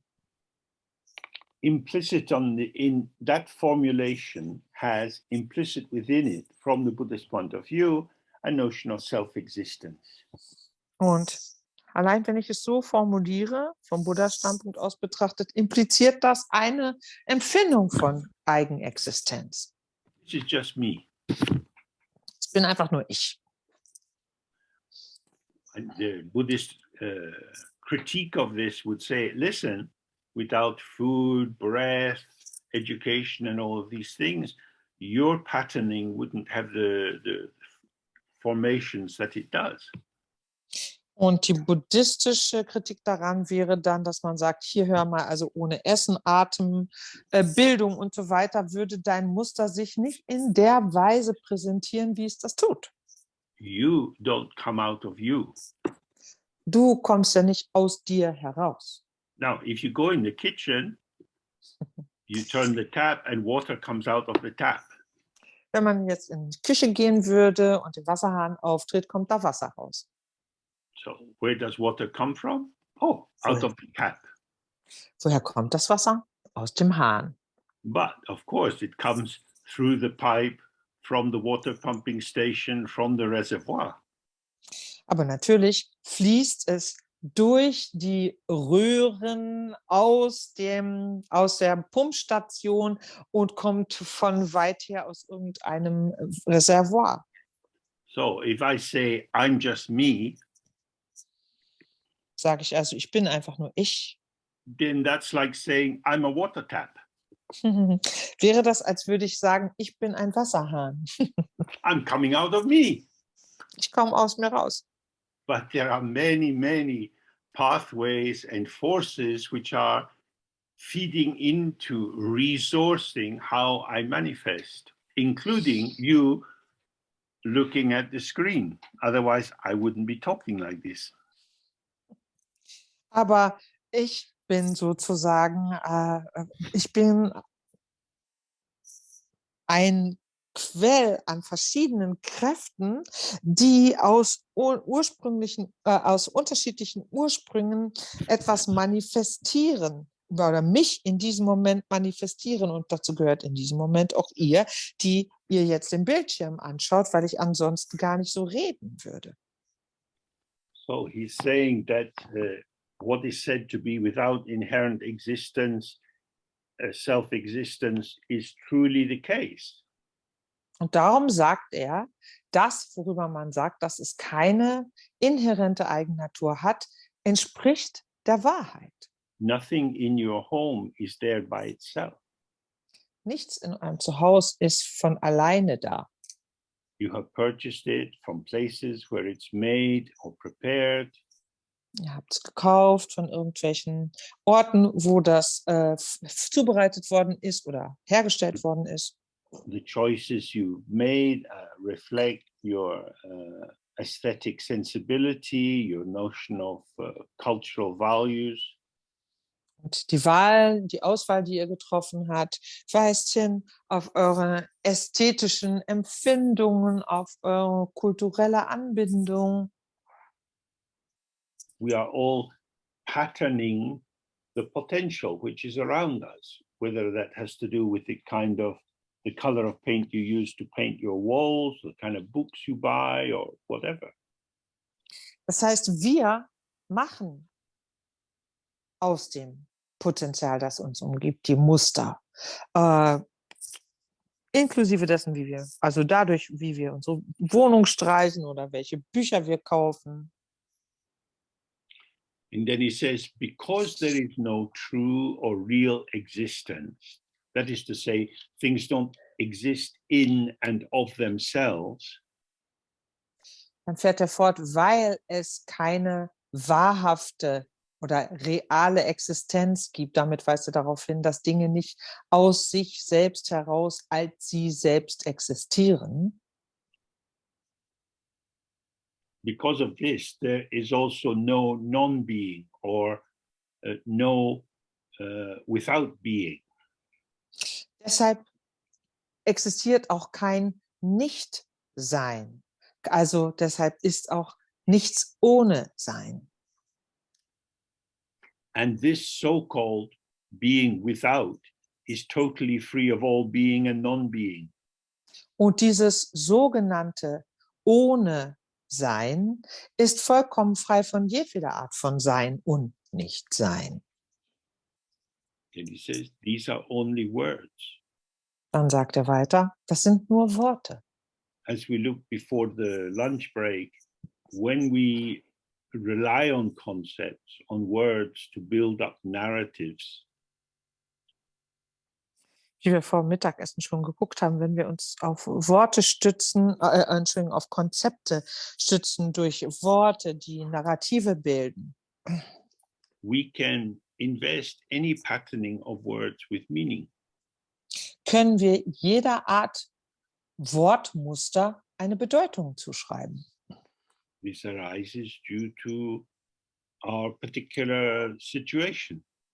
Das kommt jeweils durch unsere spezifische Situation zustande. So, in this Tibetan system, the issue of being or non-being is very important. In diesem tibetischen System ist dieses Thema von Sein und Nichtsein sehr wichtig. In the culture of my grandchild, football is very important. Und in der Kultur meines Enkels ist Fußball sehr wichtig. Now, when he has a bath, he wants to take his football into the bath so he can wash it and have it nice and clean. Wenn er jetzt ins Bad geht, besser gesagt in die Badewanne geht, will er den Ball mitnehmen, weil er den waschen will und dann ist er wieder hübsch und sauber. So, we invest words with meaning. Das heißt, wir laden Worte mit Bedeutung auf. This is our existential freedom. Das ist unsere existenzielle Freiheit. We can put meaning into invading other countries, into killing people, into healing people. Das heißt, wir können Bedeutung aufladen in Invasionen in andere Länder. Wir können Bedeutung abgewinnen dem Töten von Menschen, dem Heilen von anderen. So this is, from the point of view of ethics, this is something very important. Vom Standpunkt der Ethik aus betrachtet ist das etwas sehr Wichtiges. Nothing is pre-established. Es gibt nichts Voreingestelltes. Everything can be invested with specific meanings. Alles kann mit spezifischer Bedeutung aufgeladen werden. Often we are shocked when we encounter meanings which we can't believe people would make. Manchmal sind wir sogar schockiert, wenn wir mit der Bedeutung von bestimmten Begriffen konfrontiert werden, die Leute ihnen zuschreiben. Yesterday evening, I was reading a review of a report on human rights abuses in Colombia. Gestern Abend habe ich zum Beispiel einen Bericht gelesen über Verstöße gegen die Menschenrechte in Kolumbien. And it reported how someone came into a village and with a cooking pot and brought it to this woman's house. Und es wurde berichtet, wie jemand mit einem Kochtopf in ein Dorf gekommen ist und den zum Haus einer Frau gebracht hat. and said, "Here are some bones for you to cook." Und er sagte, hier sind Knochen, die sollst du kochen. And when she opened the lid, it was the head of her son inside the pot. Und als sie den Topfdeckel anhob, war der Kopf ihres Sohnes in dem Topf. This is very difficult for us to understand, not just the cruelty of killing the young man, but to do this to the mother. Für uns ist das unglaublich schwer nachzuvollziehen, nicht nur die Grausamkeit, den jungen Mann zu töten, sondern der Mutter dies anzutun.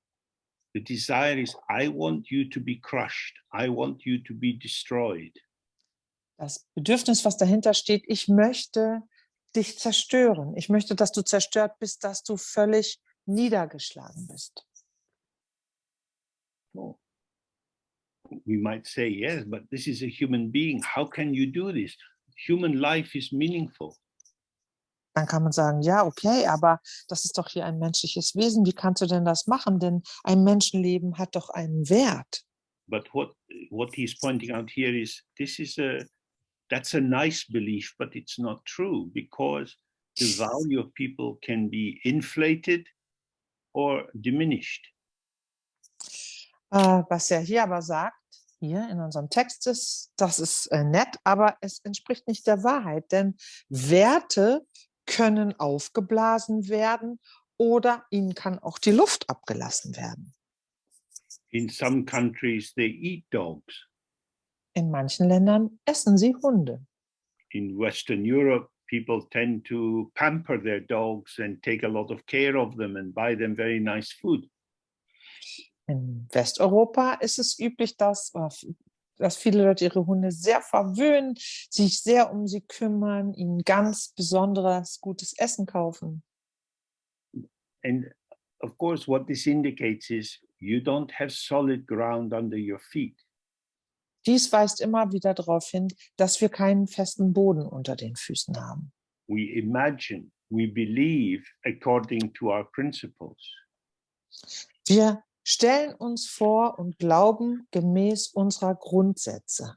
So when we study, excuse me, when we study Buddhism, we come to this formulation he used earlier about the view, the meditation, and so on. Und in Bezug auf den Buddhismus kommen wir dann auf diese Formulierungen, die er hier benutzt hat zuvor, um die Sicht zu beschreiben, Meditation und so weiter.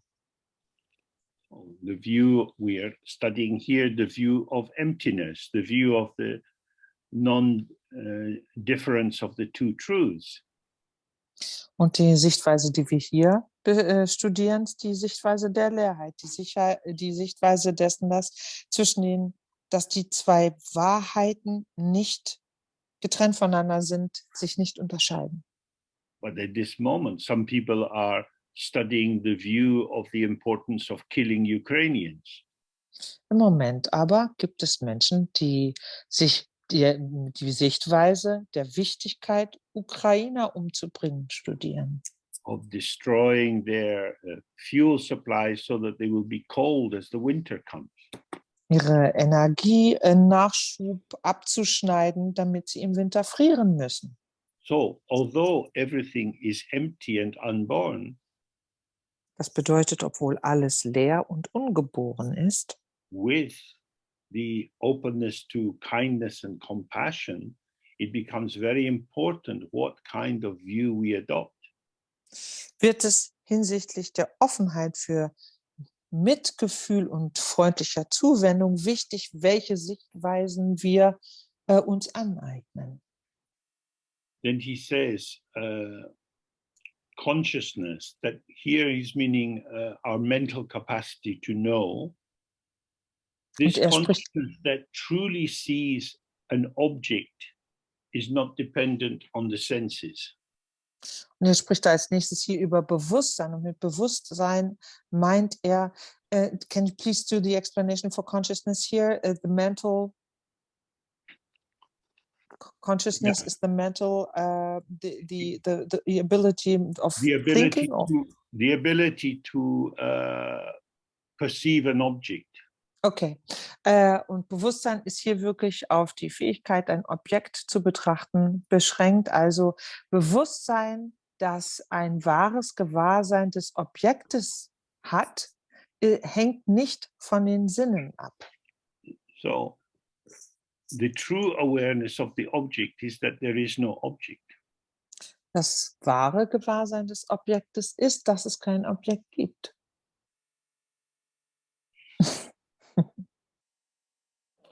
The object is a product of objectification.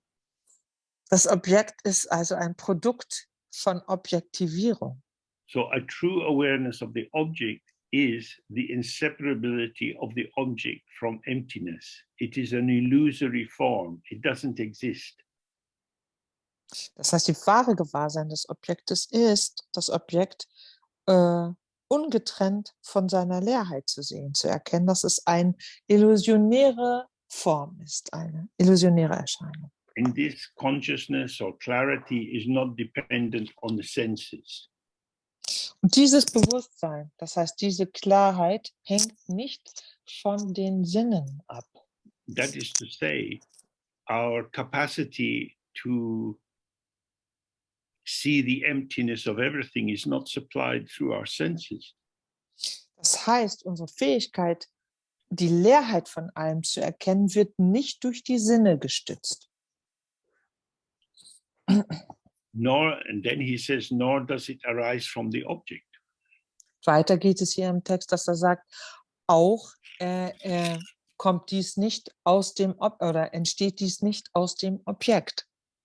When you go to the cinema and you fall into the film, Geht man ins Kino und dringt wirklich in die Handlung ein. the film is directly showing you its illusion. Zeigt der Film uns direkt, dass er Illusion ist. But you don't want to see the illusion. You believe in it. Aber wir wollen die Illusion nicht sehen, sondern wir wollen dem Film glauben. Often if you're out with children and they see a rainbow, they become very excited. Wenn man mit Kindern draußen ist und die dann einen Regenbogen sehen, dann finden die das oft ganz toll. They're seeing something, Sie sehen etwas, but they're not seeing anything. aber tatsächlich sehen sie nichts. Then they go home and they want to draw a rainbow. Dann gehen sie nach Hause und wollen einen Regenbogen malen. Now they have these colored lines on the page. That's a rainbow. Und dann haben sie jetzt diese farbigen Linien auf der Seite. Das ist ein Regenbogen. That's a solidifying representation of an illusion. Das ist also eine verfestigte Repräsentation einer Illusion.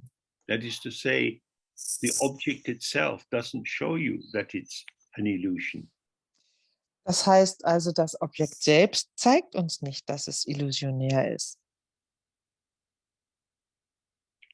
Now, this consciousness or true perception does not abide in the middle between subject and object. Und dieses Bewusstsein oder diese wahre Wahrnehmung, wahrhafte Wahrnehmung, hat keinen Verweilort zwischen Subjekt und Objekt.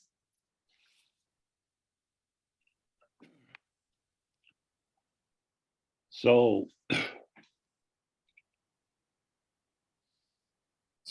both subject and object arise within the arena of this clarity of mind.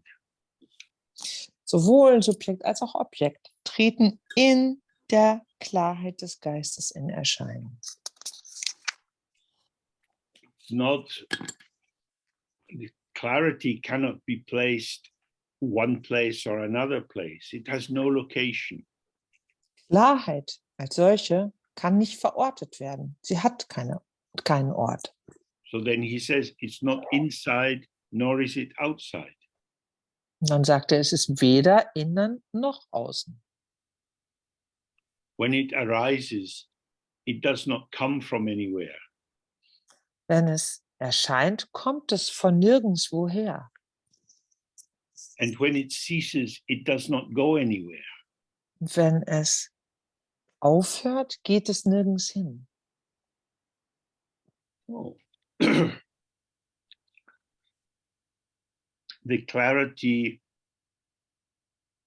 which arises when you see something Die Klarheit, die aufkommt, wenn man etwas sieht,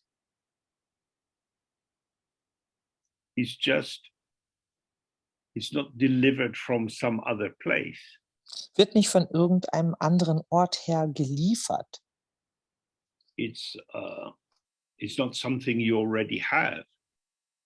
Das ist nicht etwas, was man schon hat. It is arising with the situation and vanishes with the situation. Sondern es kommt hervor mit der Situation und verschwindet auch mit der Situation. So, for example, if in the lunch break I put something on to cook, Wenn ich in der Mittagspause zum Kochen aufsetze and I forgot to take it off the stove, und ich dann vergessen habe, das vom Herd zu nehmen, then I'm sitting here talking with you, sitze ich hier rum und rede mit euch. and gradually my nose is, what's that? Und zunehmend kommt was an meine Nase und dann denke ich, huch, was ist denn das? Oh, something's burning. Oh, da brennt was an. So I have to rush to the kitchen. Muss ich also schnell in die Küche. The consciousness of smell was not very strong when I was just talking with you. Das Bewusstsein von Geruch war nicht so stark, als ich mit euch sprach. The smell and the consciousness of smell arise together. Aber Geruch und das Bewusstsein vom Riechen entsteht gemeinsam. They arise together and they vanish together. Das heißt, sie kommen gemeinsam zusammen auf und verschwinden auch zusammen wieder. And so he says, and so it is said that consciousness, that its arising is empty and its passing is also empty. Darum sagt er, bei Bewusstsein ist das Erscheinen leer und auch das Vergehen leer. When I'm conscious of the smell, smelling fills consciousness. When the smell goes away, the consciousness also goes. It's empty when full and empty all the time. Und das heißt, als der Geruch da war, erfüllte er mein Bewusstsein. Und wenn der Geruch weg ist, ist auch das Bewusstsein weg. Das heißt, es ist leer und voll gleichermaßen.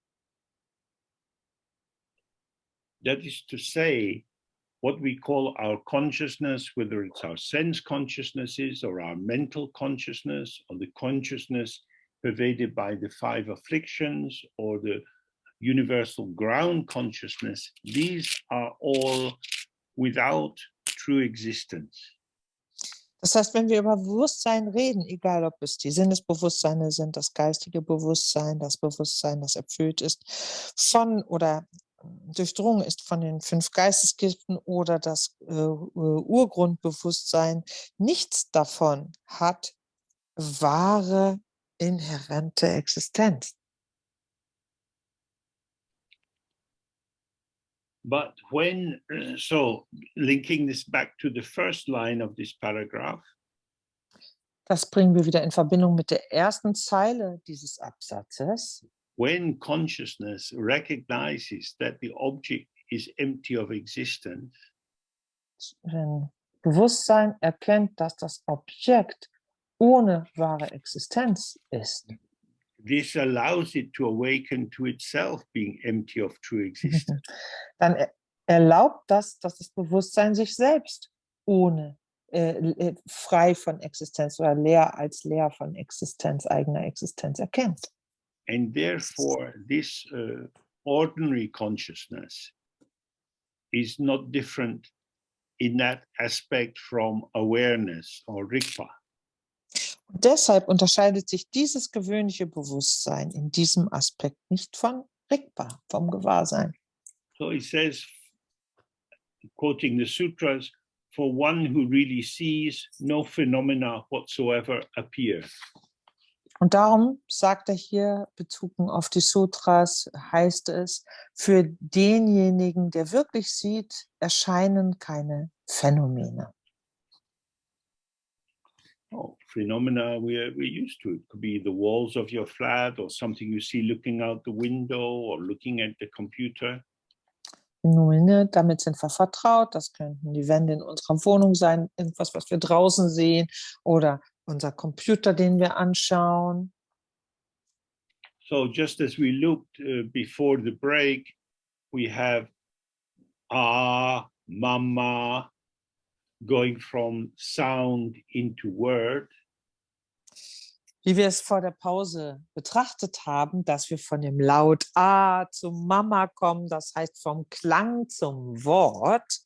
So when you see that phenomena are like they are a potential, and that what you take them to be is an investment in that potential which solidifies it as something.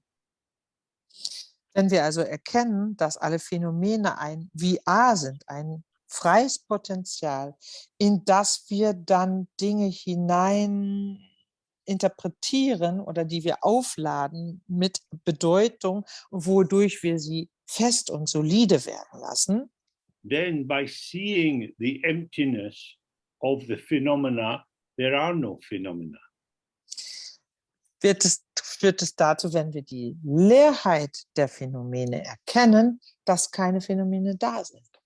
All phenomena are imagined. Alle Phänomene sind vorgestellt. When I imagine phenomena, it is as if they are there. Stelle ich mir Phänomene vor, ist es so, als seien sie da. Because, of course, we know I can experience illusory phenomena. Denn wir wissen ja, ich kann illusorische Phänomene erleben. I can go to the cinema. I can read a novel. Ich kann ins Kino gehen, ich kann einen Roman lesen. The phenomena there don't exist, and yet for me they exist because I can believe in them. Diese Phänomene dort existieren nicht, aber ich kann an sie glauben, deswegen können sie für mich existieren. So when he's saying for the person who really sees, he's indicating seeing is not the same as imagining. Wenn er also sagt, für diejenigen, die wirklich sehen, dann sagt er damit, dass Sehen nicht sich vorstellen bedeutet. If we truly see, then we see the only thing we can see, which is light. Wenn wir wirklich sehen, dann sehen wir wirklich das, was wir wirklich sehen können, nämlich Licht. We Und see sonst patterns nichts. of light, which we imagine as entities, as things. Wir sehen Lichtmuster, die wir uns als abgeschlossene Einheiten vorstellen, Oh. als Dinge. Then he says the Prajnaparamita, this transcendent wisdom literature says, mentation leads to involvement in the realms of desire, form and formlessness. Und dann spricht er über die Prajnaparamita, die Literatur über die transzendente Weisheit, wo gesagt wird, Denken, sag ich mal, Denken führt zur Verstrickung in die Bereiche des Begehrens, der Form und der Formlosigkeit. So mental activity brings us into birth in different forms, in Das heißt, different realms. geistige Aktivität führt für uns zur Geburt in unterschiedlicher Form, in unterschiedlichen Daseinsbereichen. Then he says, when there is no mentation, there is no involvement anywhere. Und dann sagt er weiter, wenn kein Denken stattfindet, gibt es auch keine Verstrickung irgendwo. Birth depends on imagining a context for birth. Geburt hängt von der Vorstellung eines Kontextes für die Geburt ab. Mentation or mental activity is becoming. Denken oder geistige Aktivität ist Werden. This is what drives the wheel of life. Das treibt das Lebensrad an. Then he quotes another sutra. When no activity whatsoever is performed, that is known as being at ease. Dann zitiert er eine weitere Sutra. Wenn keinerlei Aktivität ausgeführt wird, das kennt man oder erkennt man als Gelöstheit. Being at ease is yoga. Gelöstheit ist Yoga. That is to say, non-duality or non-separation from the ground. Das heißt Nicht-Dualität, nicht vom Grund getrennt sein. Therefore, he says, if ordinary people practice in the state of the absence of phenomena, that is the supreme dharma. Darum, so sagt er, ist es wenn gewöhnliche Leute in diesem Zustand der Abwesenheit der Phänomene praktizieren, der höchste Dharma. And he clarifies this. In the sutra, it says, now what is the supreme dharma? It is the absence of the perception of phenomena. Und das führt er klärend weiter aus, indem er weitere Sutra zitiert. Was ist also der höchste Dharma? Es ist die Abwesenheit der Wahrnehmung von Phänomenen. So we need to be clear that the word perception in Tibetan is dushe, means gathering a knowledge of something. Wichtig ist, dass wir die Bedeutung des Wortes Wahrnehmung in diesem Zusammenhang nochmal klar haben müssen. Im tibetischen Dushe würde bedeuten, das Sammeln von einem Wissen, einer Information über etwas. This is not a simple seeing, but the seeing of something. Hier handelt es sich nicht um einfaches Sehen, sondern das Sehen von einem Ding, einer Sache. So the supreme dharma, the supreme path is not to see things. Der höchste Dharma, also der höchste Pfad, besteht daraus, keine Dinge zu sehen. Now, again, if you think that all the time you see things, and I say you shouldn't see things, then it's as if you wouldn't see anything at all.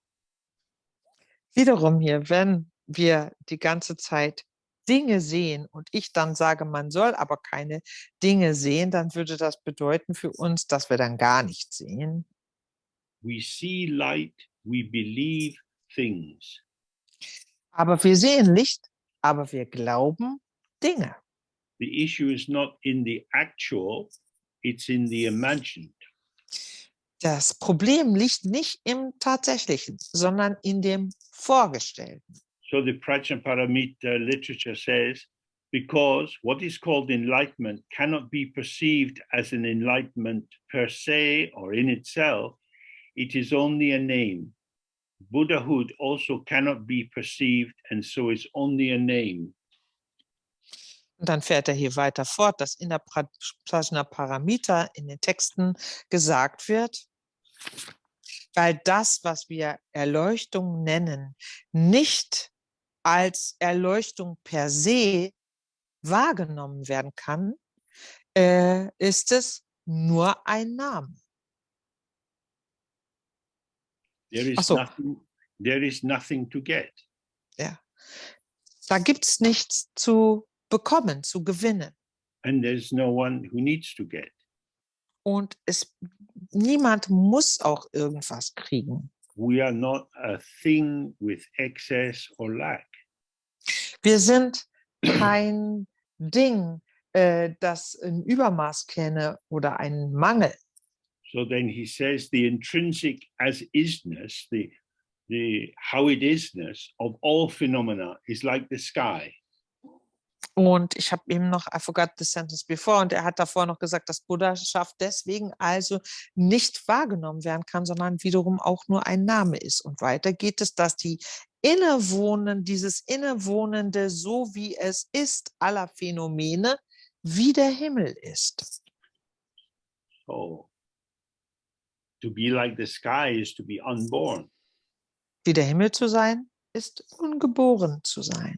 So that he says, to see that this is never an object of consciousness, nor of original knowing, is the view. Zu sehen, dass dies niemals ein Objekt des Bewusstseins noch ein Objekt des ursprünglichen Erkennens ist, das ist die Sichtweise. So he's saying, whether you look with ordinary dualistic consciousness, or whether you look with the original knowing, which is the bright mind of the Buddha, this cannot be seen. Das heißt ganz gleich, ob man mit seinem gewöhnlichen dualistischen Bewusstsein hinschaut oder aber mit der ursprünglichen reinen Sicht, dem Erkennen, das dem Buddha-Geist zu eigen ist, dieses kann man nicht erkennen. To abide in this manner without being fixed is the meditation. In dieser Weise zu verweilen, ohne in eine Fixierung gehen, ist Meditation. So the view is the orientation that says there is nothing to be got, so stop grasping. Die Sichtweise ist also diese Hinwendung dahin, dass es nichts zu erwerben gibt und man deswegen aufhören kann zu greifen. To abide in this is to rest in the openness which is free of grasping. Darin zu verweilen bedeutet, in dieser Offenheit zu ruhen, die ohne jedes Greifen ist.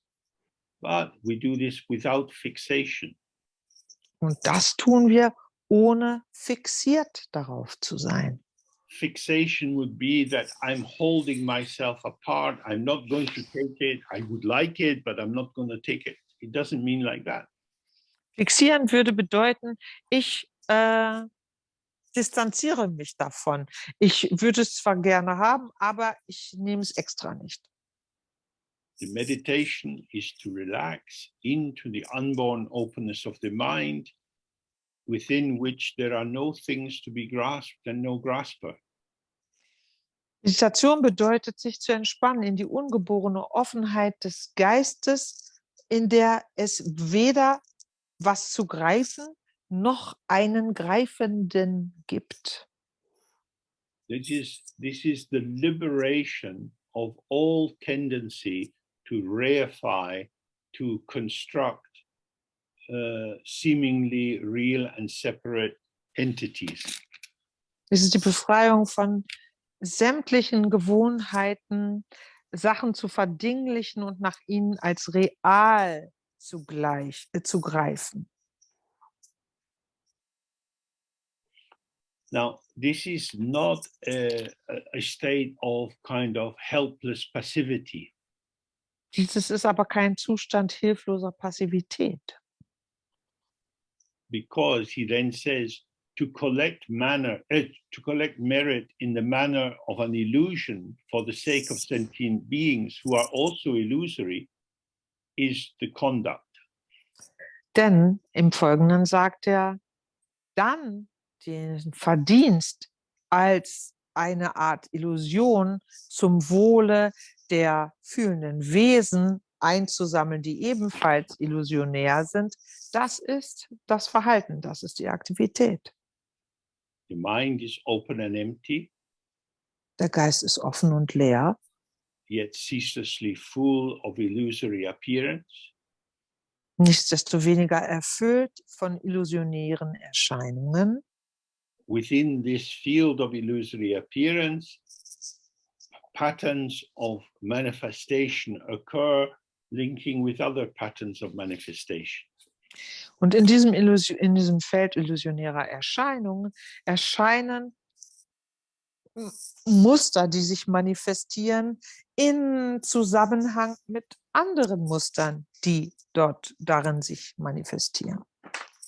And so moving as illusion with connectivity with all illusion, this is the conduct, or this is the recommended way of being. Das heißt, das die empfohlene Seinsweise oder das Verhalten besteht daraus, als Illusion in Verbindung mit allen anderen Illusionen sich zu bewegen. And then he says, the vanishing of the notion of illusoriness into spaciousness is the ultimate result. Und dann sagt er, die Auflösung der Empfindung oder Vorstellung von der illusionären Natur in die Weite hinein ist das letztendliche Ergebnis. Oh, as long as you have a notion of something, you are interpreting it. Solange man ein Empfinden von etwas hat oder eine Vorstellung von etwas hat, interpretiert man das. Like saying to someone, oh, don't worry about the horror movie, it's just an illusion. Wie wenn man zu jemandem sagt, ach, mach dir wegen diesem Horrorfilm keinen Stress, das ist doch nur eine Illusion. So there, the notion of illusion is being used as an antidote to the belief that the film is depicting something real. Hier wird also die Idee von Illusion als Gegenmittel dagegen benutzt, dass der Film irgendwas Reales darstellen würde. Now, if there is no illness, you don't need any medicine. Wenn da aber keine Krankheit ist, dann braucht man auch keine Medizin. So when we see that from the very beginning, everything is unborn, Wenn wir erkennen, dass von Anfang an alles ungeboren ist, then there's no need to understand things in terms of illusion.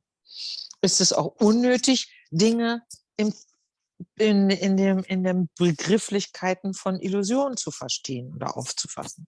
And just as the formulations of samsara are like clouds vanishing into the sky, so the formulations of nirvana or the antidotes also vanish into the sky.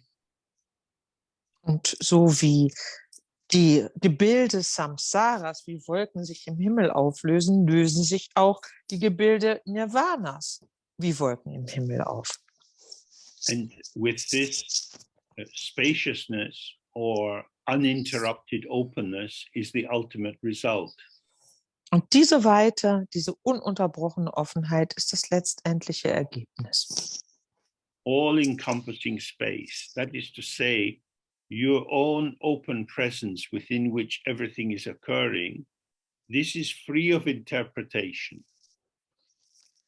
Allumfassende Weite, allumfassender Raum. Das heißt, das ist unsere eigene offene Präsenz, frei von jedweder Art von Interpretation. It cannot be caught and interpreted, and it doesn't do any interpreting itself.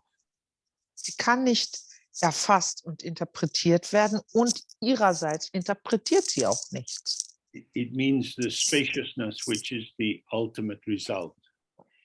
Das ist diese Weite, die das letztendliche Resultat ist. It is beyond speech, thought, or expression. Die jenseits ist von Sprache, Gedanke, Ausdruck. Nothing you say or think or feel about it will take you close to it because you are already inseparable from it.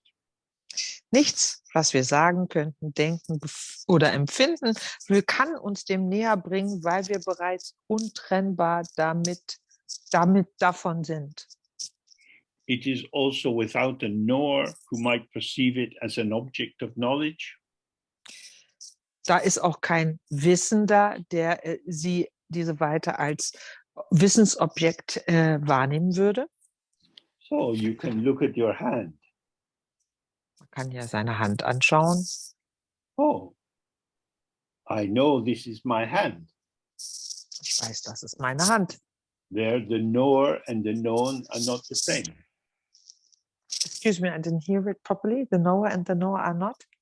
But this space is like the mirror. It shows, but there's no one doing the showing. It's like a kind of magical, incomprehensible just thisness. Das heißt, der Wissende und das Wissen selbst sind nicht abhängig. Das bedeutet, der Spiegel selbst und das, was darin gezeigt wird, ist nicht unterschiedlich voneinander.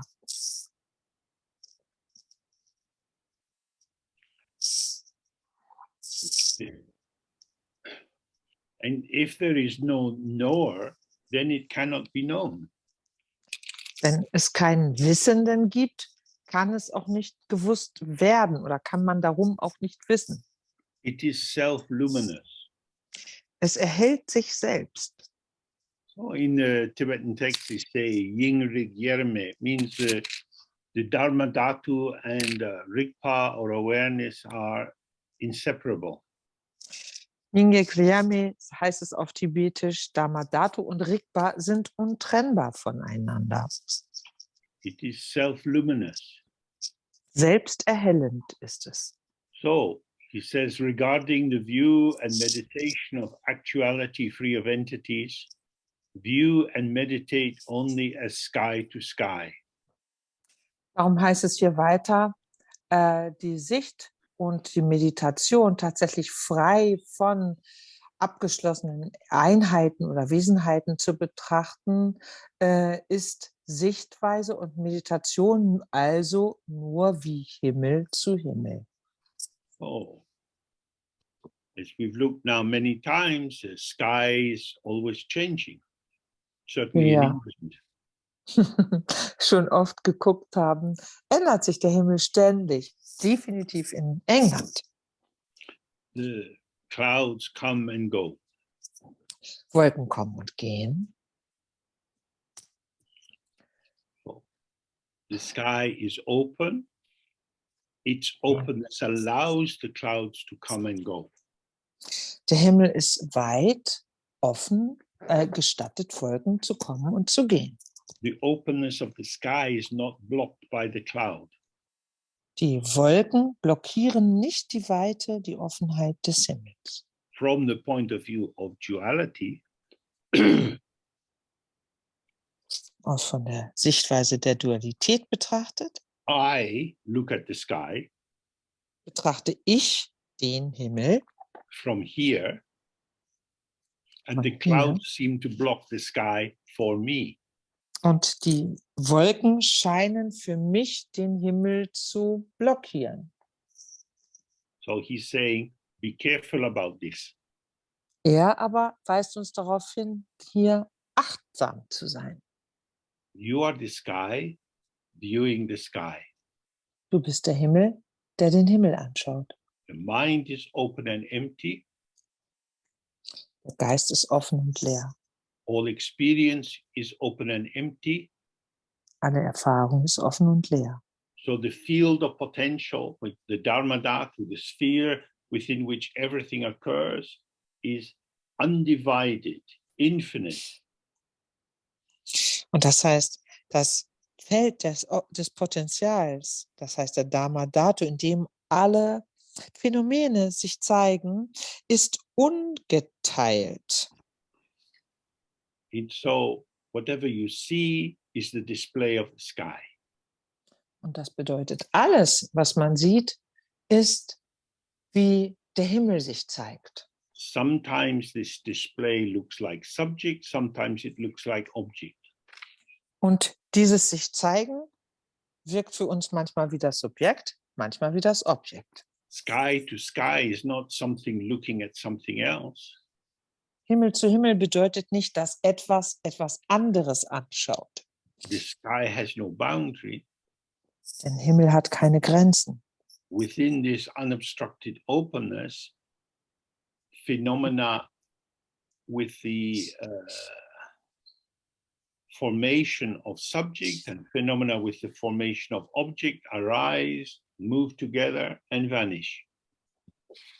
Denn in dieser ungehinderten Offenheit treten oder entstehen oder zeigen sich Phänomene als Subjekt und Phänomene als Objekt gemeinsam, treten sie in Erscheinung, bewegen sich gemeinsam und verschwinden auch gemeinsam. So very often you see in the text that it is unborn and unobstructed. In den Texten stoßen wir häufig auf diese Begriffe ungeboren und ungehindert. The flow of experiences going through the sky like the wind, it's unobstructed. Der Fluss der Erfahrung des Erlebens ist ungehindert wie der Wind, der durch den Himmel bläst. So this is the main meditation instruction. Das ist hier die Hauptmeditationsanweisung. Do the Guru Yoga, relax and release. You have Mach das, the eye in front of you, it dissolves, it's open sky. das heißt, mach das Guru-Yoga, entspanne und lass los. Das A ist vor dir, löst sich auf und da ist der offene Himmel. The space is open. Der Raum ist offen, The weit. mind is open. Der Geist ist offen. The mind is a space. The field is a space. The spaces are inseparable. Der Geist ist Weite, das Feld ist Weite und Weite sind nicht zu trennen. So then he says natural meaningfulness, or how it actually is, the original thusness. Dann geht er darauf ein, hier weiter auf die natürliche Bedeutung, so wie es wirklich ist, das ursprüngliche So-Sein, This is beyond thought and dualistic experience. bewegt sich jenseits von Gedanken und dualistischem Erleben. So the implicit message of this is don't be so bothered about thinking. Und hier impliziert ist die Botschaft, denkt doch nicht so viel. You cannot think your way out of samsara. Man kann sich nicht aus Samsara rausdenken. But you can think your way into samsara. Man kann sich aber in Samsara reindenken. You don't have to get rid of thoughts, Man muss Gedanken nicht loswerden. but you have to recognize I am addicted to thoughts. Man muss aber erkennen, dass man nach Gedanken süchtig ist. And so I am not going to pick up thoughts. Und darum werde ich jetzt nicht mehr ständig Gedanken auflesen. I cannot ban thoughts. Ich kann Gedanken nicht verbannen. I cannot stop them coming. Ich kann auch nicht verhindern, dass sie kommen. I cannot turn good thoughts into bad thoughts or bad thoughts into good thoughts. Und ich kann auch gute nicht in schlechte Gedanken wandeln und umgekehrt. Because as soon as I establish a form, something happens and it changes. Sobald ich nämlich eine feste Form gebe, passiert irgendwas und dann ändert es sich sowieso.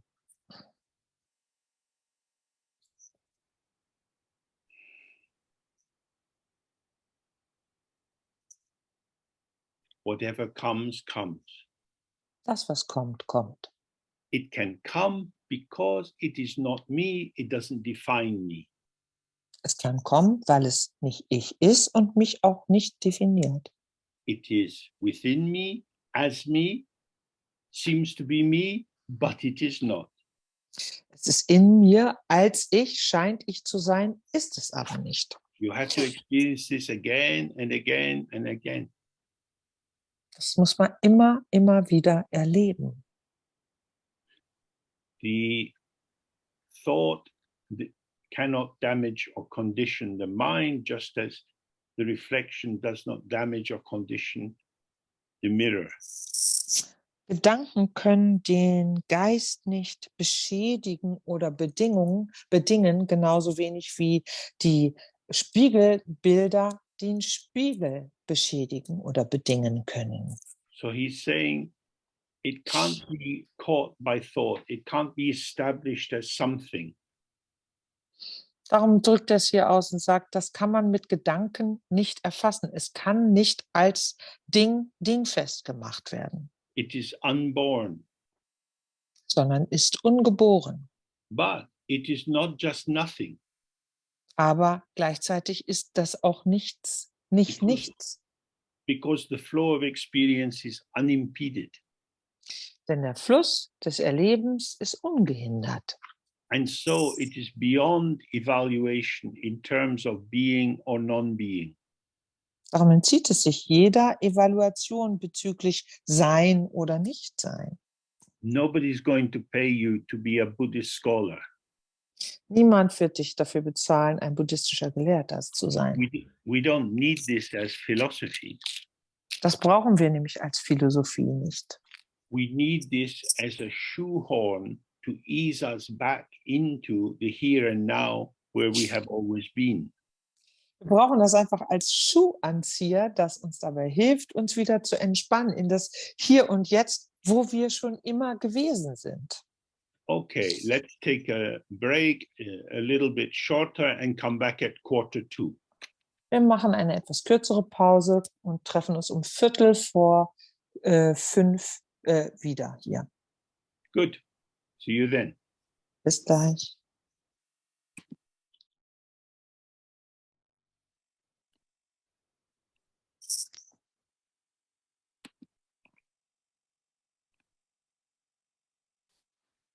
So now we come to the last section of the text.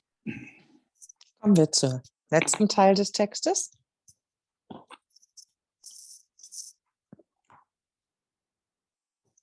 So it says, when people are not frightened by the profound meaning of emptiness and abide in it with happy devotion, this is explained as being a sign that they have the good fortune to have heard and practiced it previously and will quickly gain enlightenment.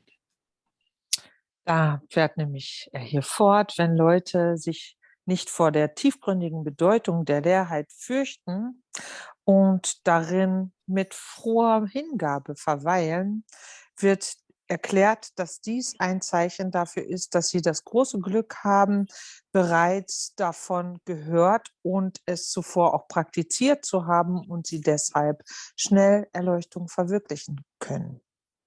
So that's good news for some people. Für manche Leute ist das eine gute Nachricht. If it's not such good news for you, then what to do? Wenn es für uns aber gar nicht die allertollste Nachricht ist, was machen wir dann? So we need to increase our devotion. Dann müssen wir also tatsächlich unsere Hingabe verstärken. Not devotion to someone or something, but devotion as a way of offering an undefended availability in oneself. Nicht Hingabe für jemanden oder einer Sache gegenüber, sondern vielmehr als eine unabwehrende oder unverteidigte Offenheit, die wir uns erlauben, in der wir uns erlauben, erreichbar zu sein. We are going to die. Wir werden sterben. We have already had many different kinds of experience in our life. Wir haben in unserem Leben schon viele unterschiedliche Erlebnisse gehabt. None of these experiences have remained. Keine von ihnen sind geblieben. Everything is passing. Alles vergeht. When things go well, it can be quite enjoyable. We have this rich variety of experiences. Dinge gut laufen, dann haben wir uns daran erfreut und da haben wir einen Reichtum an Erlebnissen. But when things don't go so well, then it's more difficult. Wenn die Sachen nicht so gut laufen, ist es schwieriger für uns. So we have hopes and fears. Wir haben Hoffnungen und Befürchtungen. We don't know what will happen after death. Wir wissen nicht, was nach dem Tod geschehen wird. Dharma says, if you look at your thoughts, you see they seem to be a series of finite moments, and you could imagine them coming to an end. Dharma wird gesagt, wenn wir unsere Gedanken betrachten, können wir sie erkennen oder betrachten als eine Abfolge endlicher Momente. Und das bedeutet, wir können uns auch vorstellen, dass sie ganz zum Erliegen kommen. But if you look at your mind itself, and you keep looking and you see, oh, it's not a thing. Wenn wir den Geist selbst aber betrachten, immer wieder und erkennen, dabei handelt es sich nicht um ein Ding. This no thing has no beginning and no end. Und dieses Nicht-Dings hat weder Anfang noch Ende. All kind of experiences arises in it. Alle Arten von Erlebnissen kommen darin zum Vorschein. If you see that the ground is empty, then what comes from the ground is empty. Wenn wir erkennen, dass der Grund leer ist, ist auch das, was aus diesem Grund herauskommt, leer. If we see the empty ground, then we see there is no self to interpret or be attacked by what is arising. Und wenn wir den leeren Grund sehen, sehen wir auch, da ist kein Selbst, was in irgendeiner Form angegriffen oder gefährdet sein könnte durch das, was aus diesem Grund erscheint. Things come and go. Die Dinge kommen und gehen. And yet, somehow, we're here. Dennoch sind wir irgendwie hier. We're not here as the same person, Wir sind ja nicht hier als eine und dieselbe Person, since our experience of our body, voice, and mind are always changing. denn unsere Erlebnisse mit Körper, Sprache und Geist ändern sich ständig. So, this just here-ness with an indeterminate content, or content, So dieses einfache Hiersein mit einem unbestimmten Inhalt is just open. ist einfach offen. And this doesn't end. Und das hört nicht auf. For me, certainly, the experience of this directly is the certainty that there will be many different manifestations when this current one dissolves. Für mich ist dieses Erleben, dieses direkte Erleben definitiv eine Gewissheit, mit der Gewissheit verbunden, dass der unzählige andere Arten von Manifestationen erscheinen werden, wenn diese endet. Emptiness is fullness, Leere ist Fülle, but not filled with something specific, nicht mit bestimmten Dingen gefüllt, but with a ceaseless flow of diversity. sondern mit einem ununterbrochenen Fluss an Vielfalt. In this diversity is connective. Und diese Vielfalt hat den Charakter von Verbindung. So the meaning of our existence is our participation. Das heißt, der Sinn unseres Lebens ist Teilhabe, Teilnehmen. In modern cultures, we don't live in extended families. In den modernen Kulturen leben wir nicht in Großfamilien. Many people have quite isolated lives. Viele Leute führen ein sehr isoliertes Leben. But that doesn't mean that we are unconnected. Das bedeutet aber nicht, dass wir verbindungslos sind. When we say, may all beings be happy, may all Yes. animals be happy, may all people, all the God realm people, the hell realm people. Wenn wir sagen, mögen alle Wesen glücklich sein, alle Tiere, alle Wesen aus dem Götterbereich, aus dem Höllenbereich, Then we open ourselves to that connection. öffnen wir uns für diese Verbindung. Keeping ourselves apart, that becomes very restrictive. Wenn wir uns getrennt betrachten und Abstand halten wollen, das wird sehr einschränkend. But being connected is a quality of the mind. Verbunden zu sein ist eine Eigenschaft des Geistes. Everything is experience. Alles ist Erlebnis. If you live with someone and you see them every day, you have a lot of experience of them. Wenn man mit jemandem zusammenlebt und diese Person täglich sieht, dann macht man auch viele Erfahrungen mit dieser If Person. you see someone once a month or once a year, you experience them less frequently. Sieht man jemanden nur einmal im Monat oder einmal im Jahr, dann erlebt man sie weniger häufig. But in any case, they are your experience. In jedem Fall sind diese Personen aber unser Erleben. You cannot experience the other as they are. Man kann den anderen nicht erleben, wie er ist. You can only experience your experience of the other. Man kann nur erleben, was man selbst vom anderen erlebt. All beings are experience. Alle Wesen sind Erleben. All experience is in your mind Und alle Erlebnisse sind in unserem Geist, because your mind is empty. weil unser Geist leer ist. Your ego is not empty. Unser Ego ist nicht leer. Your ego has friends and grandchildren and wants them to do well. Unser Ego hat Freunde, Großkinder und möchte, dass es ihnen gut geht. We think especially of these people. Wir denken besonders an diese Menschen. They are special for us. Für uns sind sie was Besonderes. For the Buddha, everyone is special Für den Buddha ist jeder was Besonderes. because the experience of the Buddha is not mediated through the ego. Denn Buddha erlebt nicht vermittelt durch sein Ego. That doesn't mean that it's not warm and friendly. Das bedeutet nicht, dass es nicht warm sein kann und freundlich. In fact, it's more warm and friendly because it's not mediated through the specifics of what I like and what I don't like.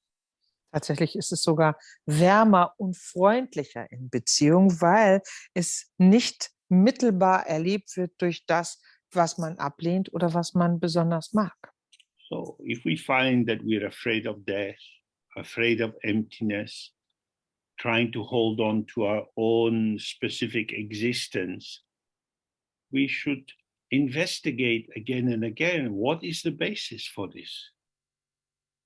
Wenn wir also merken, dass wir Angst haben vorm Tod, Angst vor der Leerheit, dass wir festhalten wollen an unserem spezifischen Empfinden von uns selbst, dann sollten wir uns darum bemühen, noch genauer zu untersuchen, auf welcher Grundlage das eigentlich basiert. Nothing will be resolved by avoiding what is difficult. Nichts löst sich dadurch, indem wir Schwierigkeiten ausweichen. When we turn towards the difficult experience, we see that actually it is impermanent and arising due to causes and conditions. Wenn wir uns schwierigen Erlebnissen zuwenden, stellen wir tatsächlich fest, dass sie vergänglich sind und dass sie aufgrund von Ursachen und Bedingungen überhaupt in Erscheinung treten. Oh, he says actuality, that is to say the true quality of all phenomena. Und darum führt er hier fort, die Wirklichkeit, und das bedeutet die wahre Qualität oder Eigenschaft aller Phänomene. These, the truth of phenomena is like the sky. Die Wahrheit der Phänomene ist wie der Himmel, Ungraspable. unfassbar. You can't catch yourself. You can't catch anything. Man kann sich selbst nicht begreifen und gar nichts begreifen.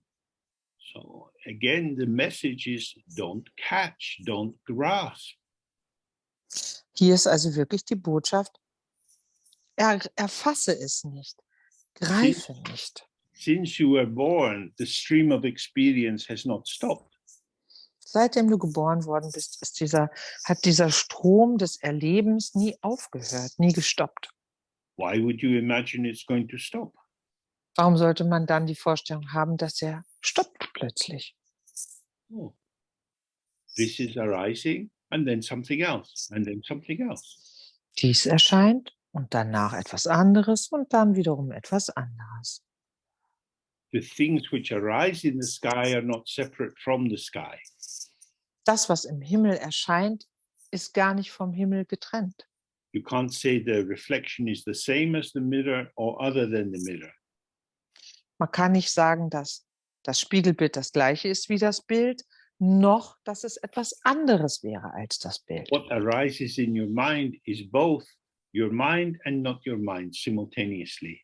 Was im Geist erscheint, ist sowohl der Geist und die Erscheinung als auch nichts anderes als das. Gleichermaßen. It's your mind because it's the experience that's filling your mind. Es ist insofern der Geist, das, was dort erscheint, weil es den Geist erfüllt. And yet it doesn't define your mind or limit your mind, and so it's not your mind. Gleichermaßen aber definiert das, was erscheint, nicht den Geist und schränkt ihn nicht ein. Und insofern ist es nicht der Geist. This is the truth or the depth of our presence here, a spaciousness that is beyond thought. Das ist die Wahrheit, die Tiefe unserer Präsenz, eine Weite jenseits gedanklicher Erfassung. To awaken to this is the inexpressible state of original knowing. Hierfür wach zu werden oder da hinein zu erwachen, ist der unausdrückbare Zustand ursprünglichen Erkennens. Original knowing means knowing what was there at the origin. Ursprüngliches Erkennen bedeutet, zu wissen, was ursprünglich da war. What is there at the origin is just openness. Das, was an der Quelle ist, ist Offenheit. As some of us have looked in the Kunzam Monlam, the aspiration of Samantabhadra, Wie einige von uns das auch untersucht haben im Künstlermanlam in dem Wunschgebet von Samantabhadra. the ground is not something which can be found. Der Grund ist nicht ein Ding, das man finden kann. Uncompounded. Ist nicht zusammengesetzt. It is unarisen. It hasn't manifested as anything. Ist unerschienen, hat sich nicht als irgendetwas, als Ding manifestiert. It is Hrongyang. It is without any limit or of extent or depth. It's beyond any kind of formulation. Ist grenzenlos und frei von irgendeiner bestimmten Ausdehnung oder Tiefe. Es hat sich in keiner Weise, keiner Form manifestiert. It cannot be expressed. Und er kann nicht zum Ausdruck gebracht werden. It cannot be placed within either samsara or nirvana. Und man kann ihn nicht verorten, entweder in Samsara oder Nirvana. This ground or base or basis or source Dieser Grund, die Basis, die Quelle is your basis and source. ist unser Grund, unser Ursprung. When you look to find the thingness of yourself, the definition of yourself, Wenn man nach einer Definition für sich selbst sucht, nach der Dinglichkeit in sich, you don't find anything. kann man nichts finden. This is the door of the spaciousness, which is the ground of everything. Das ist die Tür zu der Weite, die der Grund von allem ist. Then he says, this is the intrinsic equalness, free of activity and calculation. Und dann sagt er weiter, dies ist die innewohnende Gleichheit, die frei ist von Aktivität oder Berechnung und Berechnung. All reflections are intrinsically equal. Alle Reflexionen sind grundsätzlich oder sind intrinsisch gleich. Now, when we go to an art gallery, we see some paintings we really like and others we don't find so interesting. Gehen wir in eine Kunstgalerie, dann sehen wir Bilder, die wir mögen, andere finden wir nicht so interessant. This is understandable. Das ist verständlich.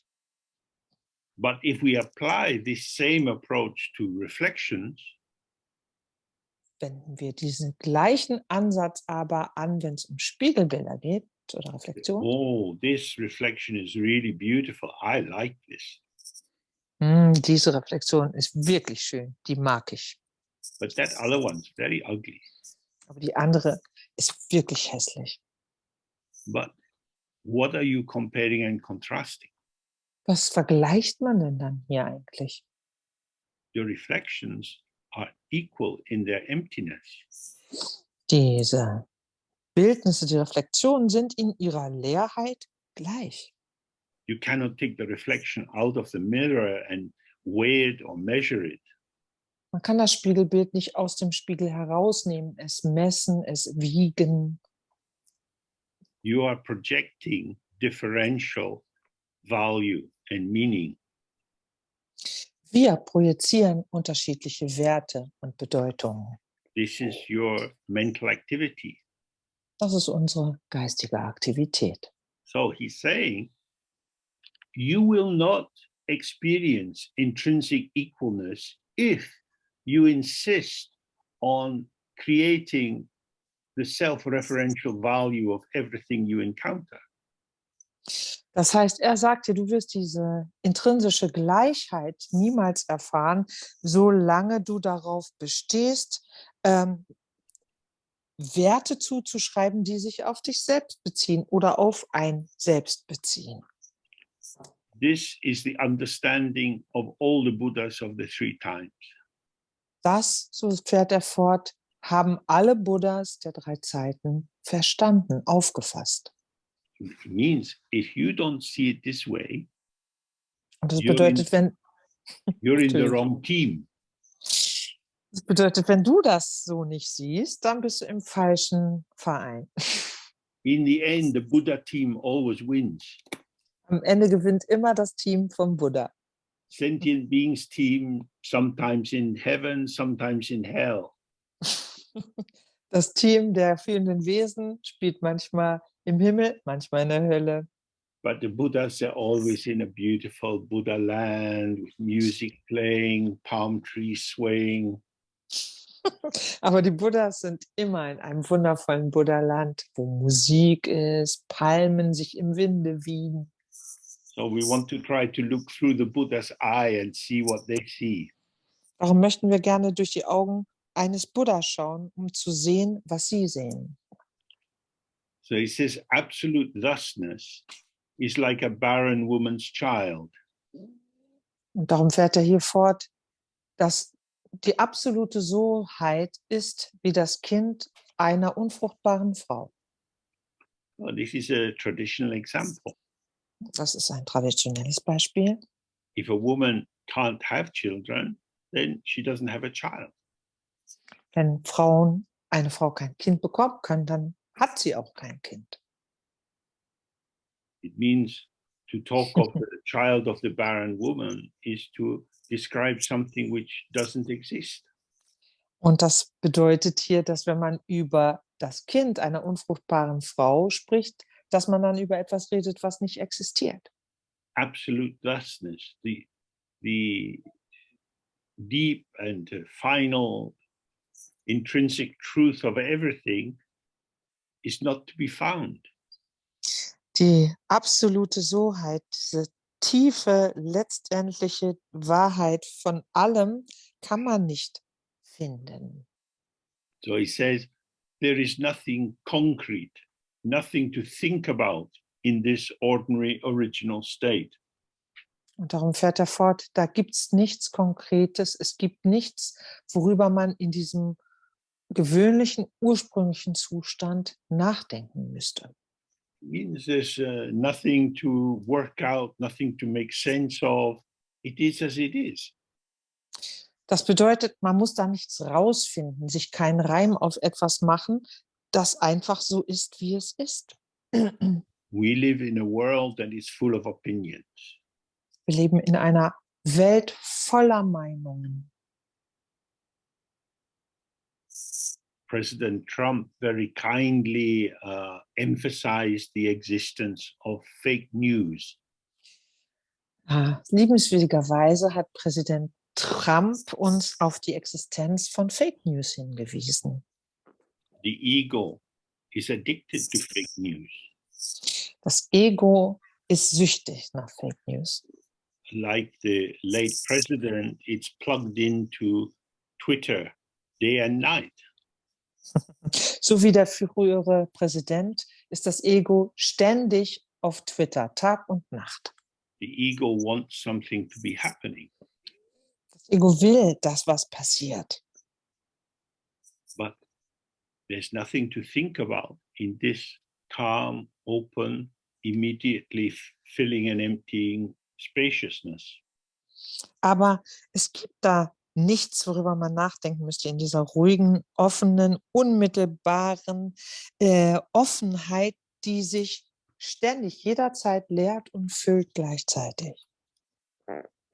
Relative subject and object are merged as illusion and can be used without acceptance, rejection, or desire. Dann fährt er fort, relatives Subjekt und Objekt verschmelzen als Illusion und können ohne Akzeptanz oder Zurückweisung oder Begierde genutzt werden.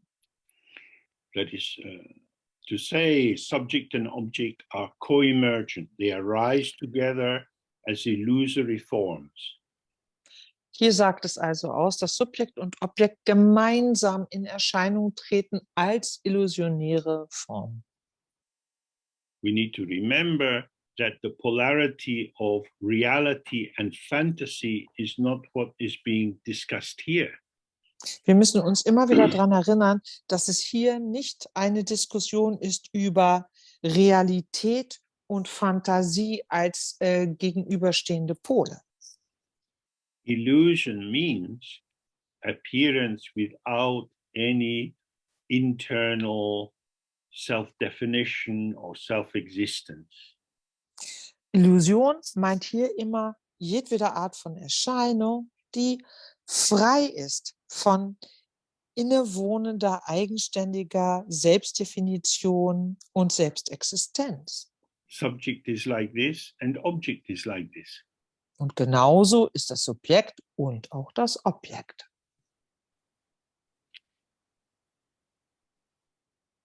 Who you take yourself to be is, as we have looked, arising from many different factors. Das, wofür wir uns halten, wir haben schon da uns drum gekümmert, kommt aufgrund vieler unterschiedlicher Faktoren auf. And all you encounter is also arising on the basis of many different factors. All das, dem wir begegnen, tritt ebenfalls aufgrund vieler unterschiedlicher Faktoren in Erscheinung. Because there is no independent basis to the subject or the object, they are merged as illusion. They are not two separate things. Weil weder Subjekt noch Objekt eine unabhängige Grundlage ihres Entstehens haben, treten sie als Illusion gemeinschaftlich oder zusammen auf. And this is the key point, and can be used without acceptance, rejection, or desire. Und hier benennt er einen Schlüsselpunkt und hier sagt er, dass sie benutzt werden können, ohne Akzeptanz oder Zurückweisung oder Begierde. Usually we use things according to our intention. Normalerweise benutzen wir Dinge in Abhängigkeit von unserer Absicht. So in karmic formation, the ground is duality, the intention is towards the object from the subject. Und in der karmischen Abfolge ist so, dass wir aus der Dualität heraus uns mit einer bestimmten Absicht als Subjekt auf ein Objekt richten. And then we engage in activity and process the result. Dann werden wir aktiv und verarbeiten sozusagen das Ergebnis davon. And this generates the karma or the impulses which generate the patterning of different forms of life. Und das wiederum erzeugt das Karma oder die Impulse, die zu bestimmten Lebensmustern führen. But if we allow these forms to arise, here particularly he's talking about meditation. Wenn wir aber gestatten, dass diese verschiedenen Formen in Erscheinung treten dürfen, und hier spricht er spezifisch über Meditation, We see movement in the space of the mind. erkennen wir Bewegung in der Weite des Geistes. The energy of the mind, the potential of the mind sometimes looks like the subject, sometimes like the object.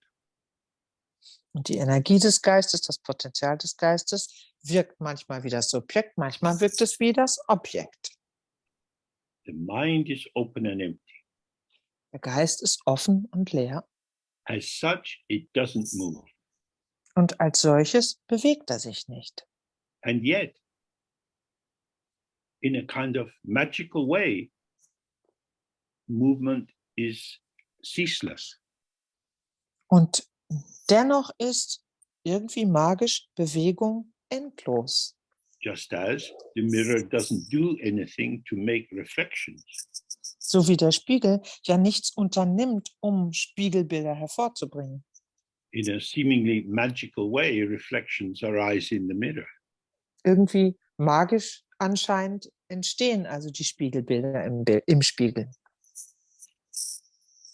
So without acceptance, without involvement in an appropriative way, Und das heißt ohne Akzeptanz, das heißt ohne, dass wir in einer angepassten Art und Weise interagieren oder reagieren darauf, without rejection, without an impulse to get rid of the object, und ebenfalls ohne Zurückweisung, das heißt ohne den Impuls, dieses Objekt beseitigen zu wollen and without desire,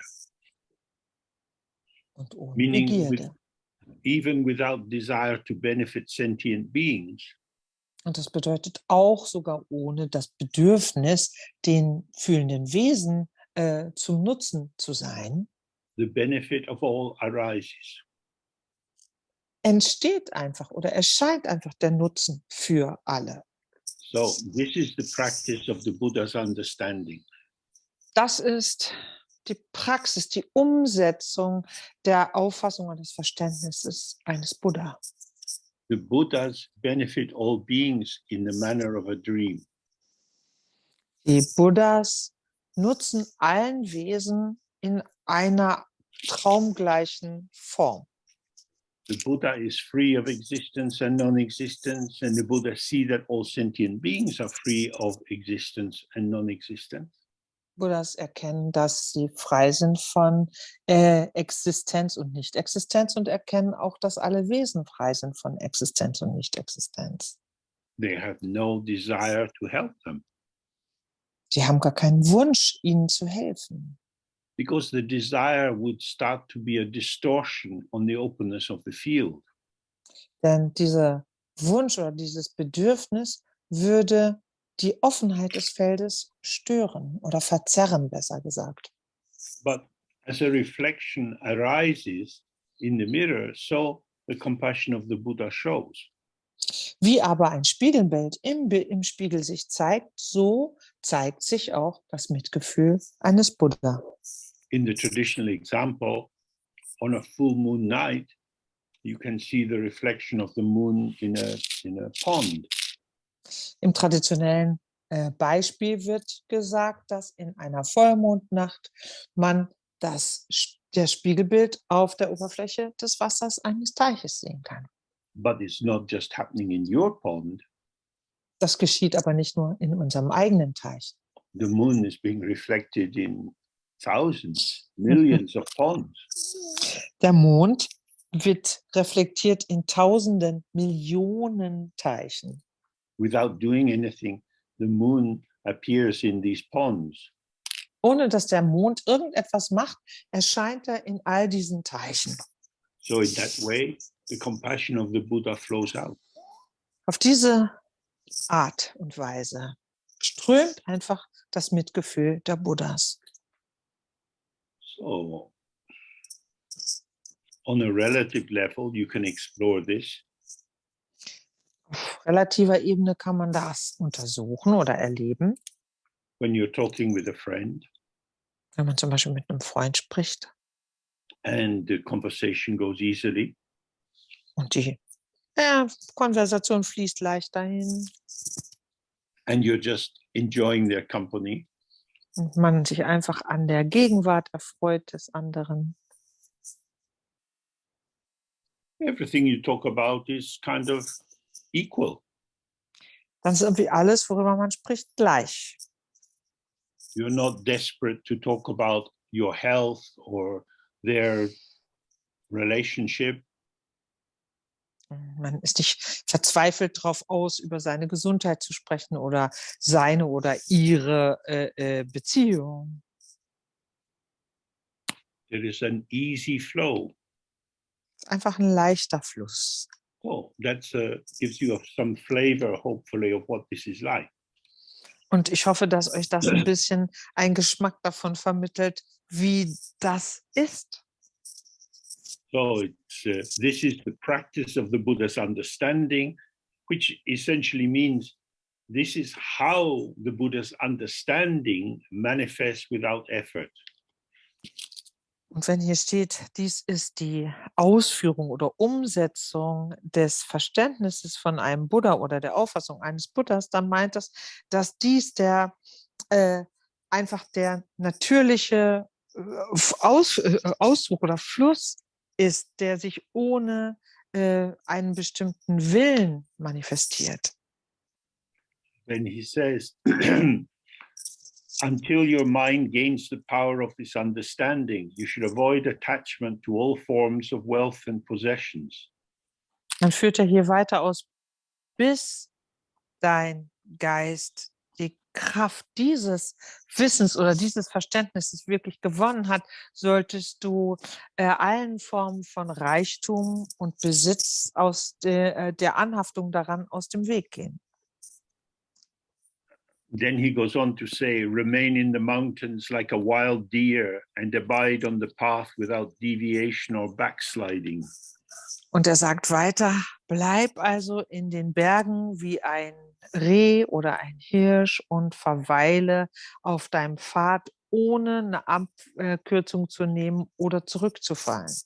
So this second sentence is more challenging for us. Für uns ist vor allen Dingen dieser zweite Satz eine größere Herausforderung. We're not likely to live up in the mountains. Das ist sehr unwahrscheinlich, dass wir oben in den Bergen irgendwo leben. The conditions of the cultures in which we live make that very difficult. Die Bedingungen der Kulturen, in denen wir leben, machen das schwierig.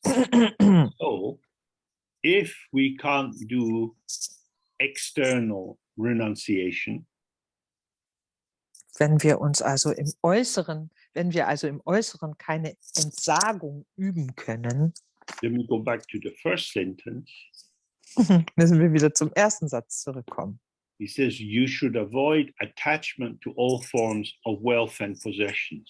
Wo er sagt, wir sollten der Anhaftung an alle Formen von Reichtum und Besitz aus dem Weg gehen.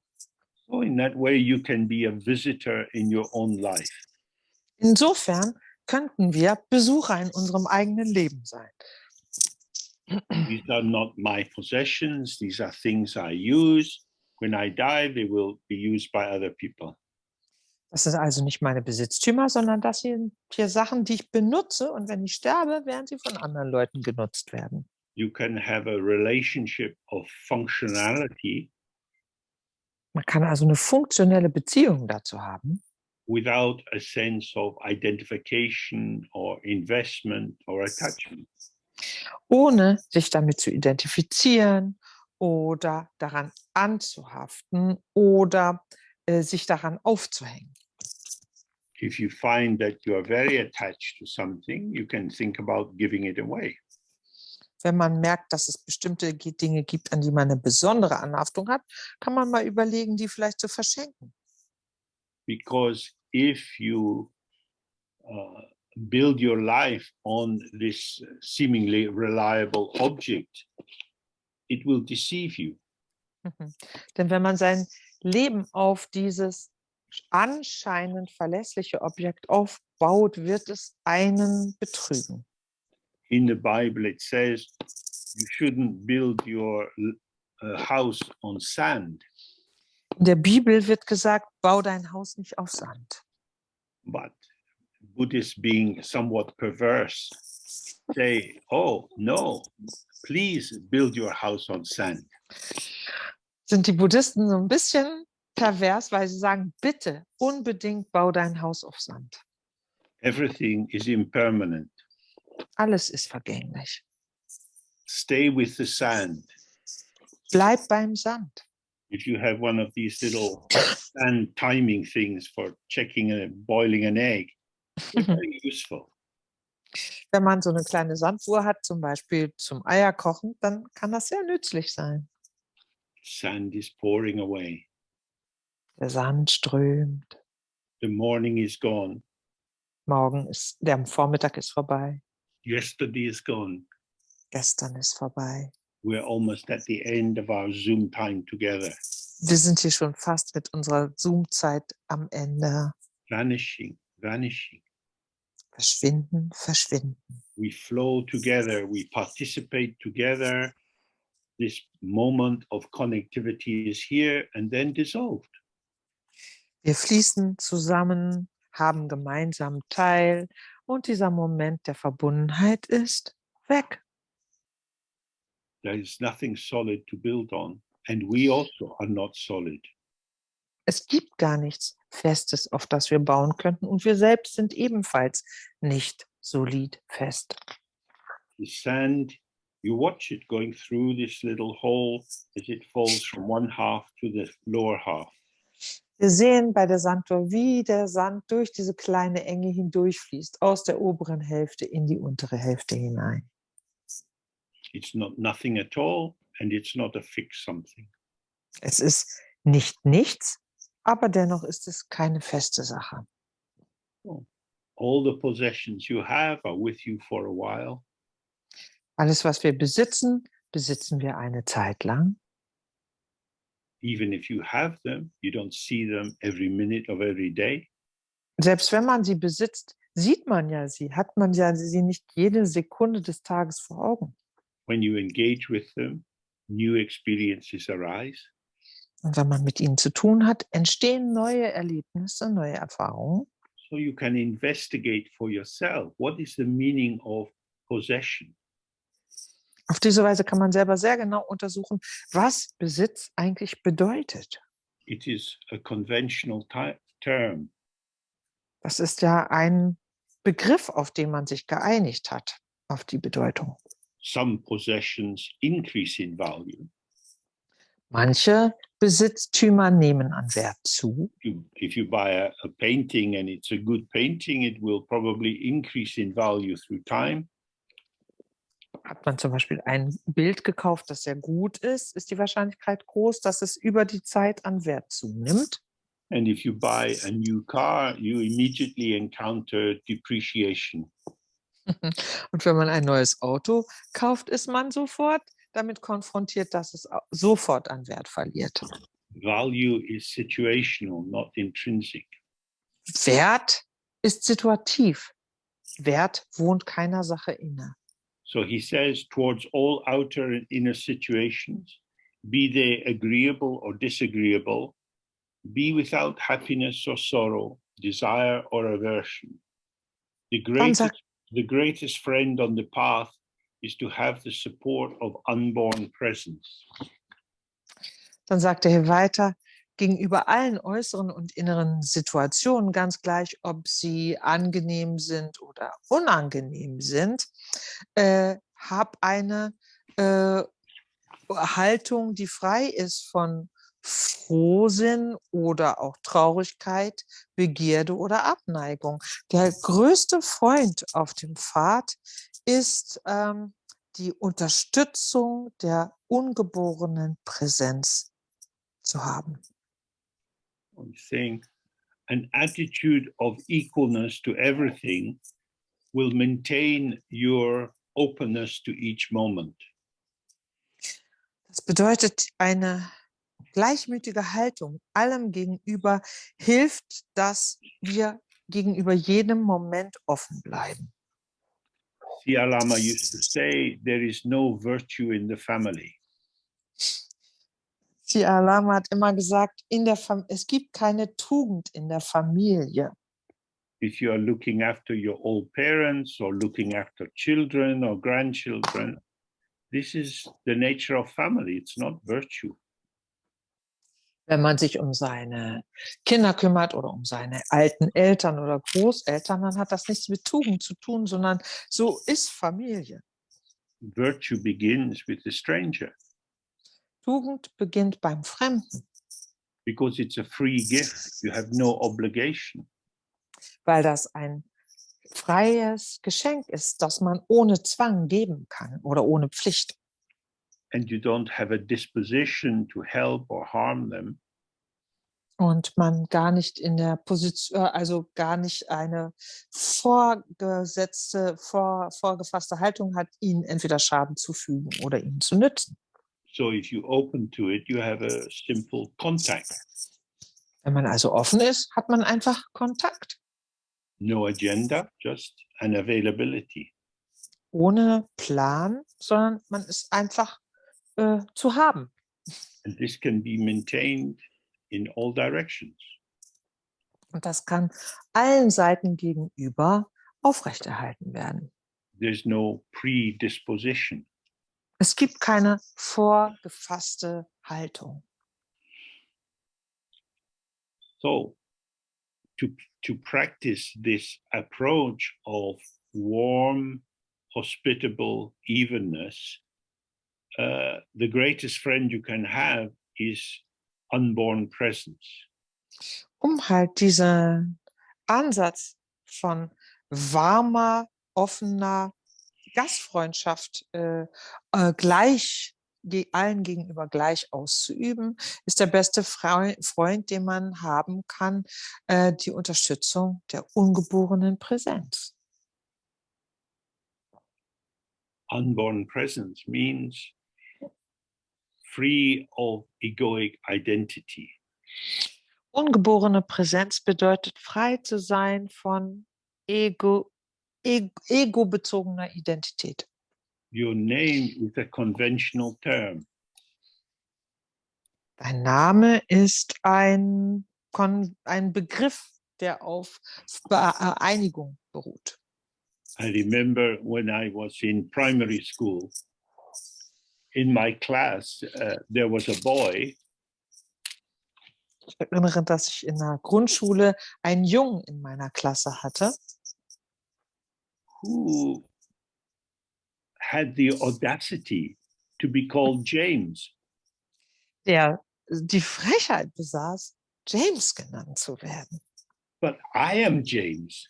Aber ich bin doch James. So when the teacher said James, I'm looking up, he is looking up, but I am James. Und also jedes Mal, wenn der Lehrer James sagte, schaute er auf, ich schaute aus und jeder von uns hat das Gefühl, ich bin doch James. My name is a conventional name. Mein Name ist ein konventioneller Name. It seems to be addressed to me, but it's shared with many, many other people. Also scheinbar meint er mich, tatsächlich teile ich ihn aber mit sehr, sehr vielen anderen Leuten. The ego wants to be special. Ego möchte besonders sein. Awareness sees, oh yes, we have many different names. Gewahrsein erkennt, ja, wir haben viele verschiedene Namen. With Padmasambhava, we have the 8 names or the 8 forms of Padmasambhava. Bei Padmasambhava haben wir zum Beispiel die 8 Namen, die 8 Formen Padmasambhavas. We all have different meanings and values for different people. Wir alle schreiben unterschiedlichen Menschen unterschiedliche Formen und auch unterschiedliche Bedeutungen zu. So unborn presence is the presence which has not been born into a specific formulation of identity a specific set of functions. Das heißt, ungeborene Präsenz bedeutet, dass die Präsenz hineingeboren ist in eine nicht spezifische Art der Identifikation, in eine nicht spezifische Art funktionellen Zusammenhangs. So now he gives you again a summary. Wisdom is to experience that your mind is like the sky. Compassion is to not abandon illusory sentient beings. Und wiederum gibt er hier eine kleine Zusammenfassung, indem er sagt, Weisheit bedeutet zu erleben, dass dein Geist wie der Himmel ist, und Mitgefühl bedeutet, die illusionären, fühlenden Wesen nicht sich selbst zu überlassen oder zu verlassen. Means to be available, Das bedeutet, da zu sein für sie. not to be preoccupied. Keine Voreingenommenheiten zu haben. So whenever we find ourselves in a particular mood, maybe a bit bored or lonely or full of self-pity, Wenn wir also merken, dass wir uns in einer bestimmten Stimmung befinden, vielleicht ein bisschen gelangweilt, ein bisschen einsam uns fühlen oder ein bisschen Selbstmitleid schwelgen, we are functionally less available. sind wir tatsächlich weniger zu haben für andere, weniger offen. From the point of view of wisdom, we don't need to do anything. We see the illusory nature of what is arising in our mind. Vom Standpunkt der Weisheit aus müssen wir nicht handeln dann, sondern wir erkennen einfach die illusionäre Natur dieser Dinge, die in uns in Erscheinung treten. That is to say, we're allowing the proposition or the construction to deconstruct itself, to empty itself out from within. Das heißt, wir erlauben, dass dieses Konstrukt sich selbst aus sich selbst heraus lehren darf, dekonstruieren darf. In that way, we remain available no matter what's arising. Und auf diese Weise bleiben wir offen und sind zugänglich, ganz gleich, was erscheint. There is always space. Raum ist immer da. It's not a limited commodity. Das ist irgendwie kein begrenztes Gut. The ego gets overwhelmed and filled up, but awareness doesn't. Das Ego wird überwältigt oder ist total vollgestopft, aber nicht der Raum. So he says, by acting in accordance with the view incorporating their union, that's the union of wisdom and compassion, one will quickly gain the great original knowing that does not rest anywhere. Also führt er hier weiter aus, dadurch, dass man gemäß der Sichtweise handelt, indem man die Vereinigung integriert, das heißt die Vereinigung von Weisheit und Mitgefühl, wird man schnell das große ursprüngliche Erkennen oder Wissen gewinnen, dass nichts das auf gar nichts beruht. Many things rest on our ego. Viele Dinge beruhen auf unserem Ego. When you go shopping, what you see, what you attend to, and what you purchase depends on you. What you like, what you can afford, and so on. Wenn wir einkaufen gehen, dann ist das, sind die Dinge, denen wir Aufmerksamkeit zollen, die wir dann tatsächlich kaufen. Das beruht darauf, was uns interessiert, was wir mögen oder nicht mögen, was wir uns leisten können und so fort. But the profound clarity of emptiness doesn't rest on anything. Aber diese tiefgründige Klarheit der Leerheit beruht auf nichts. So then it's quoting this Nirvana Sutra. Emptiness is not to perceive emptiness or not emptiness. Und jetzt zitiert er die Nirvana Sutra, Leerheit kann man nicht als Leerheit oder Nicht-Leerheit wahrnehmen. It's, emptiness is non-conceptual. It's not resting on any idea of empty or not empty. Das bedeutet, Leerheit ist kein Konzept. Darum geht es da auch gar nicht um eine Vorstellung von entweder leer oder nicht leer. The self-expression of emptiness appears everywhere.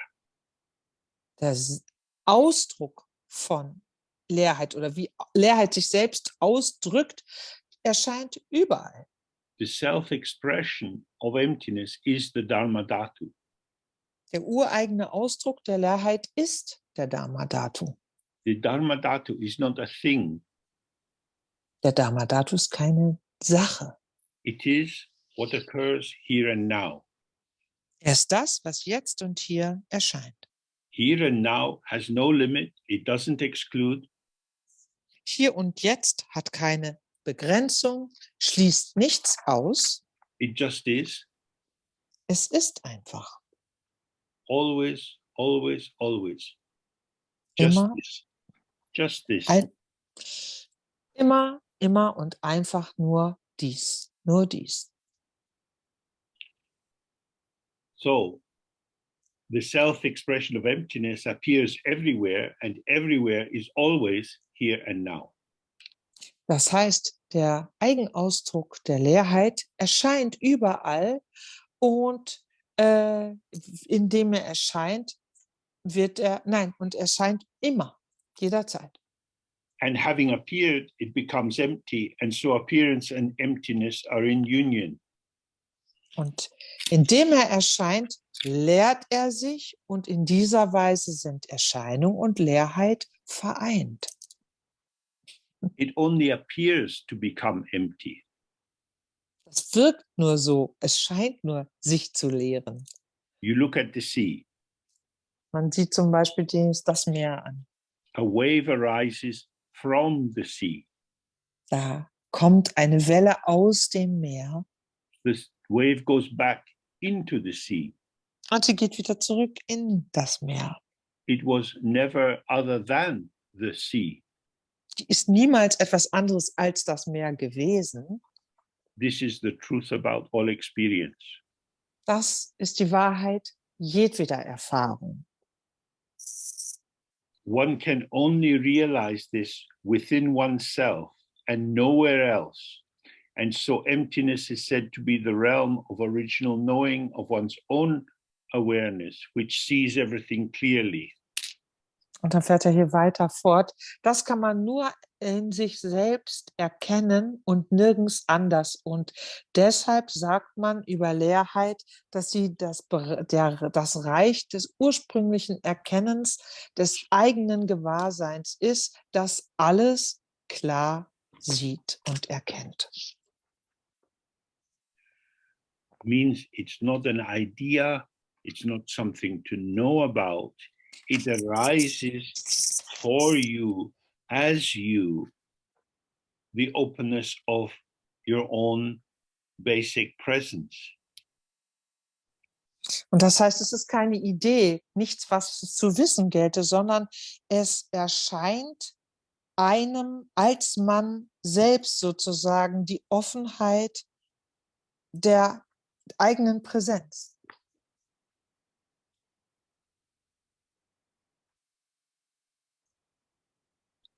It was always there. Sie war immer da. For example, if you have a difficult posture, Zum Beispiel, wenn man irgendwie eine schwierige Sitzhaltung hat and you're a bit bent over, und man so ein bisschen kippt zu einer Seite. and you go to see a body worker, Oh, ach so, und man so ein bisschen krumm geht und dann geht man zu einem Physiotherapeuten. and they tell you to imagine you have a string coming out the top of your head. Und dann sagen die dir, du sollst dir vorstellen, dass irgendwie auf deinem Scheitel oben ein Faden aus deinem Kopf kommt. This is supporting you. Let your weight rest down through your spine. Dass dich das dabei unterstützt, dein Gewicht wirklich auf deiner Wirbelsäule ruhen zu lassen, deinen Schwerpunkt dort zu wählen. You have come to a balanced posture. Auf diese Weise kommt man in eine ausbalancierte Haltung. This balance was always there as your potential. War diese Balance natürlich als Potenzial immer da. The body worker hasn't given it to you. Der Physiotherapeut hat dir das nicht gegeben. It was there, it's yours, Die Balance war da, die gehört dir, but you couldn't find it. aber du konntest sie halt nicht finden. So this is the nature of the teaching. Und das ist die Natur der Unterweisung. Nobody can give you anything. Niemand kann dir irgendwas geben. The Dharma teacher shows you how you stray from yourself. Der Dharma-Lehrer, die Dharma-Lehrerin zeigen dir, wie du quasi von dir selbst wegkommst. If you see that you lean over one way, then, oh, you straighten up. Wenn die sehen, dass du quasi anfängst, zu einer Seite krumm zu werden, sagen sie dir, richte dich auf. That's all. Das ist alles. Now, if you are used to having a bad posture, Wenn man an eine schlechte Körperhaltung aber gewöhnt ist, being off balance seems normal. kommt es außer Balance zu sein dir normal vor. And sitting up straight seems abnormal. Und gerade zu sitzen, fühlt sich völlig abnormal an. So the muscles have a tendency to take you back off balance. Das heißt, die Muskeln haben diese Gewohnheit, diese Neigung, dich wieder in deine gewohnte, unbalancierte Position zu bringen. But when you're balanced, then the muscles relax.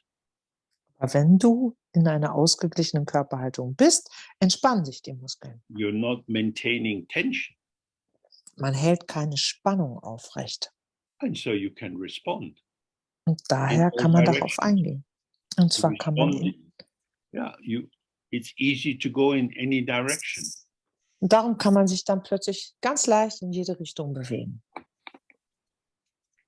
So that's the sense of this. That Das ist eigentlich, there is nowhere else to realize this but in yourself, or to awaken to it within yourself. das ist das, was hier quasi gezeigt werden soll, dass man nirgends anders hingehen muss, um das irgendwie zu erkennen und auch das nirgends anders erkennen kann, außer in sich selbst. Because my mind is intrinsically empty, there is no blocking content which allows the freshness of the original knowing which sees everything clearly. Weil mein Geist ursprünglich leer ist, gibt es da einfach keinen Inhalt, der irgendwie die ursprüngliche Frische des ursprünglichen Erkennens blockieren könnte. Then he quotes the great Magic Labdru. Dann zitiert er die großartige Magic Labdru. If there is no mentation whatsoever, then errancy will never arise. Wenn da keinerlei Gedanken sind, können auch niemals Irrtümer erscheinen. It means your own thoughts lead you astray. Das bedeutet, dass unsere eigenen Gedanken uns auf den Holzweg bringen. When you go seeking for your mind, you lose your mind. Wenn man sich auf die Suche nach seinem Geist macht, verliert man seinen Geist. It says destroy discriminating perception. Hier heißt es, zerstöre die unterscheidende Wahrnehmung, das unterscheidende Sehen. This is truly different from that. This is better than that. Das heißt, dies ist wirklich wahrhaft anders als dies, wahrhaft besser als jenes. As we looked before, you can have discernment. You can have the very precise sense of the difference of patterning, but don't attribute a true existence to these patterns.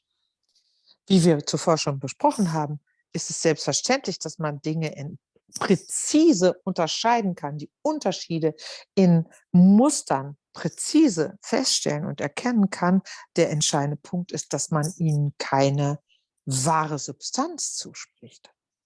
So then she gives us some advice for the meditation practice. Dann gibt sie uns hier ein paar Ratschläge für unsere Meditationspraxis. And this is very useful. You can copy it out for yourself and keep it close to you because it's very precious.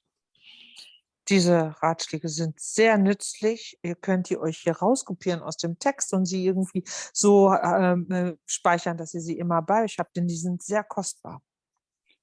Mind is free of duality, so look as if there were nothing really there to look at. Geist ist frei von Dualität. Schau also so, als ob es nichts wirklich gäbe, was man anschauen müsste. This means adopt a panoramic view. Relax your eyes out from the side. Space for everything. Das bedeutet, schau quasi in einem Rundumblick, einen panoramischen Blick, wo die Augen entspannt sind und du das ganze Blickfeld im Blick hast. When you focus very strongly on one thing, Fokussiert man eine Sache ganz besonders, then it's as if that is going to, it pulls you into a figure ground differentiation. dann führt das dazu, dass wir eine Figur quasi aus dem ganzen Grund heraus differenzieren. Your mind is not a thing. Unser Geist ist aber kein Ding, It's not an object. kein Objekt. So she says, if you look too strongly, then you will not see your own mind. Darum sagt sie, wenn du zu stark starrst oder guckst oder suchst, dann wirst du deinen eigenen Geist nicht sehen. You have to find out for yourself. Nobody can do this for you. You find out, well, how do I look without looking for something? Und das muss man selbst rausfinden. Das kann einem niemand sagen, wie man schaut, ohne nach etwas zu suchen. You have to be open and available. Man muss offen sein, zugänglich. You're not a hunter. Man ist ja kein Jäger. You're just appreciating. Man nimmt einfach wahr. So, but if you do that, or even if you see a little, you will not experience how the mind itself is. Und so geht es hier weiter. Oder selbst wenn du ein bisschen siehst, wirst du niemals erfahren oder erleben, wie der Geist selbst ist. So don't have even a speck of real object to look at. Das heißt, nicht ein winziges Partikelchen als Objekt zu sehen, wenn du versuchst zu schauen, wie dein Geist wirklich ist. So we are all very familiar with deceiving ourselves by considering our ego self, by talking about ourselves as if we were something. Wir sind alle sehr vertraut damit, uns selbst zu betrügen, dadurch, dass wir, wenn wir über uns selbst reden, über unser Ego selbst, als dass wir quasi uns zum Objekt machen für uns selbst. That is to say, although the mind is not an object, Das bedeutet, obwohl der Geist kein Objekt ist, our ego self, which most of the time stands in the place of the mind, announcing itself as the doer, the thinker, the feeler, ist diese Ego-Identifikation, die für uns quasi meistens der Platzhalter ist für den Geist und vorgibt, der Macher zu sein, der Denker, der Erleber. this ego self has accustomed us to the notion that there is a doer of the deed. Diese Ego-Identifikation hat uns daran gewöhnen lassen, an diese Vorstellung, dass es jemanden gibt, der Handlungen ausführt. So then we have what are called the three wheels. Dann haben wir das, was wir die drei Räder nennen. The looker, Den, der schaut, the looked at, das, was angeschaut wird, and the looking. und das Sehen. And these three wheels turn together and keep the machine or the construction of our own ego identity in a reified world, it keeps it in place. Diese drei Räder greifen ineinander und halten unsere Ego-Identifikation und die Verdinglichung und Versachlichung aufrecht. So we have to look without being a looker. Das heißt, wir müssen schauen, ohne Schauende zu sein. We do this by relaxing, by opening. The mind Das has macht- not gone unconscious, but it's not intentionally selecting. Das machen wir, indem wir uns entspannen, öffnen. Der Geist ist nicht unbewusst, aber er nimmt nicht selektiv wahr. And then if we sit like that, without prejudice, Wenn wir we find that what is revealed is the openness, the unborn presence of everything.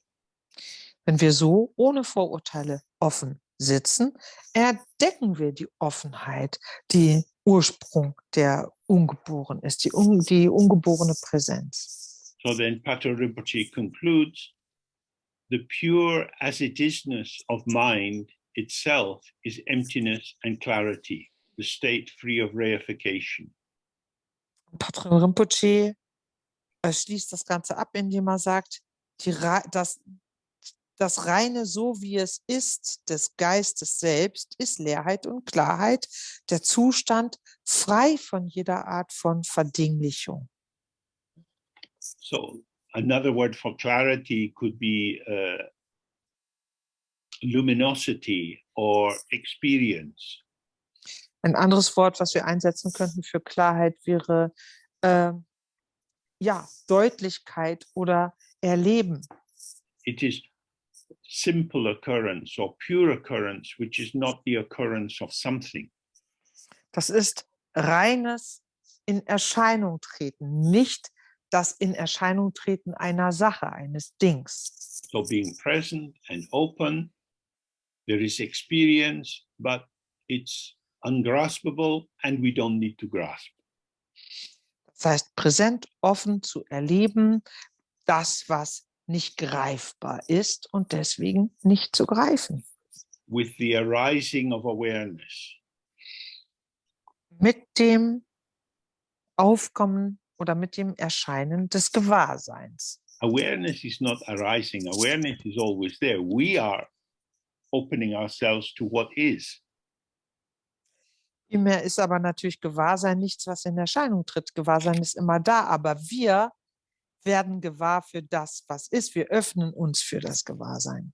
For us, it is as if awareness is arising, like the dawn is rising into the sky. Uns kommt es so vor, als würde das Gewahrsein in Erscheinung treten wie das Morgengrauen am Himmel. The sun has always been in the sky. It's not coming into the sky. Die Sonne war ja die ganze Zeit am Himmel, die kommt ja nicht plötzlich an den Himmel. We just haven't been where the sun was. Wir waren nur nicht dort, wo die Sonne war. Now, if we relax out of our dualistic conceptualization, we are where the sun is shining. Sobald wir uns aus der dualistischen Konzeptualisierung heraus entspannen, sind wir da, wo die Sonne scheint. So this is the openness of the mind, which cannot be interpreted and doesn't do interpretation. Has no dualistic perception. Das ist also die Offenheit des Geistes, die nicht interpretiert und frei ist von Interpretation, selbst auch nicht interpretiert werden kann und frei ist von dualistischer Wahrnehmung. So we sit in the practice like this. So sitzen wir so in der Praxis. You sit as often as you can. Try for yourself, different periods for sitting, because you're having to work with your own circumstances. Und das tun wir so oft wir können. Wir probieren verschiedene Längen, Sitzungslängen und Arten von Sitzung aus, weil wir ja mit unseren eigenen Erlebnissen und Erfahrungen lernen müssen, dafür offen zu sein, gewahr zu sein. So then it's time to get up from sitting. Und wenn dann Zeit ist, vom Kissen aufzustehen, this could be a feeling if you have plenty of free time, or it could be an alarm clock ringing if you have to get to work. das kann ein Gefühl sein, dass Zeit ist zum Aufstehen, wenn man Freizeit hat, oder es könnte eventuell auch der Wecker sein, der uns daran erinnert, dass wir jetzt zur Arbeit gehen müssen. The key thing is not to make a hiatus, a tear, a disruption. Hier ist der Schlüssel, nicht einfach eine Grenze zu ziehen, eine Unterbrechung zu setzen, but to allow appearances to arise in the illusory manner of a dream.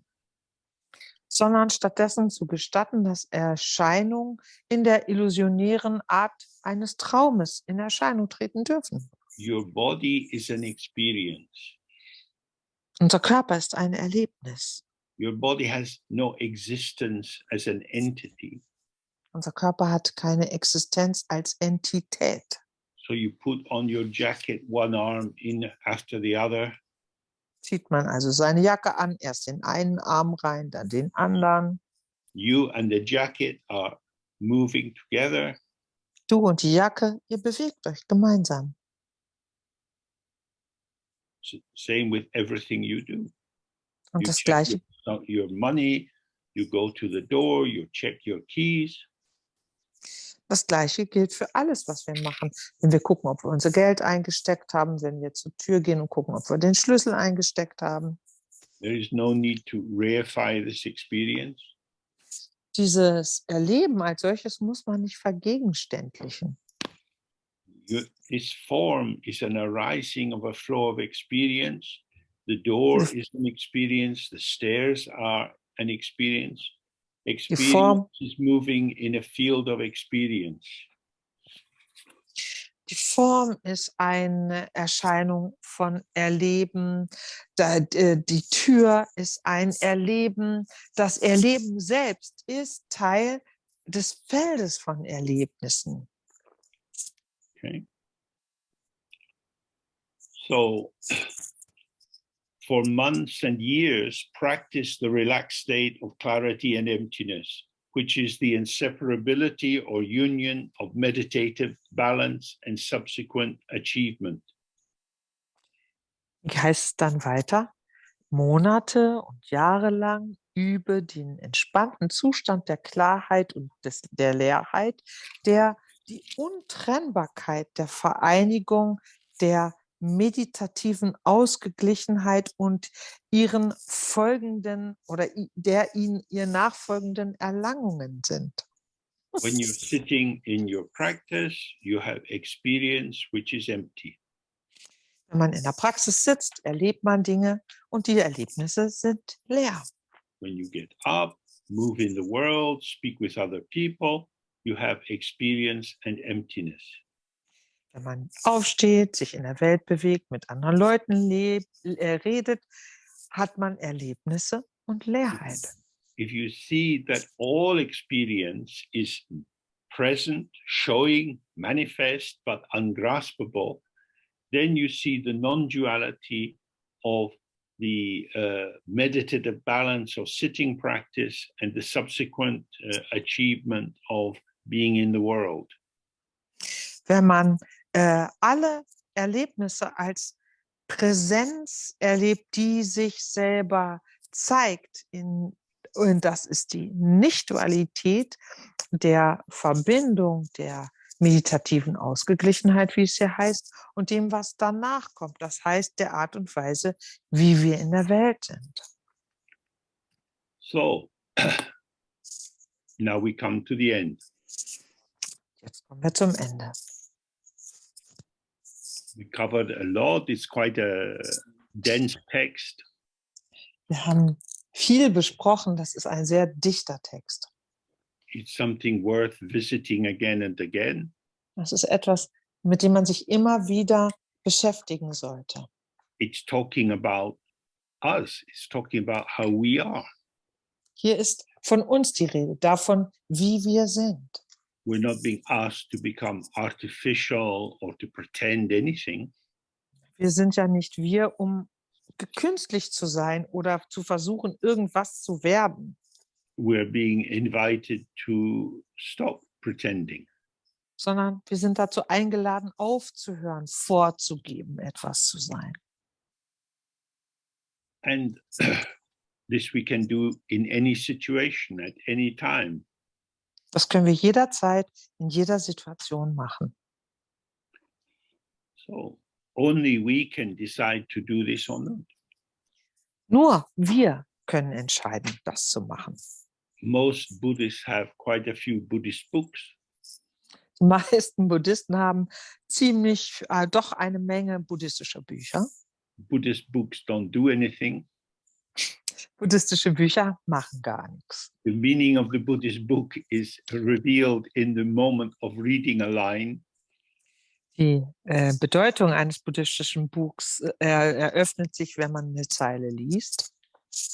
Then the next line and the next line. Dann die nächste Zeile und die nächste Zeile. With a text like this, you can take one line and stay with it for a week. Mit so einem Text wie diesem hier, da kann man eine Zeile lesen und eine Woche lang sich damit befassen. Take just one word. Man kann einfach ein Wort nehmen. Illusion. Illusion. Do we really, really have a deep felt sense of what this means? Haben wir wirklich ein echtes, tiefes Empfinden, was das bedeutet? Well, you can return to this and inquire, because if everything is illusion and you don't know what it is, that's bad news. Oder wir können immer wieder dahin zurückgehen, wenn wir nämlich gucken und sagen, alles ist Illusion, aber wir feststellen, dass wir gar nicht genau wissen, was das ist, dann wäre das schlecht. So, dear friends, we come to the end.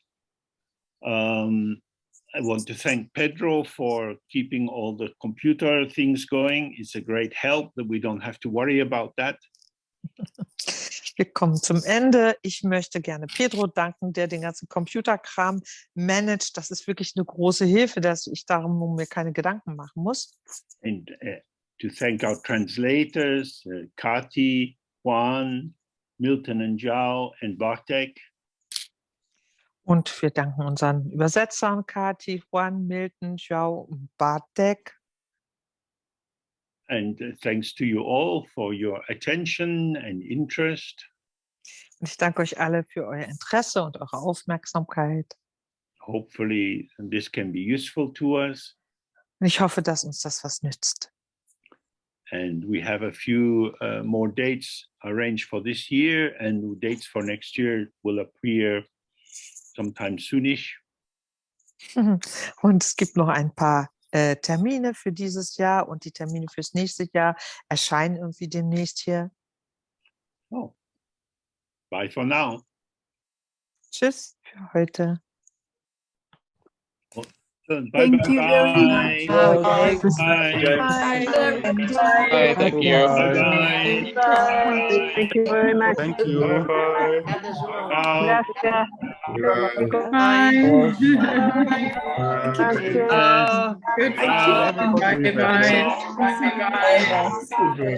Hey. Bye. Bye.